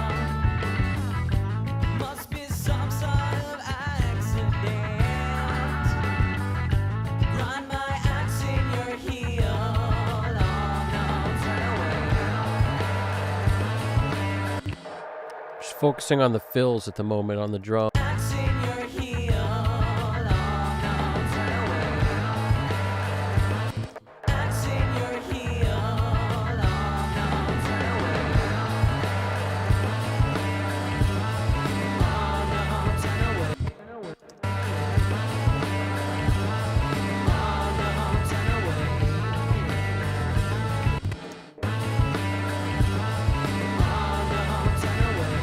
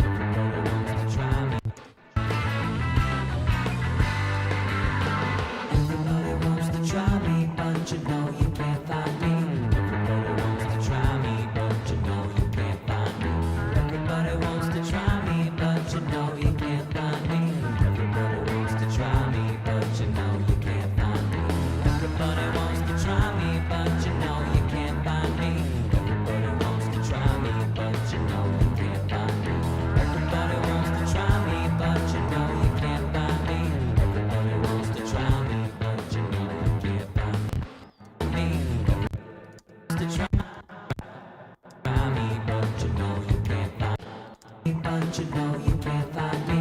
Everybody wants to try me, but you know you can't find me. Everybody wants to try me, but you know you can't find me. Everybody wants to try me, but you know you can't find me. Everybody wants to try me, but you know you can't find me. Everybody wants to try me, but you know you can't find me. Everybody wants to try me, but you know you can't find me. Everybody wants to try me, but you know you can't find me. Everybody wants to try me, but you know you can't find me. Everybody wants to try me, but you know you can't find me. Try me, but you know you can't find me. Everybody wants to try me, but you know you can't find me.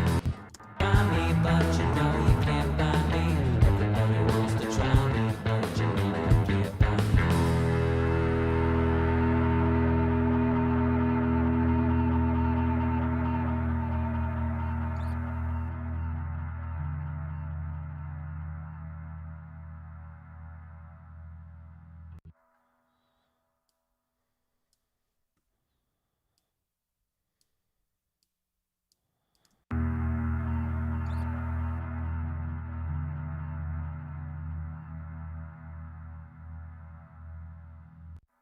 Know you had a lease, but see now you gotta leave.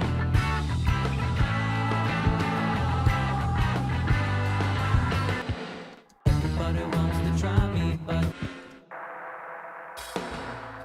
everybody wants to try me, but you know you can't find me. Everybody wants to try me, but you know you can't find me. Everybody wants to try me, but you know you can't.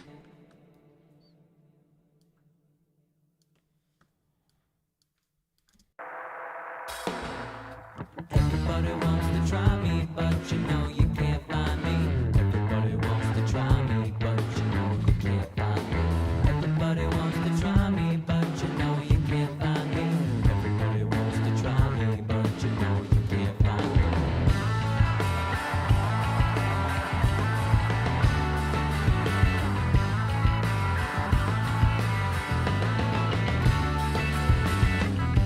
Take your bishop away from me.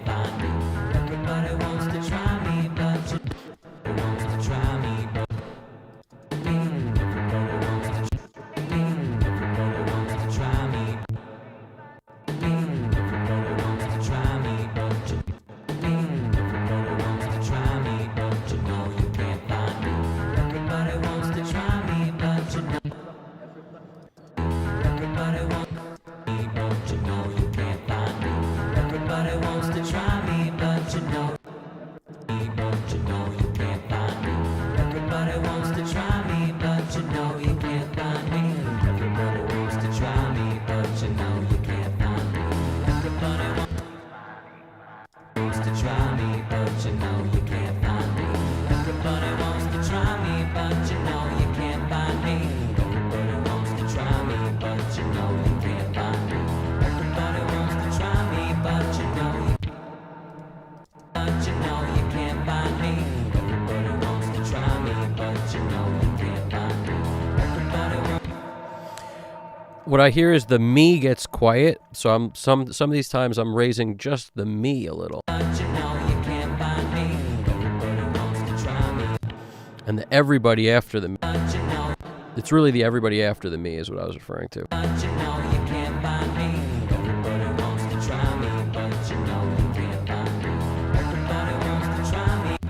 And sometimes the me. But you know you can't find me.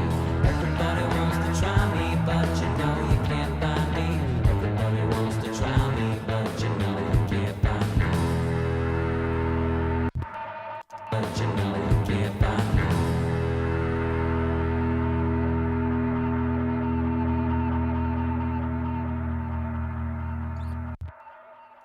But you know you can't find me. All right, we're nearly through with this. Everybody wants to try me, but you know you can't find me. Everybody wants to try me, but everybody wants to try me, but you know you can't find me. Everybody wants to try me, but you know wants to try me, but you know you can't find me. Everybody wants to try me, but you know you can't find me. Everybody wants to try me, but you know you can't find me. Like it better with the vocal a little quieter. Can't find me. Everybody wants to try me, but you know you can't find me. Everybody wants to try me, but you know you can't find me. Everybody wants can't find me. Everybody wants to try me, but you know you can't find me. Everybody wants to try me, but you know you can't find me. Everybody wants to try me, but you know you can't find me. Try me, but you know you can't find me. Everybody wants to try me, but you know you can't find me. Everybody wants to try me, but you know you can't find me. Everybody wants to try me, but you know you can't find me.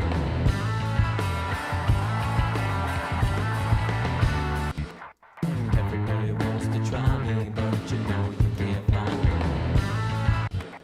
Everybody wants to try me, but you know you can't find me. But you know you can't find me.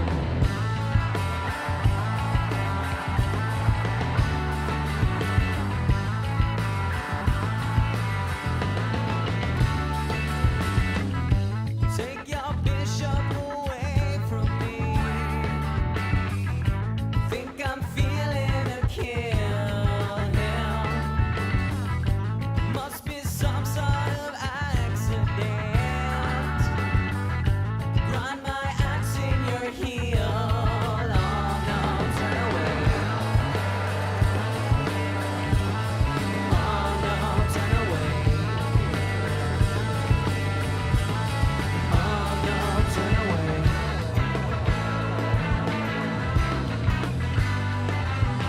Hope too high, but you fell into the trap and you thought you had a leash, but see now you gotta leave.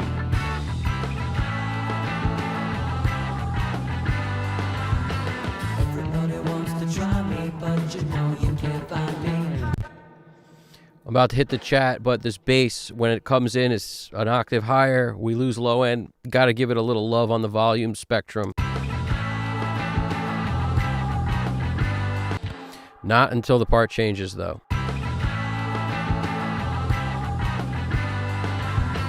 Everybody wants to try me, but you know you can't find me.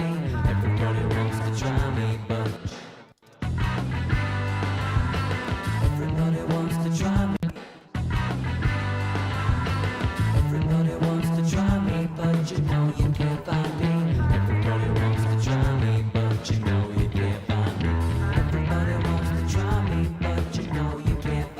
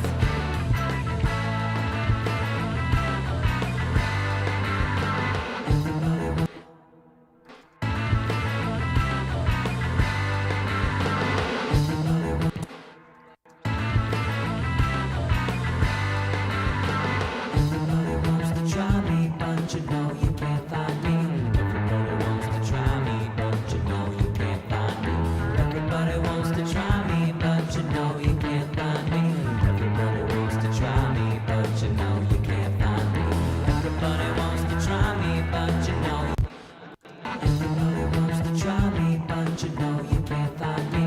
Everybody wants to try me, but you know you can't find me. Everybody wants to try me, but you know you can't find me. Everybody wants to try me, but you know you can't find me.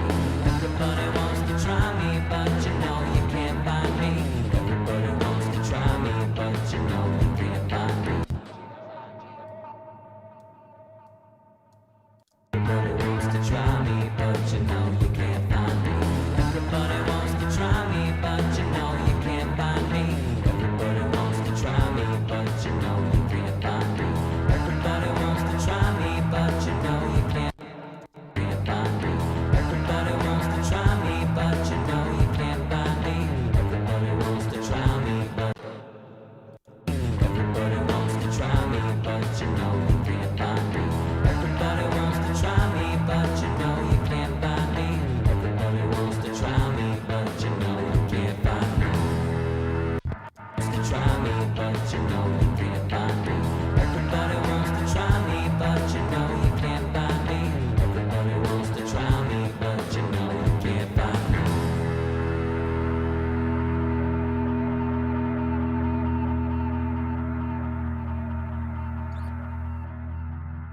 Wants to try me, but you know you can't find me. Everybody wants to try me, but you know you can't find me. Everybody wants to try me, but you know you can't find me. Try me, but you know you can't find me. Everybody wants to try me, but you know you can't find me. Everybody wants to try me, but you know you can't find me. Try me, but you know you can't find me. Everybody wants to try me, but you know you can't find me. Everybody wants to try me, but you know you can't find me.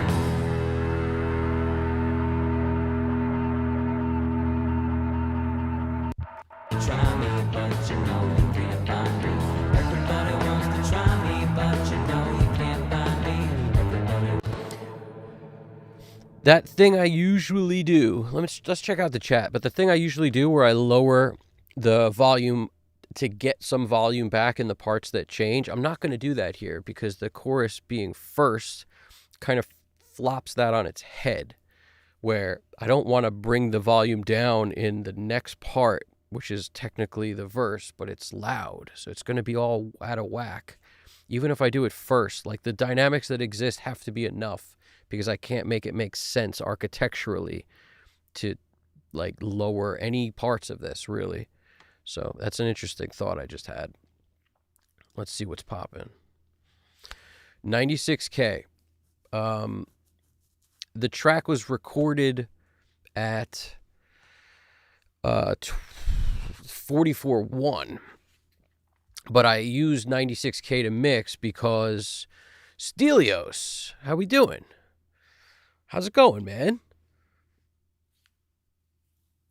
You were noodling with Tom Elmhurst videos, techniques, because they were like, yeah, man, Tom Elmhurst, dude. He does the same thing I'm doing with the flavor thing. He's all about flavor. He'll have all these audio tracks that have, you know, little pieces of stuff on them for flavor. Tom Elmer's the best. He also uses, you know, when he uses his VR console, a lot of the stuff he does is actually reduce. Like he'll do a lot of cutting instead of boosting.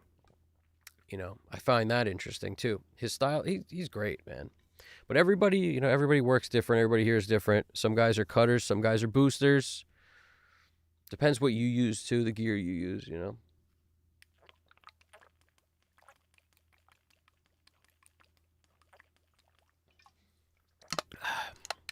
Welcome back, Stelios. And welcome back, Shigiono. Shigiono, the music. Or Shigionoth music. Nice mix, feeling groovy. Thank you. I appreciate that. Bass is sounding great. Thank you, man. Yeah, the bass player is... most of it is how good the bass player is. But we do have 3 tracks of bass in this one, which makes it easier to kind of dial in that thick and warm groove. But at the same time, you know, I don't know, my mainstay these days is one nice solid DI for the bass. But if I had an amp, I'd run through that too, but it's just in the studio I don't rock the bass amp. I kind of inherited my bass player's Ampeg for a while, so I had that, and once he kind of took that back, and the other thing I was using kind of this small practice amp that I could really gain out. That thing went down, and he, the loan of his bass amp kind of went back, and then I was just using a DI ever since, and I found kind of a love for it. Just DI bass, and then working off that. Depends on the DI, of course. More effects. Yeah, effects are awesome, man. I'm glad you guys like it. CXQ5, that's awesome. Thank you.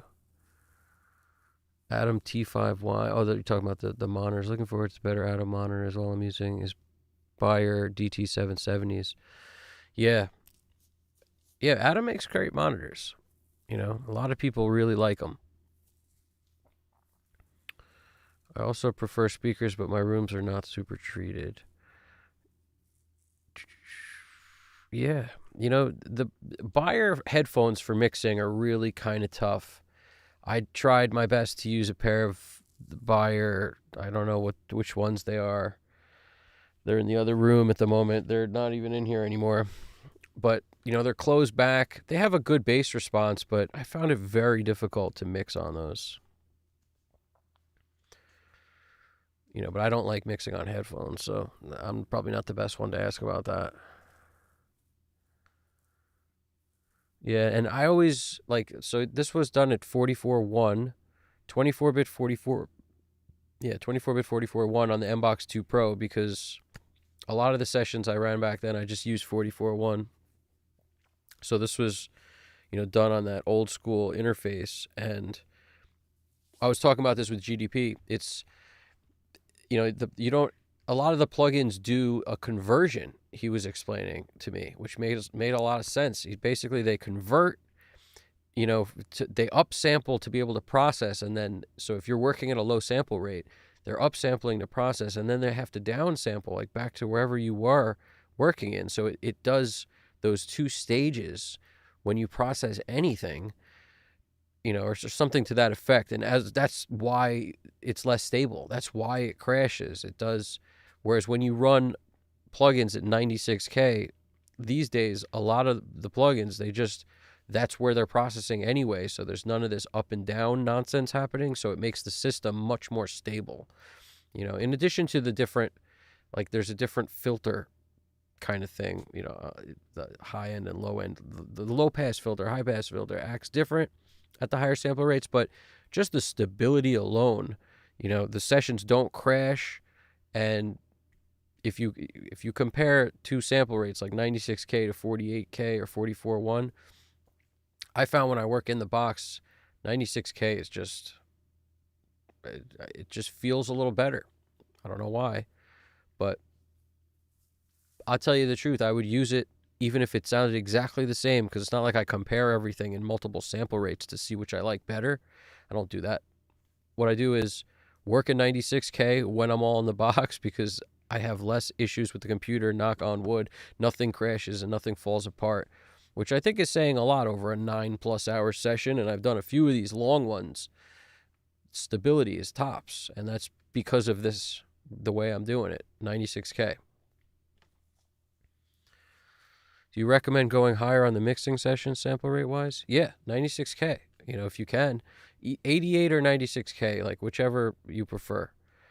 The 88.2, I've also heard might be just as stable, but I'm just a 96K, I don't like to think about oh, well, that's twice the sample rate, so I just do everything at 96K. It just makes it easier for me. So when I open up the session, I know I always set the whatever to 96, and it's all good.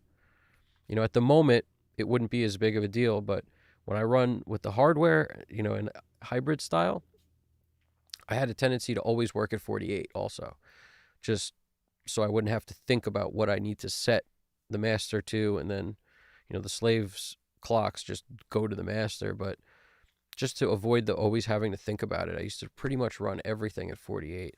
And something about the hardware I find works different or sounds better. I almost think it's because it's built to sort of roll things off anyway. So the less, that lesser information it has, that 48 or 44.1, just works nicely when it runs, out of your converters through the hardware. You almost don't need all that other information for the hardware or something. I don't know exactly what it is, but there's something to that. I forget who I heard talk about something similar, and I was like, that makes so much sense, and that's exactly been my experience with like 48 sounding really good through hardware. But I also know that, like, if I'm not mistaken, Tom Lord Algae does everything these days. I could be wrong on that. Don't quote me on him. But if I heard something in one of his videos, I think, where he says he does everything at 96, if I'm not mistaken. Something like that. And he's using hardware, obviously, because he's got his console. So he also has two different, like, he has a print rig. So if I'm not mistaken, he's got like two computers running. So one of them feeds his stuff into his session, and then another one takes, the AD converter and prints that into another session, if I'm not mistaken. But Rick Carson would know more about that because he interviewed the dude. That was awesome. It's a really great interview. If you haven't checked it out on the Make Believe channel, check that out. It's like an hour and a half or something, like Tom Lord Algae just getting into it while simultaneously smoking a vape. Do you recommend going higher on the mixing setting? Yeah, okay. My CPU is going to cry, but I will try it. Yeah. You'd be surprised. I'm telling you, you're going to be surprised. Your CPU may actually be okay because it's not doing that up and down sample thing. So I thought the same way. I used to think that, like, my computer is going to bug or whatever, but I feel like it wound up working better. But I changed computers somewhere along the line, and the Intel Mac I used to use, was crying every session, which is why I basically switched. But it was a very good upgraded computer, but an Intel Mac, and it was, before the M1 switchover kind of thing. And, it's like night and day, the processing on this or that. I run out of, room for UAD plugins long before my computer bugs out about anything else. But try it, man. 96. Yeah. Yeah. When I scroll up and I see that Wagyu beef stuff that we were talking about, it's just making me hungry. Bottom line, it's just making me hungry. So, gotta avoid the hunger. But we're almost done, because this part, once automation's done, you guys kind of know by now, starts feeling groovy. I come back over here, I check this out. By the way, I noticed myself some of the vocals sound a little crunchy, but keep in mind, that's because I have Decapitator on two of the vocals. So I'm adding that crunch kind of on purpose because I felt like it fit the track. It's not on the lead, but it's on the others. There's no Decapitator on this one. But there is an 1176, which, has its own bit of crunch to it anyway. But these are, decaps. We got Decapitator doing its thing. Drive up to 5 pretty high. Mix all the way wet. So it's definitely distorting a bit.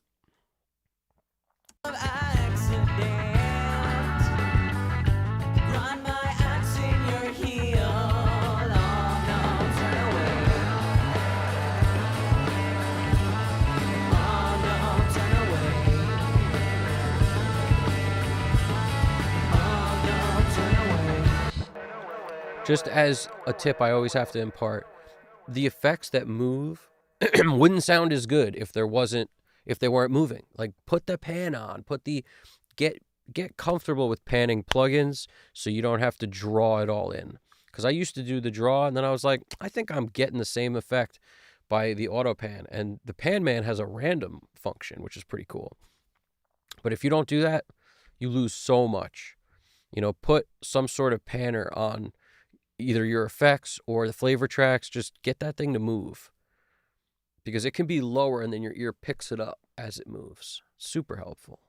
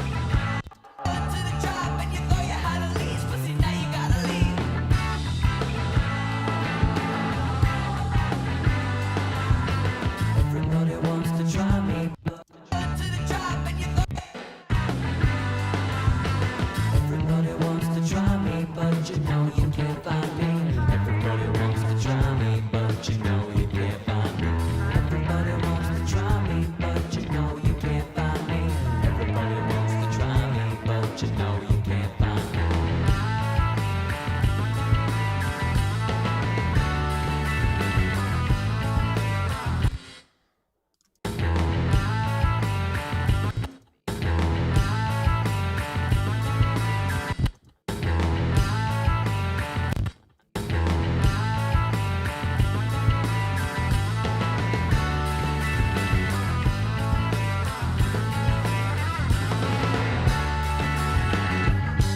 Everyone gets a chance to score.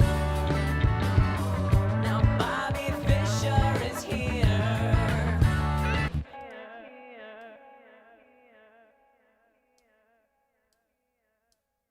Is here. King and castle has shined on my seashore. In my opinion, it's clear. Oh no, turn away. No, turn away.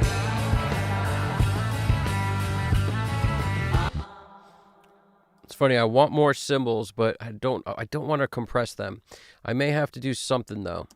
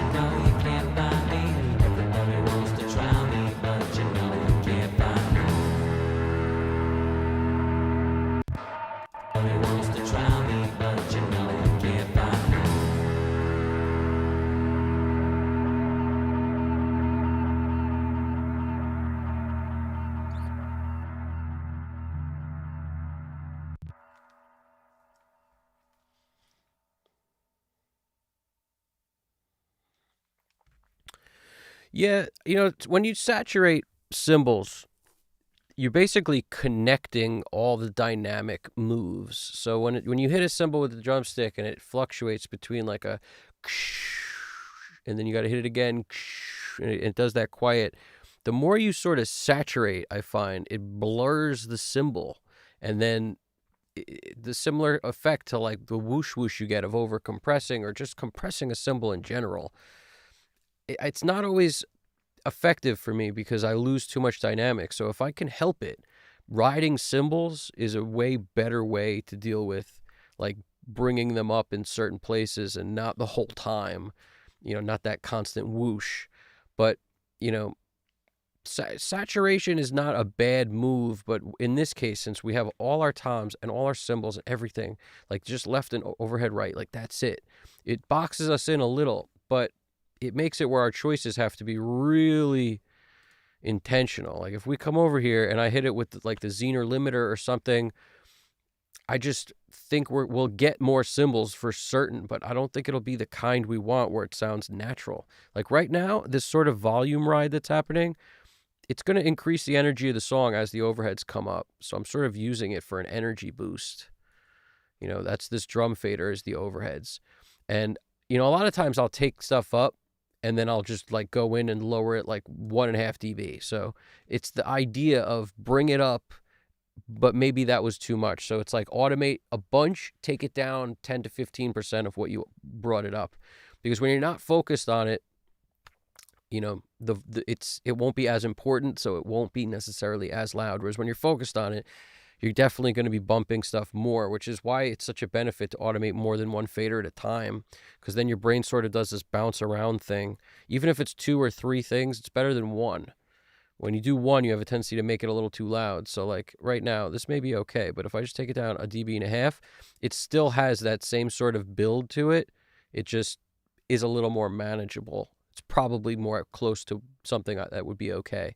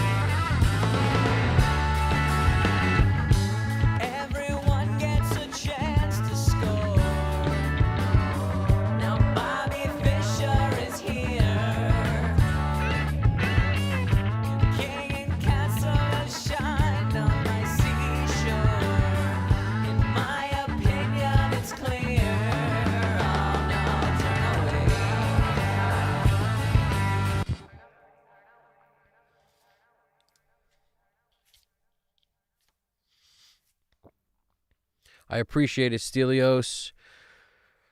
I use 2 UAD Octo satellites. So the 8-chip jams, 2 of them, and it's the UAD 2 satellites, so it's the newer ones.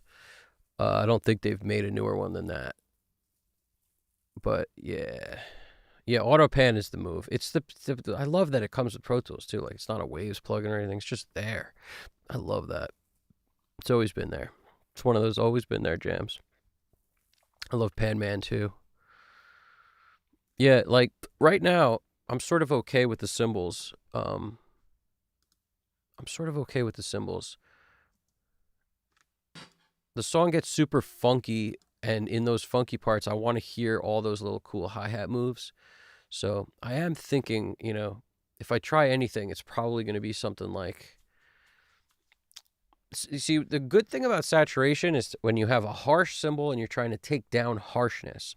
But in our case, and the reason the harshness kind of, you're rounding the top off. So if you have a point and the cymbal's particularly annoying, like on a ride cymbal, like it's not usually something I love on crashes or something. But if he was hitting the bell and it was really getting to me, or like a particularly annoying cymbal, then that weird pointy sound rounded off with sometimes a little bit of saturation could be helpful. But if you add saturation to cymbals, you take white noise and you're basically making it whiter. You're whitening up the white noise. Like, you know, it just becomes a wash at a certain point. But I'm sure it works sometimes. It's just that's what I worry about, right? I'm feeling a kill.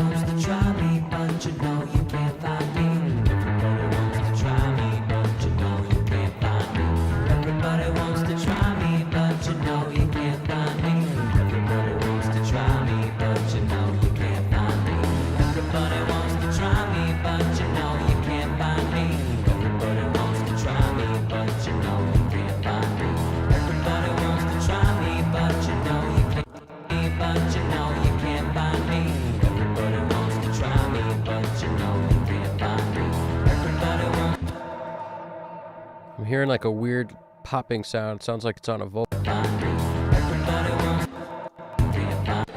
You can't find me.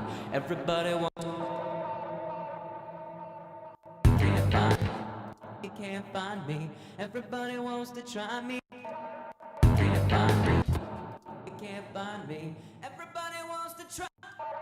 You can't find me. Everybody wants to try me. You can't find me. Everybody wants to try. You can't find me. Everybody wants.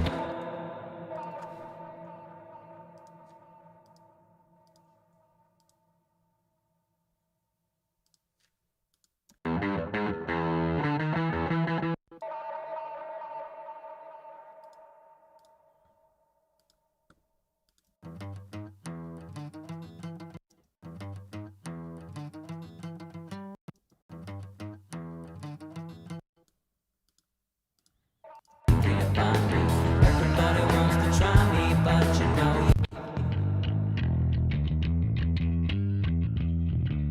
find me.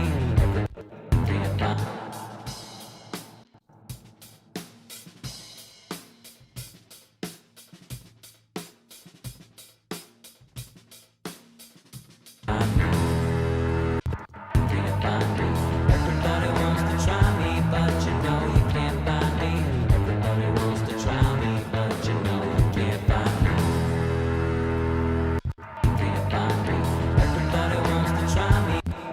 It's one of those things where I don't think I'll be able to find this thing. I don't think it's there. I think it's like a pseudo effect of something.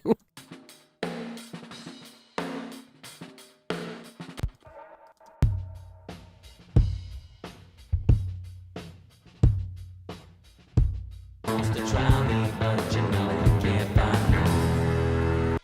Can't find me. Everybody wants to I think it's on the acoustic. Let's mute stuff out if you want to see what it is. can't find me.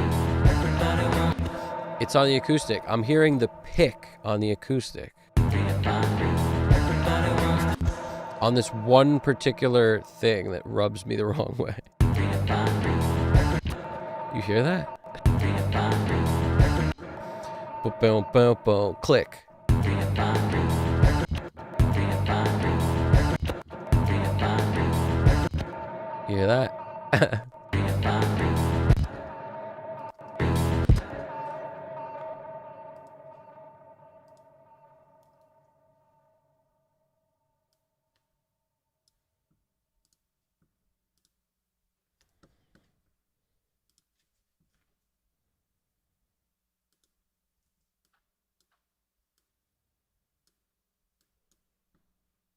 Can't find me.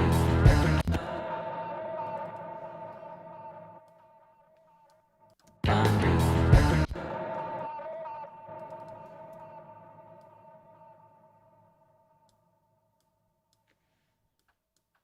Find me. Good old find the ridiculous clicky. Can't find me. Is it even here?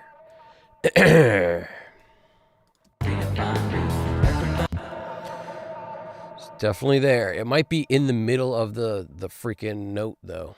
So I'll just abandon caring about this probably, but it could be in this.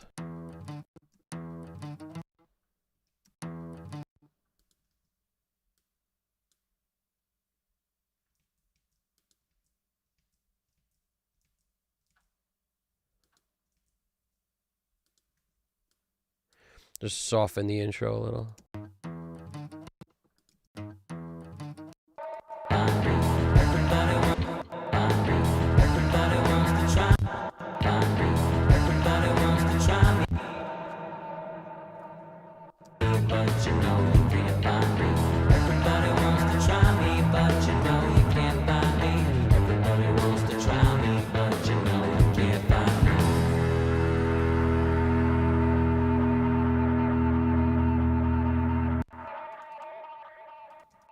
Must be some sort of accident. Grind my axe in your heel. Oh no, turn away.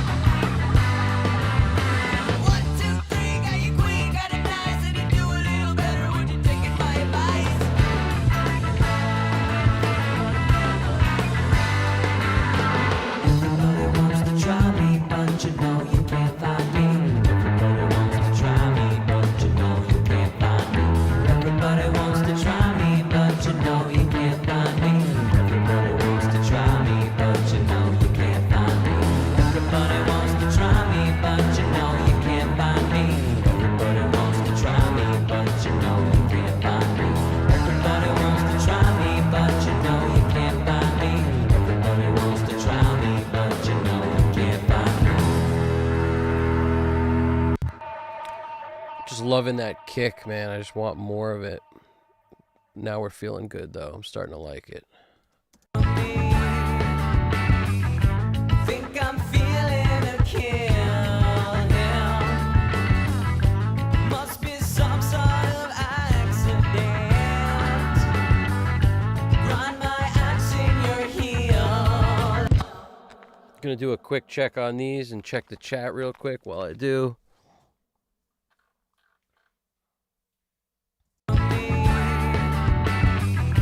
Think I'm feeling a kill now. Must be some sort of accident. Run my axe in your heel. Oh no, turn away. Oh no, turn away.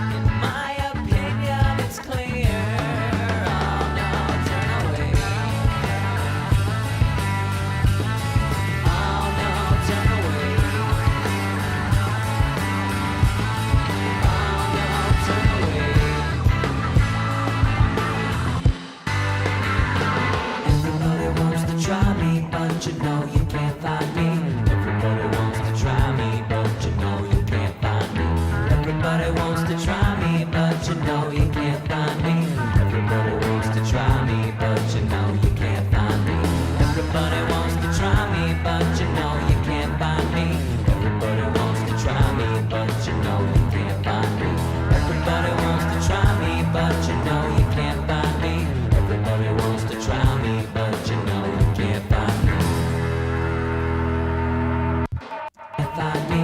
Everybody wants to try me, but you know you can't find me. Everybody wants to try me, but you know you can't find me. Everybody wants to try me, but you know you can't find me. Everybody wants to try me, but you know you can't find me. Everybody wants to try me, but you know you can't find me. Everybody wants to try me, but you know you can't find me. Everybody wants to try me, but you know you can't find me. Can't find me. Everybody wants to try me, but you know you can't find me. Everybody wants to try me, but you know you can't find me. Everybody wants to try me, but you know you can't find me. Everybody wants to try me, but you know you can't find me. Everybody wants to try me, but you know you can't find me. Everybody wants to try me, but you know you can't find me. Everybody wants to try me, but you know you can't find me.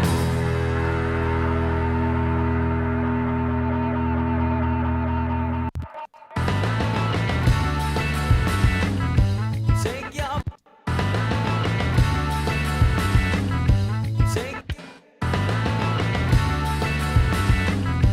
Take your bishop away from me.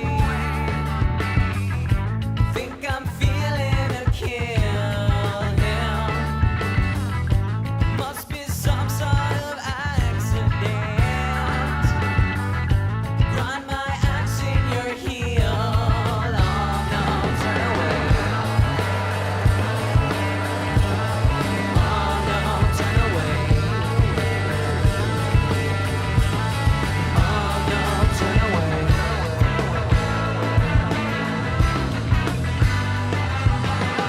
Too high 'cause you fell into the trap and you thought you had a leash, but see now you gotta leave.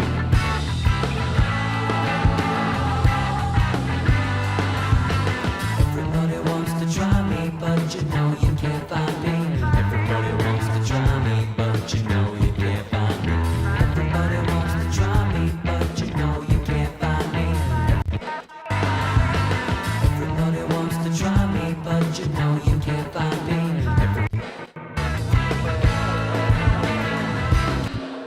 I'm feeling a kill now.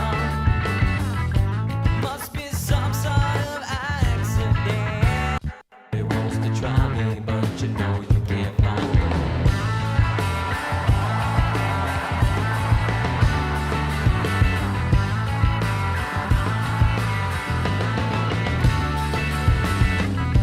Take your bishop away from me.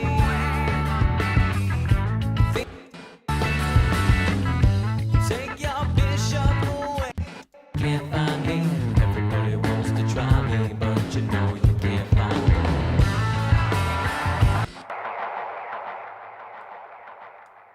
Can't find me. Everybody wants to try me, but you know you can't find me.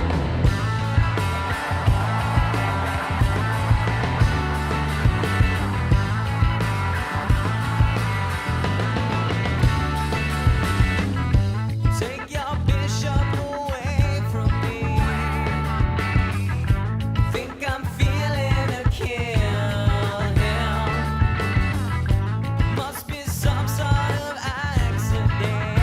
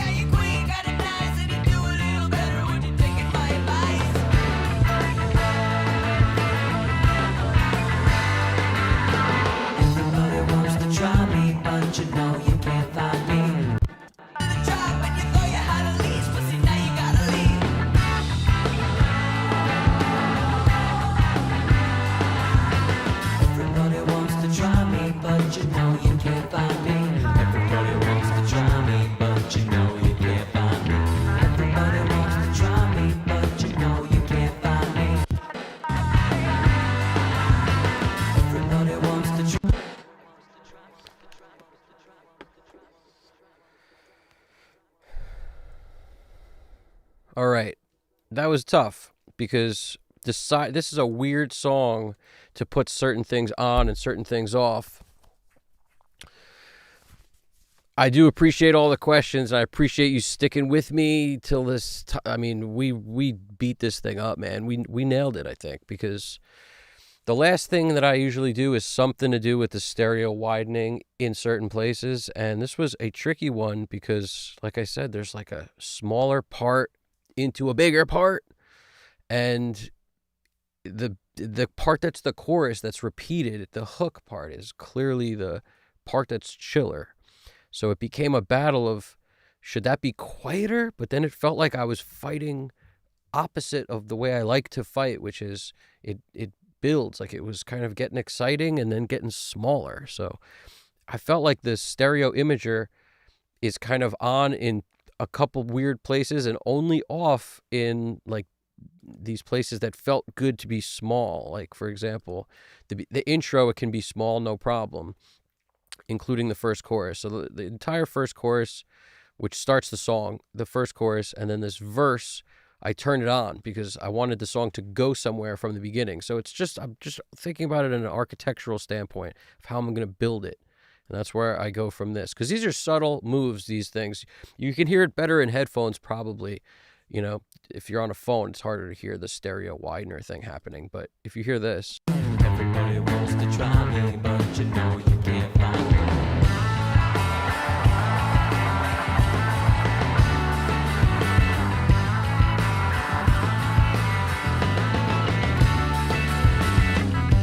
Take your bishop away from me.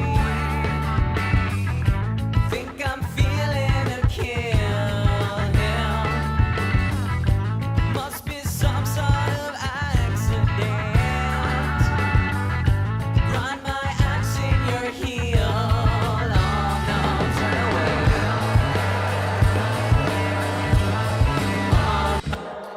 So the widener goes on in the part where it starts rocking, and the part before it can be chiller, so the widener's off. Because the widener just really, it adds just this bit more energy on the sides and increases the volume a bit, you know, and then I felt like it could rock that whole time and then just comes off in this next part. So like this whole part here, feeling a kill. like that works for me. And Oh no, turn away. so I'm using it kind of on the post-chorus and the chorus. But this part where where the energy comes down again, I take it off. Cause you fell into the trap and you thought you had a leash, but see now you gotta leave.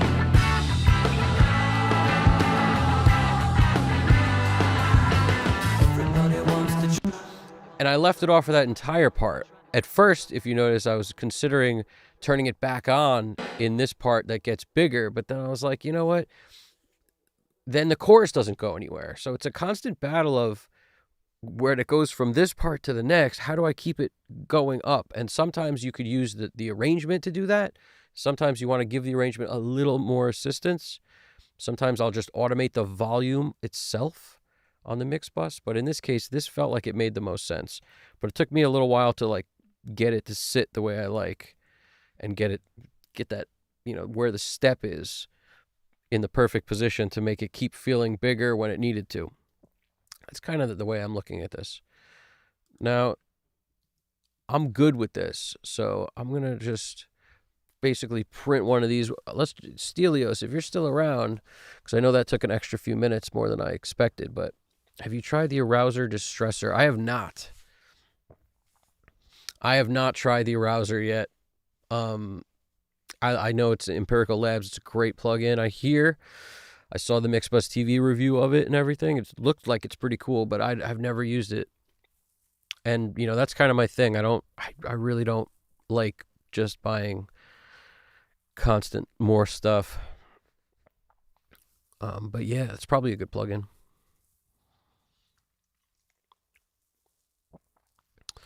Asmin, I've tried with saturation. I want to use it so bad it brings in too much crap into my mix, no matter how clean I dial it. Yeah, I feel like it's more for clean tones. Absolutely. I agree with that. It is, yeah. I mean, it's Yeah, the white noise making it whiter. That's pretty much the truth. I appreciate the keep up the good stuff. How about saturating the room mic? Yeah, that's in this case we just have two overheads. Ain't no room mic in it. It's just four drum mics on this whole kit.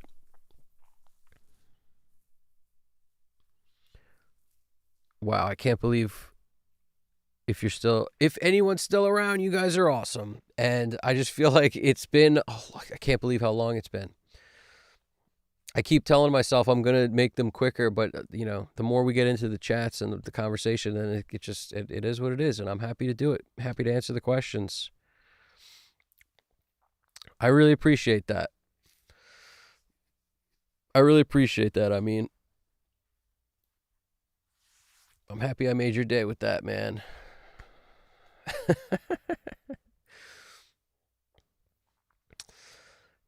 Yeah. So what I wound up doing, just in case you saw, I took off the compression on the overheads because in headphones, especially, I was like, man, too much whoosh whoosh. Even the littlest bit of whoosh whoosh is too much whoosh whoosh for me. And so what I did instead was just kind of increase some high end on the cymbals to make them nice and shimmery. But I don't, compression changes the way they ring, and EQ kind of doesn't. It just brings up a little of the sizzle on mics I had that were very dark. I wouldn't always do that, but on dark overhead mics, it doesn't hurt. I appreciate you hanging out, watching, and doing the thing over here. And yeah, I plan on. I'm gonna print one more so you guys can just hear where it's at now in its final stages, and then we can. I'll do some closing thoughts and wrap this thing. You have a singer coming over today. Hopefully, I secure the project. You'll secure it, man. The best way, if you have somebody coming over, and they're gonna do something, just be like kind of anticipate what you think is going to happen in terms of are they going to sing something today, or are they just coming to chill and hang out and check out your spot or what? But if you can set stuff up ahead of time so that the least setup, like try to do no setup when they're there if you can help it. The more you set up ahead of time, the quicker it, like the better it looks. If you just a couple things and now you're rolling. So check everything ahead of time, set it all up ahead of time. It's worth it. Dial in the sound even ahead of time. You'll have to tweak it for them, but just make sure it works. Like, can't tell you how many times a bad cable will ruin your day. So just have an extra cable lying around or whatever on both sides of whatever you're patching to and from, and just that kind of thing. Check all the stuff always, because it's mechanical. Anything mechanical can go down. That's the thing with it. You're going to play in some beats? Nice. Yeah, when it comes to that stuff, don't blow your ears out playing loud music for people because it sounds better loud. That's something I was guilty of. It's like, let's play it loud because it sounds better, but then I'm in more pain, than I should be, and they love it loud, but it's a mess. It's a total mess. I'd rather send it and play it as loud as you want, and I'm not around. I like that. But yeah, just have faith you're going to do a great job of whatever it is you're going to do with them, and be ready to rock in case they want to go, and it'll be great.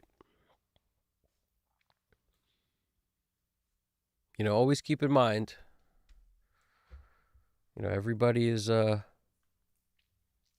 especially people who don't work in studios or as engineers, everybody assumes like stuff is just, it should just be like 2 seconds to make anything work and like start rolling and record. So just knowing that, that's why I say that's the best thing you can do is get ahead of it. Nobody understands. Like, it takes time to set stuff up to get they don't understand that. Have a couple mic choices ready. Like if you have multiple stands, put at least 2 different mics, like one on each stand that they could try in case one doesn't sound good. Just abandon ship, try the other one. That'll make the biggest difference. If they don't like the way their voice sounds for some reason, switch the mic immediately. more likely that has the biggest impact. After that, it's whatever else you got going on. If it's a different mic pre or different compressor or, that kind of thing. Also, don't be scared to use a little bit of that. Like, I always compress a little on the way in if I'm doing vocals. It just allows them to hear themselves better and they can perform better, and print it that way. Just don't over compress. That's all you got to worry about. Don't smush it, but just, hit it with something. That's how I look at it. I know it's a confidence thing too. If you're not confident you're going to get it right, people have a tendency to be like, oh, I'll just add it later in the box. It's like, well, if you have a hardware compressor, it's definitely going to be a little bit different to hit it on the way in, and they perform differently. So it's a win-win. And a lot of the records that we love, like, there are so many, I mean, depending on what you love, but so many of them, like that Dave Grohl, when they all my life I've been searching for something. He's crushing his vocal into, I think, a DBX, like a relatively cheap compressor. I don't remember which DBX. It's one of the DBXs, but it's like, the black box with 3 knobs on it. It's just a relatively cheap compressor, and he's crushing it into that.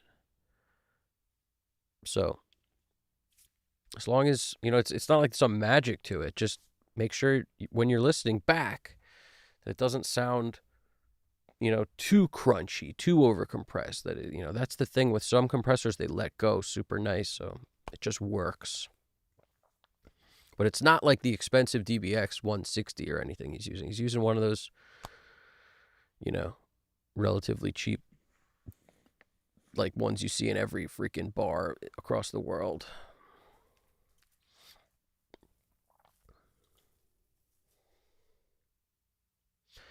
Yep, the last time I checked my almost finished mix with headphones and started changing stuff, I almost destroyed all of it. Believe me, I hear you. I was nearly there a second ago when I was rocking all that stuff in, the focals, but I trust the focals too, so I'm not so worried. Like, now when I listen back will be the test, but just hearing it, I dialed in that stereo part without the headphones on, I think. I can't remember now, but Don't you know you can't find me?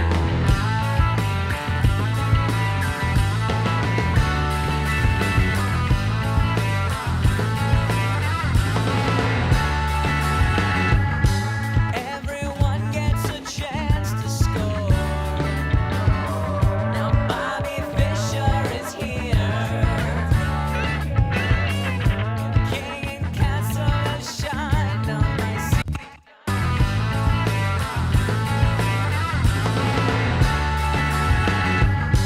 Everyone gets a chance to score. I'm loving these effects.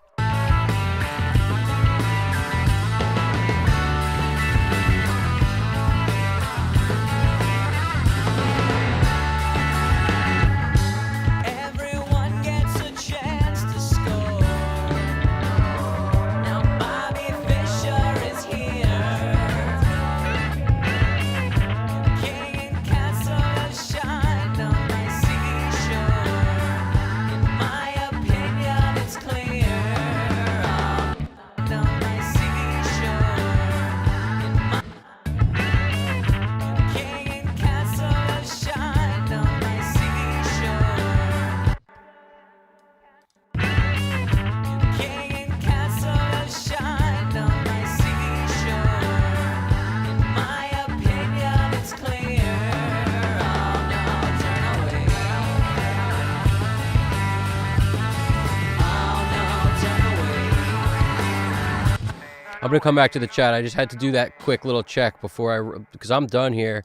I just had to make sure, because when you said that, I was like, yep, we've all been there. We've all put on a pair of headphones and then just ruined a mix. It's like, who hasn't been there? If you haven't been mixing long enough. Everyone's done that at some point, and then I have that weird, that bad dream feeling of remembering when that happened, and it's just, man. So That's why one good set of speakers you really trust, in my opinion, trumps like 5 sets of speakers that you don't really trust. I used to think like more speakers the better, and now I'm just like, just one you really trust, and then a headphone or two that you kind of trust, is better. But yeah, that's where we're at the moment. Yeah, man, you're gonna do great, and hopefully I didn't. The way I look at this is when I look at what's going on here, there's 1 dB on the L2 being limited. That's it. Like we're 1.2 dB, 1 dB most of the time, and the gold clip's taken off about a dB, and then we're about like 2 to 3 dB, I believe, on this mix bus compressor. So we're really right in that zone I like to be in of not hitting anything too crazy. And I put those on last because once I get the mix sitting where I want, I usually L2 first so that I can kind of just hear if I like it with that. And I don't love always everything on it, but in this case, and you can't look at that top clipping thing because that's wherever I hit play last. I wish that there was a different, like, I wish the meter didn't start right away, but you can't change that, I don't think. But if I could have my druthers with it, they should ramp it in so that it doesn't just clip on you, or you should have the option to turn that on, because the second you hit play is the loudest point always. And then if you were to use some pre-roll, it's not, which I talk about all the time because it pisses me off like crazy. Because it's not a good reading of the loudest point. That's why it pisses me off. But yeah, it's a great plugin though. Wants to try me, but you know you can't find me. Everybody wants to try me, but you know you can't find me.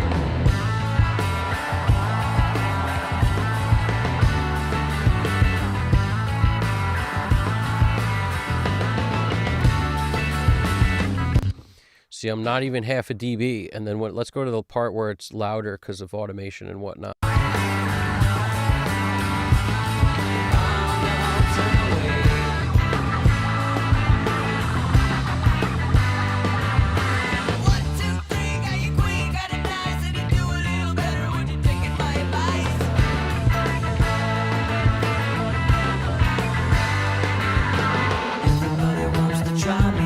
You know you can't find me. Everybody wants to try me, but you know you can't find me. Everybody wants to try me, but you know you can't find me. Everybody wants to try me, but you know you can't find me. Everybody wants to try me, but you know you can't find me. Everybody wants to try me, but you know you can't find me. Everybody wants to try me, but you know you can't find me. Everybody wants to try me, but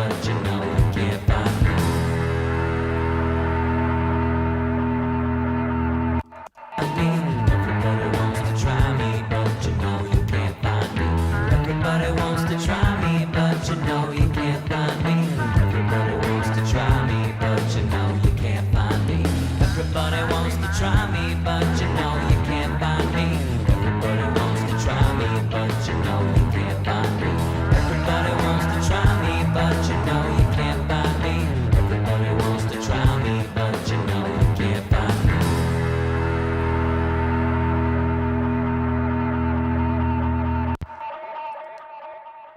Just made the bass a touch louder. Just a touch. 0.8. Will you also master this track or just mix?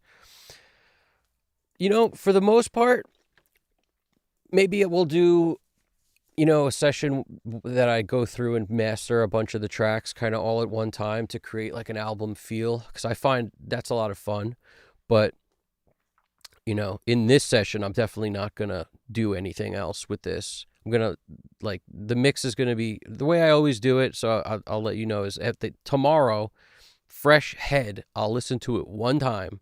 And if there's anything to deal with, once my head's been cleared, I'll make, after that first listen, I like generally, if I need to, take notes, but usually it's almost nothing. So I can just be like, oh, it's these two things I want to do. And then I'll just do that, print another one, call it a day, and then it's done.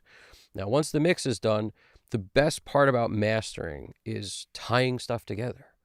And you can tell already based on how I do effects and stuff that like that's my favorite part is tying stuff together. And if I have to add effects to do it, I will. But mastering is a beautiful thing when you create that concept style album. So once I get like a whole album's worth of tracks done in sessions like this, in our streams, that's when I'll start. Like I'll put together, an episode on mastering them all and just kind of dealing with it at that point. But in order to do mastering properly, in my opinion, if you're the same guy who mixed it, you got to clear your head. You got to do it on a different day. You got to have like no recollection of where things were, and you got to look at everything fresh, brand new in a new session. You can't do it in the same session. This is the mix. And believe me when I tell you, I've done plenty of sessions where I sort of like did my own pseudo mastering thing as part of the mix, but that's another thing I've changed recently is just totally focus on the mix itself. And, that way, if someone wanted to have that, like, some mastering house master it, they could, because I'm going to deliver a mix that is not limited like crazy. It's not, loud like crazy. There's still some life in it that you can squeeze a couple more dB out if you want in mastering and stuff like that. But I never think about it like volume wise. I just want to tie the tracks together and make them sound cohesive as one unit.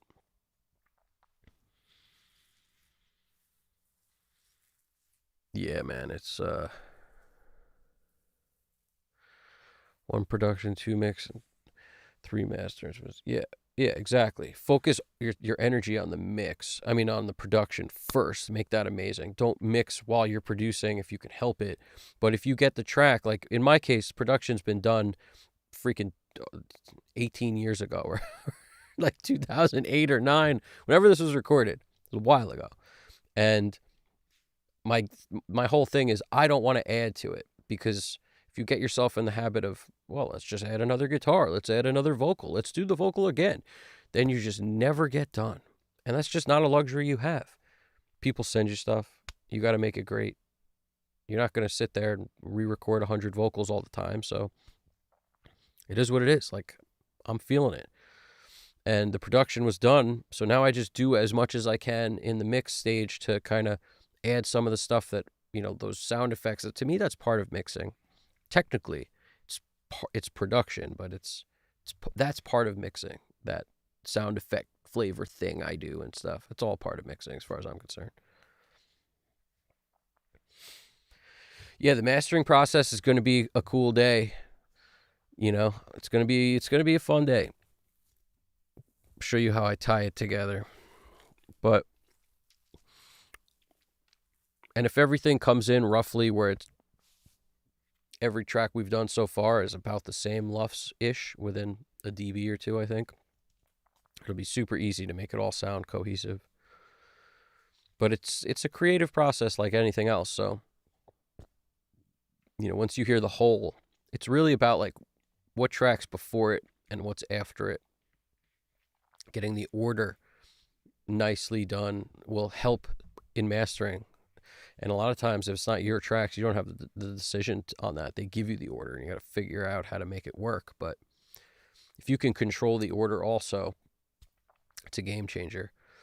Because some tracks sound better next to other tracks, bottom line. You can kind of ramp the energy of an album up, from like chill to more exciting, and it can be a little quieter to louder. Like the chiller tracks don't need to be screaming loud.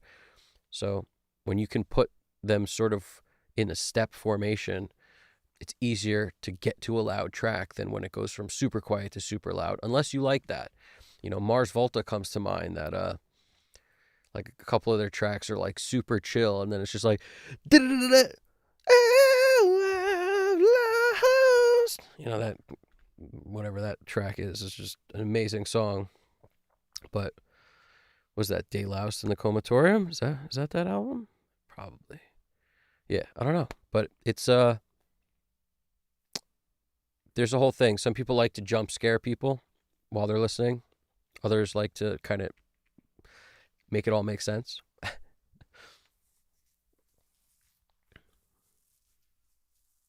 But yeah, it's going to be great.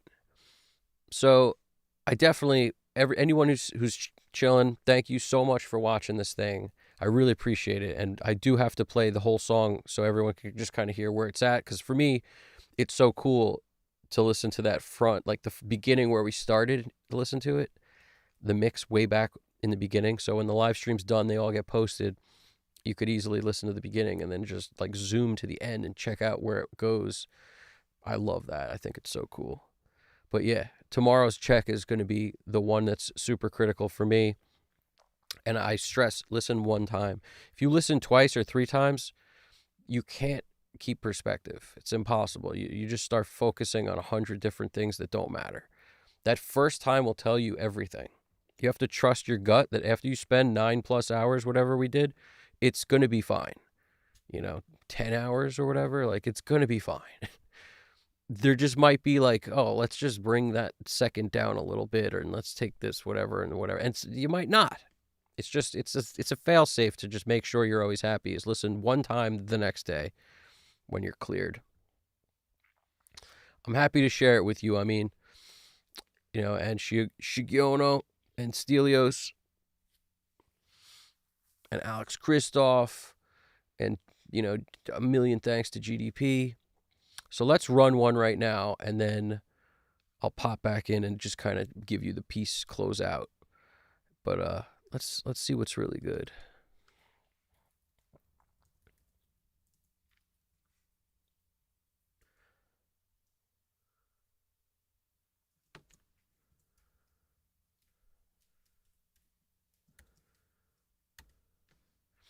So here we go. Save it as something new. Always, never, never don't.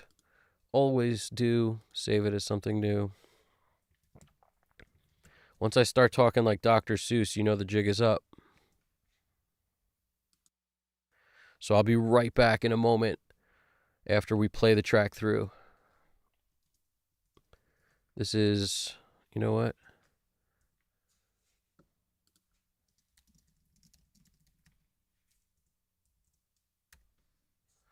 Try Me by the Real Bees. Here we go.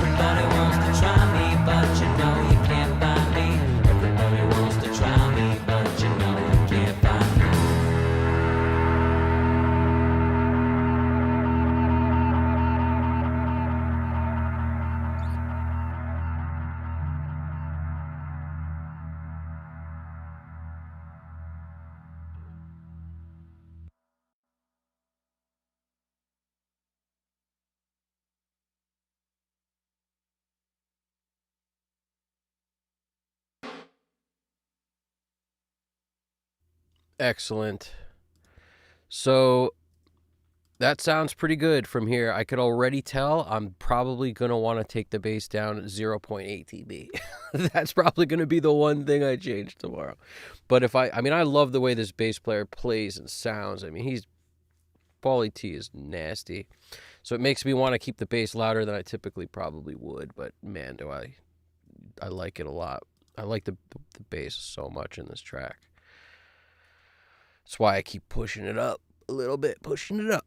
But I hope you guys dug this experience here. I hope you dug it. It's there's going to be plenty more of these to come. So let's just, I really appreciate the love. I appreciate you hanging out. I appreciate you watching this stuff. And there's going to be literally, I mean, I already have the next 3 songs queued up, I think. 2 to 3. This might have been the 3rd, but yeah, there's a couple queued, like ready to go. So I hope you dug it. And, once I get these done and we go through that mastering stage, I'm going to release all these on one cohesive album, probably in cassette form. It's a little bit of a spoiler, but because I've released CDs with stuff on it, never released a cassette. And I'm feeling like it's about time we go backwards a little bit. Cassette time. And if I put it up, it's going to be on YouTube and stuff, most likely. But I'm not going to release it on Spotify. I'm not going to do the digital. I'm not playing that game. I'm going to go cassette. And, free streaming for anybody who doesn't want to go cassette. But that's feels like the move for me. Do you. I'm not saying you need to do what I'm doing, but I am saying that that's what I'm doing. That's definitely what I'm doing. I'm checking out the chat real quick.